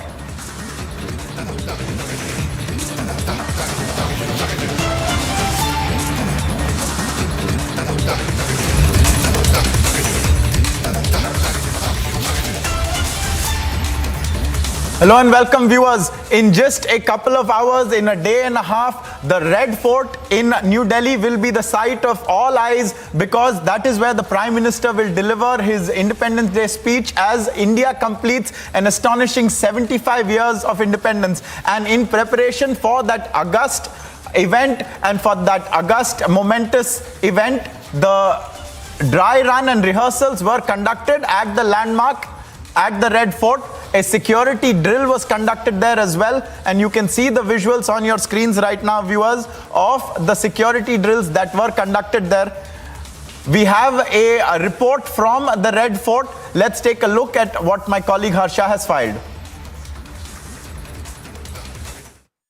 Security around and in the vicinity of Red Fort area have been beefed up by the Delhi Police Administration. We clearly will show you the visuals from inside and outside the Red Fort area as I am outside Red Fort area. Preparations for the Independence Day are in full swing. Preparations inside Red Fort area can clearly be seen, and not only this, the security officials have also been deployed in and out Red Fort area. The CRPF, CISF, NSG commandos, RAF and para forces can clearly be seen outside and inside Red Fort area who have been deployed. Preparations are in full swing in this area. Ahead of the Independence Day, the entire security has been beefed up, and not only this, the para forces have been deployed, the commandos have been deployed, Delhi police have also been deployed in the entire area. Dress rehearsal have been carried out from August 13. From today till 14th it will be carried out, and the entire traffic diversions will happen from 4 AM in the morning till 10 AM in the Viewers, we have a breaking story coming in. UP Chief Minister Yogi Adityanath has received a bomb threat. A threat letter has been found. We have Aishwarya Kapoor joining us for more information on this. Aishwarya, take it away. Tell us about this threat to the Chief Minister of Uttar Pradesh. Galanke, there is a back-to-back second threat being given to the UP Chief Minister. We've just seen just a week back, UP Chief Minister was sent a threat via letter. And this time around, they are being told that it has been sent via package. It was properly packed, and hence it is being seen as the back-to-back second threat to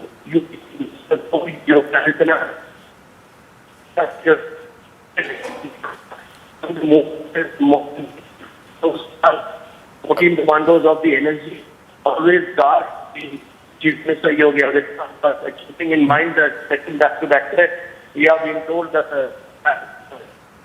Viewers, we appear to be having some disturbance in the phone line with Aishwarya. We'll try and get Aishwarya on a more secure phone line. For the moment, from what he has told us, we can gather that a second back-to-back threat has been received by Yogi Adityanath against Yogi Adityanath. We have someone from the BJP patched with us. We have former UP DGP Dr. Vikram Singh joining us right now. Dr. Singh, if you can tell us, there has been a threat received against Uttar Pradesh Chief Minister. What can you tell us, and what is the protocol in such a scenario? It's like this, that somebody as high profile and occupying the top constitutional position of the Chief Minister of Uttar Pradesh is likely to have such threats always. And more so, somebody like Yogi Adityanath, who's so popular in India and Uttar Pradesh, and also not so much like a section of the people who are anti-national and those who are not favorably inclined towards the interest of India. There are bound to be threats, but yes, let me tell you that our security agencies and the police department are fully geared to take care of any such contingency and handle all such people who are out to harm not only Yogi Adityanath ji, but other VIPs in the country. Yes, the intent it is being seen as a second back-to-back police is fully prepared to take on any such challenge and give a befitting reply.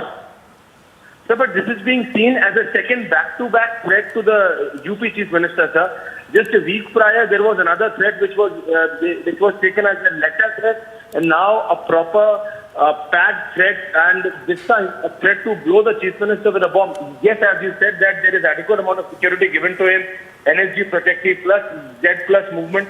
Sir, despite all of this, if such threats are coming, what more can be done?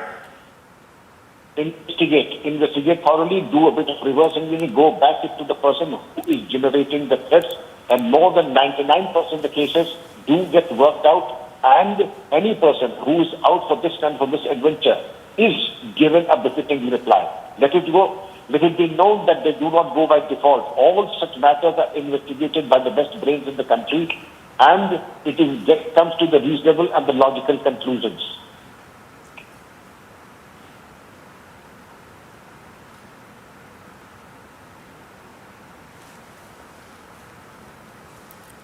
And so there, viewers, is Dr. Vikram Singh's view on this threat that has been received by Uttar Pradesh Chief Minister Yogi Adityanath. This is the second back-to-back threat, and as Dr. Vikram Singh is telling us that the protocol dictates that there is already a high provision of security to a person who holds the post of the Chief Minister of Uttar Pradesh. We have Aishwarya also with us. Aishwarya, once again, because the phone line earlier was not the clearest, if you could narrate again both the threats that the UP Chief Minister has received.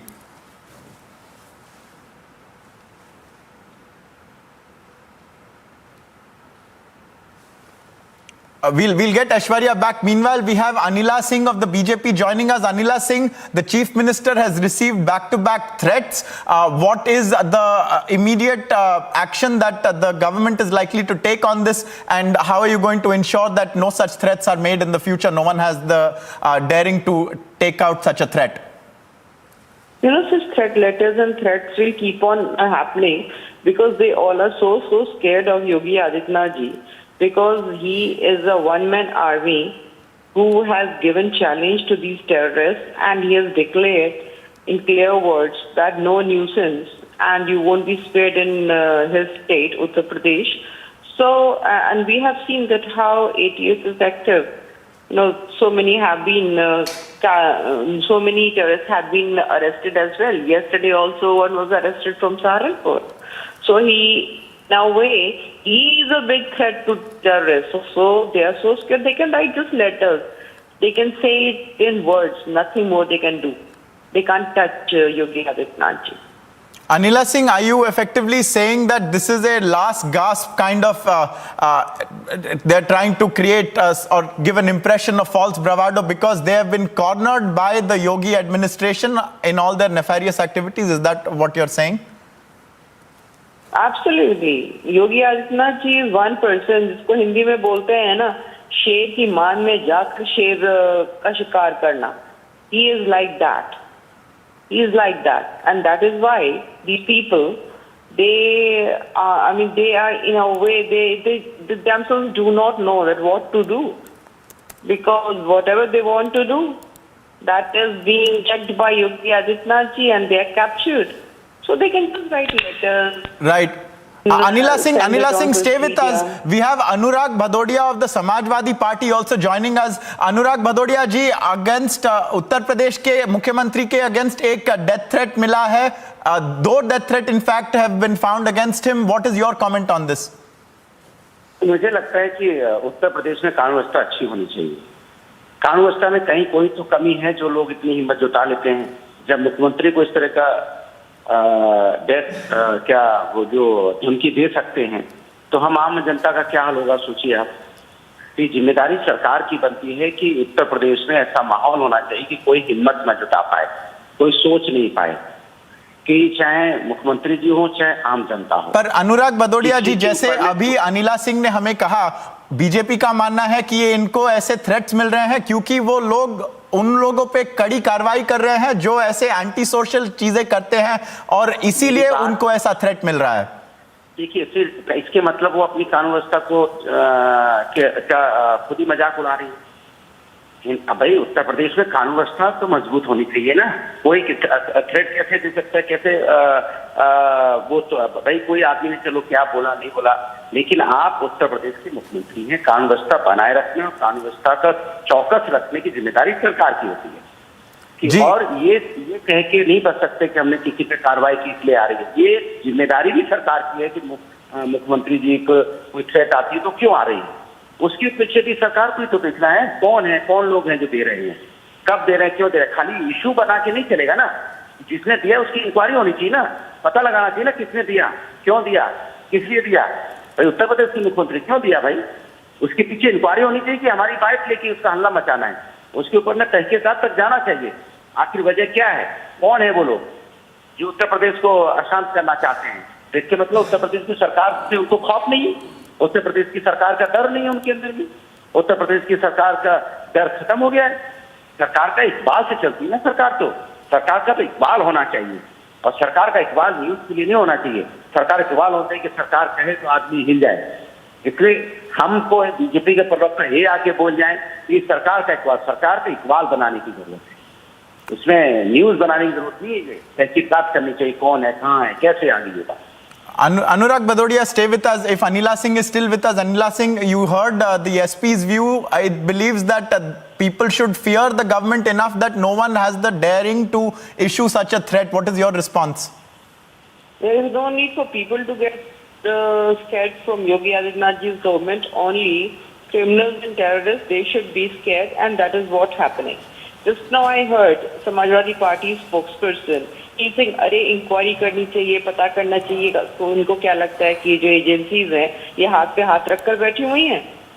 जो कल जो terrorist पकड़ा था वो Samajwadi party की कोई police है, उसने जाकर पकड़ा था. And secondly Mulayam Singh Yadav ji never they are the people who advocate for the terrorist. Right. Anila Singh of the BJP and Anurag Bhadodia of the Samajwadi Party, I thank you both for joining us and airing your views on this. Viewers, a double threat against Uttar Pradesh Chief Minister Yogi Adityanath. Action will be taken is what the assurance is.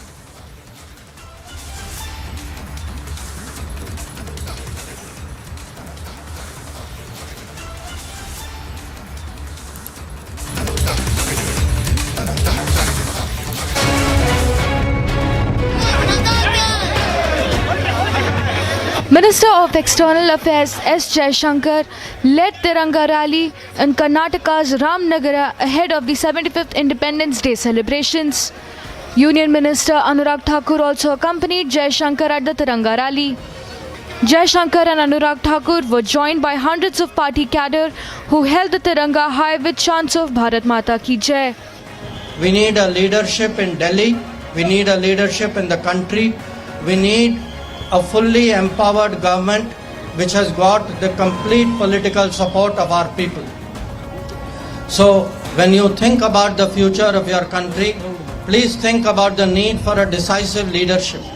Please think about people who will best ensure the security of India, who will ensure the growth of India. The colourful and lively visuals from the Tiranga rally showed the state coloured in hues of tricolours ahead of the Independence Day. Bureau Report, Republic TV. A look at some of the top national stories now. Prime Minister Narendra Modi interacted with the CWG heroes of India at his official residence earlier today. The Prime Minister, while lauding India's stunning performance at the Commonwealth Games, said he was certain of the country's spectacular performance at the event. साथियों, Commonwealth games शुरू होने से पहले मैंने आप सभी से कहा था, एक प्रकार से वादा किया था कि जब आप लौटेंगे तो हम सब मिलकर के विजयोत्सव मनाएंगे। मेरा एक कॉन्फिडेंस था कि आप विजयी होकर के आने वाले हैं और मेरा एक मैनेजमेंट भी था कि मैं जरूर कितनी ही व्यस्तता होगी आप लोगों के बीच समय निकालूंगा और विजयोत्सव मनाऊंगा। In a first lead on the man who attacked Salman Rushdie in New York, it has been revealed that the attacker allegedly used a fake identity. His fake identity was Hassan Mughniya, a senior Hezbollah official close to Iran's IRGC force chief of the same name who was killed. Meanwhile, a Belgium MP has drawn an Iran-Hezbollah link to the entire incident. In a stunning lead in the Kill Nupur Sharma plot, a Pakistan terror handbook has been accessed, while a link of a Pakistan, Afghanistan and Syrian connection is also suspected. Moreover, jihadi materials have been recovered in the matter from the arrest of a terrorist. Tamil Nadu Finance Minister PTR's car was pelted with a shoe at the Madurai airport. This comes as the Tamil Nadu minister was returning after paying homage to martyred Indian Army soldiers hailing from Tamil Nadu. Meanwhile, amid a commotion there, the BJP workers were asked to leave the funeral ceremony of Lakshmanan, the martyr who died in a terrorist attack in Kashmir. Rashtriya Lok Janshakti Party MP Mehboob Ali Kaiser, Veena Devi and Chandan Singh are likely to show allegiance to the JDU. Meanwhile, to split the 5 members of the RLJP led by Pashupati Paras, 4 MPs are required, is what we are told.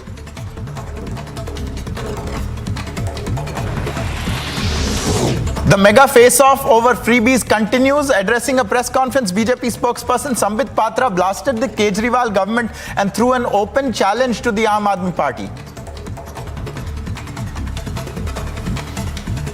कानून से भी आम आदमी party को संरक्षण नहीं मिलने वाला है, इसलिए फ्रीबी करके इस पर रोज प्रेस कॉन्फ्रेंस करके मोदी जी की सरकार के ऊपर हमला बोल करके कहीं न कहीं मनीष सिसोदिया जी के एंटीसिपेटरी बेल के लिए ये एप्लीकेशन चल रहा है। जब मनीष सिसोदिया पे गाज गिरेगा तो बताएंगे देखो हमने तो अटैक किया था, इसलिए हमें इस प्रकार से भुगतना पड़ रहा है।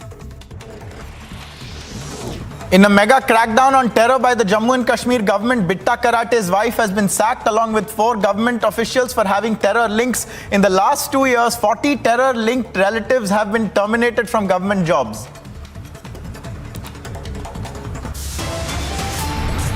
And a lot more news coming up, viewers. Stunning leads have emerged in the Kill Nupur Sharma plot. A Pakistan terror handbook has been accessed by Republic. And another NDA ally is witnessing a split now. Pashupati Paras backs the NDA, but 3 of his MPs want to back the JDU. More details on that in just a few seconds. Back on Republic.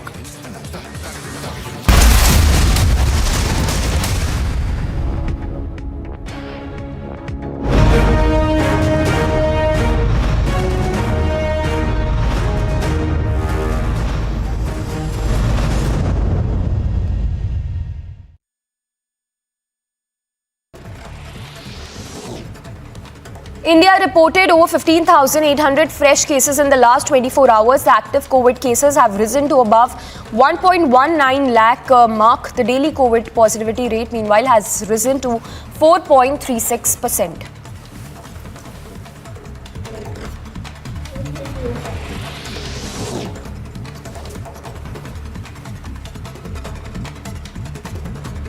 Eight more bodies were recovered in UP's Banda, taking the death toll to 11. The process of identifying the bodies and the search operations are underway. A boat from Fatehpur to Marka village capsized in Yamuna on 11th of August.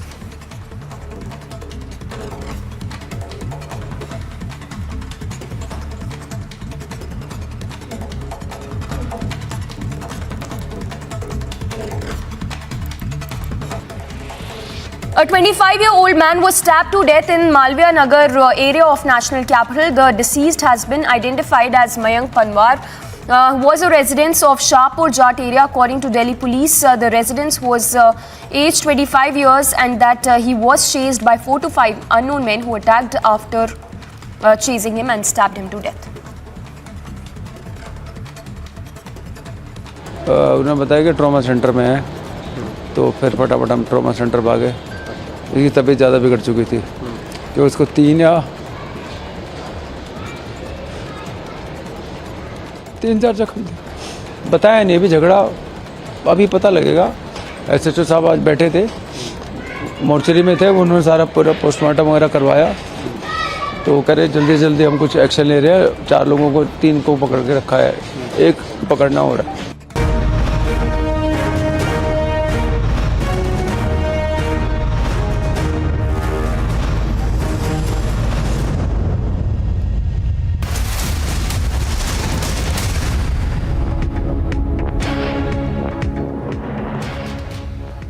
Viewers, in a breaking news update, the Bar Council of India has come down heavily on advocate Prashant Bhushan for his recent remarks on the Supreme Court and its judges. The Bar Council of India says that it cannot imagine the existence of people like Prashant Bhushan in countries like China and Russia. This is from a letter of the Bar Council that Republic TV has accessed. It comes on the back of a number of people who are known to attack the Supreme Court doing so, and this time the Bar Council of India has expressed its ire at the remarks of Prashant Bhushan.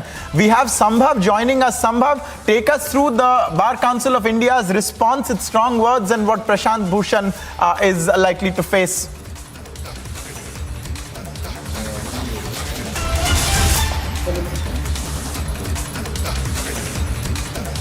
We'll be getting Sambhav to join us in just a few seconds, viewers. Meanwhile, we can tell you that the Bar Council of India has taken on Prashant Bhushan and what he said about the Supreme Court and the judges. The letter right now is on your screen, and I would like to read parts of it. One very key aspect that it notes is that it cannot imagine the existence of someone like Prashant Bhushan in countries like China or Russia, which speaks both about how India tolerates all kinds of opinion and how there are many other countries whom would not do so. Prashant Bhushan had made remarks at an international forum. He was speaking at a forum hosted in the US when he had made disparaging remarks about the Supreme Court. We have Sambhav now joining us. Sambhav, tell us about the Bar Council of India's response to Prashant Bhushan, a detailed letter.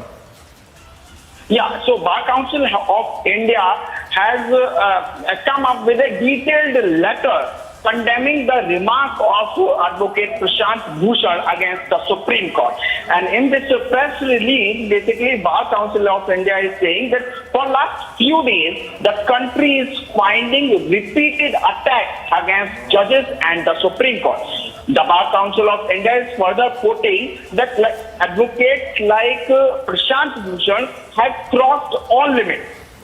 So here the Bar Council of India is coming quite heavily on Prashant Bhushan, wherein BCI is saying that persons like Prashant Bhushan think that they would succeed in terrorizing the judges. We have the copy of the press release of the Bar Council of India, wherein the Bar Council of India is saying that unfortunately Mr. Prashant Bhushan's all the utterances are not only ridiculous, but are reprehensible and against the nation.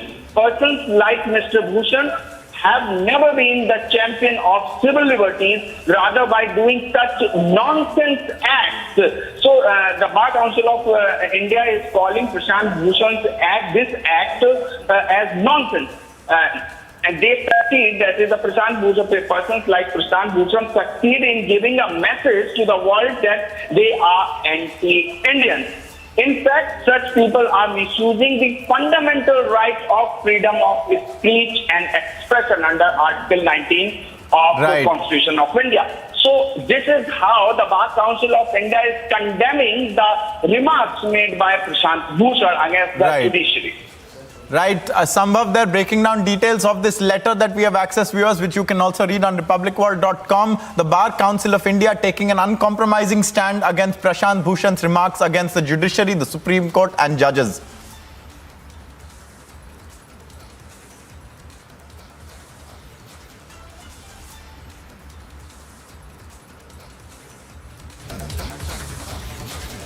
Viewers, Salman Rushdie, the Mumbai-born author whose writing and his book, The Satanic Verses, had led to the issuance of a death threat fatwa against him from the then Supreme Leader of Iran in the year 1989, was attacked on stage at an event where he was going to deliver a lecture in New York State yesterday. He has been put on ventilator support. Here is an update on his condition. Take a look. Author Salman Rushdie was stabbed in the neck and abdomen at an event in New York, US. The 75-year-old author is on ventilator and could lose an eye. Police have identified his attacker. The author's agent said that Salman Rushdie suffered severe nerves in an arm and damage to his liver and could lose an eye. New York police identified the attacker as Hari Matar from New Jersey and said the motive behind the attack remained unclear.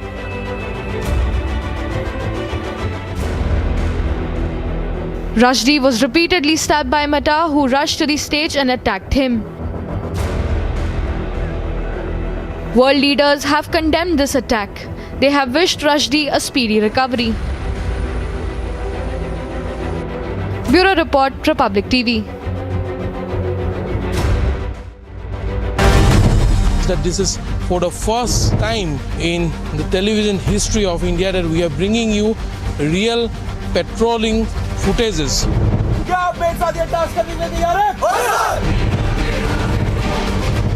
This is a very important place. It is because of the valor and fortitude of our troops who fought here valiantly in 1962 that even our enemies were forced to call the area of Namti as the tiger's mouth.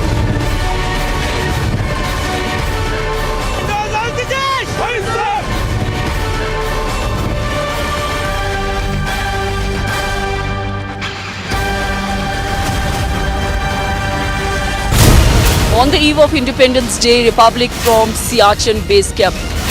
Bigger challenge for the Indian Army, the soldiers, is not only fighting with the enemy, but also in adverse weather.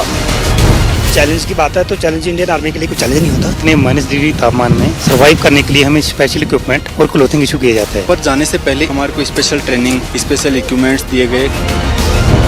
China, Pakistan cannot enter into Siachen because the Satwara Ridge is being controlled by the Indian Army here.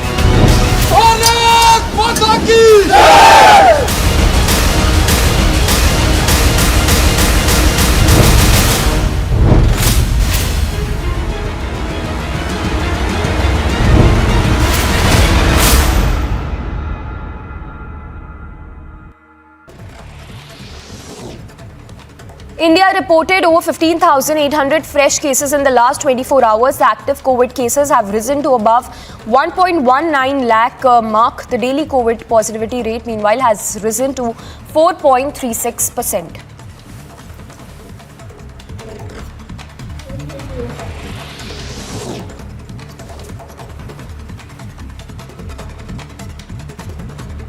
Eight more bodies were recovered in UP's Banda, taking the death toll to 11. The process of identifying the bodies and the search operations are underway. A boat from Fatehpur to Marka village capsized in Yamuna on 11th of August.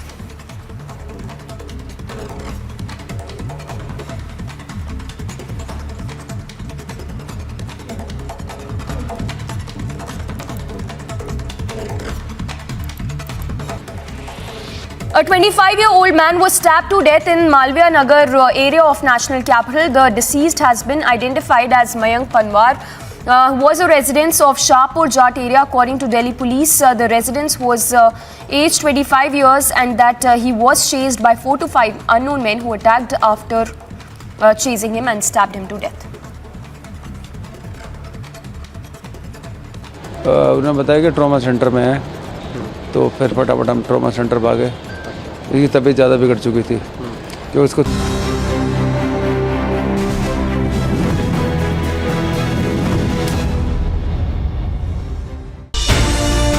शहीदों के बीच खड़ा होना आसान नहीं होता।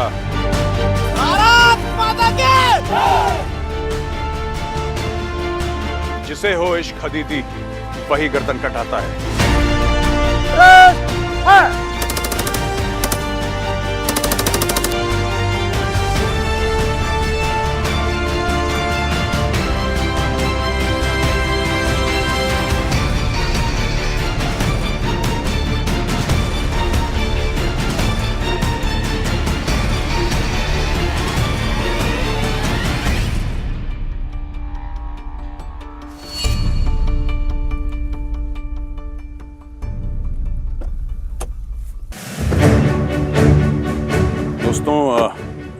आजादी की 75वीं सालगिरह, आजादी का अमृत महोत्सव। ये 75 साल के मायने क्या हैं, हमारी आजादी के मायने क्या हैं? इस वक्त मैं जोधपुर में हूं। वीर भूमि कहा जाता है जोधपुर को। यहां पे कई शौर्य गाथाएं लिखी हैं। आज मैं मिलूंगा कुछ ऐसे लोगों से जो वही गाथा आज की तारीख में 21वीं शताब्दी में दोबारा लिख रहे हैं। कहते हैं राजस्थान की एक खासियत है, एक तरफ रेगिस्तान है और एक तरफ पाकिस्तान। तो कौन है जो सरहद की निगरानी करता है? वो कौन है जो चट्टान की तरह सामने खड़ा है हमारे और दुश्मन के बीच में? आइए मिलवाते हैं आपको कमांडेंट मिस्टर वायस राठौर। बहुत बहुत अच्छा लगा, थैंक यू, बहुत बहुत धन्यवाद। थैंक यू, बहुत बहुत धन्यवाद। एसटीसी बीएसएफ जोधपुर जी, मिस्टर एमएस कीची, ये कैमल विंग कमांडर है। मिस्टर कीची से हम मिल रहे हैं और यहाँ पे मिस्टर राठौर जो हैं वो कमांडेंट हैं एसटीसी के। अब ये हमें दिखाएंगे, देखिए बड़ी खूबसूरत सी बात है दोस्तों। कैमल यूनिट्स जो हैं, कैमल यूनिट्स दुनिया में बहुत कम हैं। सुनने में आया है कि शायद इजिप्ट में हो, शायद मोरक्को में। भारत की सिर्फ एकमात्र कैमल यूनिट बीएसएफ के पास है। ये कैमल यूनिट कैसी है, इनकी दिनचर्या क्या है, इनकी ट्रेनिंग कैसी, और सबसे बड़ी चीज इनकी आंखों से देखेंगे हम आजादी का अमृत महोत्सव। चलिए मेरे साथ, मैं आपको दिखाता हूँ। आइए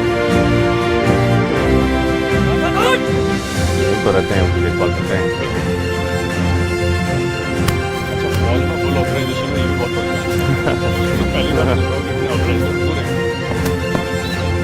श्रीमान जय हिंद। कैमल परेड पर 5 एसओ 45 सवार, टोटल 50 62 बोट परेड पर उपस्थित है। ठीक है साहब। जय श्रीमान। जय हिंद। तो मिस्टर राठौर, ये यहाँ पे आपने कैमल्स रखे हैं और अब इस पर काठी बनाई जाएगी? हाँ, अब ये मॉर्निंग का जो इनका रूटीन है वो शुरू हो चुका है जी। एरिया की साफ सफाई किया है। अच्छा अच्छा। कैमल को ग्रूम करते हैं, इनकी साफ सफाई कर रहे हैं जी। और अब इनको तैयार करेंगे प्रैक्टिस के लिए। अच्छा। पहली रूटीन है इनका। हाँ। उसके हिसाब से ये हमारे सब इंस्पेक्टर एनएस राठौड़ है, ये आपको और बताएंगे डिटेल में। चलिए, तो फिर मैं इनसे जाके बात कर लेता हूँ। साहब कैसे हैं आप? अच्छा साहब, एक बात बताइए, ये जो आप कह रहे हैं कि कैमल जो है, कैमल अभी तैयार होंगे, तो सबसे पहले क्या ये ब्रश से इनकी साफ सफाई हो रही है? सबसे पहले कैमल के जो बैठने का इलाका खड़ा उसकी साफ सफाई करते हैं। हाँ। उसके बाद में काठी लगाने से पहले कैमल का साफ सफाई करते हैं, उसको हम कैमल भाषा में ग्रूमिंग बोलते हैं जी। तो उसके पूरे पता भी लगता है कहीं चोट भी नहीं और कोई देखने में और कोई कांटा कील तो नहीं, और उसके बाद इसके ऊपर हम काठी लगाते हैं। अगर कांटा कीलो चोट भी लग सकती है कैमल? हाँ, अगर चोट लगती है सुबह का तो फैन होगा तो सुबह बता नहीं पाएगा जी। इसलिए पहले हम पूरा इसका जी चेक करते हैं। जी। अब ये है काठी लगाने का तरीका। हाँ, काठी लगाने से पहले इसके नीचे गद्दी लगाते हैं। हाँ, गद्दी लगाने, क्योंकि जैसे हम जब, मुझे याद है जब हम राइडिंग सीखते थे तो कंबल लगता सिर्फ एक घोड़े पे और फिर उसके ऊपर काठी लगती है। लेकिन ये क्या है कि क्योंकि इसमें हम पे ऐसा, तो आपको 2 गद्दे लगाने पड़ रहे हैं। मैंने जितना भी देखा, मैंने देखा कि जो हैंडलर हैं बड़े प्यार से रखते हैं ऊँट को, बच्चे की तरह पाल के। बिल्कुल इसकी साफ सफाई भी हो रही है, इसका खाना भी हो रहा है, इसका इलाज भी हो रहा है। ये उठा ऊँट, अब ये ऊँट दोस्तों ये तैयार हो गया है बिल्कुल, और ऊँट को अब पीटी के लिए ले जा रहे हैं, यानी कि फिजिकल ट्रेनिंग। हर सुबह ऊँट की वर्जिश होती है, बिला नागा हर सुबह ऊँट की वर्जिश होती है और हैंडलर उसको ले जाएंगे। अब हम आपको दिखाएंगे किस तरीके से पीटी करते हैं, क्योंकि ऊँट की भी फिजिकल फिटनेस होनी चाहिए। फौजी ऊँट है, ऐसे थोड़ा तो छोड़ देंगे उसको। पीटी भी होगी, इसका खिलाएंगे पिलाएंगे भी, इसकी हेल्थ केयर भी पूरी ध्यान रखा जाएगा, मेडिकल का भी पूरा ध्यान रखा जाएगा। लेकिन अंत में जैसे कि बीएसएफ वालों ने मुझे बताया, ये सिर्फ राजपथ के चलने के लिए ऊँट नहीं है। जब बीएसएफ जंग में जाएगी तो ऊँट भी साथ में जाएगा। और हम बात करेंगे आगे और बताएंगे कि जंग के मैदान में, युद्ध के मैदान में इस ऊँट का क्या काम है। 21वीं शताब्दी, हम लोग बात करते हैं सैटेलाइट की, आर्टिफिशियल इंटेलिजेंस की बात हो रही है, इंटरनेट ऑफ थिंग्स की बात हो रही है, latest weapons and equipment Bharat में राफेल आ रहा है, चिनूक आ रहा है, दुनिया भर की चीजें आ चुकी हैं और आ रही हैं। लेकिन फिर भी हम बात कर रहे हैं ऊंट की, जो 1000 साल पहले भी इस्तेमाल करा जाता था युद्ध में। आज की तारीख में ऊंट का आखिर काम क्या है, क्यों ऊंट इतना जरूरी है कि बीएसएफ कहती है नहीं हमें ऊंट चाहिए, क्योंकि कल अगर लड़ाई होगी यही ऊंट हमारे काम आएंगे। इसके बारे में भी हम चर्चा करेंगे। देखिए,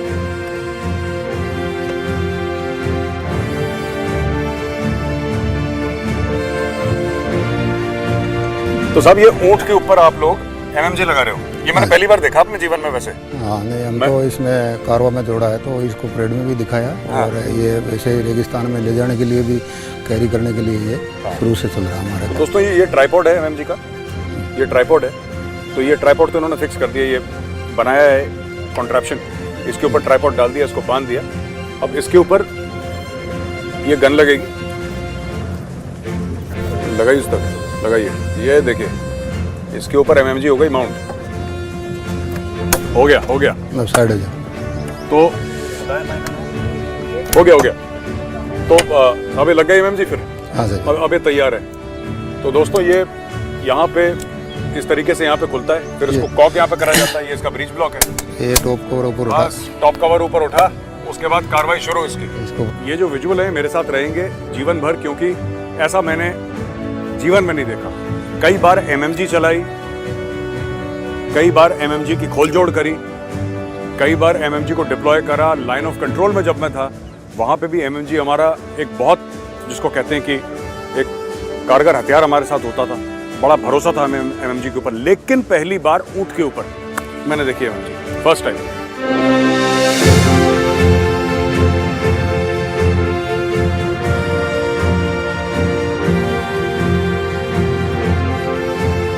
ये हमने आपने एमएमजी दिखा दिया हमें। हाँ जी।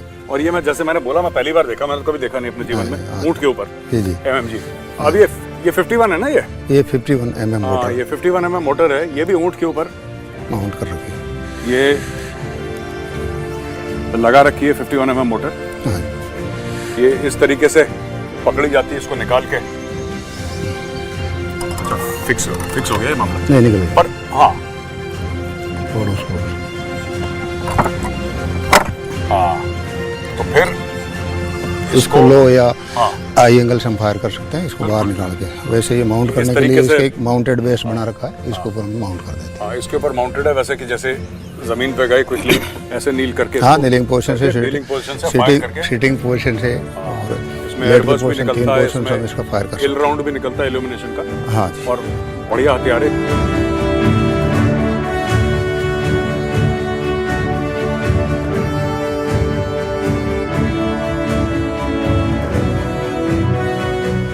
यहाँ पे दोस्तों ये तो बिल्कुल अजूबा ही है, और ये कोई सोच भी नहीं सकता। ये पहली बार तो खैर वो भी मैंने पहली बार देखा, लेकिन ये दिस इज एब्सोल्युटली अनबिलीवेबल। ये देखिए, ये 81 mm मोटर है साहब, ये 81 mm आपने इसको ऊंट के ऊपर लगा रखी है। बिल्कुल साहब, ऊंट के ऊपर लगा रखी है, हाँ? लड़ाई के लिए बिल्कुल तैयार है। अच्छा, तो इसके 3 है, ये बेस प्लेट है, ये ट्यूब है, और यहाँ पे ये इसका बाइपॉड लगा हुआ है यहाँ पे। तो 3 हिस्से होते हैं 81 mm मोटर के। तो ये तीनों के तीनों इसके ऊपर लगा रखे हैं। बड़ा भारी होता है, ऊंट तो उठा लेगा आराम से, पर इसके लिए तो पूरी एक टीम होती है जो मोटर का पूरा उठाती है, इस पूरे सिस्टम को, इस पूरे हथियार को। अब इसके बारे में जरा कुछ बताइए। ये 81 मोटर है जो हमने ऊंट पर लगा रखी है। इस ऊंट का नाम राफेल है, जो कि लड़ाई के हिसाब से नाम रखा। इसका राफेल नाम है इसका, जो OM में राफेल है उसी प्रकार हमारा रेगिस्तान का ये राफेल है। रेगिस्तान का राफेल है, जबरदस्त। दोस्तों आपने देखा किस तरीके से ऊँटों की साफ सफाई हुई और किस तरीके से ऊँटों को उनके ऊपर काठी लगाई गई और उनको तैयार करा गया। अब ये ऊँट जो हैं ये मॉर्निंग फिजिकल ट्रेनिंग के लिए जा रहे हैं। सुबह का वक्त है, अच्छी खासी धूप निकली हुई है, और अब इनकी ट्रेनिंग शुरू होगी। और यहाँ पे कुछ समय तक इनको एक्सरसाइज करवाई जाएगी, इनकी वर्जिश करवाई जाएगी, कि ताकि इनकी फिजिकल फिटनेस चरम सीमा पर रहे हर वक्त।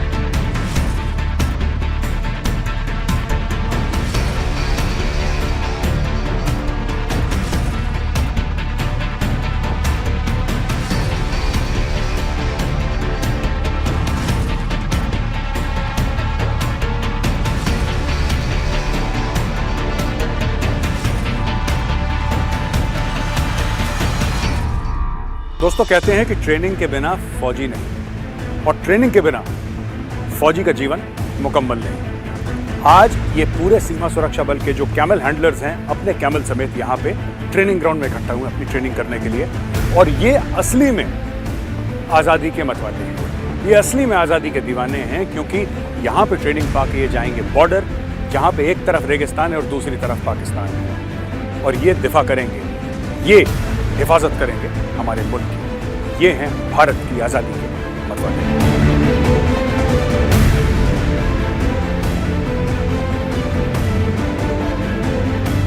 देखिए, ये जो आप अभी देख रहे हैं ये मॉर्निंग का सेशन है, और डेली हमारा रूटीन ये होता है कि सुबह कैमल हैंडलर्स को किस तरह से यहाँ ट्रेन करें विद एन अल्टीमेट एम। जो अल्टीमेट एम ये है कि ये जाके बॉर्डर के ऊपर में अपनी ड्यूटी करें। बॉर्डर आपको पता है कि यहाँ राजस्थान में रेगिस्तान है, तो रेगिस्तान में सबसे इफेक्टिव जानवर जो है वो कैमल है। तो कैमल को किस तरह से ट्रेन किया जाए कि पीस टाइम पे वहाँ पर अच्छी तरह से पेट्रोलिंग कर सकें, पूरे एरिया की देखभाल कर सकें, और वॉर टाइम के अंदर जो इसकी यूटिलिटी है, जो इसकी उपयोगिता है, उसको अपना सार्थक कर सकें। इसीलिए इनको रिग्रेस ट्रेनिंग दी जाती है, डेली ट्रेनिंग दी जाती है।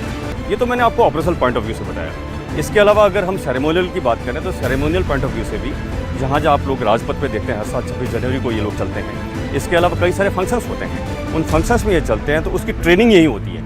यहाँ से ट्रेन होने के बाद ही ये लोग जाते हैं, और कहीं पर भी इनके जहाँ पर भी भेजते हैं ज़रूरत पड़ती है। और आपको पता होगा वर्ल्ड वाइड इन्होंने नाम कमाया, हर जगह इनके परफॉर्मेंस की बहुत प्रशंसा हुई है। और ख़ास करके आज जब आप आज़ादी का अमृत महोत्सव की बात कर रहे हैं तो इन्होंने बढ़ चढ़ कर इसमें भाग लिया है, हर एक प्रोग्राम में भाग लिया है, और आगे भी ये लोग इस प्रोग्राम में ऐसे प्रोग्राम में भाग लेते रहेंगे। तो ये जो आप ट्रेनिंग शेड्यूल देख रहे हैं, इन सब की जो रेस्पॉन्सिबिलिटी है वो यहाँ के इनकी जो कमांडर है कैमल कंटिजेंट के मिस्टर MS खिची है, ये आपको अभी बताएंगे कि डेली रूटीन में ये क्या करवाते हैं ताकि कैमल और कैमल हैंडलर दोनों न सिर्फ फिट रहें बल्कि ट्रेंड हो जाए। आप इनको बताएं किस तरह से आप ट्रेनिंग कराते हैं। जैसा कि सर्वप्रथम सुबह के टाइम में इनको PT कराते हैं, तो सबसे पहले कैमल और कैमल हैंडलर पैदल कैमल को लेके चलते हैं, जिससे कि क्या कैमल हैंडलर और कैमल दोनों वार्म अप हो जाए। उसके बाद में उनके ऊपर कैमल के ऊपर बैठ के राइडिंग करके 2 चक्कर निकालते हैं। उससे बाद में जो कि हमारे जो ट्रेनिंग का पार्ट है कि ड्यूटी के दौरान जिससे ऊँट को कैसे तैयार करना है, क्या ड्यूटियाँ लेनी हैं, उसकी वो ऊँट को ट्रेनिंग देते हैं। उसी के साथ समानांतर जो कैमल हैंडलर है उनको भी ट्रेनिंग दी जाती है, क्या कैमल को कैसे हैंडल करना है और कैमल के साथ में कैसे बॉर्डर की ड्यूटी करनी है। और ड्यूटियाँ सर्वप्रथम पहले कैमल हमारे ड्यूटी के लिए इस्तेमाल होते हैं। उसके अलावा जैसे यहाँ पर RD परेड को उन्हें पार्टिसिपेट करने के लिए उनको परेड के लिए तैयार किया जाता है, BSF रेजिंग डे के तैयार किया जाता है।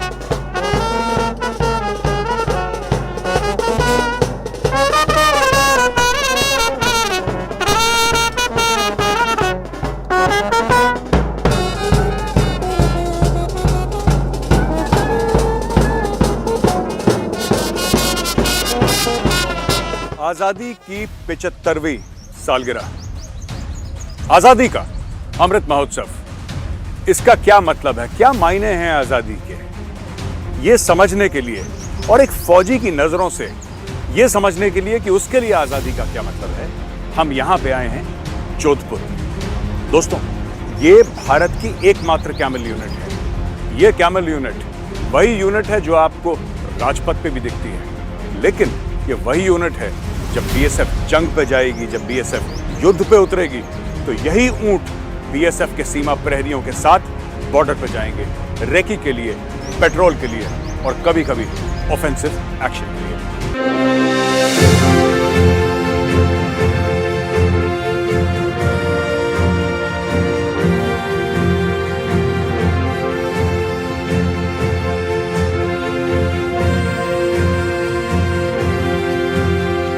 शहीदों के बीच खड़ा होना आसान नहीं होता, जिसे हो इश्क हदीदी वही गर्दन कटाता है। ये एक फौलाद की दीवार है जो बॉर्डर सिक्योरिटी फोर्स के जवानों ने बना रखी है, और हर एक जवान के हाथ में एक तिरंगा। आज हमारे लिए बहुत शान और फख्र की बात है कि हम तिरंगे के साथ साथ चल रहे हैं। ये है आजादी का अमृत महोत्सव, ये है 75वीं सालगिरह भारत के आजादी की।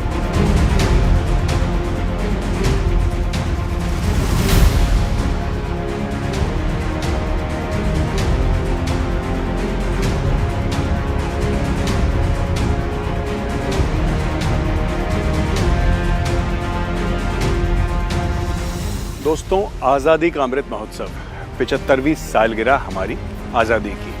आपने भी डीपी लगाई होगी अपने मोबाइल फोन पे, आपने भी अपने कंप्यूटर या लैपटॉप पे स्क्रीन सेवर लगाया होगा, लेकिन आज मैं आपको ये दिखाता हूं कि ये इमेज, ये फोटो आसमान से कैसे दिखती है। देखिए,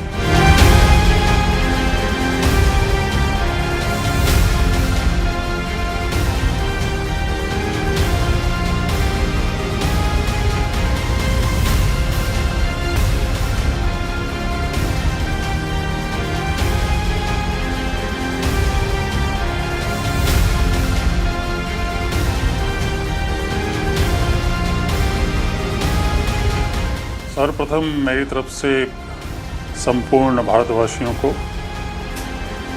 मेरी तरफ से और बीएसएफ की तरफ से ढेर सारी शुभकामनाएं। निश्चित रूप से हमने आज़ादी जो है 75 वर्ष पूर्व ले ली थी, लेकिन इस आज़ादी को लगातार बनाए रखने के लिए हमको लगातार प्रयासरत रहना पड़ेगा और उसी प्रयास का एक हिस्सा बॉर्डर सिक्योरिटी फोर्स है, जो हमेशा बॉर्डर पे 24 घंटे तैनात है। जहाँ तक बॉर्डर का सवाल है, मैं आपको अश्योर कर सकता हूँ कि जब तक बीएसएफ है, उस तरफ से आपको किसी तरह की सोचने की कोई ज़रूरत नहीं है।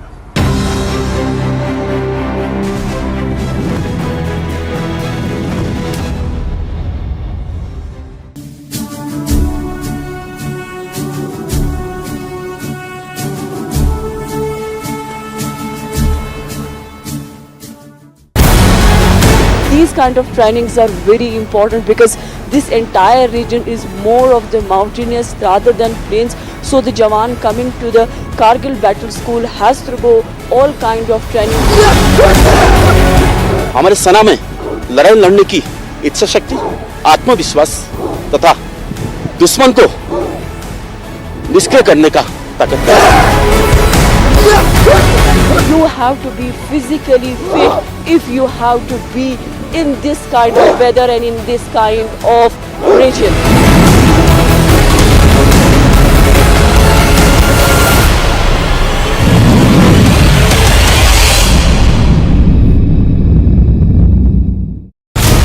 On the eve of Independence Day, Republic from Siachen base camp.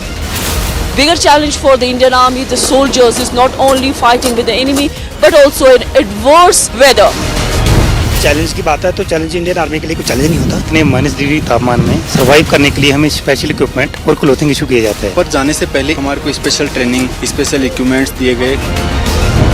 China, Pakistan cannot enter into Siachen because the Sathwara ridge is being controlled by the Indian Army here.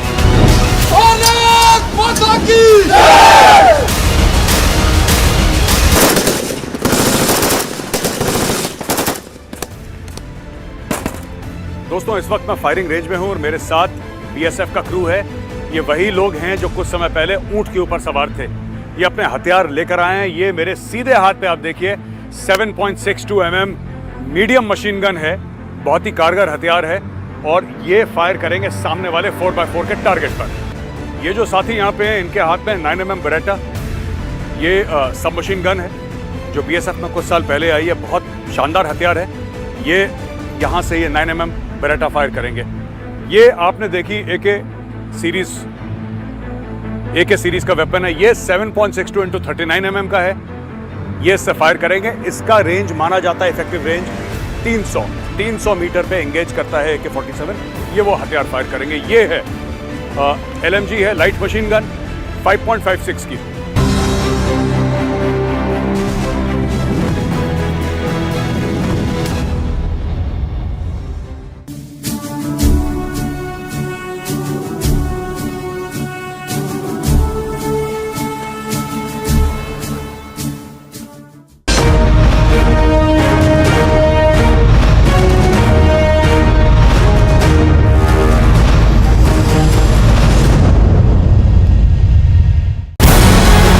These kind of trainings are very important because this entire region is more of the mountainous rather than plains. So the Jawan coming to the Kargil battle school has to go all kind of training. हमारे सेना में लड़ाई लड़ने की इच्छा शक्ति, आत्मविश्वास तथा दुश्मन को निष्क्रिय करने का ताकत है। You have to be physically fit if you have to be in this kind of weather and in this kind of region.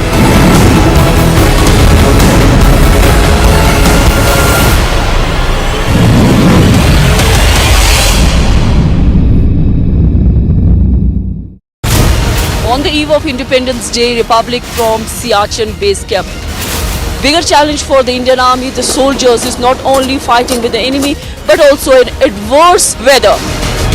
Challenge की बात है तो चैलेंज इंडियन आर्मी के लिए कोई चैलेंज नहीं होता। इतने -डिग्री तापमान में सर्वाइव करने के लिए हमें स्पेशल इक्विपमेंट और क्लोथिंग इशू किए जाते हैं। पर जाने से पहले हमारे को स्पेशल ट्रेनिंग, स्पेशल इक्विपमेंट्स दिए गए।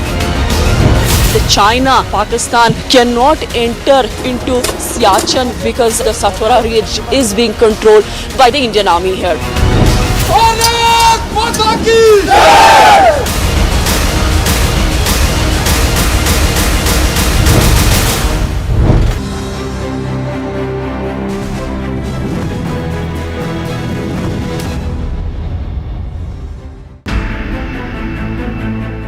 धीरे धीरे ऊंट सामने बढ़ रहे हैं और इनके चालक इनके ऊपर, और देखिए इनके हाथ में हथियार भी है। टैक्टिकल मूवमेंट कहा जाता है फौज की जबान में इसको।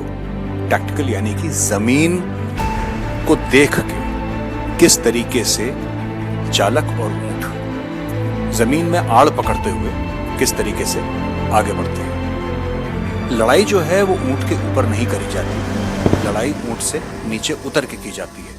लेकिन ऊंट ऐसे दुर्गम इलाकों पे इन फौजियों को पहुंचा देता है कि जहां पे शायद गाड़ी फेल हो। अभी जैसे आपने सुना ऑटोमेटिक फायर की आवाज, लगातार ऑटोमेटिक फायर की आवाज, यानी कि दुश्मन ने बीएसएफ की इस ऊंट की टुकड़ी को देख लिया है और इनके ऊपर एक घातक हमला किया है। फिर आप देखिए किस तरीके से उतरते हैं ऊंट से लोग, आड़ लेते हैं, ऊंट भी लेट गए जमीन पे। ऊंट ने भी लेट के एक छोटा टारगेट बनाया है दुश्मन के लिए। ऊंट एक बहुत विशाल जानवर है, लेकिन जब वो जमीन पे लेट जाता है तो बहुत छोटा टारगेट बन जाता है। और किस तरीके से आड़ ले ली है ऊंट ने और ऊंट के सवारों ने, और उसके बाद यही लोग सामने जाएंगे और दुश्मन के ऊपर फायर करेंगे विभिन्न हथियारों से।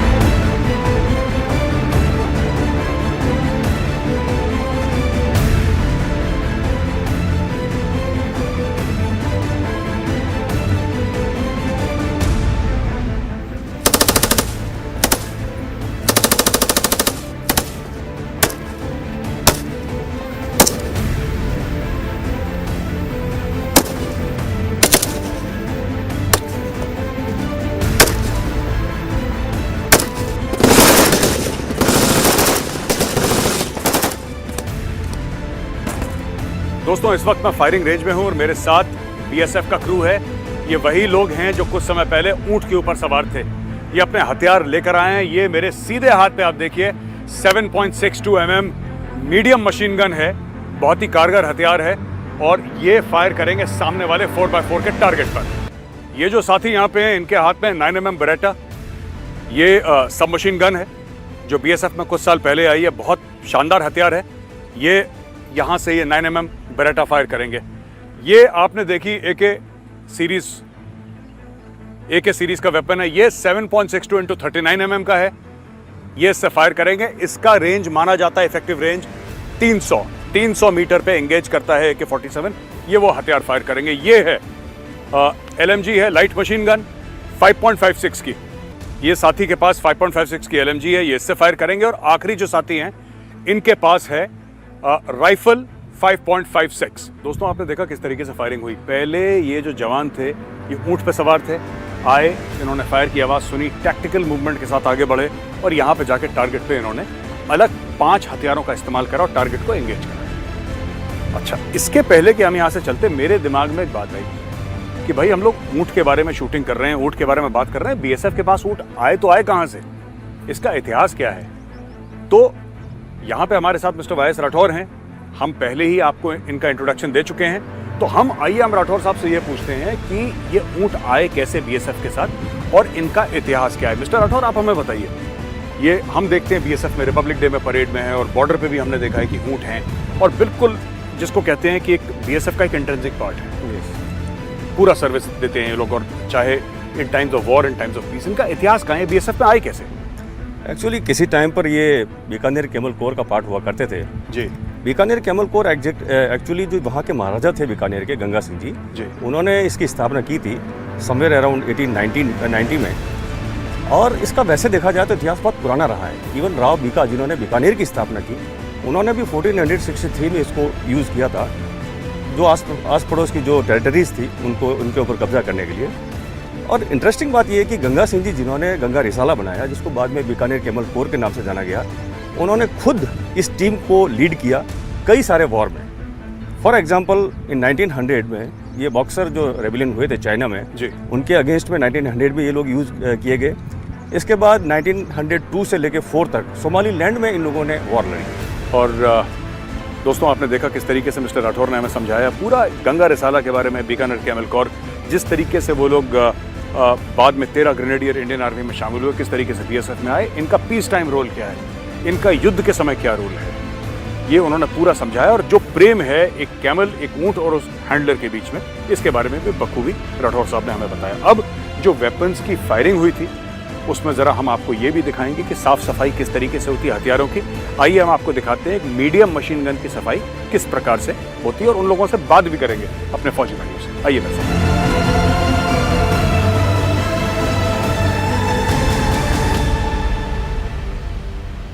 दोस्तों, आपने फायरिंग देखी, उसके बाद देखा किस तरीके से मिस्टर राठौर ने हमें बताया गंगा रिसाला के बारे में, बीकानेर कैमल कोर के बारे में। अब वो जो वेपन फायर हुआ था ना, मीडियम मशीन गन, उसका मेंटेनेंस यहाँ पे हो रहा है, उसकी क्लीनिंग यहाँ पे हो रही है। ये देखिए बैरल का किस तरीके से, ये जो रस्सी डालते हैं ना, ये पुलथरू कहते हैं इसको, इसमें चिंदी है, एक सफ़ेद कपड़ा है। दुनिया ने मार्स लैंडिंग और मून लैंडिंग की बात हो रही है, लेकिन फौज का पुलथरू और फौज की चिंदी ये कहीं नहीं जाने वाली। मुझे लगता है कि 100 साल के बाद भी ऐसी बैरल साफ हो रही होगी। हर जगह ऐसी होता है, भारतीय सेना में भी ऐसी होता है, बीएसएफ में भी ऐसी होता है। तो आइए इनसे बात करते हैं। और ये इनका हथियार है, ये मीडियम मशीन गन है, ये बैरल है, इसके 3 हिस्से होते हैं। ये बैरल है, ये 7.62 वेपन है, ये बैरल है, ये इसकी गन है, और ये इसका ट्राइपॉड है जिसपे ये रेस्ट करती है। अच्छा, आपका नाम क्या है दोस्त? जी, मेरा नाम हेड कांस्टेबल ब्रिजेश है। अच्छा, हेड कांस्टेबल ब्रिजेश, आप कहाँ के रहने वाले हैं? मैं बिहार का, खगड़िया डिस्ट्रिक्ट का रहने वाला हूँ। अच्छा, इस बार जो 75वीं सालगिरह है हमारी आज़ादी की, आपके गांव में किस तरीके से मना रहे हैं? जी, मैं तो ड्यूटी पे हूँ, लेकिन हमारे गांव में जो मेरे बच्चे हैं या मेरे फैमिली के और भी मेंबर हैं जी, वो घर पे तिरंगा लहराएंगे और एक दूसरे को मिठाई खिलाएंगे। जैसे हमारा जो आज़ादी का 75वां अमृत महोत्सव चल रहा है, ज़्यादा से ज़्यादा मतलब कोशिश है कि ज़्यादा से ज़्यादा हम अपने मोहल्ले में, अपने घर में जो है, अपने दोस्तों के हाथ तिरंगा लहराने की कोशिश करें। अच्छा, तो आप पूरा मतलब हर घर तिरंगा और ये सब प्रोग्राम चलेगा आपके घर में? जी जी जी, बिल्कुल। ठीक है, तो आपको बहुत बहुत बधाई हो और 75वीं इंडिपेंडेंस डे के एनिवर्सरी की। ठीक है, हेड कांस्टेबल विदेश, आपका बहुत बहुत धन्यवाद। आपका क्या नाम है दोस्त? सर, मेरा नाम मोहम्मद अशरफ। अच्छा, आप कांस्टेबल हैं? सर, कांस्टेबल है जी। अच्छा, आप कांस्टेबल अशरफ, आप कहाँ के रहने वाले हैं? सर, मैं फ्रॉम आसाम से हूँ सर। आप आसाम के रहने वाले हैं। अच्छा, और आपके वहाँ पे गांव में, आपके घर में क्या प्रोग्राम हो रहा है? 15 अगस्त का क्या प्रोग्राम होगा?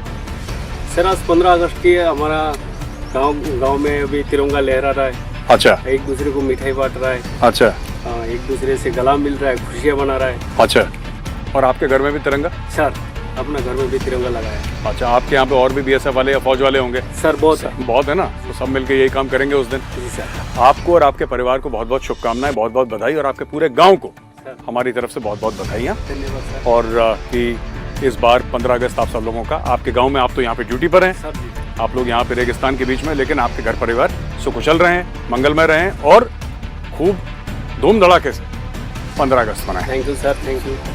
दोस्तों, ये देखिए हमारे साथ थे हेड कांस्टेबल ब्रजेश और कांस्टेबल मोहम्मद अशरफ, एक बिहार के, एक असम के।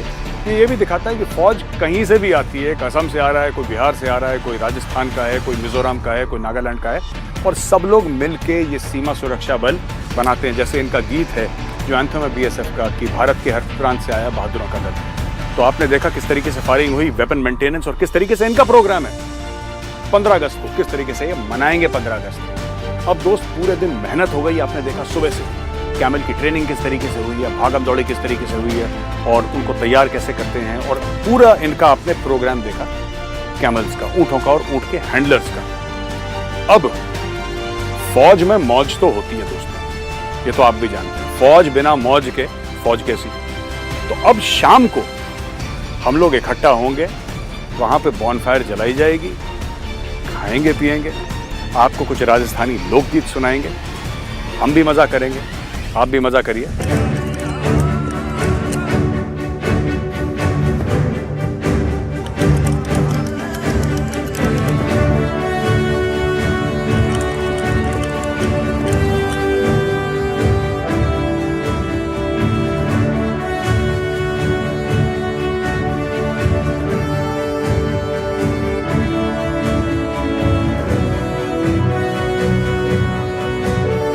दोस्तों कहते हैं फौज में मौज भी होती है। दिन भर की मेहनत के बाद ये सारे फौजी बीएसएफ के सीमा प्रहरी यहाँ पे बैठे हैं, यहाँ पे गाना गाएंगे, देश के बारे में बातें करेंगे, खाना खाएंगे, मौज मस्ती करेंगे और हमारे और आपके साथ मनाएंगे आजादी का अमृत महोत्सव, यानी कि 75 साल आजादी के। लेकिन सबसे पहले सुनिए वो लोकप्रिय गीत जो आप और हम कई बार सुन चुके हैं। जब भी कोई मेहमान राजस्थान में आता है तो सबसे पहला जो उसके कानों में गीत आता है वो यही आता है, सुनिए।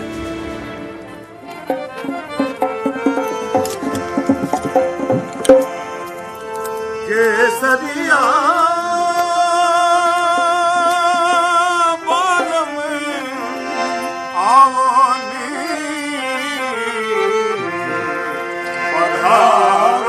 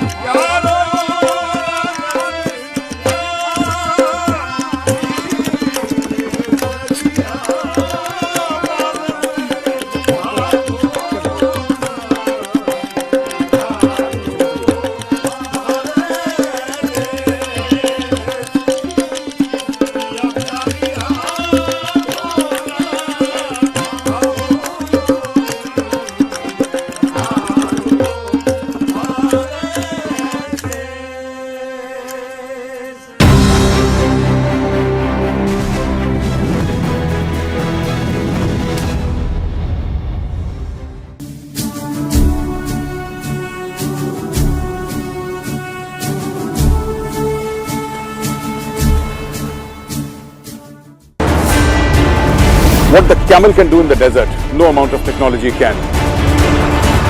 And this is what we're going to tell you. What is the capability of this camel? रेगिस्तान में सबसे इफेक्टिव जानवर जो है वो कैमल है।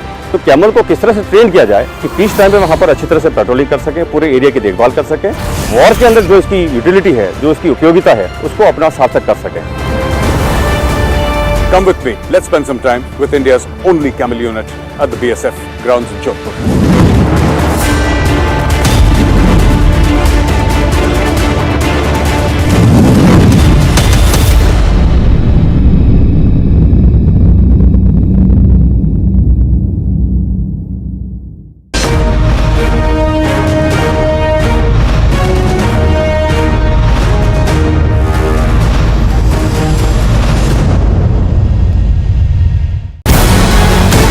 kind of trainings are very important because this entire region is more of the mountainous rather than plains. So the Jawan coming to the Kargil battle school has to go all kind of training. हमारे सेना में लड़ाई लड़ने की इच्छा शक्ति, आत्मविश्वास तथा दुश्मन को निष्क्रिय करने का ताकत है। You have to be physically fit if you have to be in this kind of weather and in this kind of region.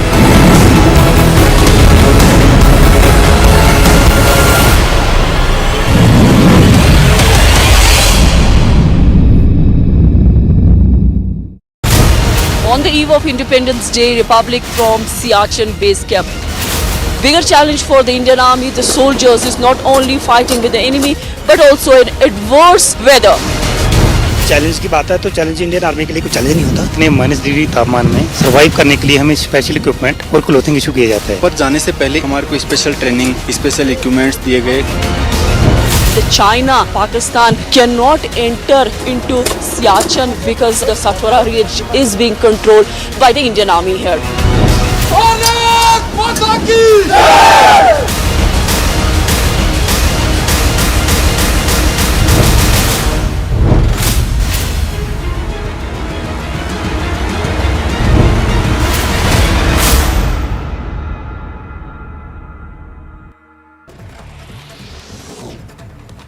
India reported over 15,800 fresh cases in the last 24 hours. The active COVID cases have risen to above 1.19 lakh mark. The daily COVID positivity rate, meanwhile, has risen to 4.36%.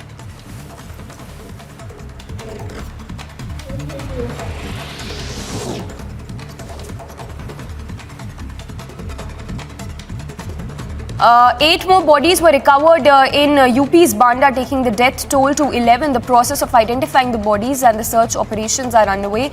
A boat from Fatehpur to Marka village capsized in Yamuna on 11th of August.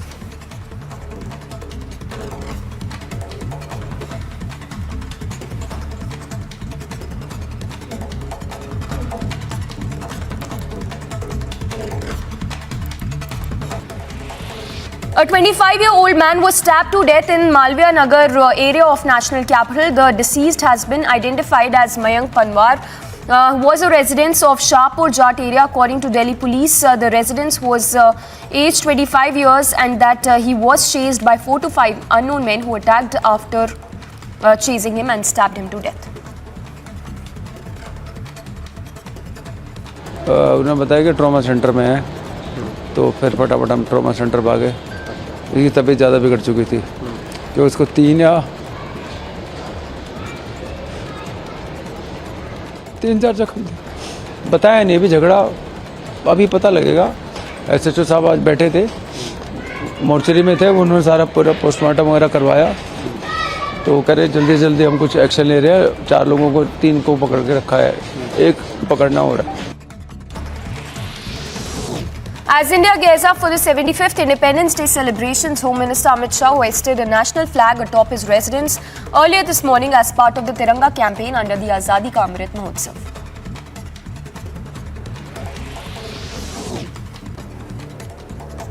Chief Minister Yogi Adityanath hoisted the national flag in the run-up to the Independence Day. Taking to social media, Yogi Adityanath said, and I quote, "The whole country is celebrating Azadi Ka Amrit Mahotsav under the leadership of Prime Minister Modi to commemorate the completion of 75 years of country's independence.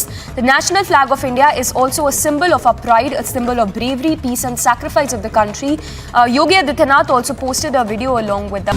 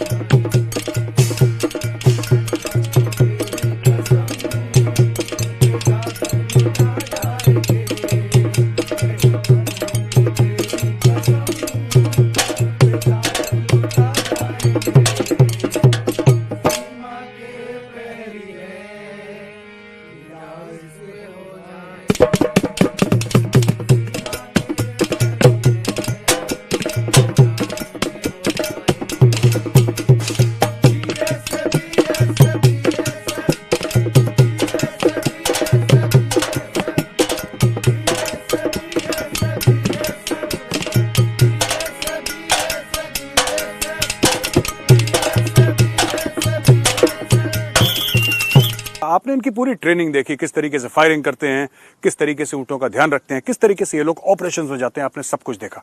लेकिन ये महफिल तब तक खत्म नहीं होगी जब तक वो गीत आपको ये लोग ना सुना दें जिसको सुनने के बाद आपके रोंगटे खड़े हो जाएंगे। भारत के हर प्रांत से आया बहादुरों का दल। हम सीमा के प्रहरी हैं, हम सीना तान खड़े, हम भारत के गौरव की बन के पहचान खड़े।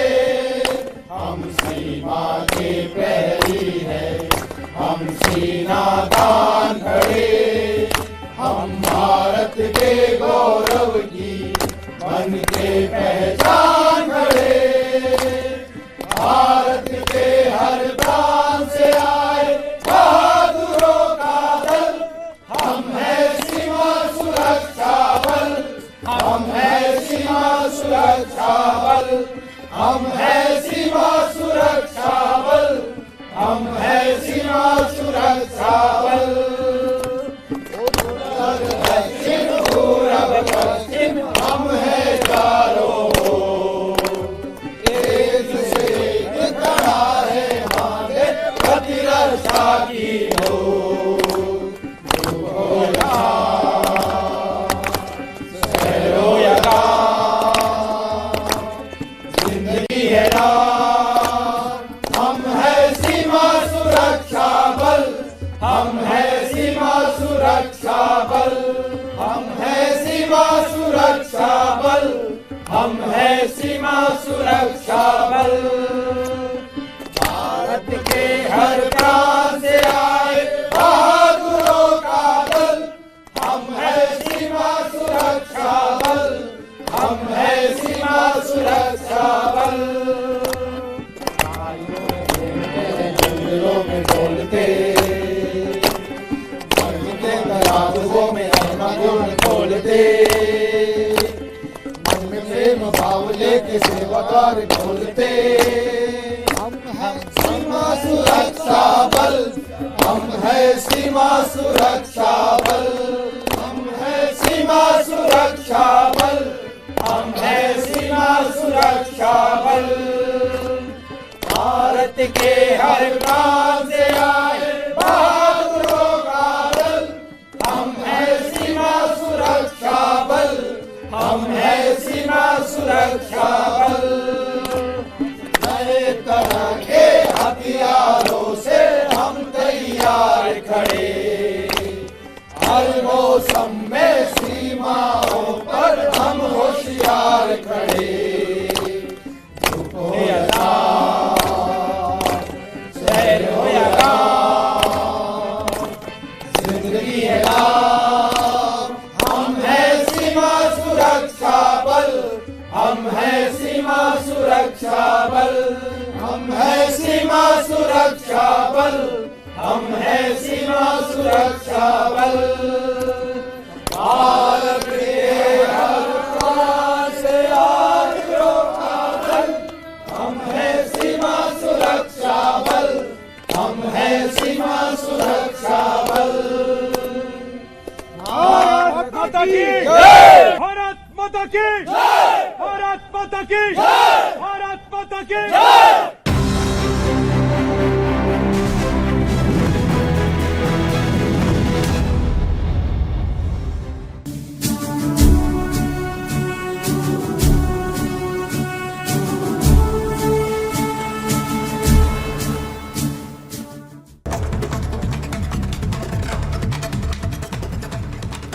Ahead of India's 75th Independence Day, a dress rehearsal was conducted at the iconic Red Fort in the national capital. The Jawans were seen conducting a march past while a helicopter showered flower petals from above.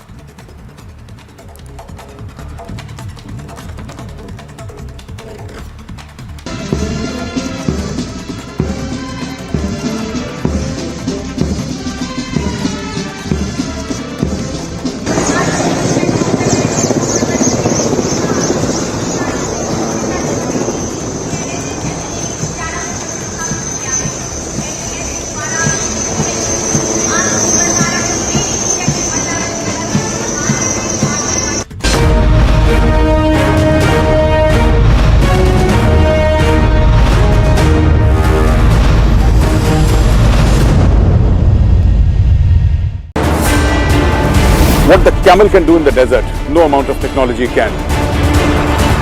And this is what we're going to tell you. What is the capability of this camel? रेगिस्तान में सबसे effective जानवर जो है वो camel है। तो camel को किस तरह से ट्रेन किया जाए कि पीस टाइम में वहाँ पर अच्छी तरह से। On the eve of Independence Day, Republic from Siachen base camp.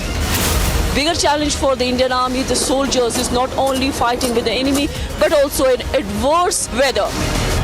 Challenge की बात है तो चैलेंज इंडियन आर्मी के लिए कोई चैलेंज नहीं होता। इतने -डिग्री तापमान में सर्वाइव करने के लिए हमें स्पेशल इक्विपमेंट और क्लोथिंग इशू किए जाते हैं। पर जाने से पहले हमारे को स्पेशल ट्रेनिंग, स्पेशल इक्विपमेंट्स दिए गए। China, Pakistan cannot enter into Siachen because the Satwara Ridge is being controlled by the Indian Army here.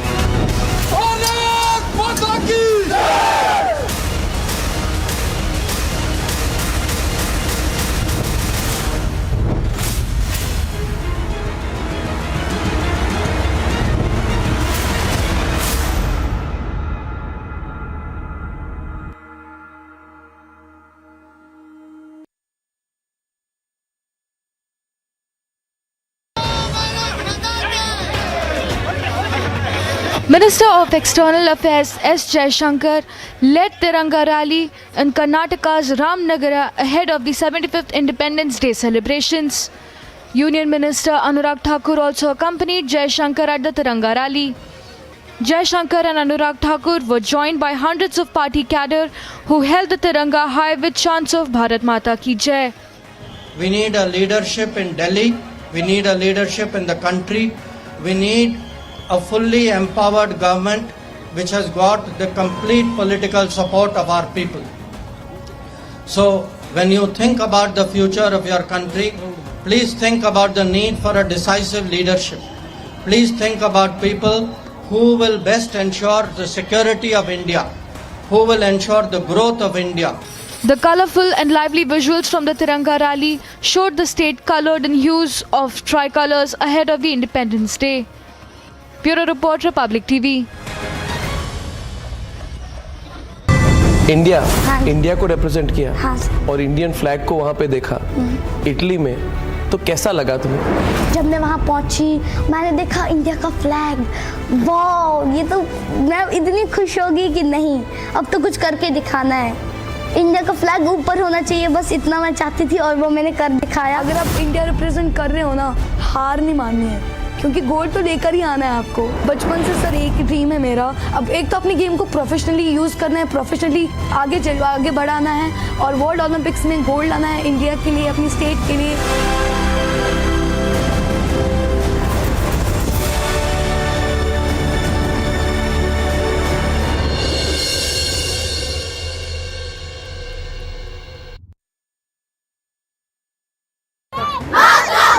The international flag was hoisted on LOC and it was flying high in Sher Rajouri, meters away from Pakistan post.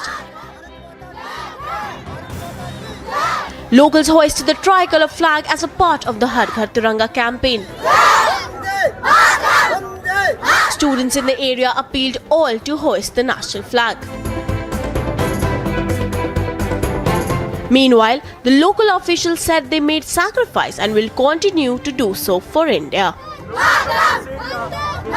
The whole country is celebrating 75th anniversary of India's independence and Azadi Ka Amrit Mahotsav in an initiative to celebrate and commemorate 75 years of independence and its glorious history of India's culture and traditions. Bureau Report, Republic TV.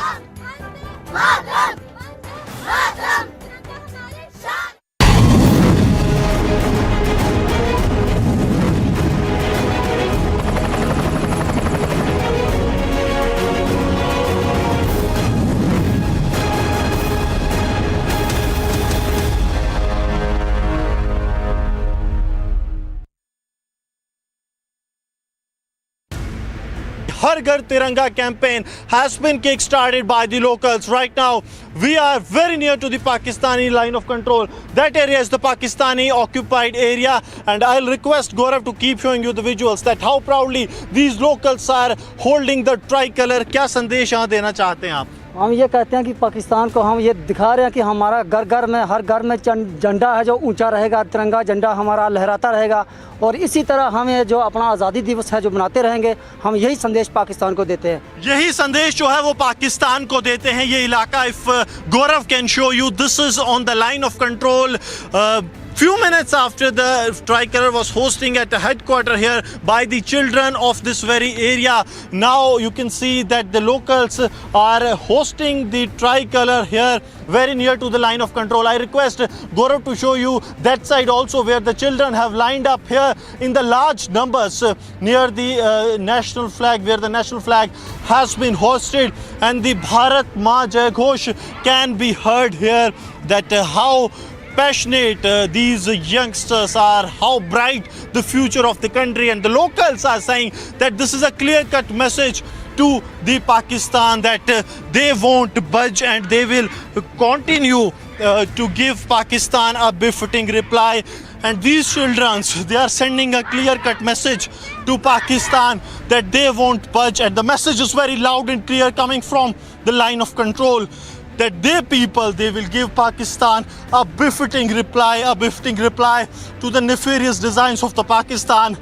And this tricolor that has been hoisted here by the children will continue to fly with proud courage. This is the message that these children from the line of control are sending from here. With Gaurav Sahni, Gursimran Singh for Republic Media Network. On the eve of Independence Day, Republic from Siachen base camp. Bigger challenge for the Indian Army, the soldiers, is not only fighting with the enemy, but also in adverse weather. Challenge की बात है तो challenge Indian army के लिए कोई challenge नहीं होता। इतने -डिग्री तापमान में सर्वाइव करने के लिए हमें स्पेशल इक्विपमेंट और क्लोथिंग इशू किए जाते हैं। पर जाने से पहले हमारे को स्पेशल ट्रेनिंग, स्पेशल इक्विपमेंट्स दिए गए। China, Pakistan cannot enter into Siachen because the Satwara Ridge is being controlled by the Indian Army here.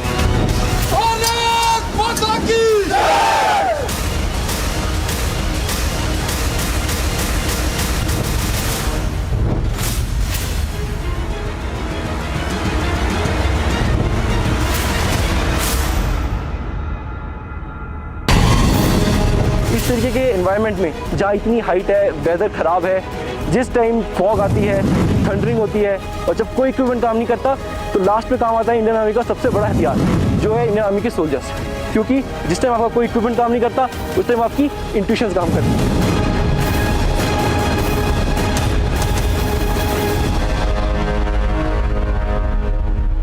Security around and in the vicinity of Red Fort area have been beefed up by the Delhi Police Administration. We clearly will show you the visuals from inside and outside the Red Fort area, as I am outside Red Fort area. Preparations for the Independence Day are in full swing. Preparations inside Red Fort area can clearly be seen, and not only this, the security officials have also been deployed in and out Red Fort area. The CRPF, CISF, NSG commandos, RAF and para forces can clearly be seen outside and inside Red Fort area who have been deployed. Preparations are in full swing in this area. Ahead of the Independence Day, the entire security has been beefed up. Delhi police have also been deployed in the entire area. Dress rehearsal have been carried out from August 13. From today till 14th it will be carried out, and the entire traffic diversions will happen from 4 AM in the morning till 10 AM in the morning. More than 350 cameras have been installed in the entire vicinity of Red Fort area. You can clearly see the visuals how the preparations are going inside Red Fort ahead of Independence Day. 121 international medals, including that of Asian Games, World Championships, and the first ever medal in the Paralympics. That means somewhere I have contributed in getting my national flag to fly high in the global arena.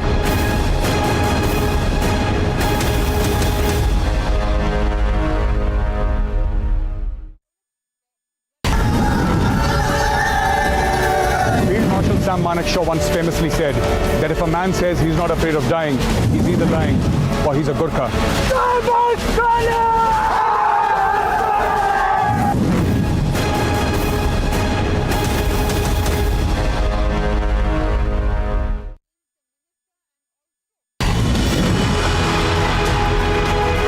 सबसे कम temperature कितना था? सबसे कम -70 हर सैनिक को ये मौका नहीं मिलता CHN काटने का। मेरा का 22 साल के अंदर ये मौका मिला CHN काटने का।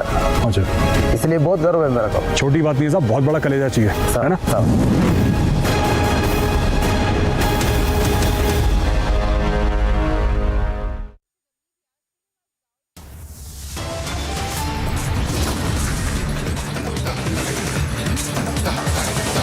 Belgium MP traces Iranian link to attack on Salman Rushdie. Links attack to 2 Iranian generals killed by America.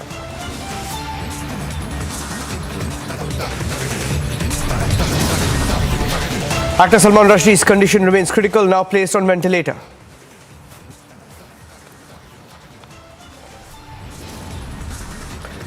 Stunning leads emerging in the Kill Nupur plot, Pakistan terror handbook accessed by Republic.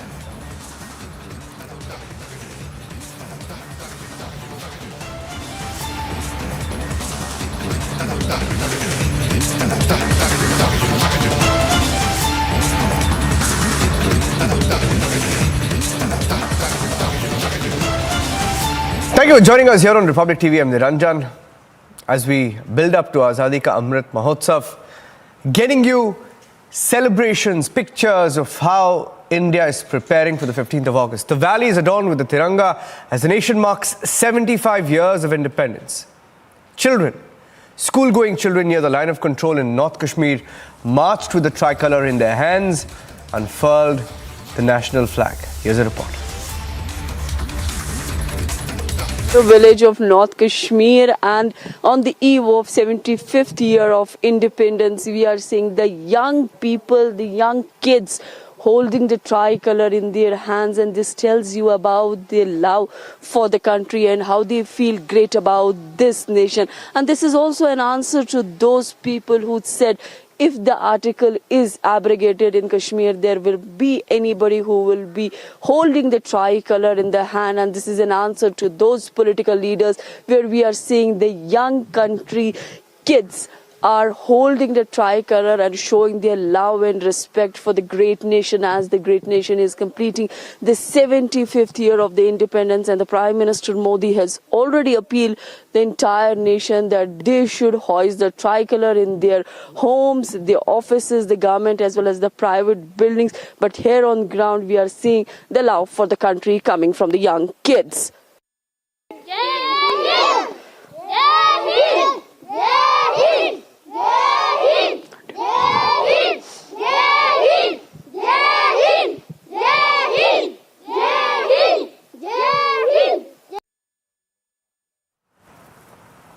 And as India marks 75 years of independence, Republic Media Network is reporting from the line of control, showing you how our forces are putting their lives on the line to keep you and me safe, to protect our borders. Republic reporting from the line of control. Here Indian Army is in eyeball-to-eyeball contact with the Pakistan, and my VJ Firdos is showing you the visuals of the forward post where the Indian Army Jawan is standing and is manning the line of control. As you can see in the visuals, this is the ridge, this is the Pakistan ridge, and India is having a direct contact here with the Pakistan. Just one can see the Nala, this is the Salamabad Nala, and if a terrorist has to infiltrate, he has to cross over. But before he could cross over, yes, Indian Army will neutralize the terrorists whosoever will try to sneak in. We are having a Jawan of Indian Army posted. Let me speak to him, see what he has to say about his posting. आपके यहाँ लगा हुआ है shoot to kill. इसका क्या मतलब है और किस तरह से इम्प्लीमेंट करते हैं? मैम, जिस समय हम पोस्ट पर दिन और रात के समय हमेशा 2 संतरी एक्टिवेट रहते हैं। शूट टू किल का मैम ये मतलब है कि हमारी पोस्ट पर ये सपोर्ट वेपन LMG लगा हुआ है, और इसका मुद्दा है कि सामने से आते हुए दुश्मन पर हम एक गोली और एक दुश्मन का मुद्दा हासिल करें। तो आपकी पोस्ट में मैं देख रही हूँ कि थर्मल इमेजरीज भी आप लोग देख पा रहे हैं, बाकी फ़ोन वगैरह भी, और बाकी CCTV कैमरा और बाकी सर्विलेंस इक्विपमेंट लगा हुआ है। तो क्या ये सर्विलेंस इक्विपमेंट कितना मदद करता है, खासकर इस जैसी जगह पर जहां पर कभी भी बारिश होती है, थिक फॉलेज है, उसके साथ रात में किस तरह से मॉनिटरिंग होती है? मैम, हम रात के समय हमारे पोस्ट पर ये HSTI कैमरा लगा हुआ है मैम। ये दिन के समय, रात के समय, बारिश या फॉग हो, हर समय ये हमारी ऑब्जर्वेशन के लिए हमें काफ़ी मदद करता है। उसके बाद हमारे मैम ये PNVG हमारे पास है, सर्च लाइट भी हमारे पास है मैम। तो इसके द्वारा हम रात के समय ऑब्जर्वेशन करते हैं। तो कितने घंटे की ड्यूटी रहती है पोस्ट? मैम अगर रात से 1 बजे और सुबह 7 बजे तक, और दिन में 1 बजे से शाम को 7 बजे तक में करीब करीब 6-7 घंटे की शिफ्ट हो जाती है हर दिन। तो कितना चैलेंजिंग रहता है लाइन ऑफ कंट्रोल को मेंटेन करना? मैम हम जब भी हम ड्यूटी पर आते हैं तो हम यही सोच कर आते हैं कि शूट टू किल का मुद्दा हम हासिल करें, और दुश्मन से अगर आई कांटेक्ट होता है या हमें ऐसा कोई भी अंदेशा होता है कि दुश्मन हमारे पर ऑब्जर्वेशन रख रहा है, तो मैम हमेशा 24 हम उसके लिए मैम रेडी रहते हैं। Thank you. So the aim of Indian Army Jawan posted at line of the control is shoot to kill, and every Jawan who is standing here, his aim is shoot to kill, and he wants to achieve this aim, and that is the reason he is standing here, so that whenever Pakistani terrorists try to sneak in, he is able to kill him, neutralize him there. With Vijay Firdoswani, I'm Zina Zishan Fazil for Republic along the line of control.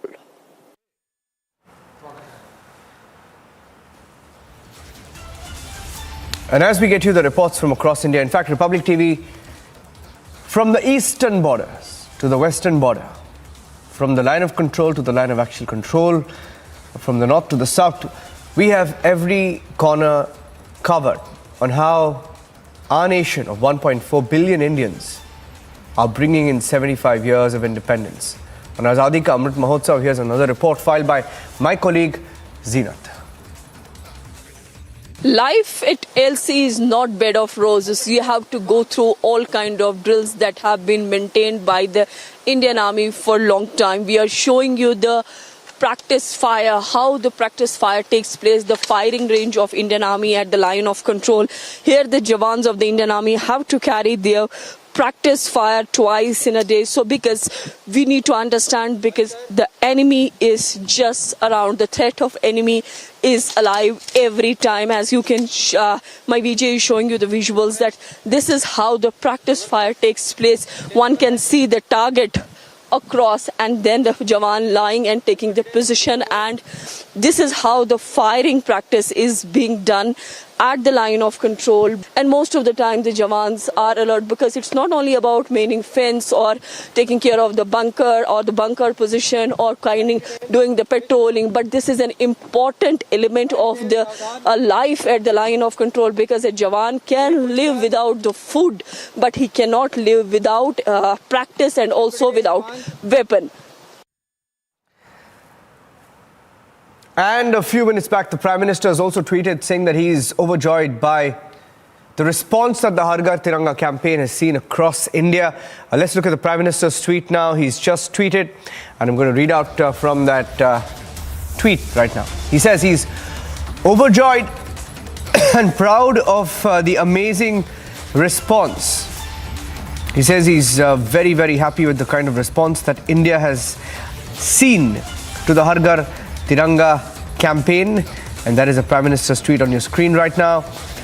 The Prime Minister saying that he's overjoyed and proud of the amazing responses to the Ghar Tiranga movement. We are seeing record participation from people across different walks of life. This is a great way to mark Azadi Ka Amrit Mahotsav. Do also share your photo with the Tiranga on hargartiranga.com. That's the Prime Minister's tweet.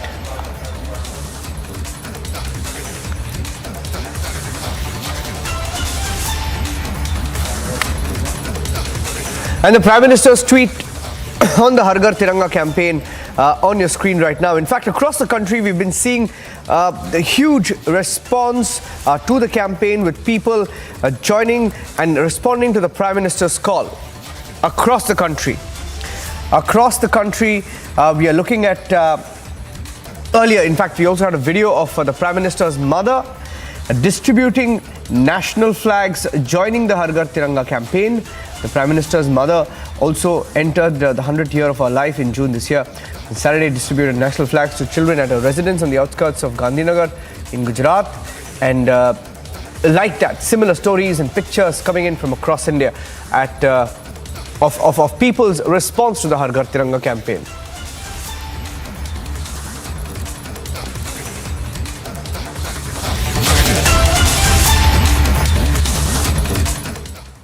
And getting you the reports from across the line of control as we tell you how our brave hearts at the borders keep our country safe. And the next 72 hours, we will dedicate all our programming to saluting these brave hearts, these warriors who keep us safe. Zenat sent us this report from the line of control earlier.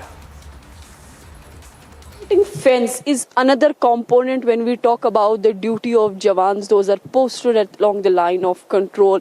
They are well equipped thermal images, the goggles, night vision goggles, similarly the kind of equipment. It's not only that you are maintaining your post, but you are also maintaining the fence and you are dominating the line of control, which is very important because ultimately you have to maintain the sanity of the line of control. As my VJ is showing you the visuals of the patrolling party, this patrolling is altogether different because this is being done almost 12 to 14 times in daytime, depends upon the weather conditions and also whether there is an int or not. But overall we see in 24 hours around 22 to 23 hours the night patrolling and also the day patrolling is being done by the soldiers of Indian Army, because we are standing at a fence that divides India and Pakistan, and eyeball to eyeball contact between the Indian Army soldiers and the Pakistani soldiers. So you not only have to maintain the sanity of this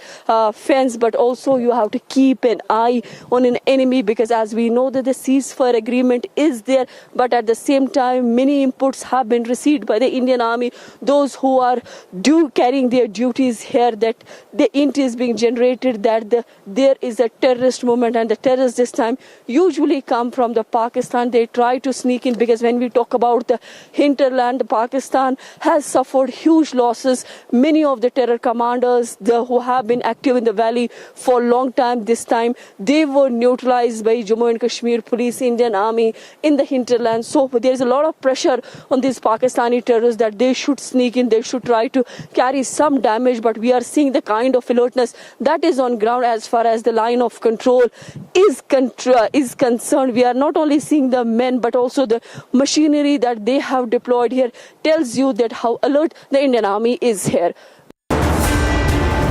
What the camel can do in the desert, no amount of technology can. And this is what we're going to tell you. What is the capability of this camel? रेगिस्तान में सबसे effective जानवर जो है वो camel है। तो camel को किस तरह से ट्रेन किया जाए कि पीस टाइम में वहाँ पर अच्छी तरह से पेट्रोलिंग कर सके, पूरे एरिया की देखभाल कर सके, वॉर के अंदर जो इसकी यूटिलिटी है, जो इसकी उपयोगिता है, उसको अपना सार्थक कर सके। Come with me. Let's spend some time with India's only camel unit at the BSF grounds in Jodhpur.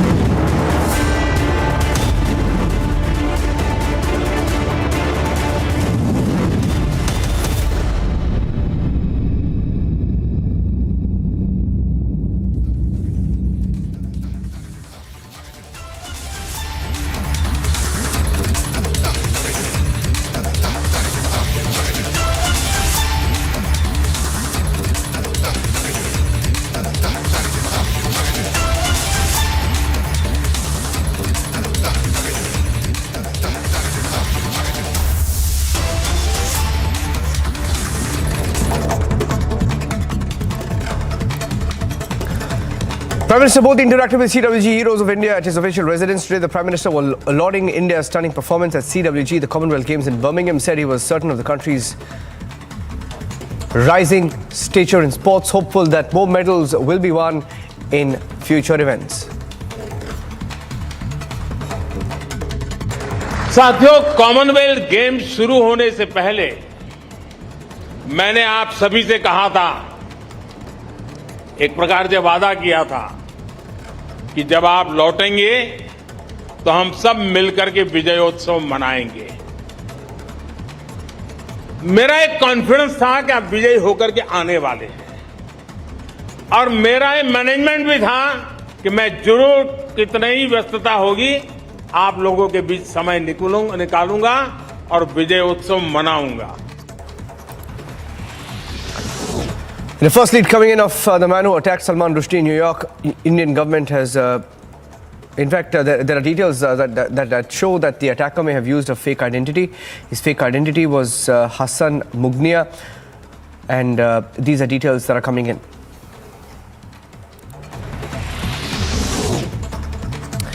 Stunning leads in the Kill Nupur plot of Pakistan terror handbook was accessed while a link of Pakistan, Afghanistan, Syria was suspected in targeting this now suspended BJP leader. Moreover, jihad material has also been recovered in this case.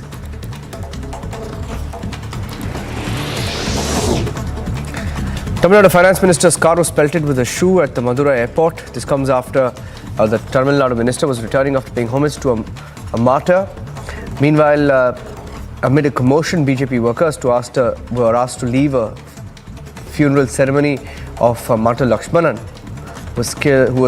who died fighting in a terror attack in Kashmir, and that's when this incident is reported.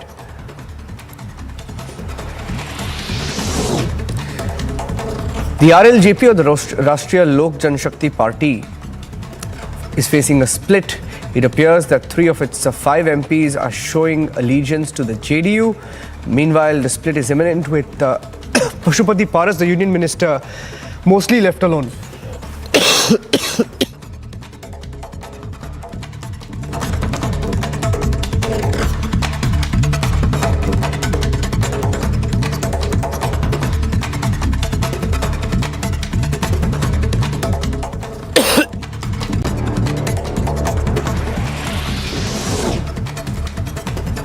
The face-off over freebies continues. Here's what the Aam Aadmi Party and BJP said to each other today.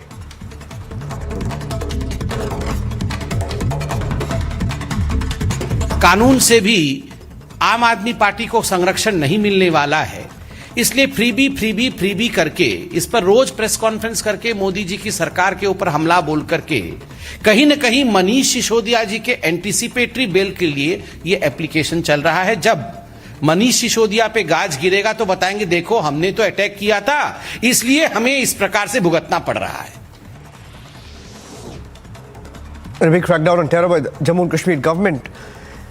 Those linked to terrorists will no more get government jobs. Bitta Karate's wife has now been sacked along with 4 government officials for having terror links.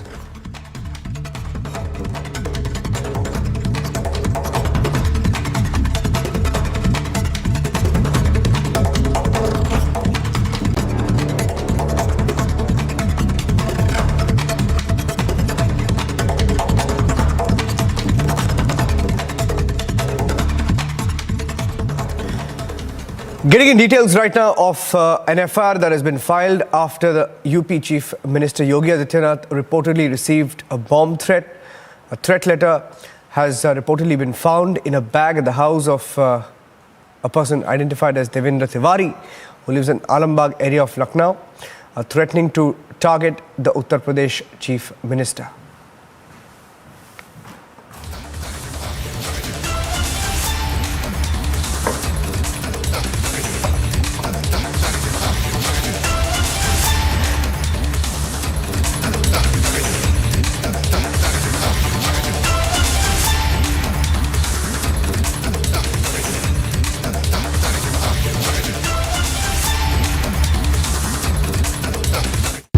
मैं आप लोगों को बताना चाहता हूं कि पिछले कई दिनों से, काफ़ी लंबे समय से मुझे कई धमकियां आ रही हैं। उसमें उसी के क्रम में परसों एक मेरे आवास के नीचे एक बैग मिला, जिसमें मेरे सुरक्षाकर्मी ने जब उठाया तो उसमें मुझे और योगी आदित्यनाथ जी को बम से उड़ाने की धमकी दी गई।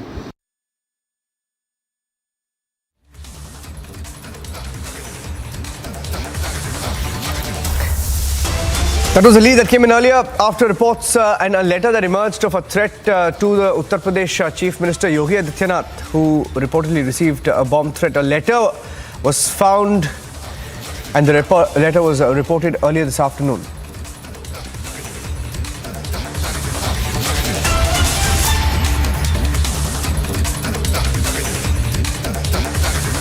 I'm standing here at the rock climbing zone.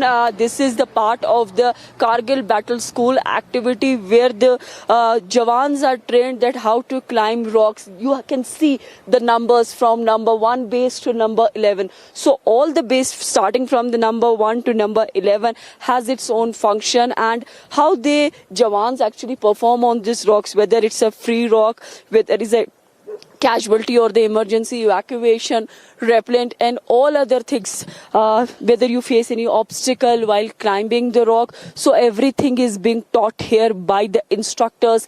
I'm joined by one of the instructors who's an instructor for the rock climbing, which is again an important segment for any jawan coming and serving here. Sir, आप बताइए कि ये जो rock climbing का process है कैसे चलता है, क्या सिखाते हैं? यहाँ पर उन को ट्रेनिंग दी जाती है जो पीच इलाके से माउंटेन इलाके में प्रवेश करते हैं। उन्हें यहाँ पर 4 वीक की ट्रेनिंग के दौरान रॉक क्राफ्ट ट्रेनिंग दी जाती है, क्योंकि इस पहाड़ी इलाके में ऑपरेट करते समय हमें कहीं कठिन रॉक फेसों का सामना करना पड़ता है, इसलिए यहाँ पर रॉक क्राफ्ट ट्रेनिंग दी जाती है। हमारे पास यहाँ पे 1 से लेकर 11 तक बेसेज हैं जिन पे अलग अलग प्रकार की ट्रेनिंग देते हैं।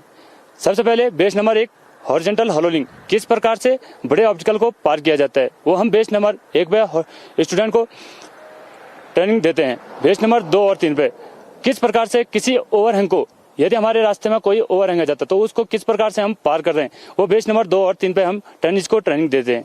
बेस नंबर 4 किस प्रकार से जुमार की मदद से किसी कठिन रॉक फेस पे नीचे से ऊपर की ओर क्लाइंब किया जाता है, वो बेस नंबर 4 पे हम ट्रेनिंग देते हैं। बेस नंबर 5 किस प्रकार से किसी कठिन रॉक फेस के ऊपर से रैपलिंग के साथ नीचे उतरते हैं, वो बेस नंबर 5 पे हम ट्रेनिंग को ट्रेनिंग देते हैं। बेस नंबर 6 सिंगल जुमार, किस प्रकार से हम सिंगल जुमार की मदद से किसी कम कठिन वाले रॉक फेस पे नीचे से ऊपर की ओर क्लाइंब किया जाता है, वो बेस नंबर हम 6 पे ट्रेनिंग को ट्रेनिंग देते हैं। मैं भी ये चाहता हूँ, हमेशा दिल में सोता हूँ शाम को, मेरे को दर्द होता है कलेजे के अंदर कि चाइना आए तो आज भी मैं खाने के लिए तैयार हूँ। युद्ध भूमि में दुश्मन से जब हम लड़ा करते थे तूफानों को मोड़ दिया करते थे, अभी जितना बॉर्डर पर मारते हैं उतना तो हम रोड पर छोड़ दिया करते थे।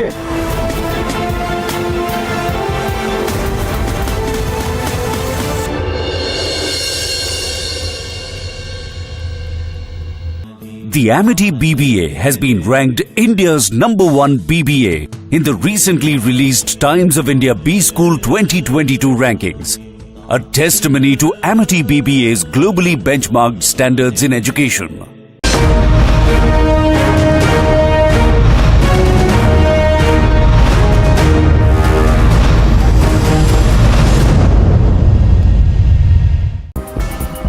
The Delhi police averted a major threat ahead of the grand celebrations of the Azadi Ka Amrit Mahotsav. The Delhi police busted a syndicate involved in smuggling of ammunition. During the investigation, the police recovered 2,000 live cartridges. While the police has not ruled out a terror angle, they informed that the accused appear to be a part of a criminal network. अभी हमने terror angle को rule out नहीं किया है, क्योंकि आजकल terrorists और criminals के जो बीच की लाइन है काफ़ी ब्लर हो रखी है, बट प्राइमा फेसाई ये क्रिमिनल नेटवर्क का ही पार्ट लग रहा है। Talking to the media, police said they had recovered a total of 2,251 live cartridges. This comes as the security in the national capital has been heightened ahead of the 75th Independence Day celebrations. The police has intensified patrolling and are conducting anti-sabotage checks to rule out all possible threats ahead of Independence Day.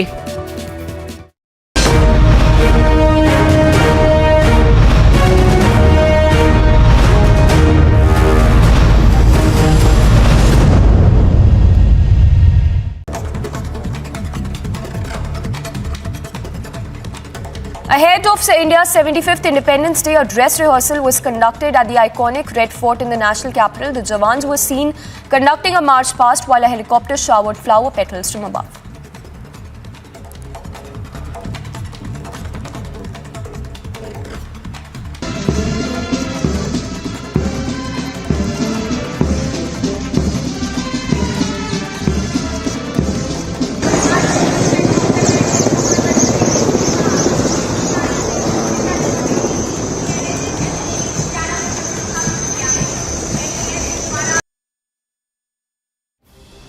A man was stabbed to death in South Delhi's Malviya Nagar, and the murder was caught on CCTV cameras.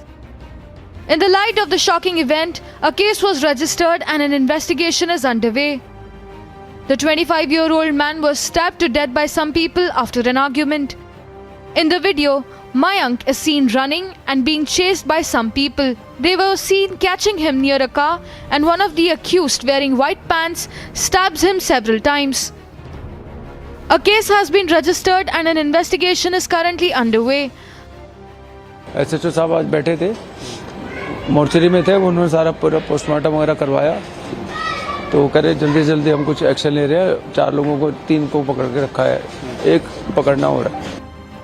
However, the motive behind the incident is yet to be ascertained. Mayank had done a course in hotel management and was currently unemployed. Bureau Report, Republic TV.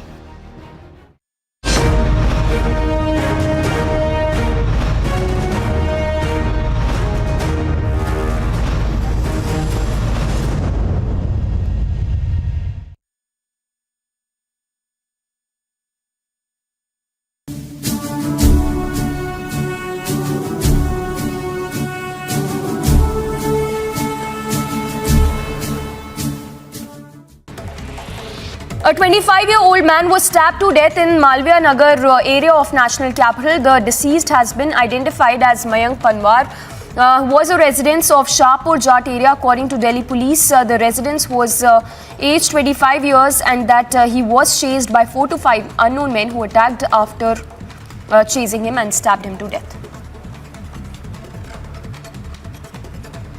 उन्होंने बताया कि trauma centre में है, तो फिर फटाफट हम trauma centre भागे।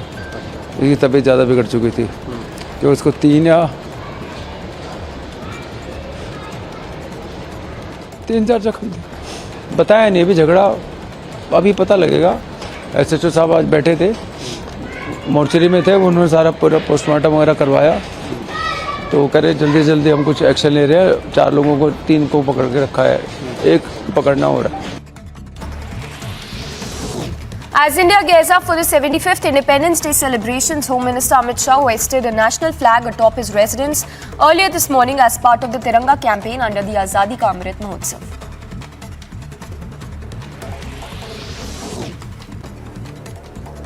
Chief Minister Yogi Adityanath hoisted the national flag in the run-up to the Independence Day. Taking to social media, Yogi Adityanath said, and I quote, "The whole country is celebrating Azadi Ka Amrit Mahotsav under the leadership of Prime Minister Modi to commemorate the completion of 75 years of country's independence. The national flag of India is also a symbol of our pride, a symbol of bravery, peace and sacrifice of the country." Yogi Adityanath also posted a video along with the text message.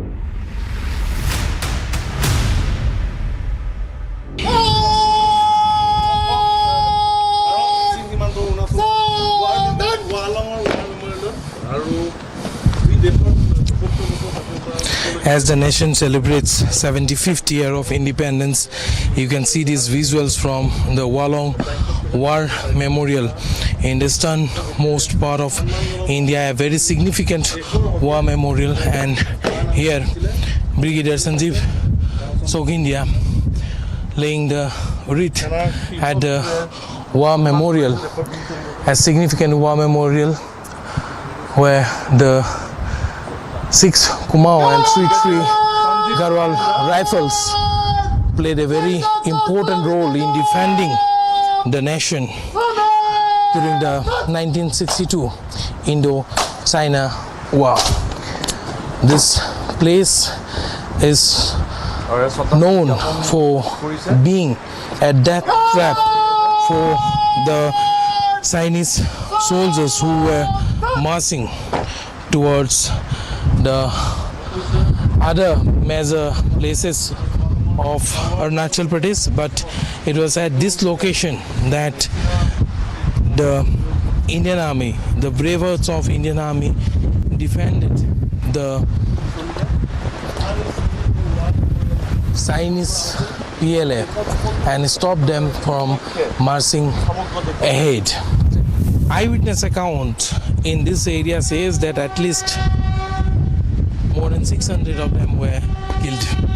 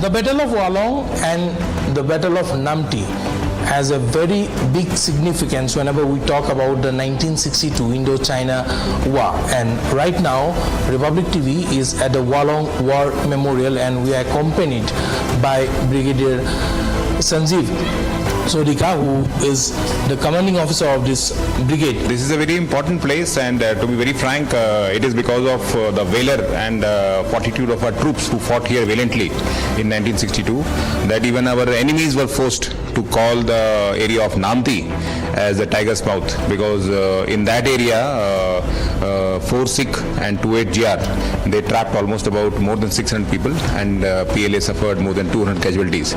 So they recognize our valor and they call it the tiger's mouth. And as you can see on this board as to how the battle has progressed, basically it had progressed along the screen battle that was fought around on 21st of October when Chinese had attacked us. That is that time known as McMahon Ridge, and on to the western side is the Kibitu. So they had attacked these two screen locations, and thereafter they suffered. 6 Kumar was deployed here, and we gave them a bloody nose there.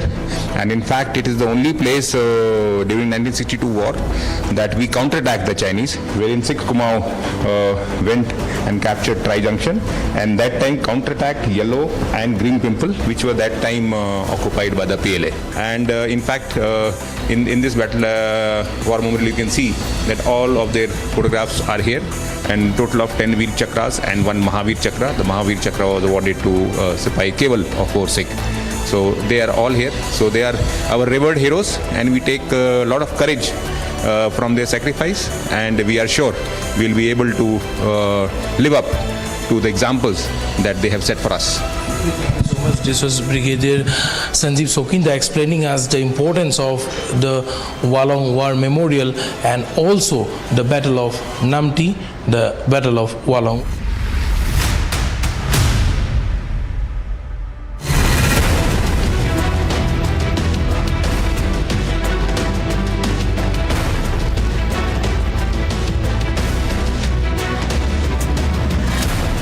Right now we are standing at the easternmost frontier of India, and we are in Kivitu. I would like to show you the BPM hut in Wasa. The rapid infrastructure development that has been taking place along the border can be felt, is visible, and the BPM hut itself is a testimony to the infra development that has been taking place. I am joined by Brigadier Sanjeev Sokinda, who will give us a more in-depth will take us through a more detail of the development that has been taking place. See, we are progressing very rapidly, as you can in fact see with the kind of development. You have also traveled on the road, and from the very building you can see this we have just constructed in less than two years, and that also in so far a place. And this entire building, the aim was to construct it very fast. So hence this is a steel body structure, and you can see all around. And the main focus actually since when we were constructing was to convey a meaning of the rich culture of our country, which is peaceful, which is very old, and our traditions. And that's why, all along the walls we have put photographs of all our rich regional dances, and it's a mix of our culture. And then we also have depicted the prowess of Indian Army by photographs, so as to show that we are a world-class power coming on the world stage. This is a glimpse of the BPM hut, which has been refurbished, which has been constructed and inaugurated very recently. The meetings actually take place in this hall, and in these walls you can see photographs of previous BPMs which were held here at Wasa in Kividu sector at the easternmost part of India.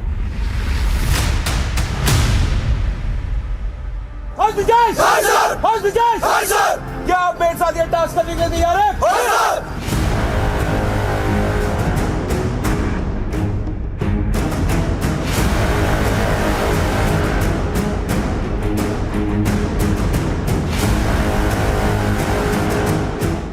We are in a forward formation along the LSC, and today we are going to show you how the brave hearts of Indian Army patrols along the LSC. We are very close to the LSC, and that is why we are in complete combat uniform along with the Indian Army contingent which will be accompanying us in this patrol. And let me also tell our viewers that this is for the first time in the television history of India that we are bringing you real patrolling footages from the Eastern Theatre of the Indian Army.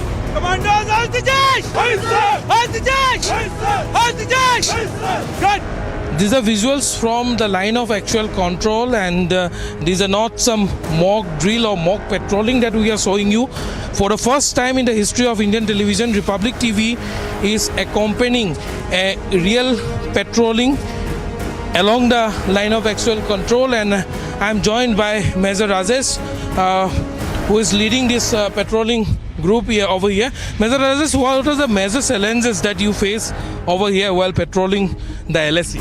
The major challenges are basically the terrain, because this terrain is new to us. It is a mountainous as well as the jungle terrain. So it is very difficult for us to navigate over here because of the jungles.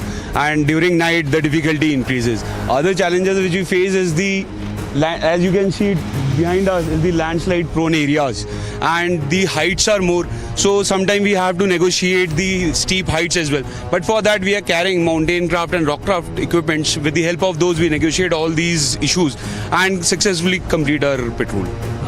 Apart from the challenges, if I ask you, because another major challenge over this area is that there is no proper border demarcation. So many a times people from this side of the border and from that side of the border cross over. So at that situation, at that time, how you deal with the situation? See, there are two things in this. One is the PLA army, like our enemy, who crosses the border. He doesn't crosses the border, he comes at the border. So in that case, the face-off drills are being followed, which are the set drills in the battalion. So whenever such kind of circumstances occurs, we do the face-off drills. And the other case is the civilian. As you can see that this terrain, then no civilian is there, no habitat is there, only army is allowed in this area. So in this area, if any civilian comes, then that civilian is considered as a hostile. So again, the drills are being set up in the battalion, how to deal with in such condition. Okay, I would also like to get a voice from the brave Zawans of the Indian Army who are here. Amit ji, हम आपसे जानना चाहेंगे यहाँ पर काफ़ी चुनौतियों का सामना करना पड़ता है, आप लोगों को काफ़ी मुश्किलों का सामना करना पड़ता है। आप लोग इसके लिए मेंटली अपने आप को किस तरह से रेडी करके रखते हैं? सर ऐसे हम 24 घंटे के लिए रेडी होते हैं। मेंटली ऐसे है जैसे कोई पेट्रोल जाना पड़ता है, जैसे भी हाई फॉर्मेशन से कोई हुक्म मिलता है तो हम 24 घंटे के लिए रेडी रहते हैं। पेट्रोलिंग खासतौर पर यहाँ पर दिन रात दोनों की कभी भी हो सकती है सर। तो क्या क्या मुश्किलों का सामना आप लोग? मुश्किल का सामना संभावना ऐसे है सर कि जैसे बारिश का मौसम है, कीचड़ है, नदी नाले हैं, उनको क्रॉस करने में दिक्कत आती है, सांप है, बिच्छू हैं, बहुत ज़्यादा दिक्कत आती है सर। उसके बाद भी आप लोग हमेशा रेडी रहते हैं? जी सर, 24 घंटे रेडी रहते हैं। मुश्किल हो जी, मुश्किल वक्त कमांडो सख्त ऐसे बोला भी जाता है। And as you can see this formation as we talk, you can also see the changing weather pattern, and as Field Marshal Maneksa once said that when it rains it pours in this part, but whatever the situation may be, the Zawans of Indian Army are always ready for any task assigned to them.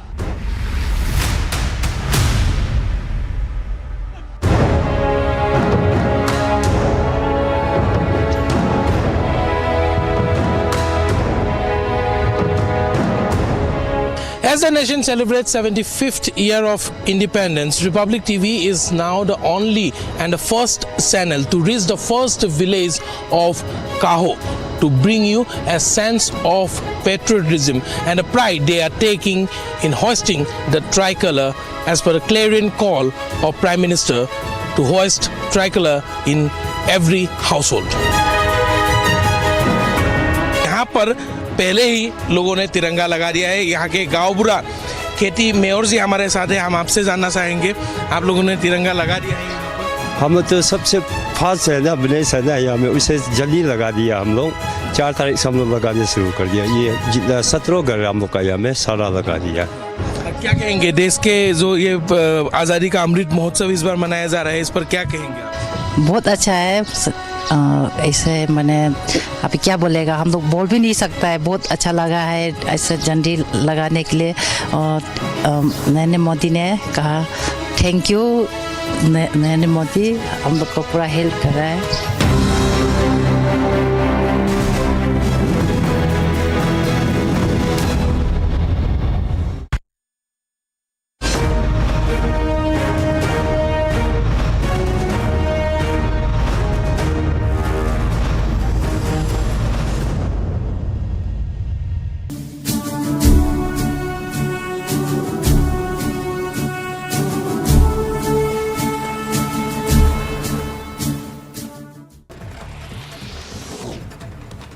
India reported over 15,800 fresh cases in the last 24 hours. The active COVID cases have risen to above 1.19 lakh mark. The daily COVID positivity rate, meanwhile, has risen to 4.36%.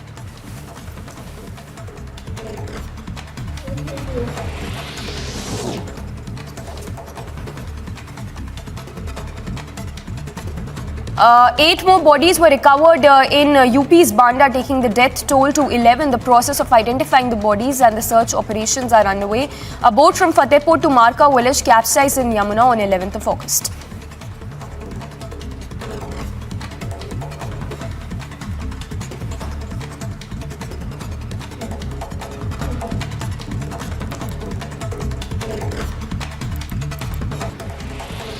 A 25-year-old man was stabbed to death in Malviya Nagar area of National Capital. The deceased has been identified as Mayank Panwar, who was a resident of Shahpur Jat area. According to Delhi police, the resident was aged 25 years and that he was chased by 4 to 5 unknown men who attacked after chasing him and stabbed him to death. उन्होंने बताया कि trauma centre में है, तो फिर फटाफट हम trauma centre भागे। इसकी तबीयत ज़्यादा बिगड़ चुकी थी कि उसको 3-4 जख्म थे। बताया नहीं, अभी झगड़ा अभी पता लगेगा। SHO साहब आज बैठे थे, मोर्चरी में थे, उन्होंने सारा पूरा पोस्टमार्टम वगैरह करवाया, तो वो कह रहे जल्दी जल्दी हम कुछ एक्शन ले रहे हैं। 4 लोगों को 3 को पकड़ के रखा है, 1 पकड़ना हो रहा है।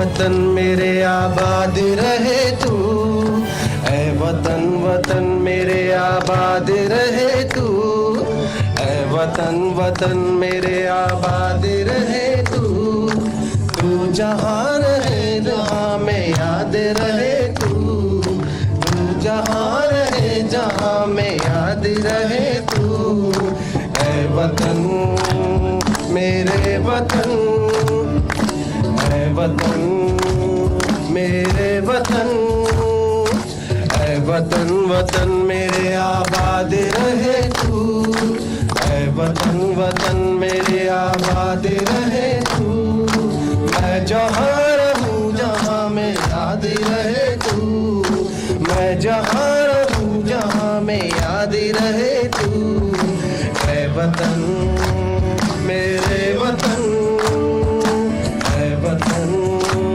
मेरे वतन.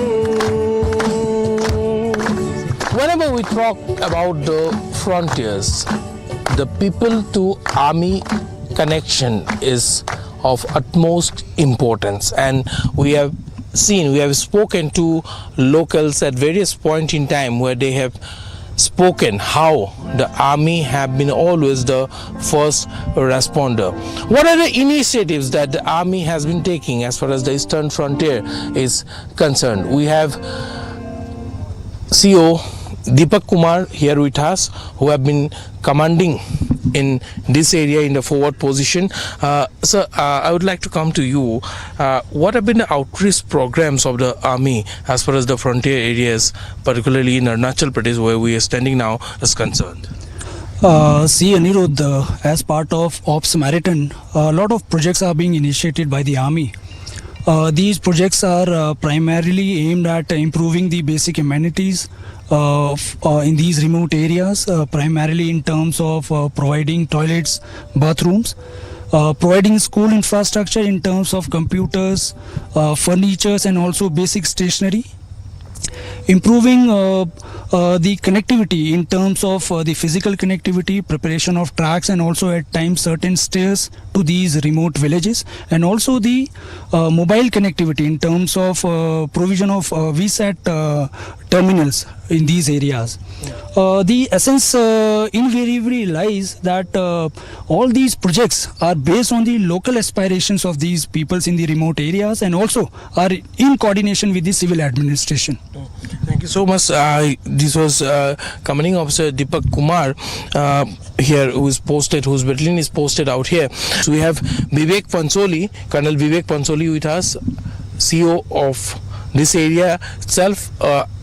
Would like to know from you, at many times we have seen that there are fake news on circulation about incursion happening in this particular area. What would you like to say on that, and how we can curb this fake news? Okay, as far as fake news are concerned, as you are privy to it, that they have the capability of creating an environment of misinformation and disinformation. Such type of activity give rise to a wrong or incorrect public perception. As we are in democracy, we know that public perceptions matter. So there is a requirement that there should not be any fake news as far as public perception goes. Other thing is that the inimical elements are capable and they are exploiting such news, and hence they are detrimental to national security. Many times fake news have been on circulation, and let me also tell you that the GOC in C of Eastern Command has also recently made it very clear that there have been no incursion, particularly in the Arunachal sector of the Eastern. यहाँ पर काफ़ी मुश्किलों का सामना आप लोगों को करना पड़ता है, बहुत ही हार्डशिप्स यहाँ पर होते हैं, खासतौर पे फॉरवर्ड इलाके में। आप लोग किस तरह से उनका मुकाबला करते हैं? यहाँ तो मौसम जो सबसे पहले टेरेन का, इस टेरेन में जो हम रहने का आदत पहले से हमारा फौजी होने का ट्रेनिंग से हम सीखा गया है। इसी तरह कैसे जीना, हम खुद को सर्वाइवल कैसे करना है, इसके बारे में सीखा गया। सेकेंडली जो वातावरण या मौसम, इस मौसम में यहाँ लगातार बारिश या हमारा मोबिलिटी एक जगह से दूसरी जगह चलने का थोड़ा सा दिक्कत आ जाता है। इस वजह से हम उसमें भी सहन करके अपना जो पोस्ट टू पोस्ट आगे चल के फॉरवर्ड लोकेशन तक जाने के लिए इतना कैपेबिलिटी रखता है, और सबसे पहले विल पावर भी रखता है। साथ में हमको जो दिया गया टास्क ये पूरा कंप्लीट करके आगे बढ़ने के लिए भी हमारे पास क्षमता रखता है। हम अभी आज़ादी के अमृत महोत्सव मना रहे हैं, पूरे देश भर में देश के लोग आज़ादी का अमृत महोत्सव मना रहे हैं। इस पावन अवसर पर आप अपने घर वालों को, देशवासियों को, खास तौर पे युवाओं को क्या संदेश देना चाहेंगे यहाँ से? सबसे पहले देशवासी को तो खुशी होना चाहिए। हम इस फौज में सर्विस कर रहे हैं, उसमें मैं भी गर्व हूँ, मेरा देशवासी भी गर्व है। सेना में जितना भी सदस्य है, जो भी है, अफसर से लेके नीचे सब लास्ट नरेंद्र प्रधानमंत्री जी तक, और अपना युवा यंगस्टर्स, इसी तरह मौका अभी कहीं नहीं मिलने वाला। तो यंगस्टर्स इसी तरह जो है अग्निवीर इस या फायर वॉरियर्स, इनके मौका को इस्तेमाल करते हुए अपना 4 साल की नौकरी अपना देश को दे सकता है। इसी को देख के आगे वाला जो आने वाला जनरेशन टेक्नोलॉजी या और नॉलेज को रख के हम किसी भी टास्क को जीत हासिल करने के लिए हिम्मत रखता है। इसलिए हमारा देश भी आगे बढ़ेंगे। इसको देख के जो बचा हुआ जो सेना है, ये भी आगे अच्छी तरह काम को निभाएंगे।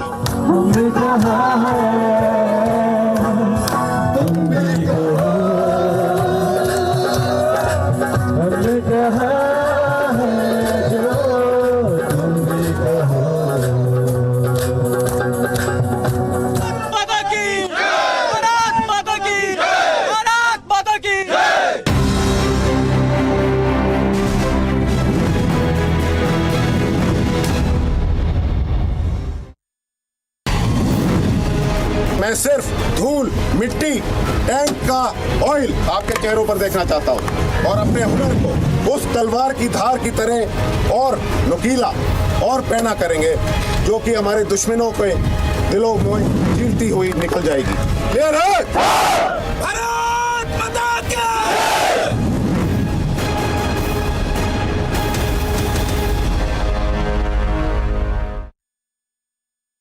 As the nation celebrates 75th Independence Day, now the forces are on the alert on the international border as well as on the line of control. Right now we are in the Rajouri sector of the line of control, where the troops of the Indian Army, they are alert. They are keeping a strict vigil on each and every movement of the enemy, as we are just a few meters from the Pakistani side, which is always in a bid to sneak into the Indian territory and to carry out some major terror strike inside the territory. This is the same sector where the Pakistani terrorists attempted a suicide Fidayeen attack on the Indian Army camp, and now the security has been beefed up on the international border as well as on the line of the control. These jawans of the Indian Army are using every possible tool so that they can keep a strict vigil on the ground. The sniper dogs, specially trained sniper dogs of the Indian Army, they are also keeping a check on any possible explosion on the route. And also the new threat that is being posed by the adversary is the drone challenge, and to counter the drone challenge, drones are being used by the Indian side also to keep a strict vigil on ground. See how these drones are manning the line of control in the Rajouri sector, and this clearly sends a message to the enemy that we are not only keeping a strict vigil on ground, but also from the sky we are monitoring each and every movement of the Indian Army here on the line of control. The jawans of the Indian Army, they are doing patrol along the line of control, and this is what sends a clear message to the Pakistan that the Indian Army will maintain the sovereignty and the integrity of the country no matter how many challenges are being posed by the adversary. And on the 75th year of the independence, the message from the line of control is very clear that we will protect our sovereignty, integrity and the unity of Mother India at any cost. These are those brave hearts who have made supreme sacrifice at many times on the line of control, but have ensured that everything goes smooth and well. The jawans of the Indian Army deployed along the line of control are all prepared. They are battle ready to counter any kind of situation that is emerging from the adversary, especially the nefarious designs of the Pakistan. And these brave hearts of the Indian Army are equipped with Negev, AK, snipers, as well as the newly introduced 6 rifles. These rifles have the capacity to destroy and decimate the nefarious plots of the enemy. And these jawans are undergoing the rigorous training here at the training camp in the Rajouri, where they are being prepared to tackle any situation. Now they will be doing fire. It will show the might of the Indian Army on ground, that how these brave hearts of the Indian Army They are all prepared for any kind of contingency. Now Gaurav is showing you that how different weapons, including the Sigsor, the AK, the Ansas, the Negev, they will be taking a shot at the enemy. Important to mention that the newly introduced Sigsor and the Negev have to be really very lethal for the Pakistani side, as they have totally decimated the terror infrastructure as well as the plans of the enemy, that how can they even dare to enter the Indian side or have the nefarious eyes on the Indian side. This is how the terror infrastructure is decimated at the line of control. मेरे साथ एक officer था, मैंने उससे पूछा क्या मतलब है वॉर मेमोरियल में खाली पत्थर लगाना। उसने बोला कि सर ये वादा है फौज का, ये वादा है इंडियन आर्मी का कि और कितने भी नाम इस पत्थर पे लिख दिए जाएं, ये तिरंगा ऐसे ही लहराता रहेगा।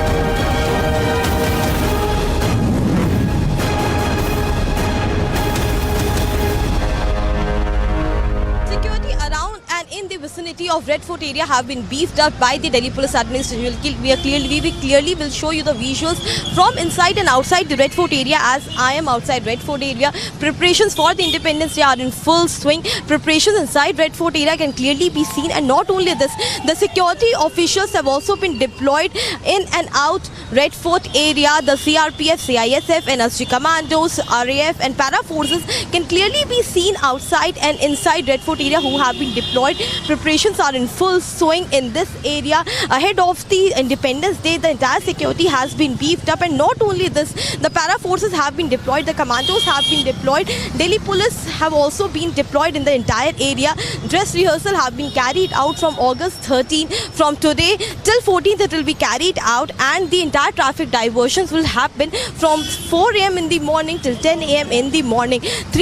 More than 350 cameras have been installed in the entire vicinity of Red Fort area. You can clearly see the visuals how the preparations are going inside Red Fort ahead of Independence Day, owing to the security ahead of Independence Day. These are the clear visuals from outside Red Fort area, where all the shops from Chaudi Bazaar, Chandni Chowk, outside Gauri Shankar Mandir, Daryaganj, Delhi Gate have been closed and sealed ahead of the Independence Day, and these shops will not open till the Independence Day. They will open after Independence Day, after the program which was being happen inside Red Fort. After that, all the shops will be open. This is the entire visual of the area outside Red Fort. As you can clearly see that none of the shops are open, and Delhi police officials are clearly deployed in this entire area. Not only that, the anti-drone machine have also been deployed at several places to catch the kite flyers, and also to stop the anti-drone activities or to detect any balloon or aerial movement around this area. So ahead of Independence Day, these are the kind of security arrangements which have been done outside Red Fort area.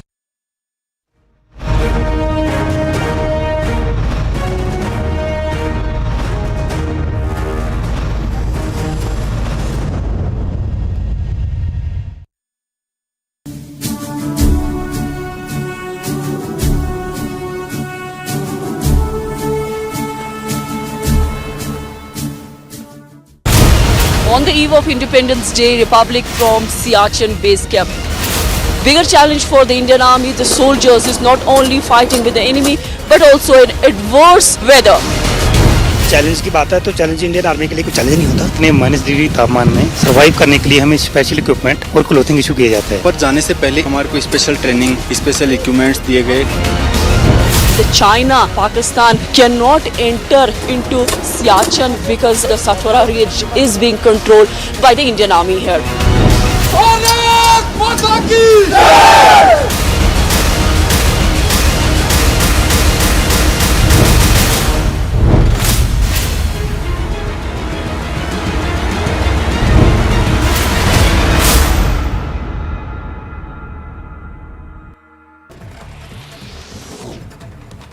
India reported over 15,800 fresh cases in the last 24 hours. The active COVID cases have risen to above 1.19 lakh mark. The daily COVID positivity rate, meanwhile, has risen to 4.36%.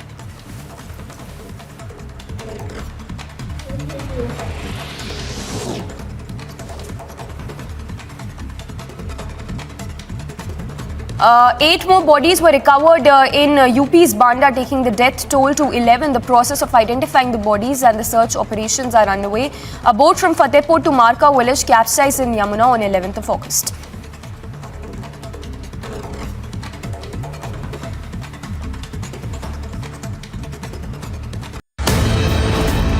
The only thing which is still in his mind is Naam, Namak and Nishan.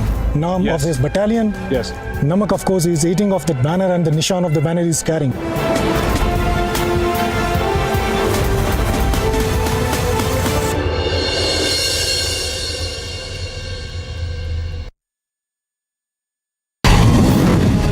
फौजी ने तिरंगे की लाज रखी। अगर विजय मिली तो तिरंगा लहराया, और अगर वीरगति मिली तो तिरंगे में लिपट कर आया, और ये उस फौजी का वादा था।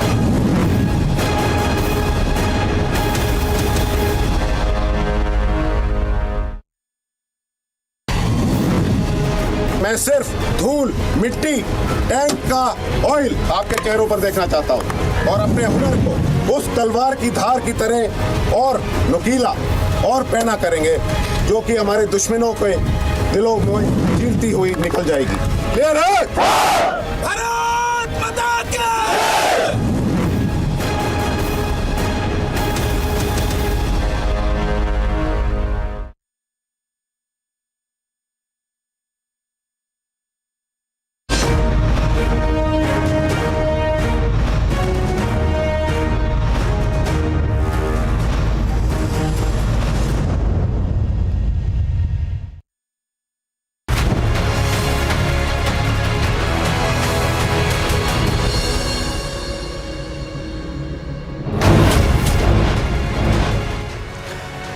Salman Rushdie is critical. He may lose an eye. He's now on ventilator support in New York.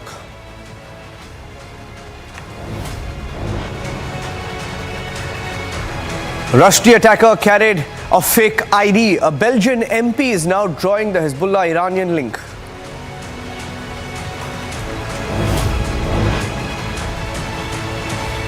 A three-nation Kilnupur plot emerges. The terrorist who was arrested is spilling the beans in custody.